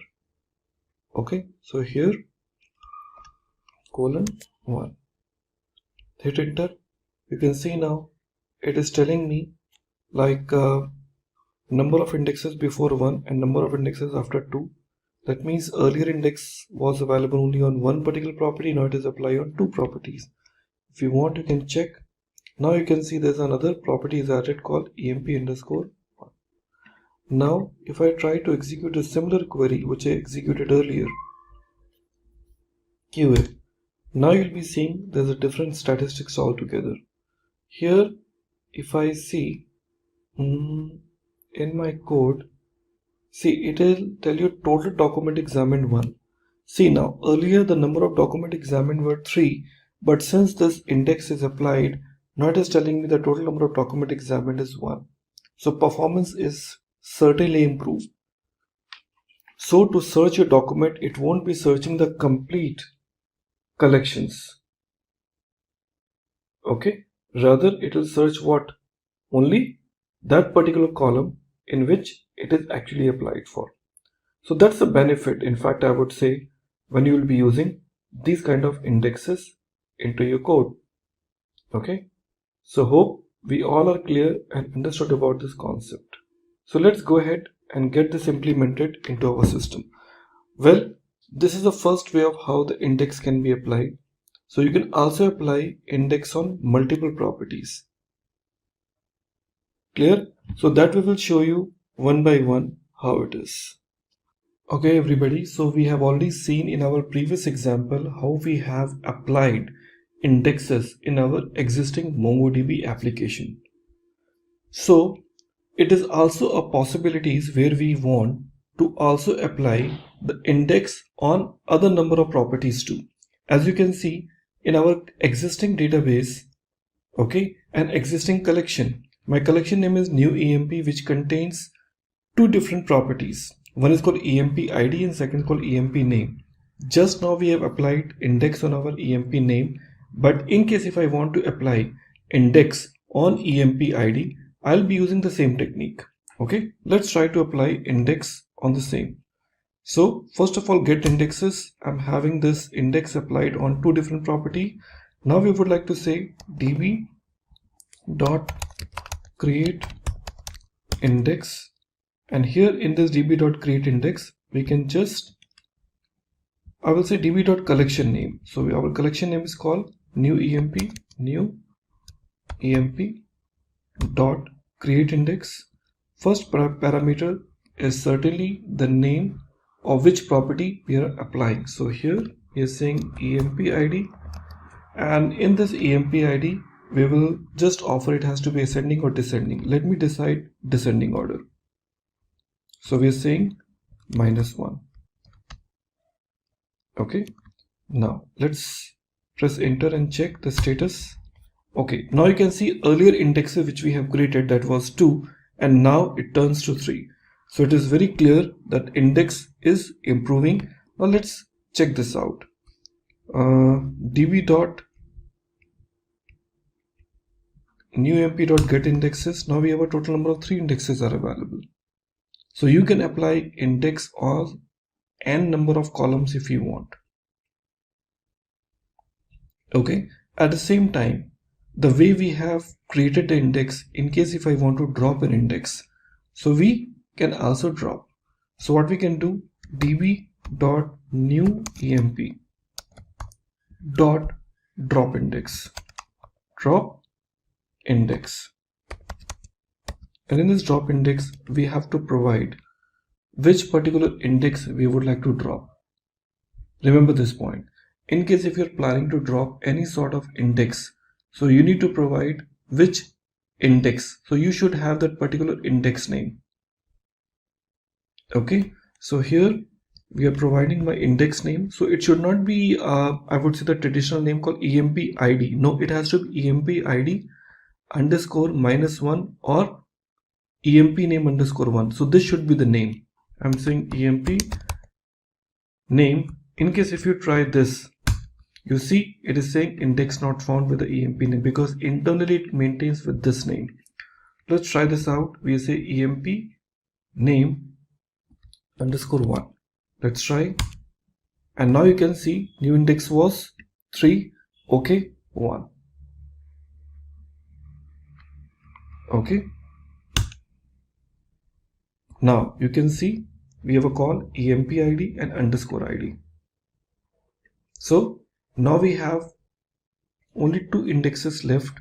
There's no emp name anymore. This is how exactly you can drop the indexes. So it is very simple and straightforward way of how in MongoDB you can perform your activities. Hello everybody and welcome back. In the previous examples of MongoDB, you might have considered we have used lot many operations. In our last video we have seen how to utilize indexing into our code. Now in our next journey of our MongoDB, we will see how aggregation works. See, in MongoDB aggregation plays a vital role, and aggregation comes with so many handy functions with MongoDB which will help you to perform and to apply some very simple code snippets into your ongoing I would say the requirement, which can make your query so much seamless. Now we will see how this aggregation really works. And to work on an aggregation, we have taken some default database name called aggregate.db, and here we have a call student as a by default collection in which we have some set of records are already added. Now, if I just want to apply aggregation, now I would like to tell you about what exactly the aggregation is. See, ideally when you talk about call aggregation, okay, so aggregation is nothing but a call aggregate, like RDBMS. If you see, we have a call aggregation there. So in a Unix command, like you talk about shell pipeline, means the possibility to execute an operation on some input and use that output as an input for the next command. That means the output of one particular execution becomes an input for others. So MongoDB also supports same kind of concept in aggregation framework. There's so many type of functionalities are available, which we will see one by one into our next code. Okay, now here we want to confirm about a few important things. Now here let me try to bring some of the important well-known, I would say, the functionalities of our aggregation framework. First, we use a term name called $project. The project is basically designed for select a specific fields. $project is designed to select what specific fields from a collection. We used to talk about called what? Match. The match is responsible to filter out the operations. Are we clear now? It is designed to filtering out the operations. You talk about $group.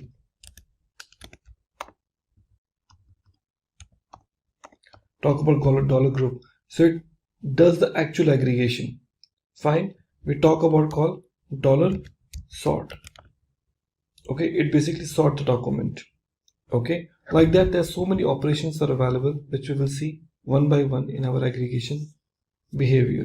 Now my first example, the one which I want to execute, I have a called student record with me, which contains a student name, okay, the section and the marks and the subject, on which subject the person or the student is appeared. Now here my first requirement is we want to filter data based on a section A, because students belong to the different sections. As you can see now, they belong to the different sections, section A, B, C, D. So I just want to filter the data based on a section A. Okay, so for filter out, I would like to use $match. Let's see how it works. So I just would like to filter out only those students who belong to the section A. So how we would like to use it now? I will say db dot student dot aggregate, and inside this we would like to use this square brackets and then curly braces, and then use $match. With this I would like to use another curly braces, and I say section A. Okay, and I close this, close this, close the square bracket, close this. Okay, so db.student.aggregate, aggregate should be always associate. Match is now the aggregate functionality, section A. Hit enter, and you can see now it lists down all those students who belong to the section A. Okay, very simple and straightforward example. Now we would like to use the second example.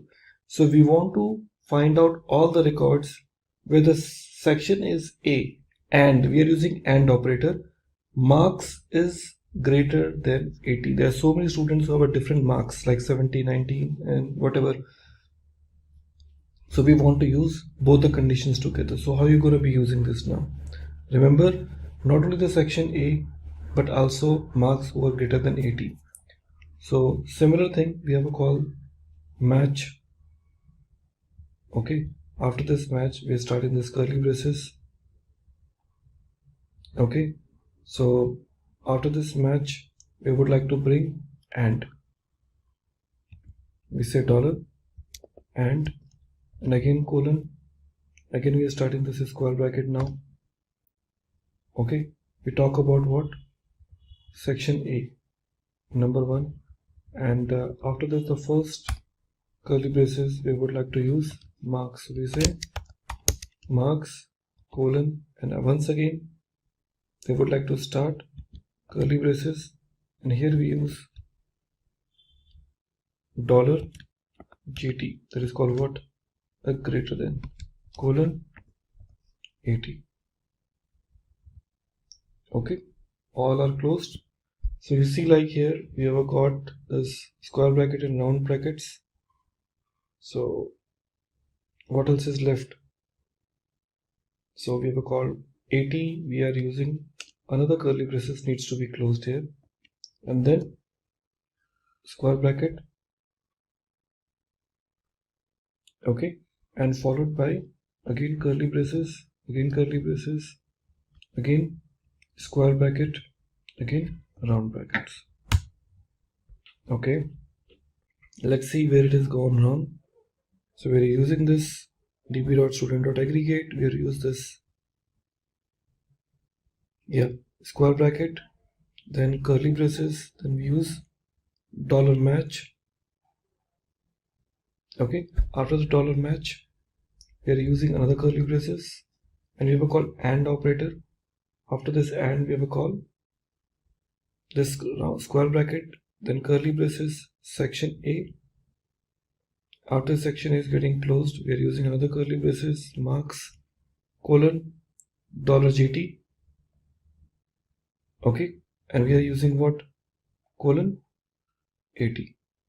After that we are closing this and using 2 more curly braces, square bracket in this. Okay, so this where exactly you can utilize that. So db.student.aggregate, and like this it will be able to get it now. Okay, so in a previous example that was the only missing point was after this this dollar match we didn't apply this curly braces. That was the only missing point which was there, and now we have applied.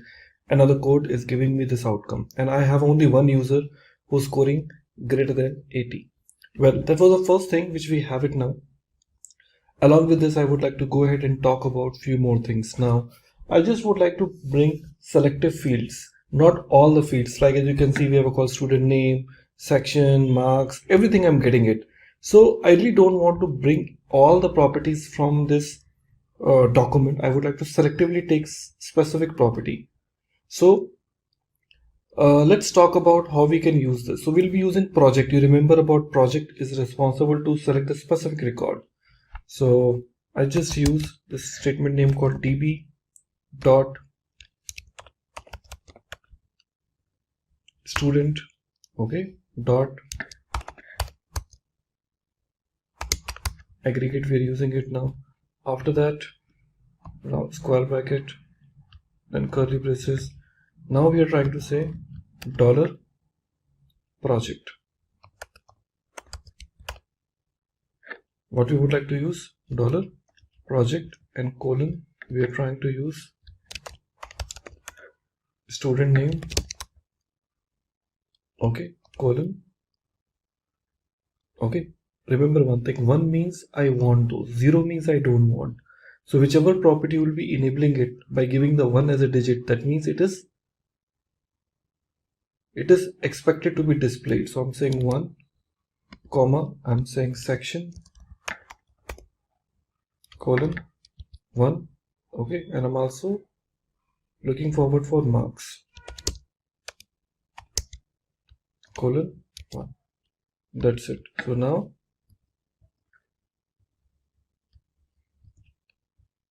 you can see now I am once again picking up only those like student, section and marks. Now if I go back and remove some properties, like I only want student and section, you can see I have only student and sections are used. Here if I just use this statement name call underscore id colon 0, now you can see only the names and sections are visible ID is not, because I really don't want ID. By default ID is shown, but if I say it's 0, that means the ID will not be visible here. So like that you can select the columns or the properties accordingly. That was the one way. Now the other thing I would like to use, what if you want to find out the student name, section and marks from student? Once again, we want to find out the student name, section and marks from the student collection where the section is A. Okay, so here it will be the combinations of match as well as the project.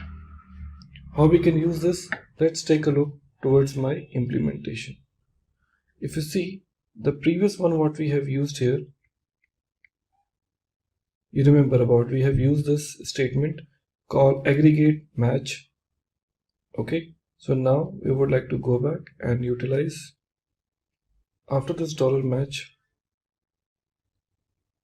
this is a curly braces, I'm giving section colon A. Okay, section colon A, and after this I'll close this. Okay, and close this again. Again I'm opening it up by using this option called project, $project. We're picking up the project right now, and here with this colon symbol we can use again and say student name,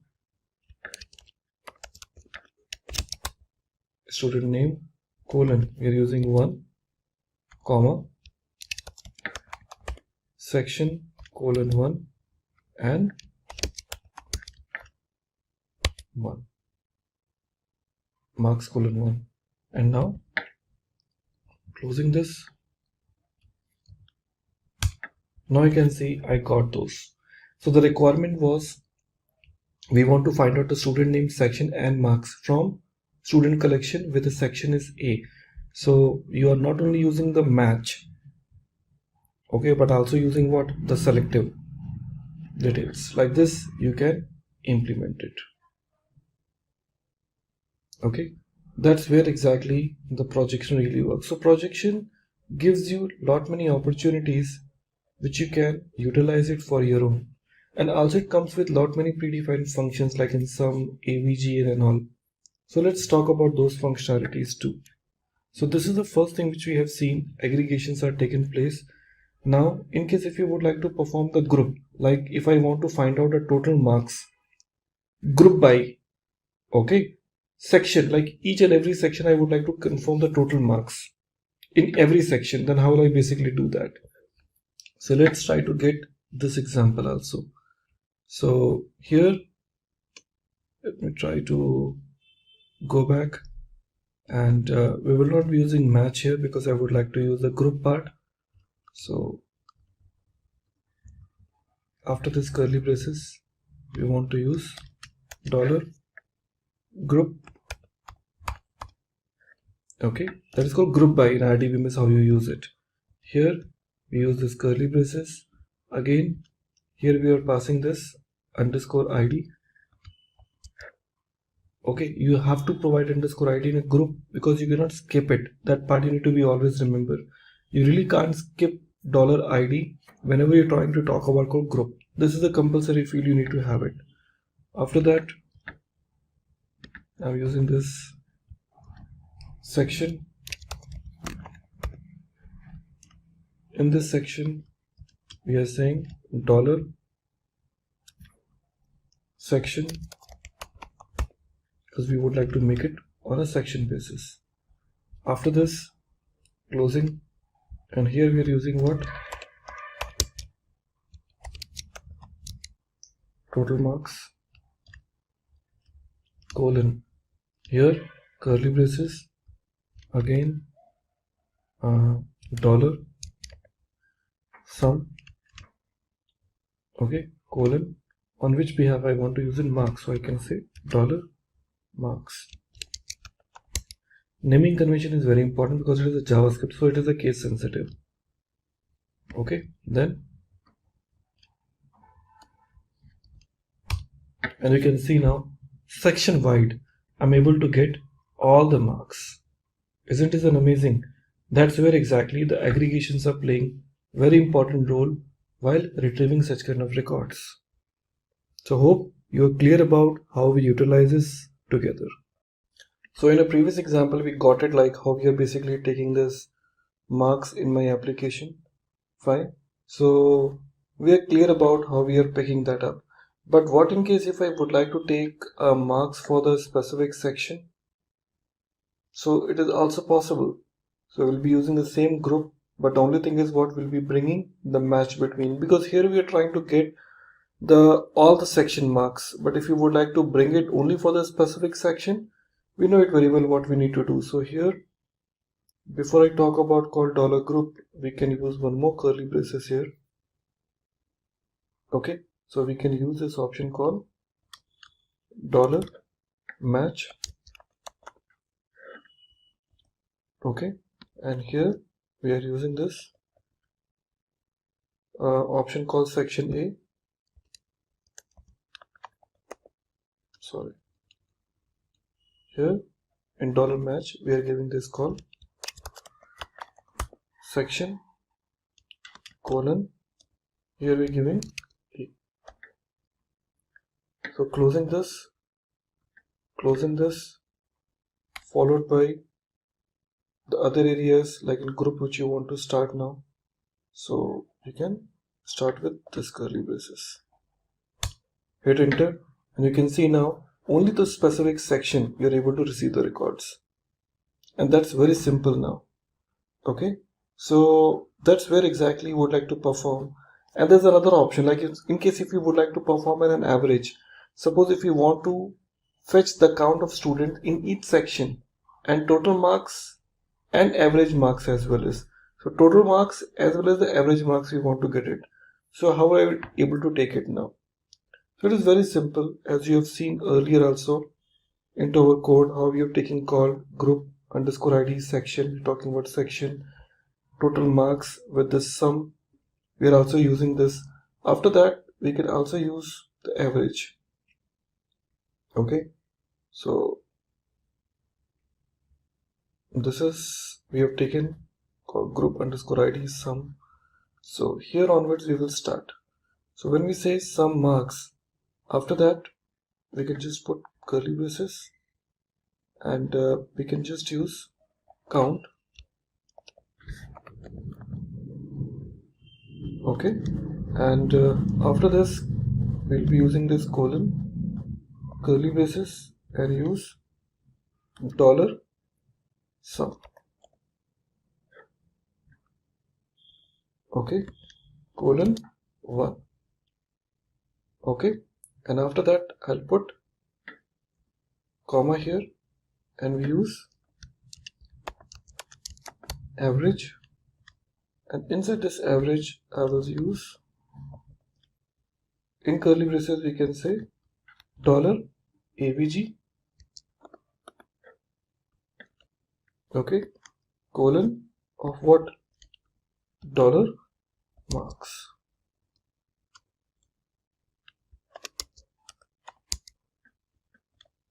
Very simple. So curly braces is closed. Okay, so total how many? 3 curly braces will be closed, 1 square bracket and round brackets. And now you can see you got the average markings in each and every section.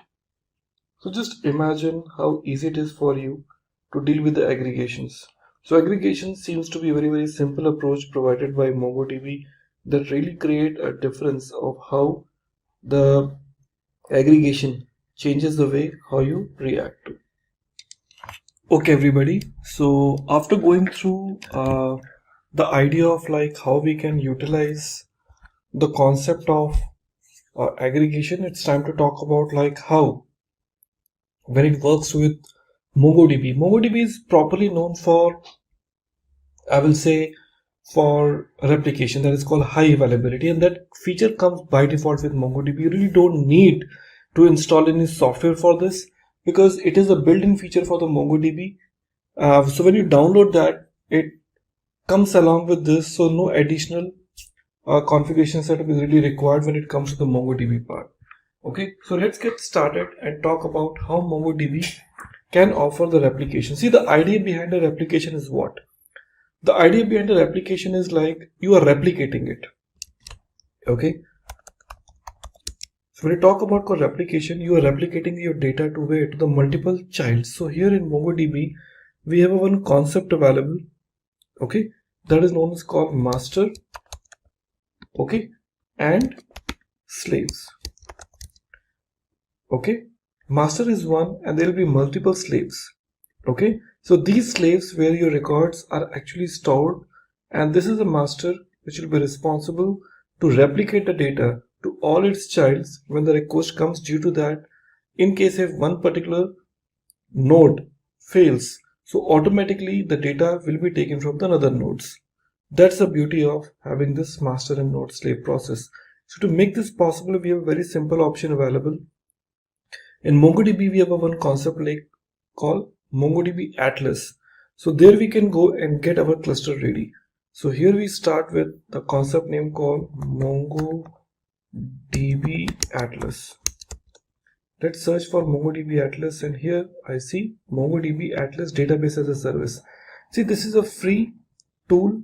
It's a cloud environment where you really don't need to install MongoDB in your local machine. It is a cloud-based MongoDB support which is free to use with a limited amount of space, but yes, for the testing purpose it is the best suitable. So I can start with the start free, or else I can say the login here.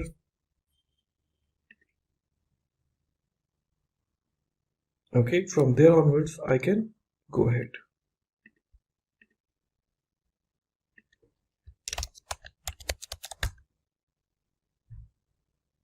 Now it is getting ready.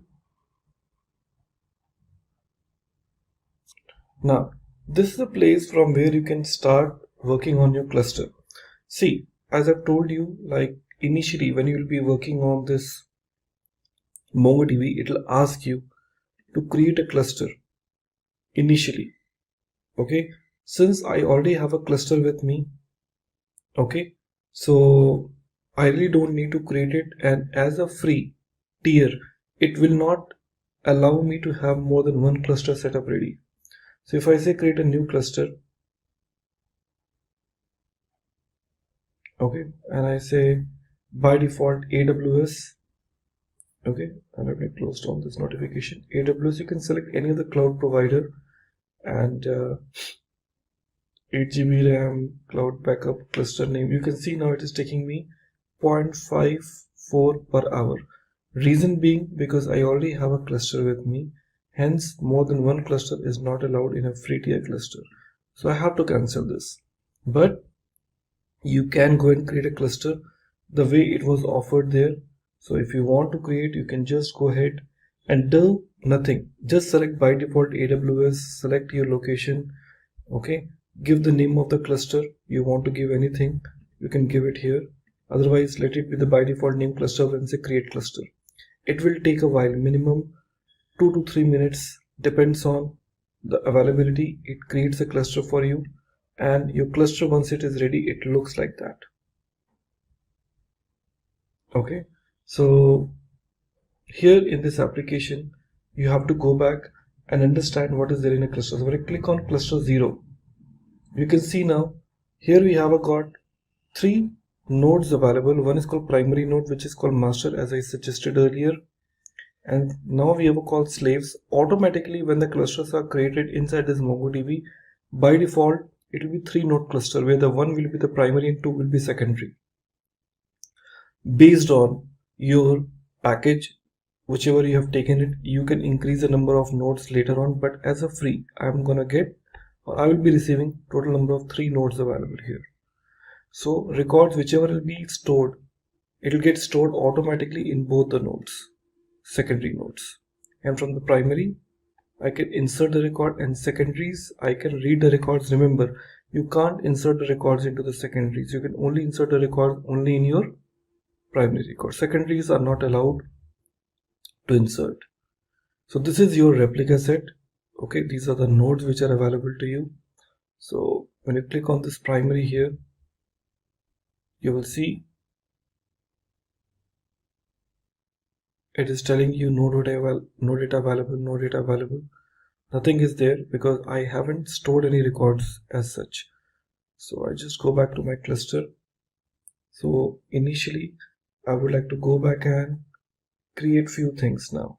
Okay, I would like to go back and set up few initial things at a time of creating the cluster, because when a cluster is created, clear now, so in that point of time no setting is configured, you have to do few settings now. First setting is you have to put it, remember the steps. First step will be your network access. So in network access you have to go and you have to say add IP address, and in this add IP address you have to select this option from which location you would like to accept. Only those IP addresses will be whitelisted. Otherwise what you can do, you can see here in my options I have given 0.0.0. That means all IP addresses are acceptable. So all IP addresses are used. Okay, so this you have to enable it, otherwise you won't be able to get this network access from any third-party locations. Next you have to talk about call database access, which is required for you to create a new user. There are already some new users are created, but it is recommended that you to go and create a new users here. Okay, so you can go back and add a new user. So by default it is username and password is given. So you can go back and create a new user. When I say add user, you can give the username as well as the password as per your own convenience. So new user I'm going to create it, that is known as called SL. Okay, user, and here we're giving call admin 123. So SL user admin 123. Remember this will be the username and password. I'm saying add user. New user is automatically added. SL user admin 123. So once you have provided this network access, database access, next you have to create a new data. So what you need to do, when you go back to your statement, okay, network access, database access, it will ask you like you want to create a new database. So I just go back to my project 0. There will be an option called collections. You have to go back and create a new collection here.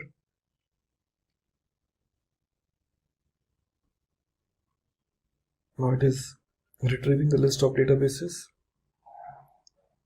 Now you can see there are already some collections are there. AmarDB is one of the database which is there. DemoDB is there. Lot many databases are there. So you can go back and create some new database and connect through. So if I just create database, I already have a Simplilearn DB with me. User app is already one collections I've created. So creating a database in collection is very easy. If I give you the quick demo, I say create database, give the collection name called SL demo, okay, and give the username called AMP SL demo and employee. I say create. Now you can see SL demo and create. It is there with me. So there is no record right now, and once it is there ready, so remember SL demo and employee. I'll go back to my code again, project 0, and from here I can say connect because I want to connect it. So to connect it from, because your MongoDB is already there, so you want to connect it through. So to connect it through, we have a very simple option available. You can just click on this connect option. Multiple options are there. Through Mongo Share, connect your third-party application with the MongoDB Compass.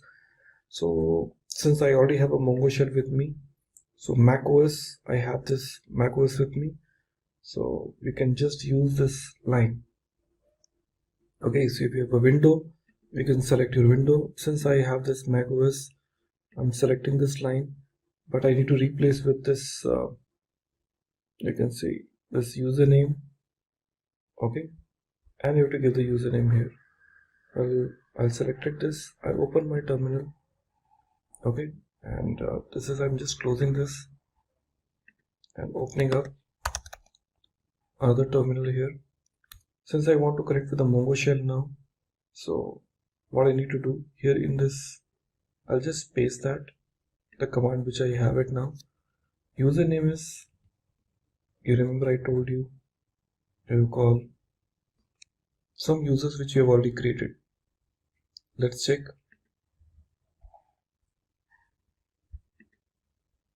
Here, SL user, I say SL user, I hit enter. It will ask me the password, so I've given the password admin. And now you can see it is connecting with me to this particular, it is connecting me to this particular replica set.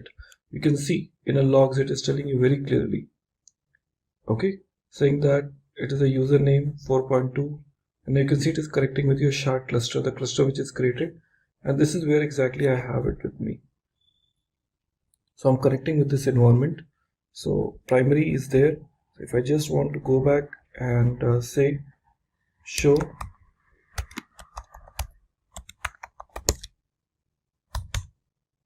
collections, so I can go back and create a new collection here.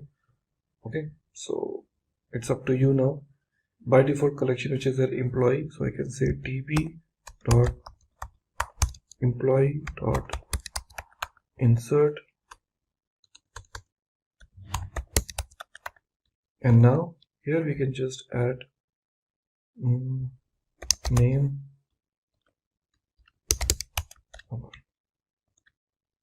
Okay, now you can see some exception is raised. So you understand.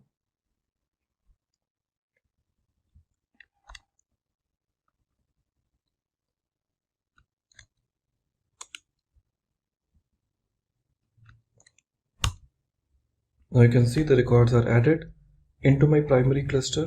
So if I just go back and go back to my project 0 where we have got collections, here you will be getting the SL demo employee, loading the documents.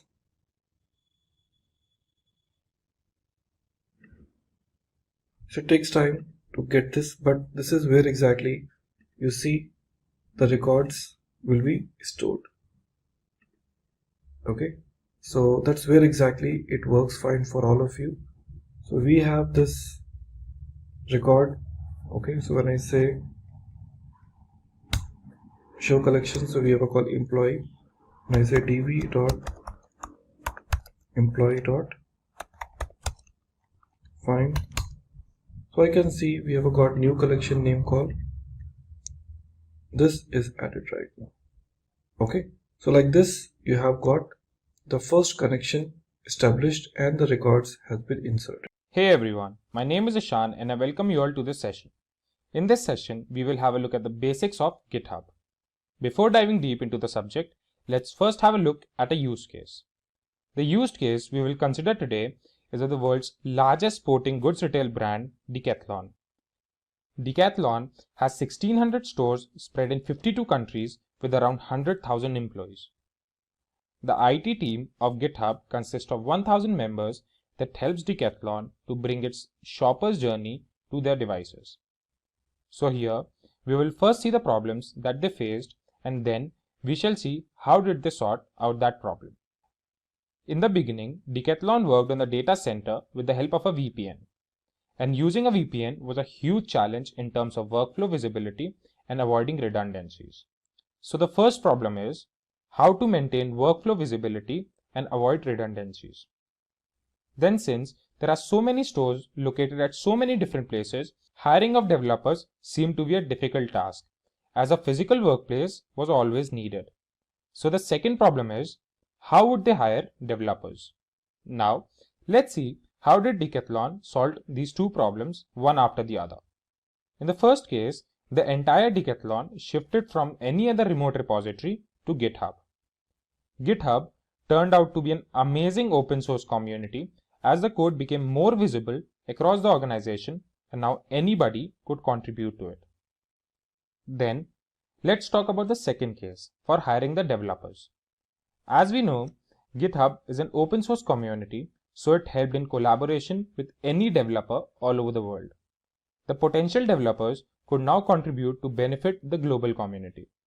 Now the question arises, what made this contribution possible? So the major contribution role was played by the version control system. This was just a single case amongst many others.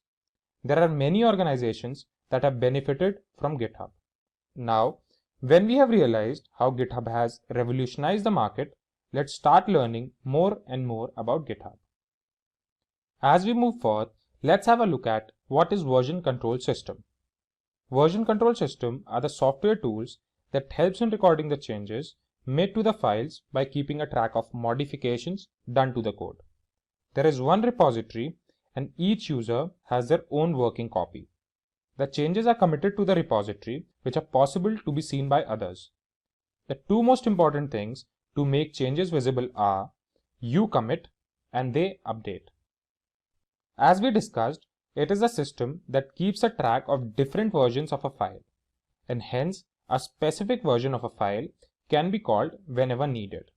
This makes the collaboration amongst developers easy and also provides the members of the team to work on the latest version of the file. Moving forth, let's see what is Git. Now, when we have learned version control system, the next thing we need to know is what is Git. Git is the most commonly used version control system that helps in tracking changes made to the files. Hence, we may have a record of all the changes that have been made to a file, and we can also revert back to a specific version. Git simplifies the process of software development with the help of easy source code management. Git is not only helpful and popular among developers, but also helps non-technical people to keep a track of all the files they have been working on.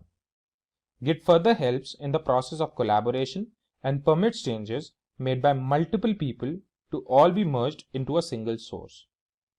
Then, Git automatically merges the changes so two people or two different sources can even work on different parts of the same file, and later on merge those changes without losing each other's work. This is especially useful when the projects are really big and many people are involved in it. Now, when we know what is version control system and basics of Git, it is time for us to jump on the topic, what is GitHub? GitHub is a service hosted on the web where all the projects are stored. Every project on GitHub has its own repository and its unique URL. Git provides a graphical interface to store the files and helps team members to coordinate on the project from anywhere. GitHub provides several access control and collaboration features like wikis and basic task management tools for every project. Let's now have a look at the features of GitHub. The first feature we will see is easy project management. GitHub helps project managers and developers to coordinate better on the project. The work can be easily tracked and updated, which makes sure that the project is on schedule and as entitled. Second feature is increased safety with packages. The packages on GitHub can be published as desired.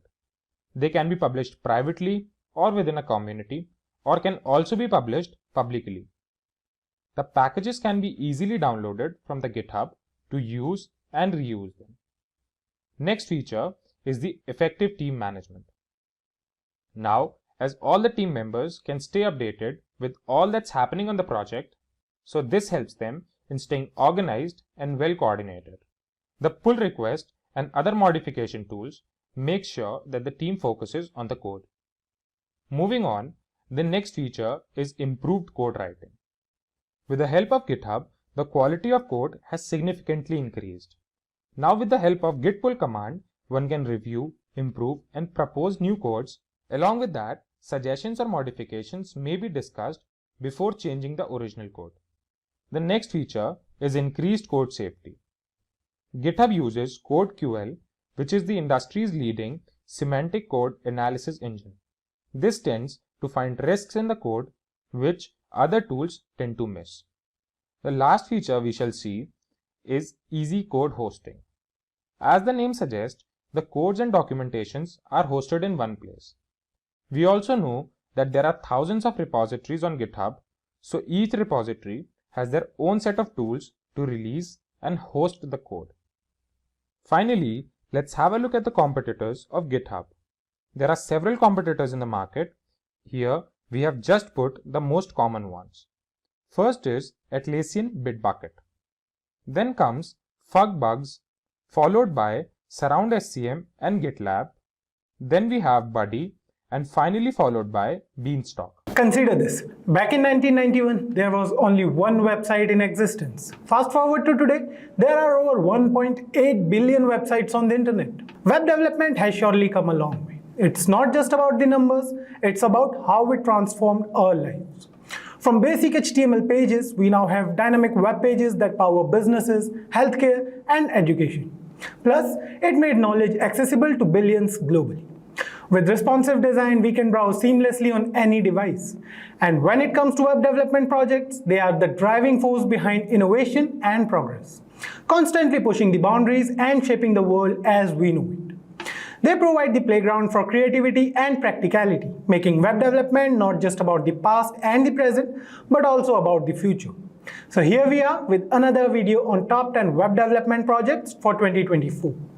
Whether you are a beginner, an intermediate level web development enthusiast, or an advanced level web developer, we have got you covered here. Hey everyone, and you are already watching Simplilearn. Before we start with the top 10 web development projects for 2024, remember to subscribe to our channel because we bring the best videos for you daily. Also hit the bell icon to never miss any updates from Simplilearn.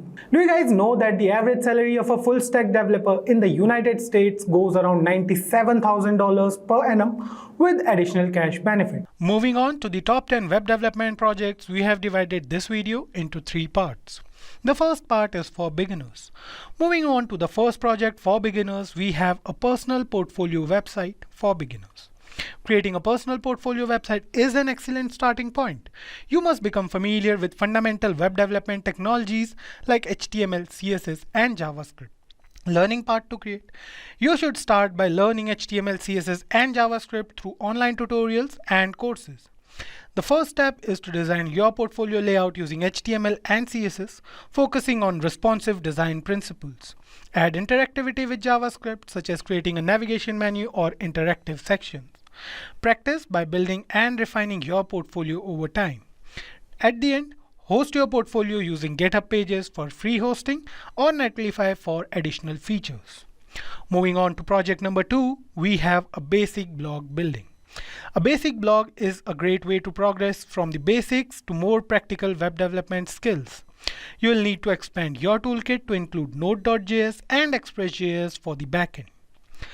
You should start by learning HTML, CSS, and JavaScript basics. Develop the front end of your blog using HTML and CSS.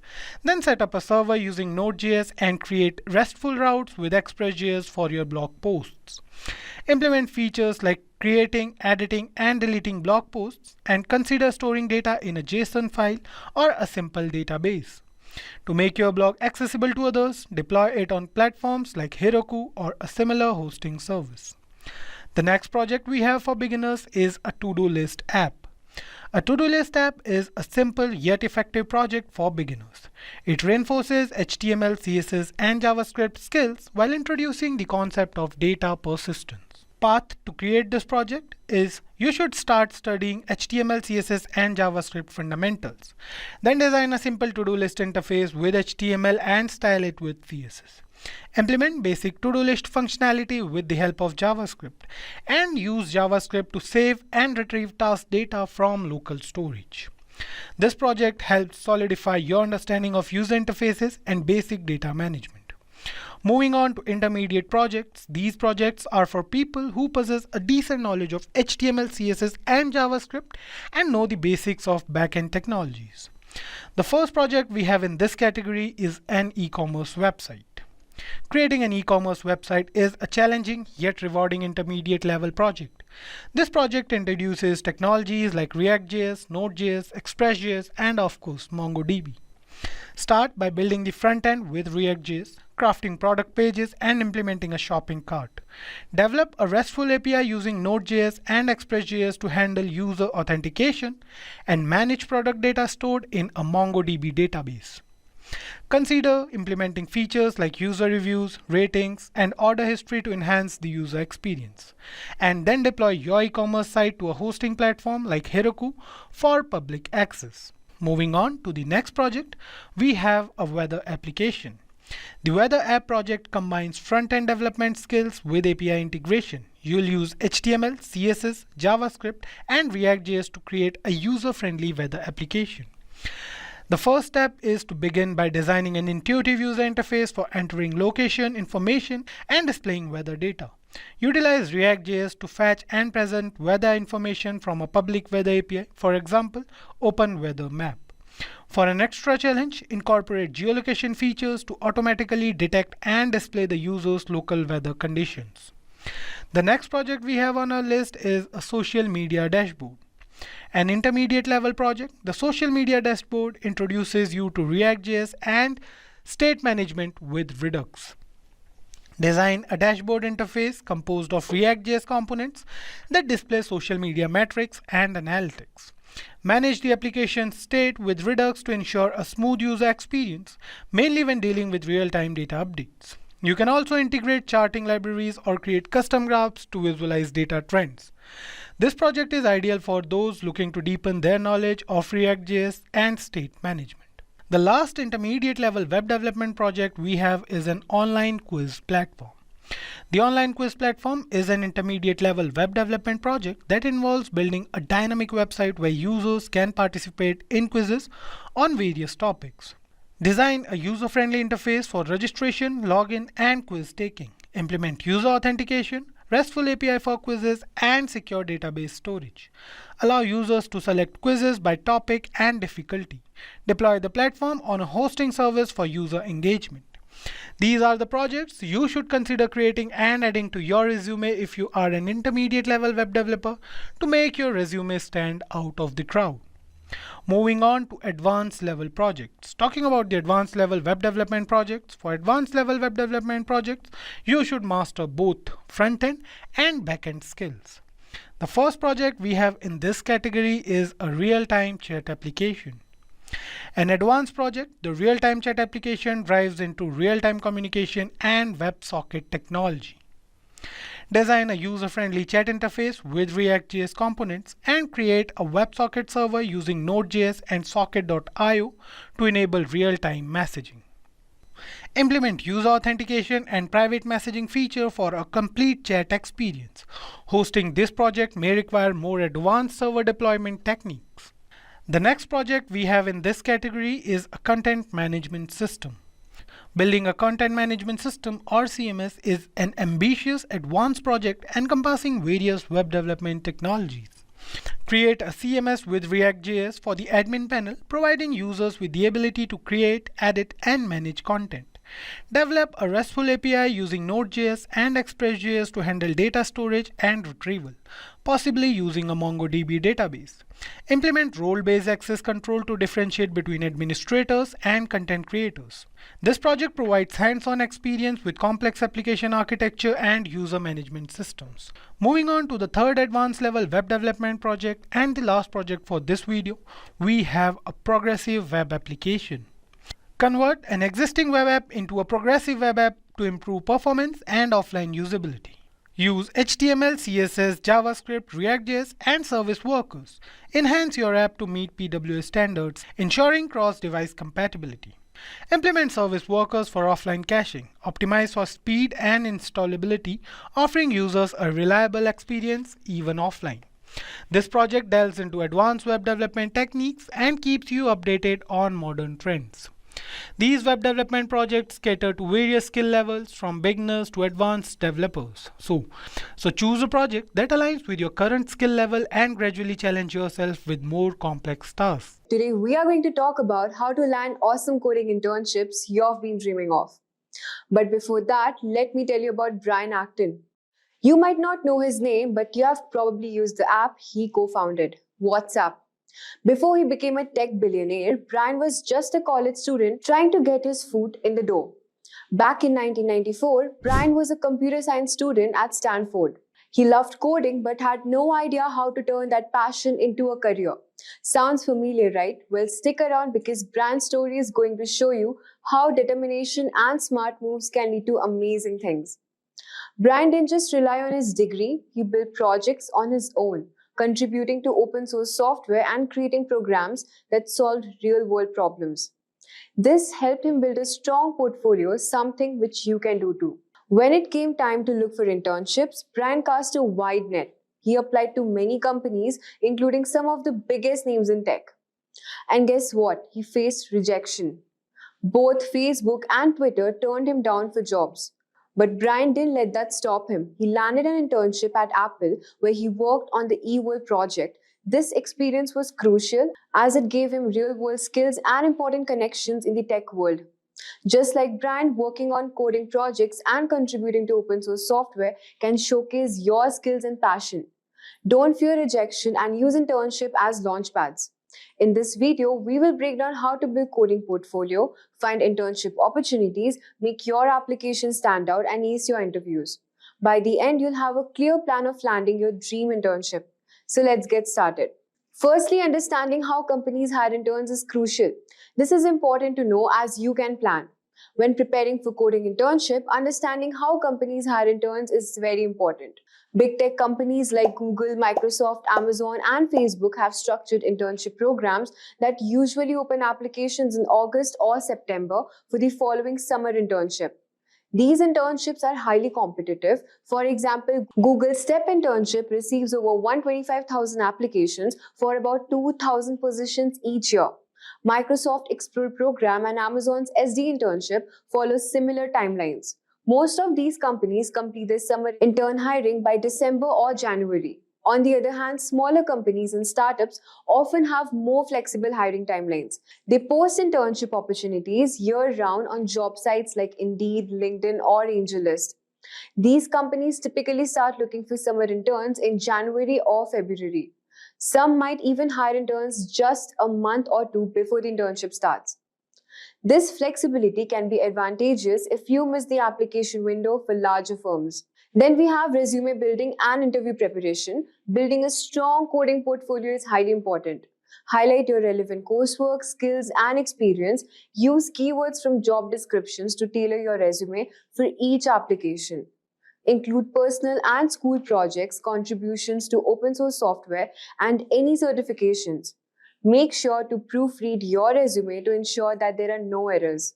Employers highly value personal and school projects, with over 70% considering personal projects when evaluating candidates. For instance, you can showcase a cross-platform app built using Flutter or a website developed with React and Node.js, including detailed README screenshots and future feature ideas on GitHub, which can significantly enhance your portfolio. Open source contributions are also a big plus. They demonstrate your ability to collaborate and solve real-world problems. For example, contributing to Mozilla's Firefox browser or any significant open source project shows initiative and skill. Then we have networking, which plays a significant role in landing internships. Joining coding groups, attending meetups, and actively participating in social media discussions can open doors to opportunities. University career fairs and companies' information sessions are excellent places to make connections. It's reported that 85% of jobs are filled via networking. Engaging in platforms like LinkedIn, where you can follow companies and participate in relevant discussions, can increase your visibility. Attend events like Tech Talk Boston or join coding groups like Python programmers to build your network. Let's talk about cold messaging on platforms like LinkedIn, which can be effective. Find the right person, such as technical or university recruiter, using LinkedIn search filters. Keep your messages short and engaging, ideally under 100 words. Mentioning a specific can show genuine interest and increase your response rates. A targeted approach focusing on second-degree connections often yields better results. Utilizing coding platforms, then we have hackathons, which are another great way to secure internship. These events usually last for around 24 to 48 hours, which are intense but rewarding. Major hackathons like PenApps and Hack MIT attract many participants and company sponsors. Offering a fantastic networking opportunity, approximately 86% of hackathon participants say the experience helped them in job interviews. Participating in these events can also lead to direct job offers from company recruiters who attend. Finally, when preparing for coding internship, utilizing coding platforms like LeetCode, HackerRank, and GitHub can be incredibly beneficial. For interview preparation, practice common coding challenges and questions. Additionally, review the basics of the programming languages and technologies listed in the job description. Behavioral interview questions are also common, so prepare to discuss your past experiences, how to work in teams, and how you handle challenges. Use the STAR method, which is situation, task, action, result, to structure your answers effectively. HackerRank offers skill certification in languages such as Python, Java, SQL. Aim to complete the problem-solving intermediate certificate, targeting a top 10% score to stand out of potential employers. GitHub is crucial for showcasing your work. Maintaining a consistent commit history with at least 3 code push-ups per week demonstrate your ongoing dedication and involvement in coding projects. These platforms not only help you build and display your skills, but also prepare you for technical challenges of coding internships. At last, let's discuss some of the best platforms for finding internship, which includes LinkedIn, which is great for networking and job listings. Indeed, extensive listings for internship in various fields. Then we have Glassdoor, which offers companies reviews and salary information, along with job postings. Next on the list is AngelList, which is ideal for finding internship at startups. Internships.com is a dedicated platform for internship listings, and Simply Hired aggregates listings from multiple sources. Remember, getting an internship takes time and effort. It's common to apply to 20 or more places securing an internship. Many successful candidates attend multiple hackathons and spend months working on the projects. The key is persistence. Build impressive projects, expand your professional network, and continuously improve your coding skills. With dedication and the right approach, you can find a great internship opportunity. Web development is the branch of computer science that deals with creating and maintaining a website or web application. Every website you come across is designed with a mix of certain methodologies. A website is generally divided into 3 parts. Front end, the section that is visible to everyone. Backend, the website section is not accessible to the user. Database, where all the data of the website is stored. A web developer creates the website and ensures that the website should not face any issues right after the deployment. Do you guys know that reports from Glassdoor.com have shown that a full stack developer in the United States earns between $50,000 to $125,000 per annum with an average salary of $105,000. So, what do you think is the most important part when it comes to a job related to web development? The interviews, right? So hello everyone, and you are already watching Simplilearn. Here we are with the complete video on web development interview questions. This video will cover the most frequently asked technical interview questions from a web development profile. But before we start, if you enjoy watching such content and are new to our channel, then hit the subscribe button and press the bell icon to stay updated with the latest technological trends in the market. We'll start this video with the most basic technology, the HTML interview questions. We'll then take you through CSS interview questions, followed by JavaScript, Angular, and React interview questions. We'll finally take you through the backend, where we'll cover Node.js interview questions. So let's hand over this session to our training experts. Now we are heading towards an HTML interview questions. Now here are a few questions like what is an attribute in HTML? So you can consider the attributes are the properties that can be added into the HTML tag, and that changes the way the tag behaves or it is displayed. Okay, so you can see here you have a call button. Okay, so attributes are added right after the name of the HTML tag. So button is an element for me, it's not an attribute.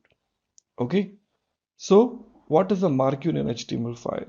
So marquee is something which keep on rotating. Okay, say for scrolling down the text page or the text on the web page, marquee is used.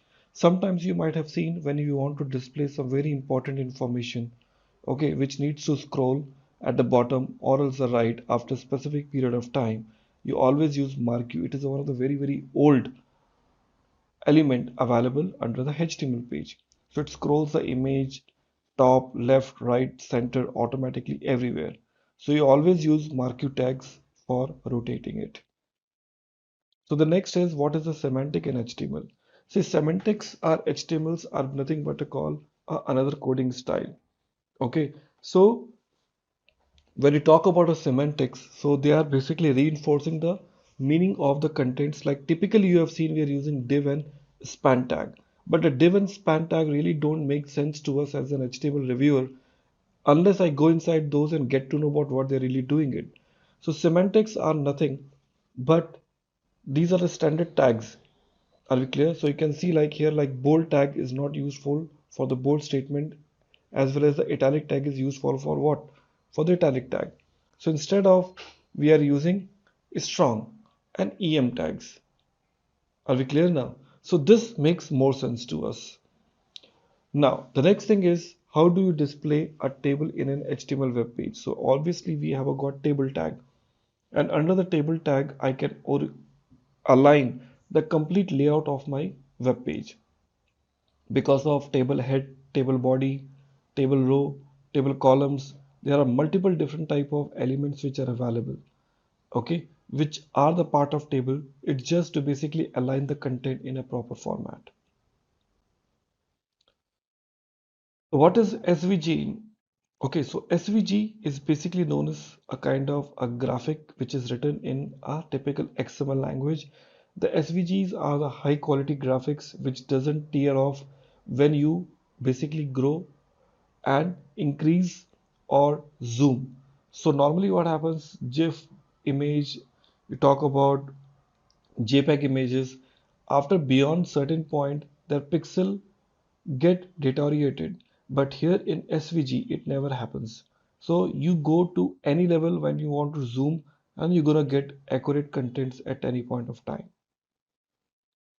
Okay, so these vector graphics are really typically 2D based diagrams and give you the X and Y coordinates in a regular systems. Next, how do you separate a section of text in HTML? To separate a sections of text in HTML, we always use what? Either BR, or else we use block code, or else we use what? A paragraph tag. So BR means anyways, it separate out the text and break the current line. Paragraph is used to again write a paragraph of text, and the block quotes is used to define the large quoted sections. Okay. Next is, how do you create the nested web page in HTML? So obviously we have a different type of options that are available like an iframe. Okay, you mean to say page within a web page. Okay, so we can create a page within a web page with using iframe. So this is a very common questions we used to receive at the time of interview. Okay, the difference between ordered list and unordered list.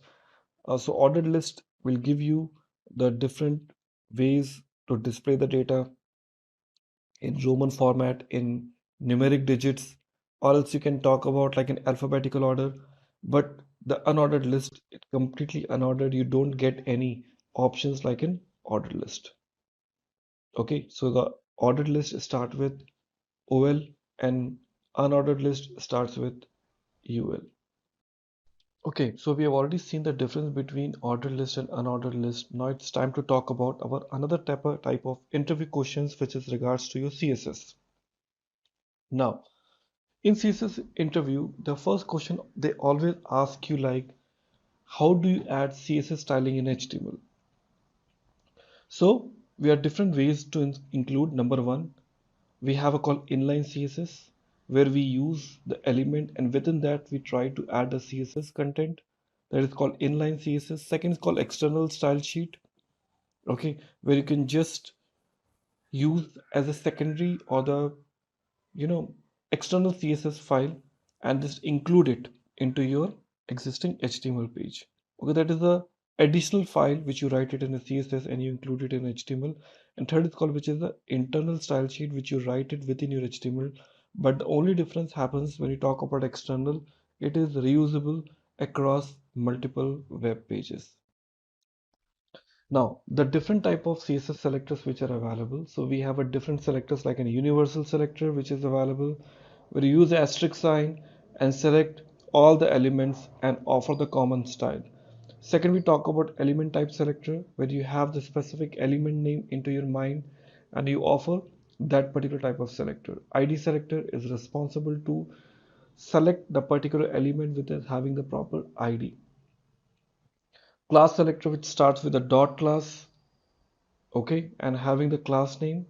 We talk about descendant selector. So in descendant selector, you basically try to select all the elements which are the part of that. Okay, so you are selecting this container and under that all the child elements of the box. Okay, so we're talking about like in what of your descendant selector. We talk about called child combinator. So in this case, you are basically trying to select all those which is the child of this container. So you are using this greater than symbol of container.box. Okay, so selecting all those which are having the child name called box available. Then you're talking about a general sibling selectors with this Tinder sign. And finally, we talk about like an attribute selector where you have a proper attribute available to you. Okay, so these are known as called a general CSS selectors. Followed by, we have a next question like in what is Sass, less and stylus. Friends, these are the advanced level of CSS used in the industry. So we talk about like it what is a Sass, which we talk about like in statically awesome style sheet. So we also have a similar type of option like in less and many more. Okay, so it says about the Sass saying that it is a statically awesome style sheet. It is basically taking the complete CSS to the next level. So that is a third-party website, but once again, it is very awesome CSS, which can offer you the mathematical functions as well as the reusability. You talk about less. Okay, so we talk about linear style sheet where you can see all statements which starts with @sign. There in Sass, every single variable start with a $sign. Then you talk about stylus. It is also flexible CSS. So it doesn't use @ or dollar for any defining variables. We can just directly use this with the name, okay, and use it at any point of time. So these are the three very popular new or next generation CSS. So explain box sizing property, like how you can offer the property for the box sizing. So here, so box sizing property actually defines how to basically define height and the width of the box which are calculated. So you talk about a term name called content box, you talk about padding box, and you talk about border box. Typically we use three different type of box: content, padding, and border box. In a content box, these are the default width and the height which can apply to the elements content which are there under the content box. Okay, padding box are here you talk about the dimensions which are added to the box elements of the content padding. Third, which is available called border box. So here the dimensions added to the content padding and the border. Now what are the different way to hide the element in a CSS? So we have a different way. Either we can use display none. That means whatever is there inside the DOM, it won't be visible to you. Second option is visibility hidden. That is another property through which you can eliminate the visibility. But the thing is like it is not visible to the user, but this element is added to the DOM and takes up the space. But in display none, it doesn't load in a DOM. So somewhere to when you want to talk about performance, display none is anytime better. And second called position absolute. So this can be made to the appear outside the screen. So three different options are available.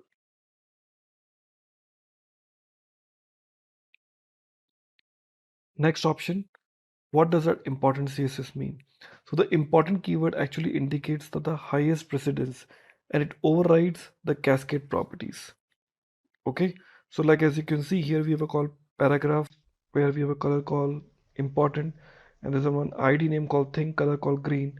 So when you talk about PID equal to what thing, so it automatically try to override the highest precedence.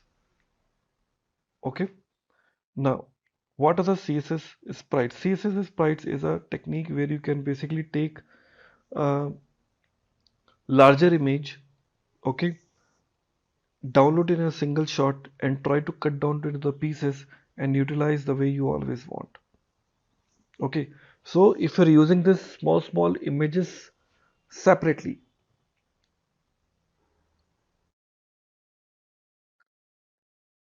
okay, so to load those images independently, you would be making multiple HTTP calls, which can be an overhead.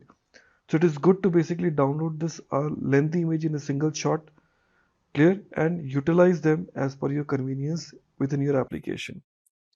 So it is used to minimize the loading time of your web page by combining multiple smaller picture into the single image. Okay, that's what the CSS sprites are. So which property is used to underline and strike through and the overline text? So we have this option: text style, text type, text decoration, text transform. Okay, so the text decoration. So the text decoration is the one which will be helping you to achieve this.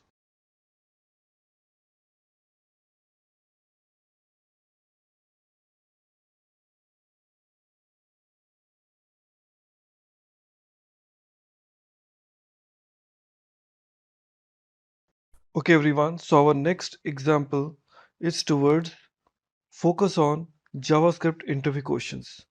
Now here we have few questions that are available, like what are the various data types in JavaScript.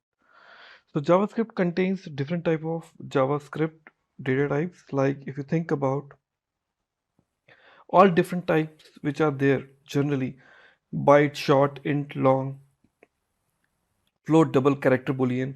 These are all different type of data types are supported inside a JavaScript. Okay, now going ahead, what is the callback in JavaScript? So the callback means is a function, okay, that is passed to another function as an argument on a parameter.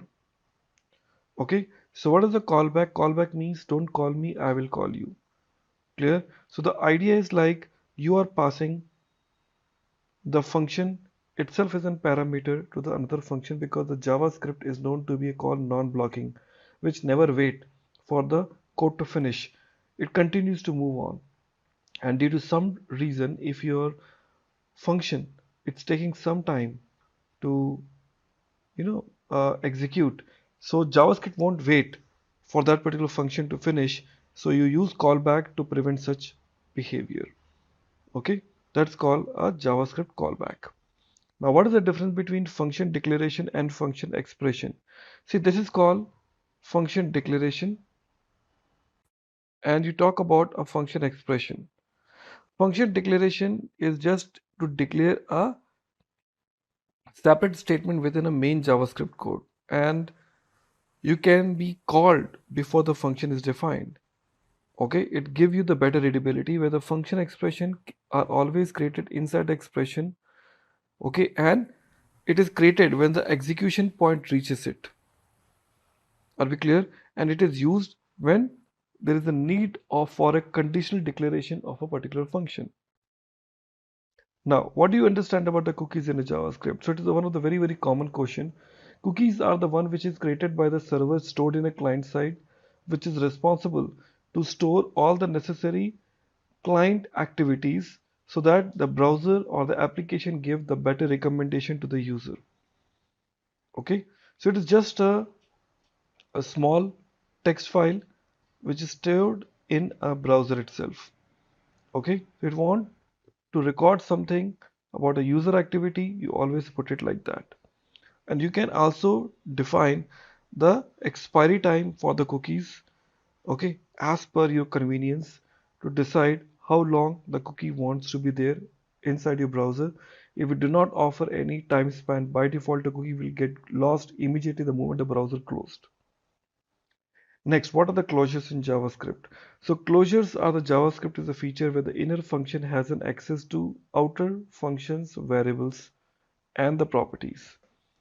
Okay, so you can consider a closure has a three scope chains. Number one, it has an access to its own scope that is defined within its curly braces. Second, it has an access to the variable of the outer function and also has an access to the global variables. Now, the closure is a JavaScript feature, as I told you, like which has an access to the outer functions variable.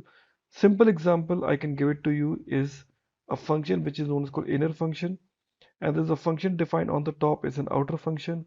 So it is having all the functionalities access of the outer function inside it. Now, what are the imports and export in JavaScript? So import and exports in a JavaScript is a very common way how in Java you use the term name called import a package. But in JavaScript it is little different. Unless you export something, you can't import it. Okay, so if you want to access any of your files, properties or methods outside of your file, you always use the statement of import and export. So here you can see you have got one property like an sqrt which you are exporting it, and you have one function which is called square. There's another function called, you can say, diag, which you are exporting it and importing it just the way you always want. So that is how it is importing and exporting. What is the difference between undefined, undeclared and null in a JavaScript? See, undefined means a variable that is declared but the value has not been assigned yet. That is called undefined. Undeclared means like it is a null. First of all, we talk about null. Null means it is an assignment value that we can assign to any variable that is meant to contain no value.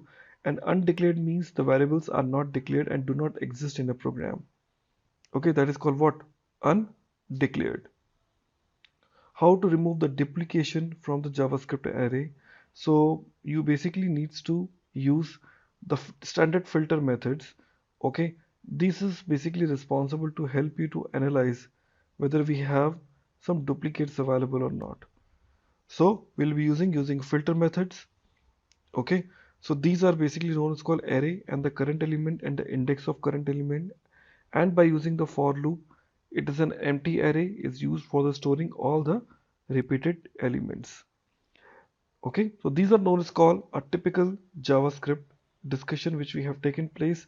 Multiple questions are there which we have already answered. Okay everyone, so we will go ahead with the next set of interviews which is related to your Angular.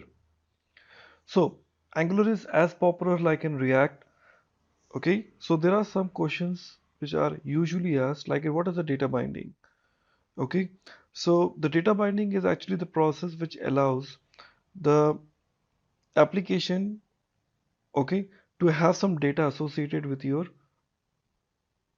HTML page from your TypeScript classes or the vice versa.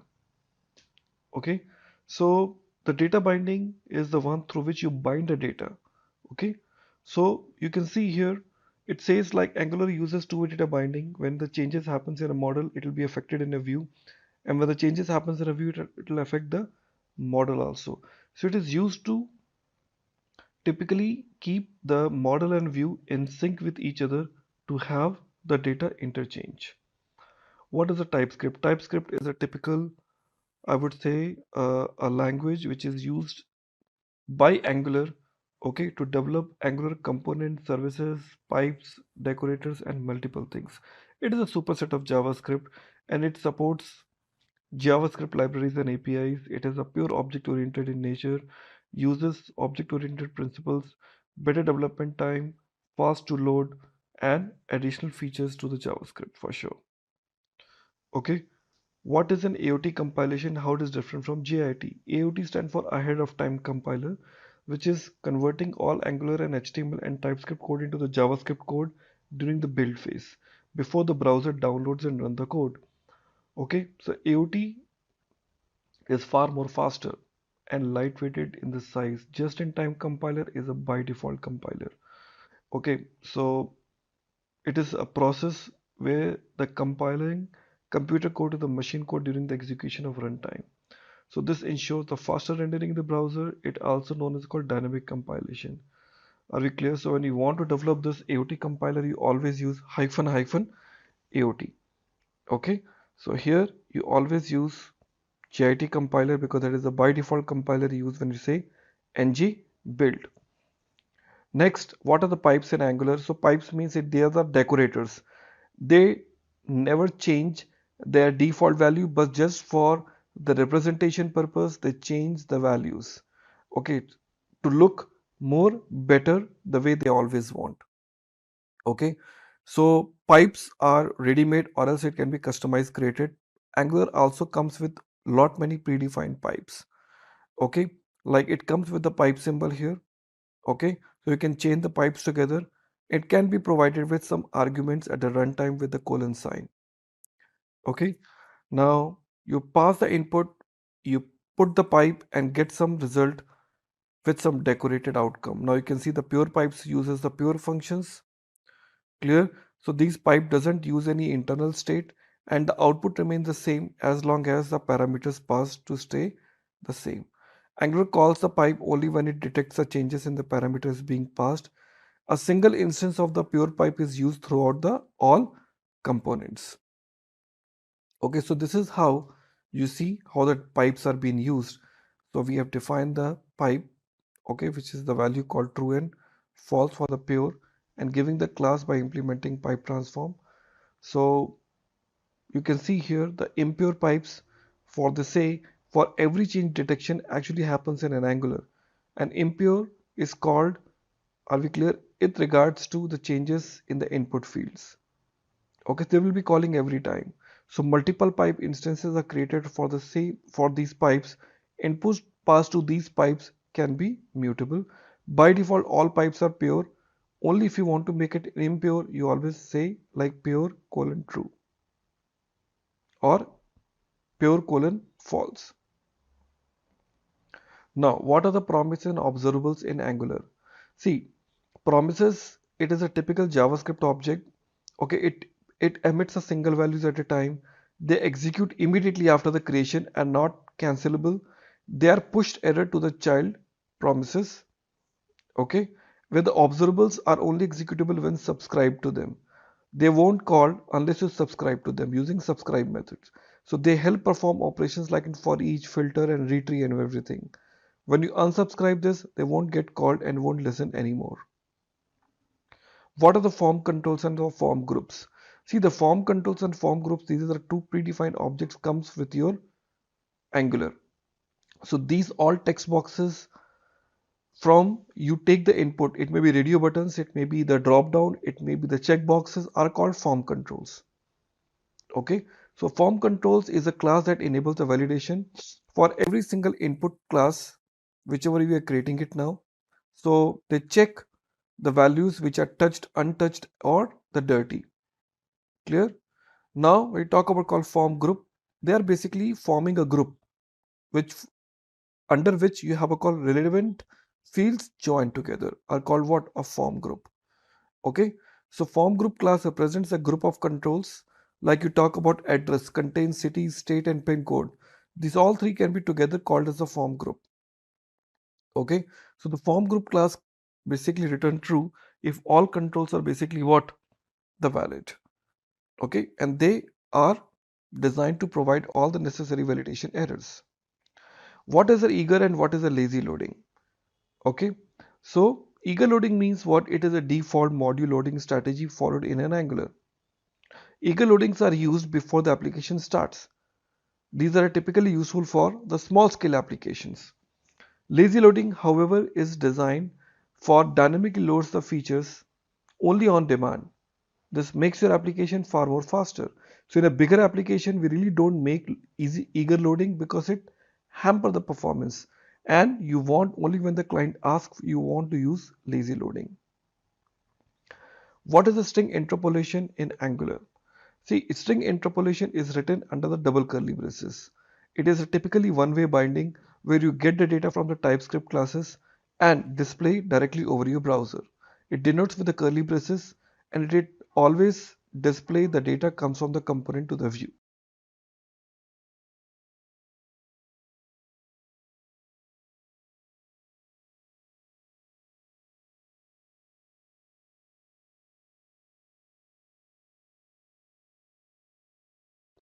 Well, let's go ahead with the next area that is called working with React.js interview questions. Now, as we know it, React.js is as important as like in other tools which you've already has seen. So what is the JSX here? JSX called JavaScript Syntax Extension.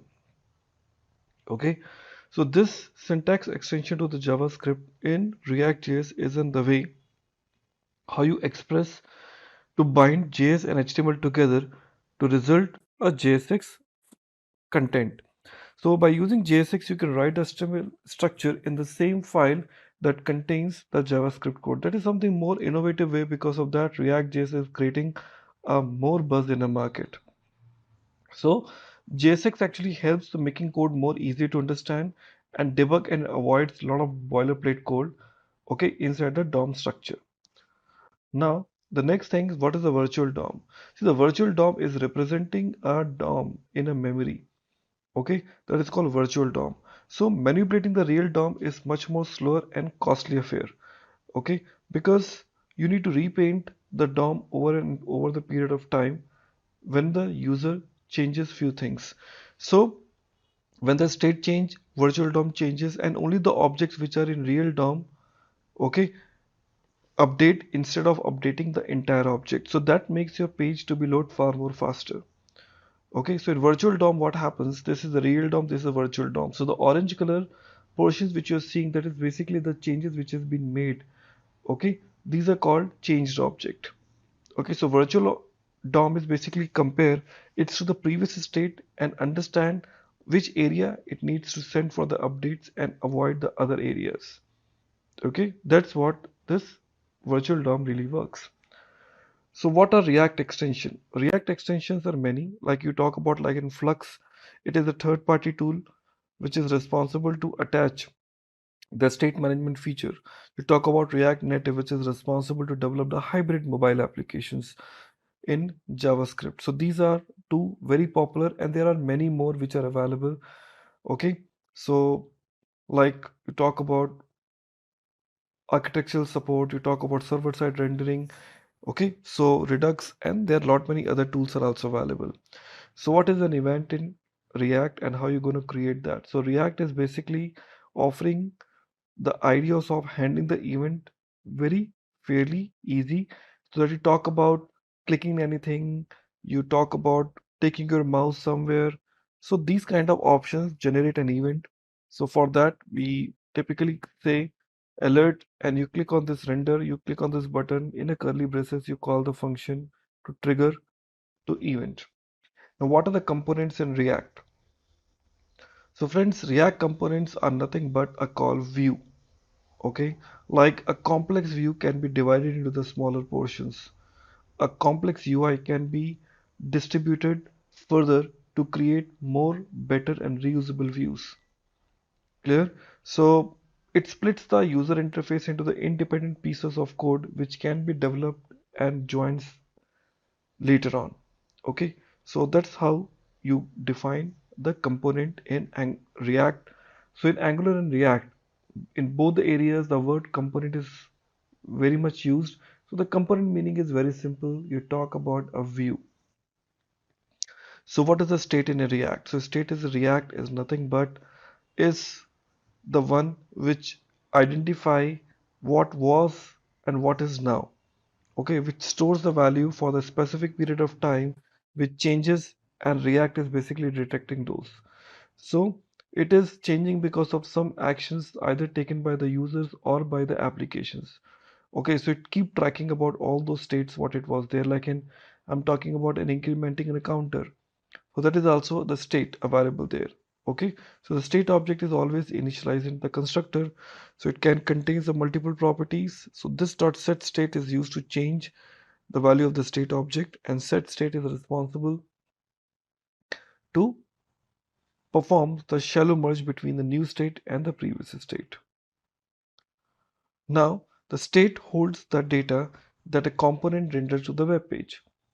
Certainly, because every time the state changes, so it needs to be stored somewhere. So this is how the state is accessed. As you can see this example here, in the constructor, we are defining the super props and the states being initialized, and you're rendering the states. There are three different steps are involved: initialize the state, render the state, and update the states. What is a higher order component and pure component in React? Higher order components are the component which are typically a function, okay, that takes a component and return a new component to you by manipulating few things. they're basically designed for the reusing. Okay, so the higher order components are typically a function that takes a component and return a new component. Okay, so in order to perform some reusability, a pure components are the components. Okay, is a variation of React component that does a shallow comparison of props and state. Okay, shallow comparison basically checks what the equality. Are we clear now? So that's what the main job. Going ahead, what do you implement and how do you implement React routing? So to implement a React routing also comes with inbuilt React modules, and that particular module need to import it. So here we define the React modules by offering the route path, where you have a call. Left hand side is the name and the right hand side is a component which you would like to deliver it now. Hello, this is Matthew, and we're going to be going through some of the simple questions that you would be asked during a Node.js interview. What we're going to do is we're actually going to break out the section into 3 key areas. There'll be beginner questions, there'll be intermediate questions, and advanced questions. And the expectation is, as you go through this video, is that these questions could be pushed together as you're going through the interview. Kind of think of it like this: is if you've answered the beginner questions that you would get asked at the beginning of the interview with confidence and surety, then the client is going to then jump to those intermediate and advanced questions quite quickly, and they're looking for people who can help them serve and solve their problems at that more intermediate and advanced level. So let's just get started.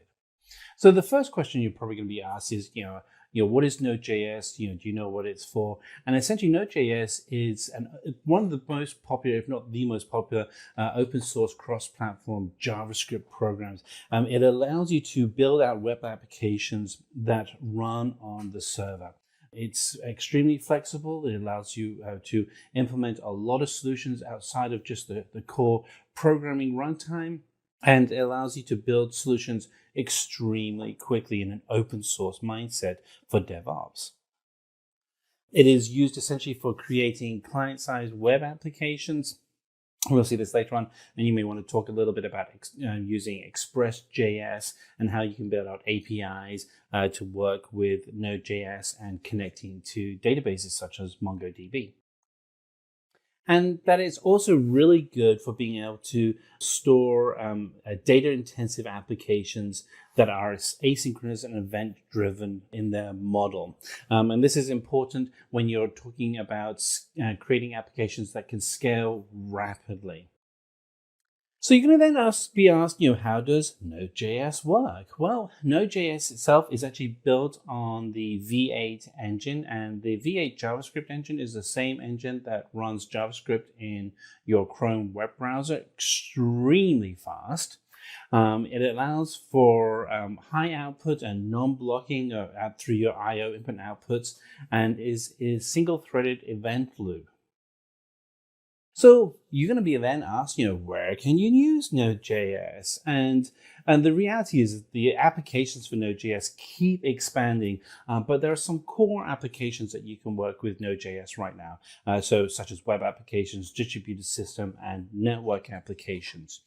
Probably referencing the web applications is a really good starting point, because here you can actually talk about maybe some examples that you've done where you're building out some of these web applications. Indeed, one of the things that you want to be consistently doing and peppering your answers with is examples of work that you have done. Now, it doesn't matter if those examples are purely experimental or training examples that you've done. The fact that you've actually worked with Node.js and created a distributed system or a web application is really valuable, because it shows the person that you're meeting with that you have knowledge and understanding and practical experience of applying the theory of working with Node.js with the practice of working with Node.js. So be asked about, essentially the I/O refers to the transfer of data in and out of a system. And that's really it. And there's a reason why Google calls their conference I/O. It's the transfer of data in and out of our brains at their conference. The application is the same here. It's about moving data in and out of systems through using Node.js. and that every event can be tracked, whether it's on a physical device, a network, or files within a system. Again, it's input and output. So let's go through, and you're going to be asked, can you explain the difference between front-end and back-end development? And this is a question that I get asked a lot when I'm meeting with clients. People get really confused about what is the difference between front-end and back-end development. Bottom line, front-end is what gets resolved inside of your web browser or the app on your mobile device. Back-end is what gets resolved, essentially what we call the back office or server-side applications, but that's becoming more and more synonymous for what gets run in the cloud. So web applications really get a lot of the functionality of a web application gets run in the front end. Anything with CSS, HTML5, client-side JavaScript, it's all going to get run in the front end. Everything else, such as connecting to a database, gets run behind the scenes in the back end. And anything that's going to have like graphics is going to be on the front end. APIs are going to be run on the back end. And then just finally, some of the scripting languages that you use on the front end. So HTML, CSS, JavaScript, those are all common core scripting languages that you would use. You can use frameworks such as AngularJS and React.js or Vue. Those would be front-end frameworks. Back-end frameworks would include Java, PHP, Python, and Node.js are some of the back-end technologies. You'd also throw in there .NET as well. It's just a whole litany of front-end and back-end technologies and frameworks that you can use. And this is actually a good point to kind of explain the experience you have outside of just working with Node.js, but other technologies that you've been working with that potentially that the client is also using. So another question you're going to be asked when you're looking at Node.js is, can you tell me about NPM? And so when somebody asks you what is NPM, the first thing you're going to respond is, do you mean Node Package Manager? And the reason why you want to respond like that is that you want to qualify their question with understanding that you know what they're talking about, but you want them to verify that. And so Node Package Manager is NPM. And it's responsible for packaging all of your modules that you're working with in Node.js. And we have a whole series of videos that we've done on Node.js, and every single one of them includes references to NPM. So you're going to be asked, okay, you told me what it is, can you go into a little bit more details, so you can provide two main functionalities. And so one of them is being able to manage online repositories of modules and packages. So you can go to like search.nodejs.org and you can find packages that you can install into your solution, such as Express.js. And it also provides a command line utility that allows you to manage your packages very quickly through terminal window or command line. I use VS Code a lot, Visual Studio Code, and it has a command line utility built right into it that allows me to interact with NPM. So what are some of the modules in Node.js? And so, modules in Node.js, they're essentially like JavaScript libraries. So you can think of some of the JavaScript libraries that you may have used. The functionality is somewhat the same, but they're designed for Node.js and to run on the server. And there are ways in which you can go ahead and create some of those modules. So for instance, if we're creating a web server, you can actually use the require command to be able to require that the server be there. So the example we have on the right-hand side shows that we really do need to have HTTP, which is a web server, and we require that to be installed.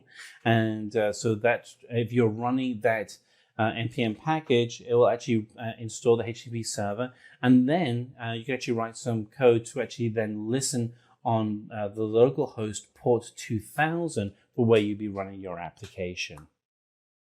And there are just, there's a whole bunch of modules that come with Node.js right out of the gate. And here are some of the modules that you have. We also referenced just earlier on, HTTP is a core module for running a web server. You have a utility function that is useful for developers to assess features within your Node.js project. You have a URL module for any URL parsing you'd be doing. And you also have a stream, which allows you to be able to stream data in and out of your system and be able to manage how that's being worked. And then zlib, which allows you to compress and decompress files so that you can keep your storage of files to a minimum. So a question you're going to be asked is, why is Node.js being preferred over backend technologies such as Java and PHP? Particularly with Java, it's a very mature, stable language. It's been around for more than 20 years. PHP runs some of the most powerful and largest websites out there, such as Facebook. So why would you use Node.js? Well, the first response is kind of a gimme, but it is really fast. And if you watched any of the videos that we've done on Node.js, building out solutions and developing the solutions, you'll see just how fast it is. The second is the really kind of the secret sauce with Node.js is the Node Package Manager. And the Node Package Manager allows you to install additional functionality such as Express or Mongo as a database into your solution really quickly. And there's over 50,000 bundles available for Node Package Manager. If you're building out a real-time application that's data intensive and you need to have APIs quickly developed, then Node.js is really the great solution for you. It allows you to build out these solutions really quickly.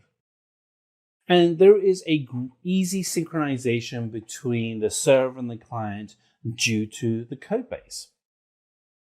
And then finally, because the structure of Node.js is JavaScript, if you are making the pivot from being a front-end web developer to Node.js, it's just going to make it a lot easier for you to pick up Node.js because you have that common language of JavaScript. And on top of that, JavaScript is the world's most popular scripting language. So let's talk about some of the differences between Angular and Node.js. And so the reason why this question may come up is the person interviewing you is seeing whether or not you do know the difference between a front-end framework and a back-end framework. And this is one of those questions where you can go, well, there are differences, but the differences are because they complement each other. So Angular is a front-end development framework, whereas Node.js is a server-side framework. Other differences, though, between the actual frameworks themselves is that Angular is written in TypeScript, which is a modification of JavaScript. Node.js is written in C and C++. Angular is used for building out single-page client-side web applications. And so that's the key word there is client-side.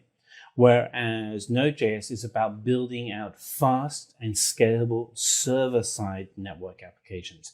Again, the two complement each other. Angular splits web applications into the MVC and model view control components, whereas Node.js generates a lot of database queries. It does more than that as well, but you can think of Node.js as that glue to your database. So let's talk a little bit about when you're connecting to a database with Node.js. And so you're going to probably be asked, what is the most popular database used with Node.js? And there are a couple. MongoDB is largely the most popular NoSQL cross-platform database. MySQL is also very popular, and that's a more traditional relational database.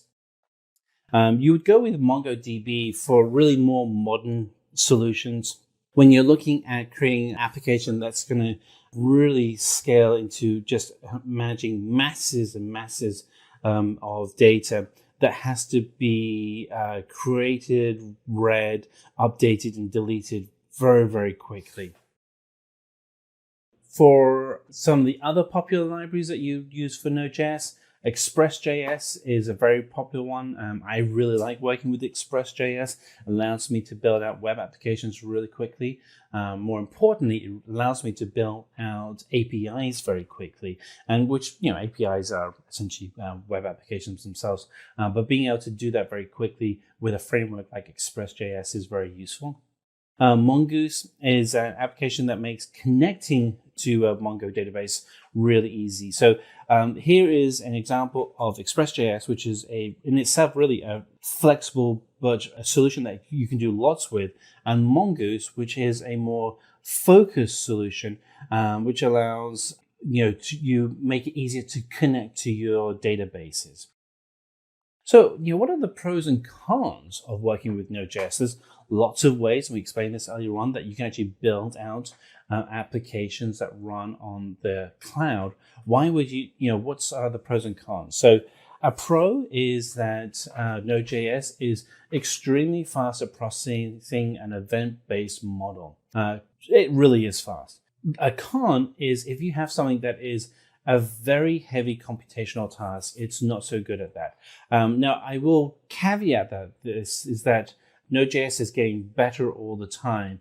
And so you might have to provide an example of what a very heavy computational task is. And that may be calculating a risk on an insurance application against many, many variables. That may be something that's seen as computationally very heavy. But what you can do in that example is you can then offload the task to another solution that's designed for it and use APIs to pass the data back and forth.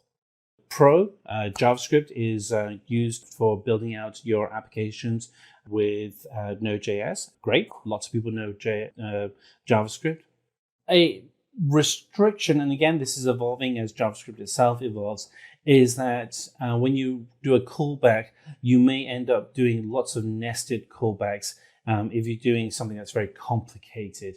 Again, another way around the con, and so this is one of the things that I always look for, is if you have a blocker or a barrier, how do you get around that barrier? And so, for instance, when you're talking to your recruiter, you can say, look, the reason why I use Node.js is that it's fast, it's event-based driven, I can use JavaScript. There are some challenges, but what I do to get around those challenges and that's where you can say that, you may run the complex script off and you may write that in .NET or Java or PHP and then use an API to do the response back into Node.js. So you get the benefits of both worlds, but minimize the investment in having to manage a complex environment such as Java versus a relatively simple environment with Node.js. The Node Package Manager makes it extremely easy to access just an awful lot of functionality. With over 50,000 packages, there's a package for that. So from being able to have a tool that creates unique identifiers that you might need to have for generating content that gets posted into a database, through to being able to connect to databases, through to running so many different solutions. The NPM Package Manager, with its access to so many different packages, makes it great for getting access to all that content. Now, a con is working with relational databases with Node.js isn't as easy as a NoSQL database. Now, you can do it, and there are ways around that. And what I would do when this question comes up is always kind of pivot to say, hey, this is how you can actually then get around building out that application. Pro for Node.js, designed for streaming huge amounts of data in and out. A con is that Node.js is single-threaded, and so it can be CPU intensive. But again, there are ways around that, and a good way around that is scaling your solution in elastic environments such as the cloud. So what is the command used to import an external library? And so to import an external library, the command is the require command. So an example we have here is you can start a variable, and the variable is going to be for HTTP, and you're going to then require the HTTP service. That means that the application itself won't run unless the external library, the HTTP library, is installed. Okay, so those were our introductory questions for Node.js. Let's kind of pivot and take a look at the intermediate questions that you would be asked. So what does event-driven programming mean? So event-driven programming means that if something happens, something else will happen in response. So for instance, if you click a mouse, that mouse click is an event. That means something has to respond to that event. Just think of it as cause and effect. It's just the basic motion of physics. So that's what event-driven programming means.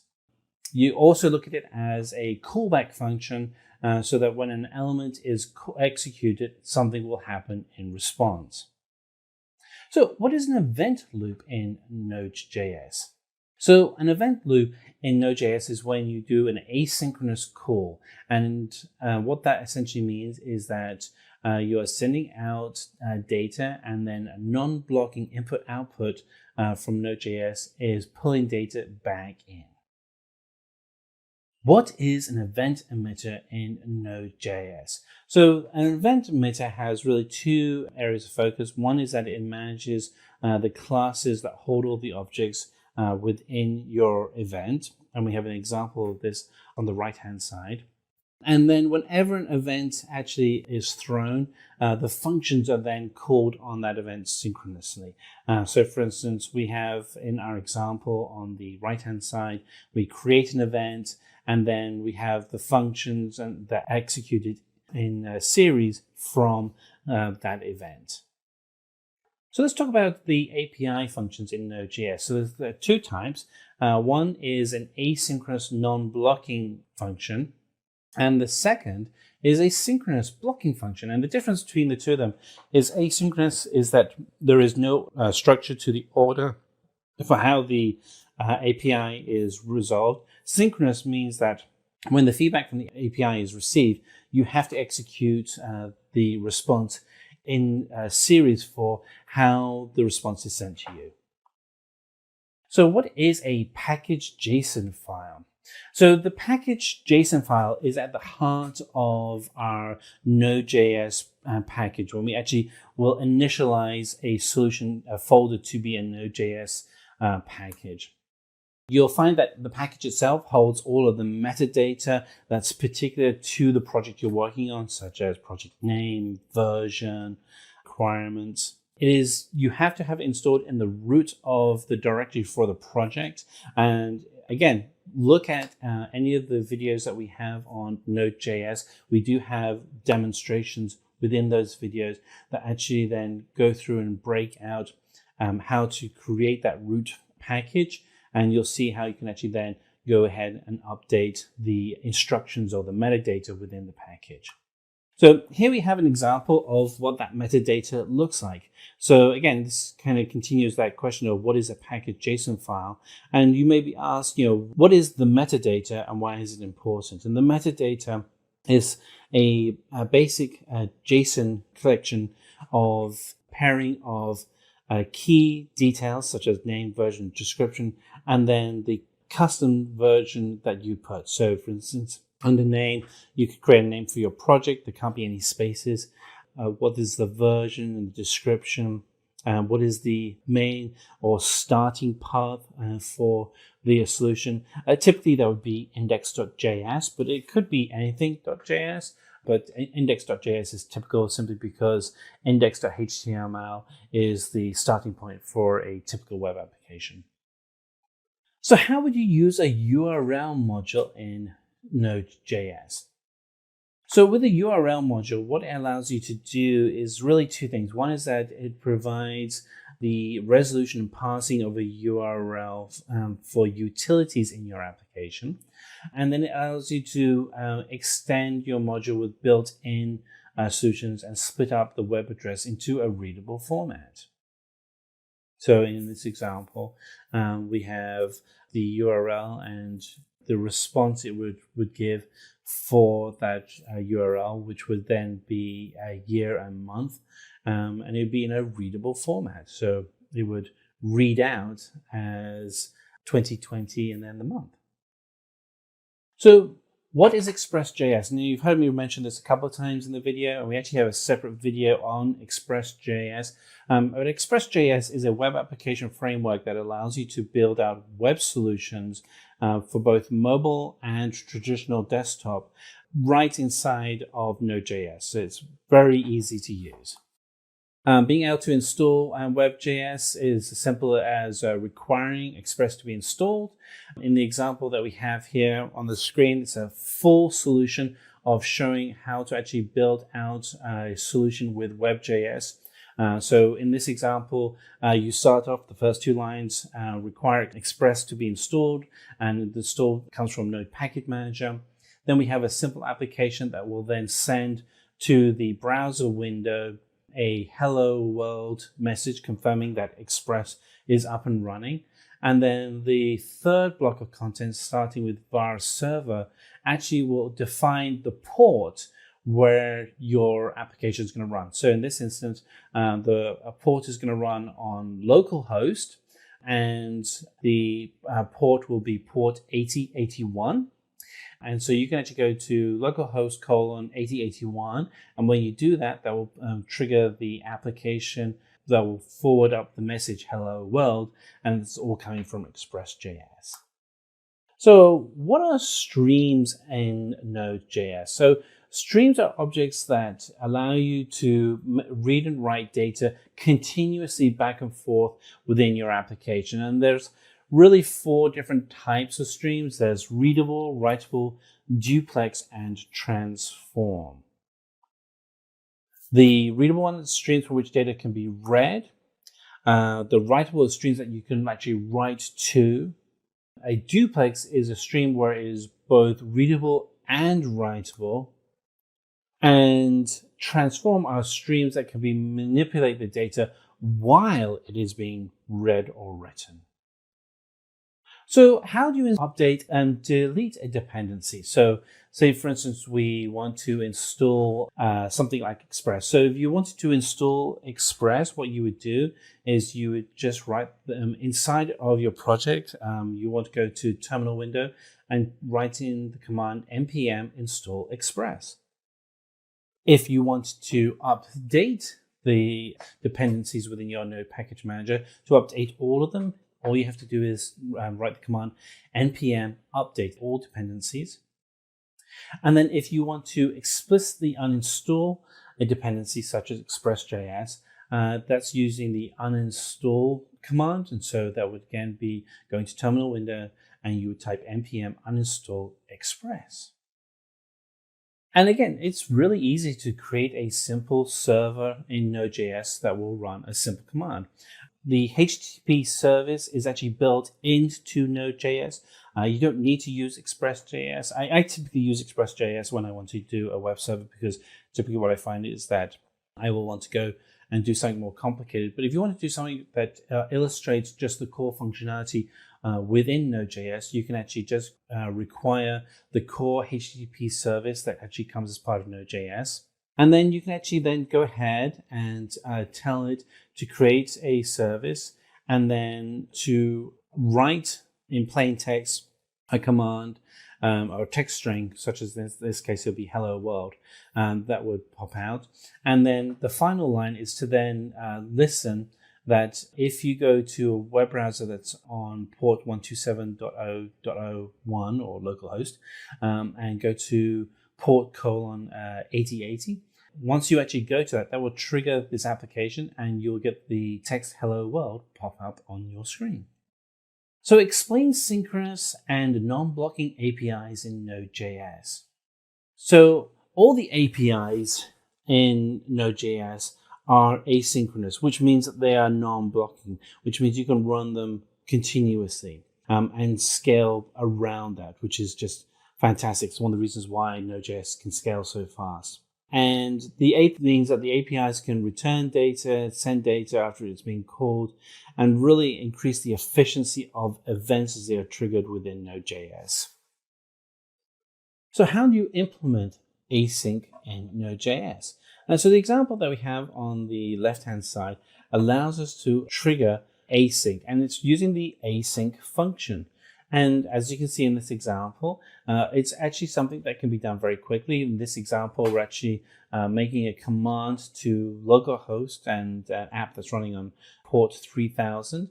And then depending on what we get, if there's an error message, then we'll have error message go to the console log, which is the terminal window. And if we get a response to an application, then we'll actually get a positive response, which would be fetched response. So again, very quick and easy that you use the async function to be able to build out and to get your asynchronous code. So what is the purpose of module exports?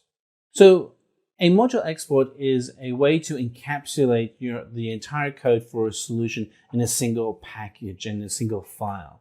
And then you can then share that with other developers, so you're all working from the same environment. So thanks for watching. We hope this video helped you understand the basics of full stack web development. Keep practicing and you'll be well on your way to building amazing web applications. Don't forget to like, share and subscribe for more helpful content. See you in the next video.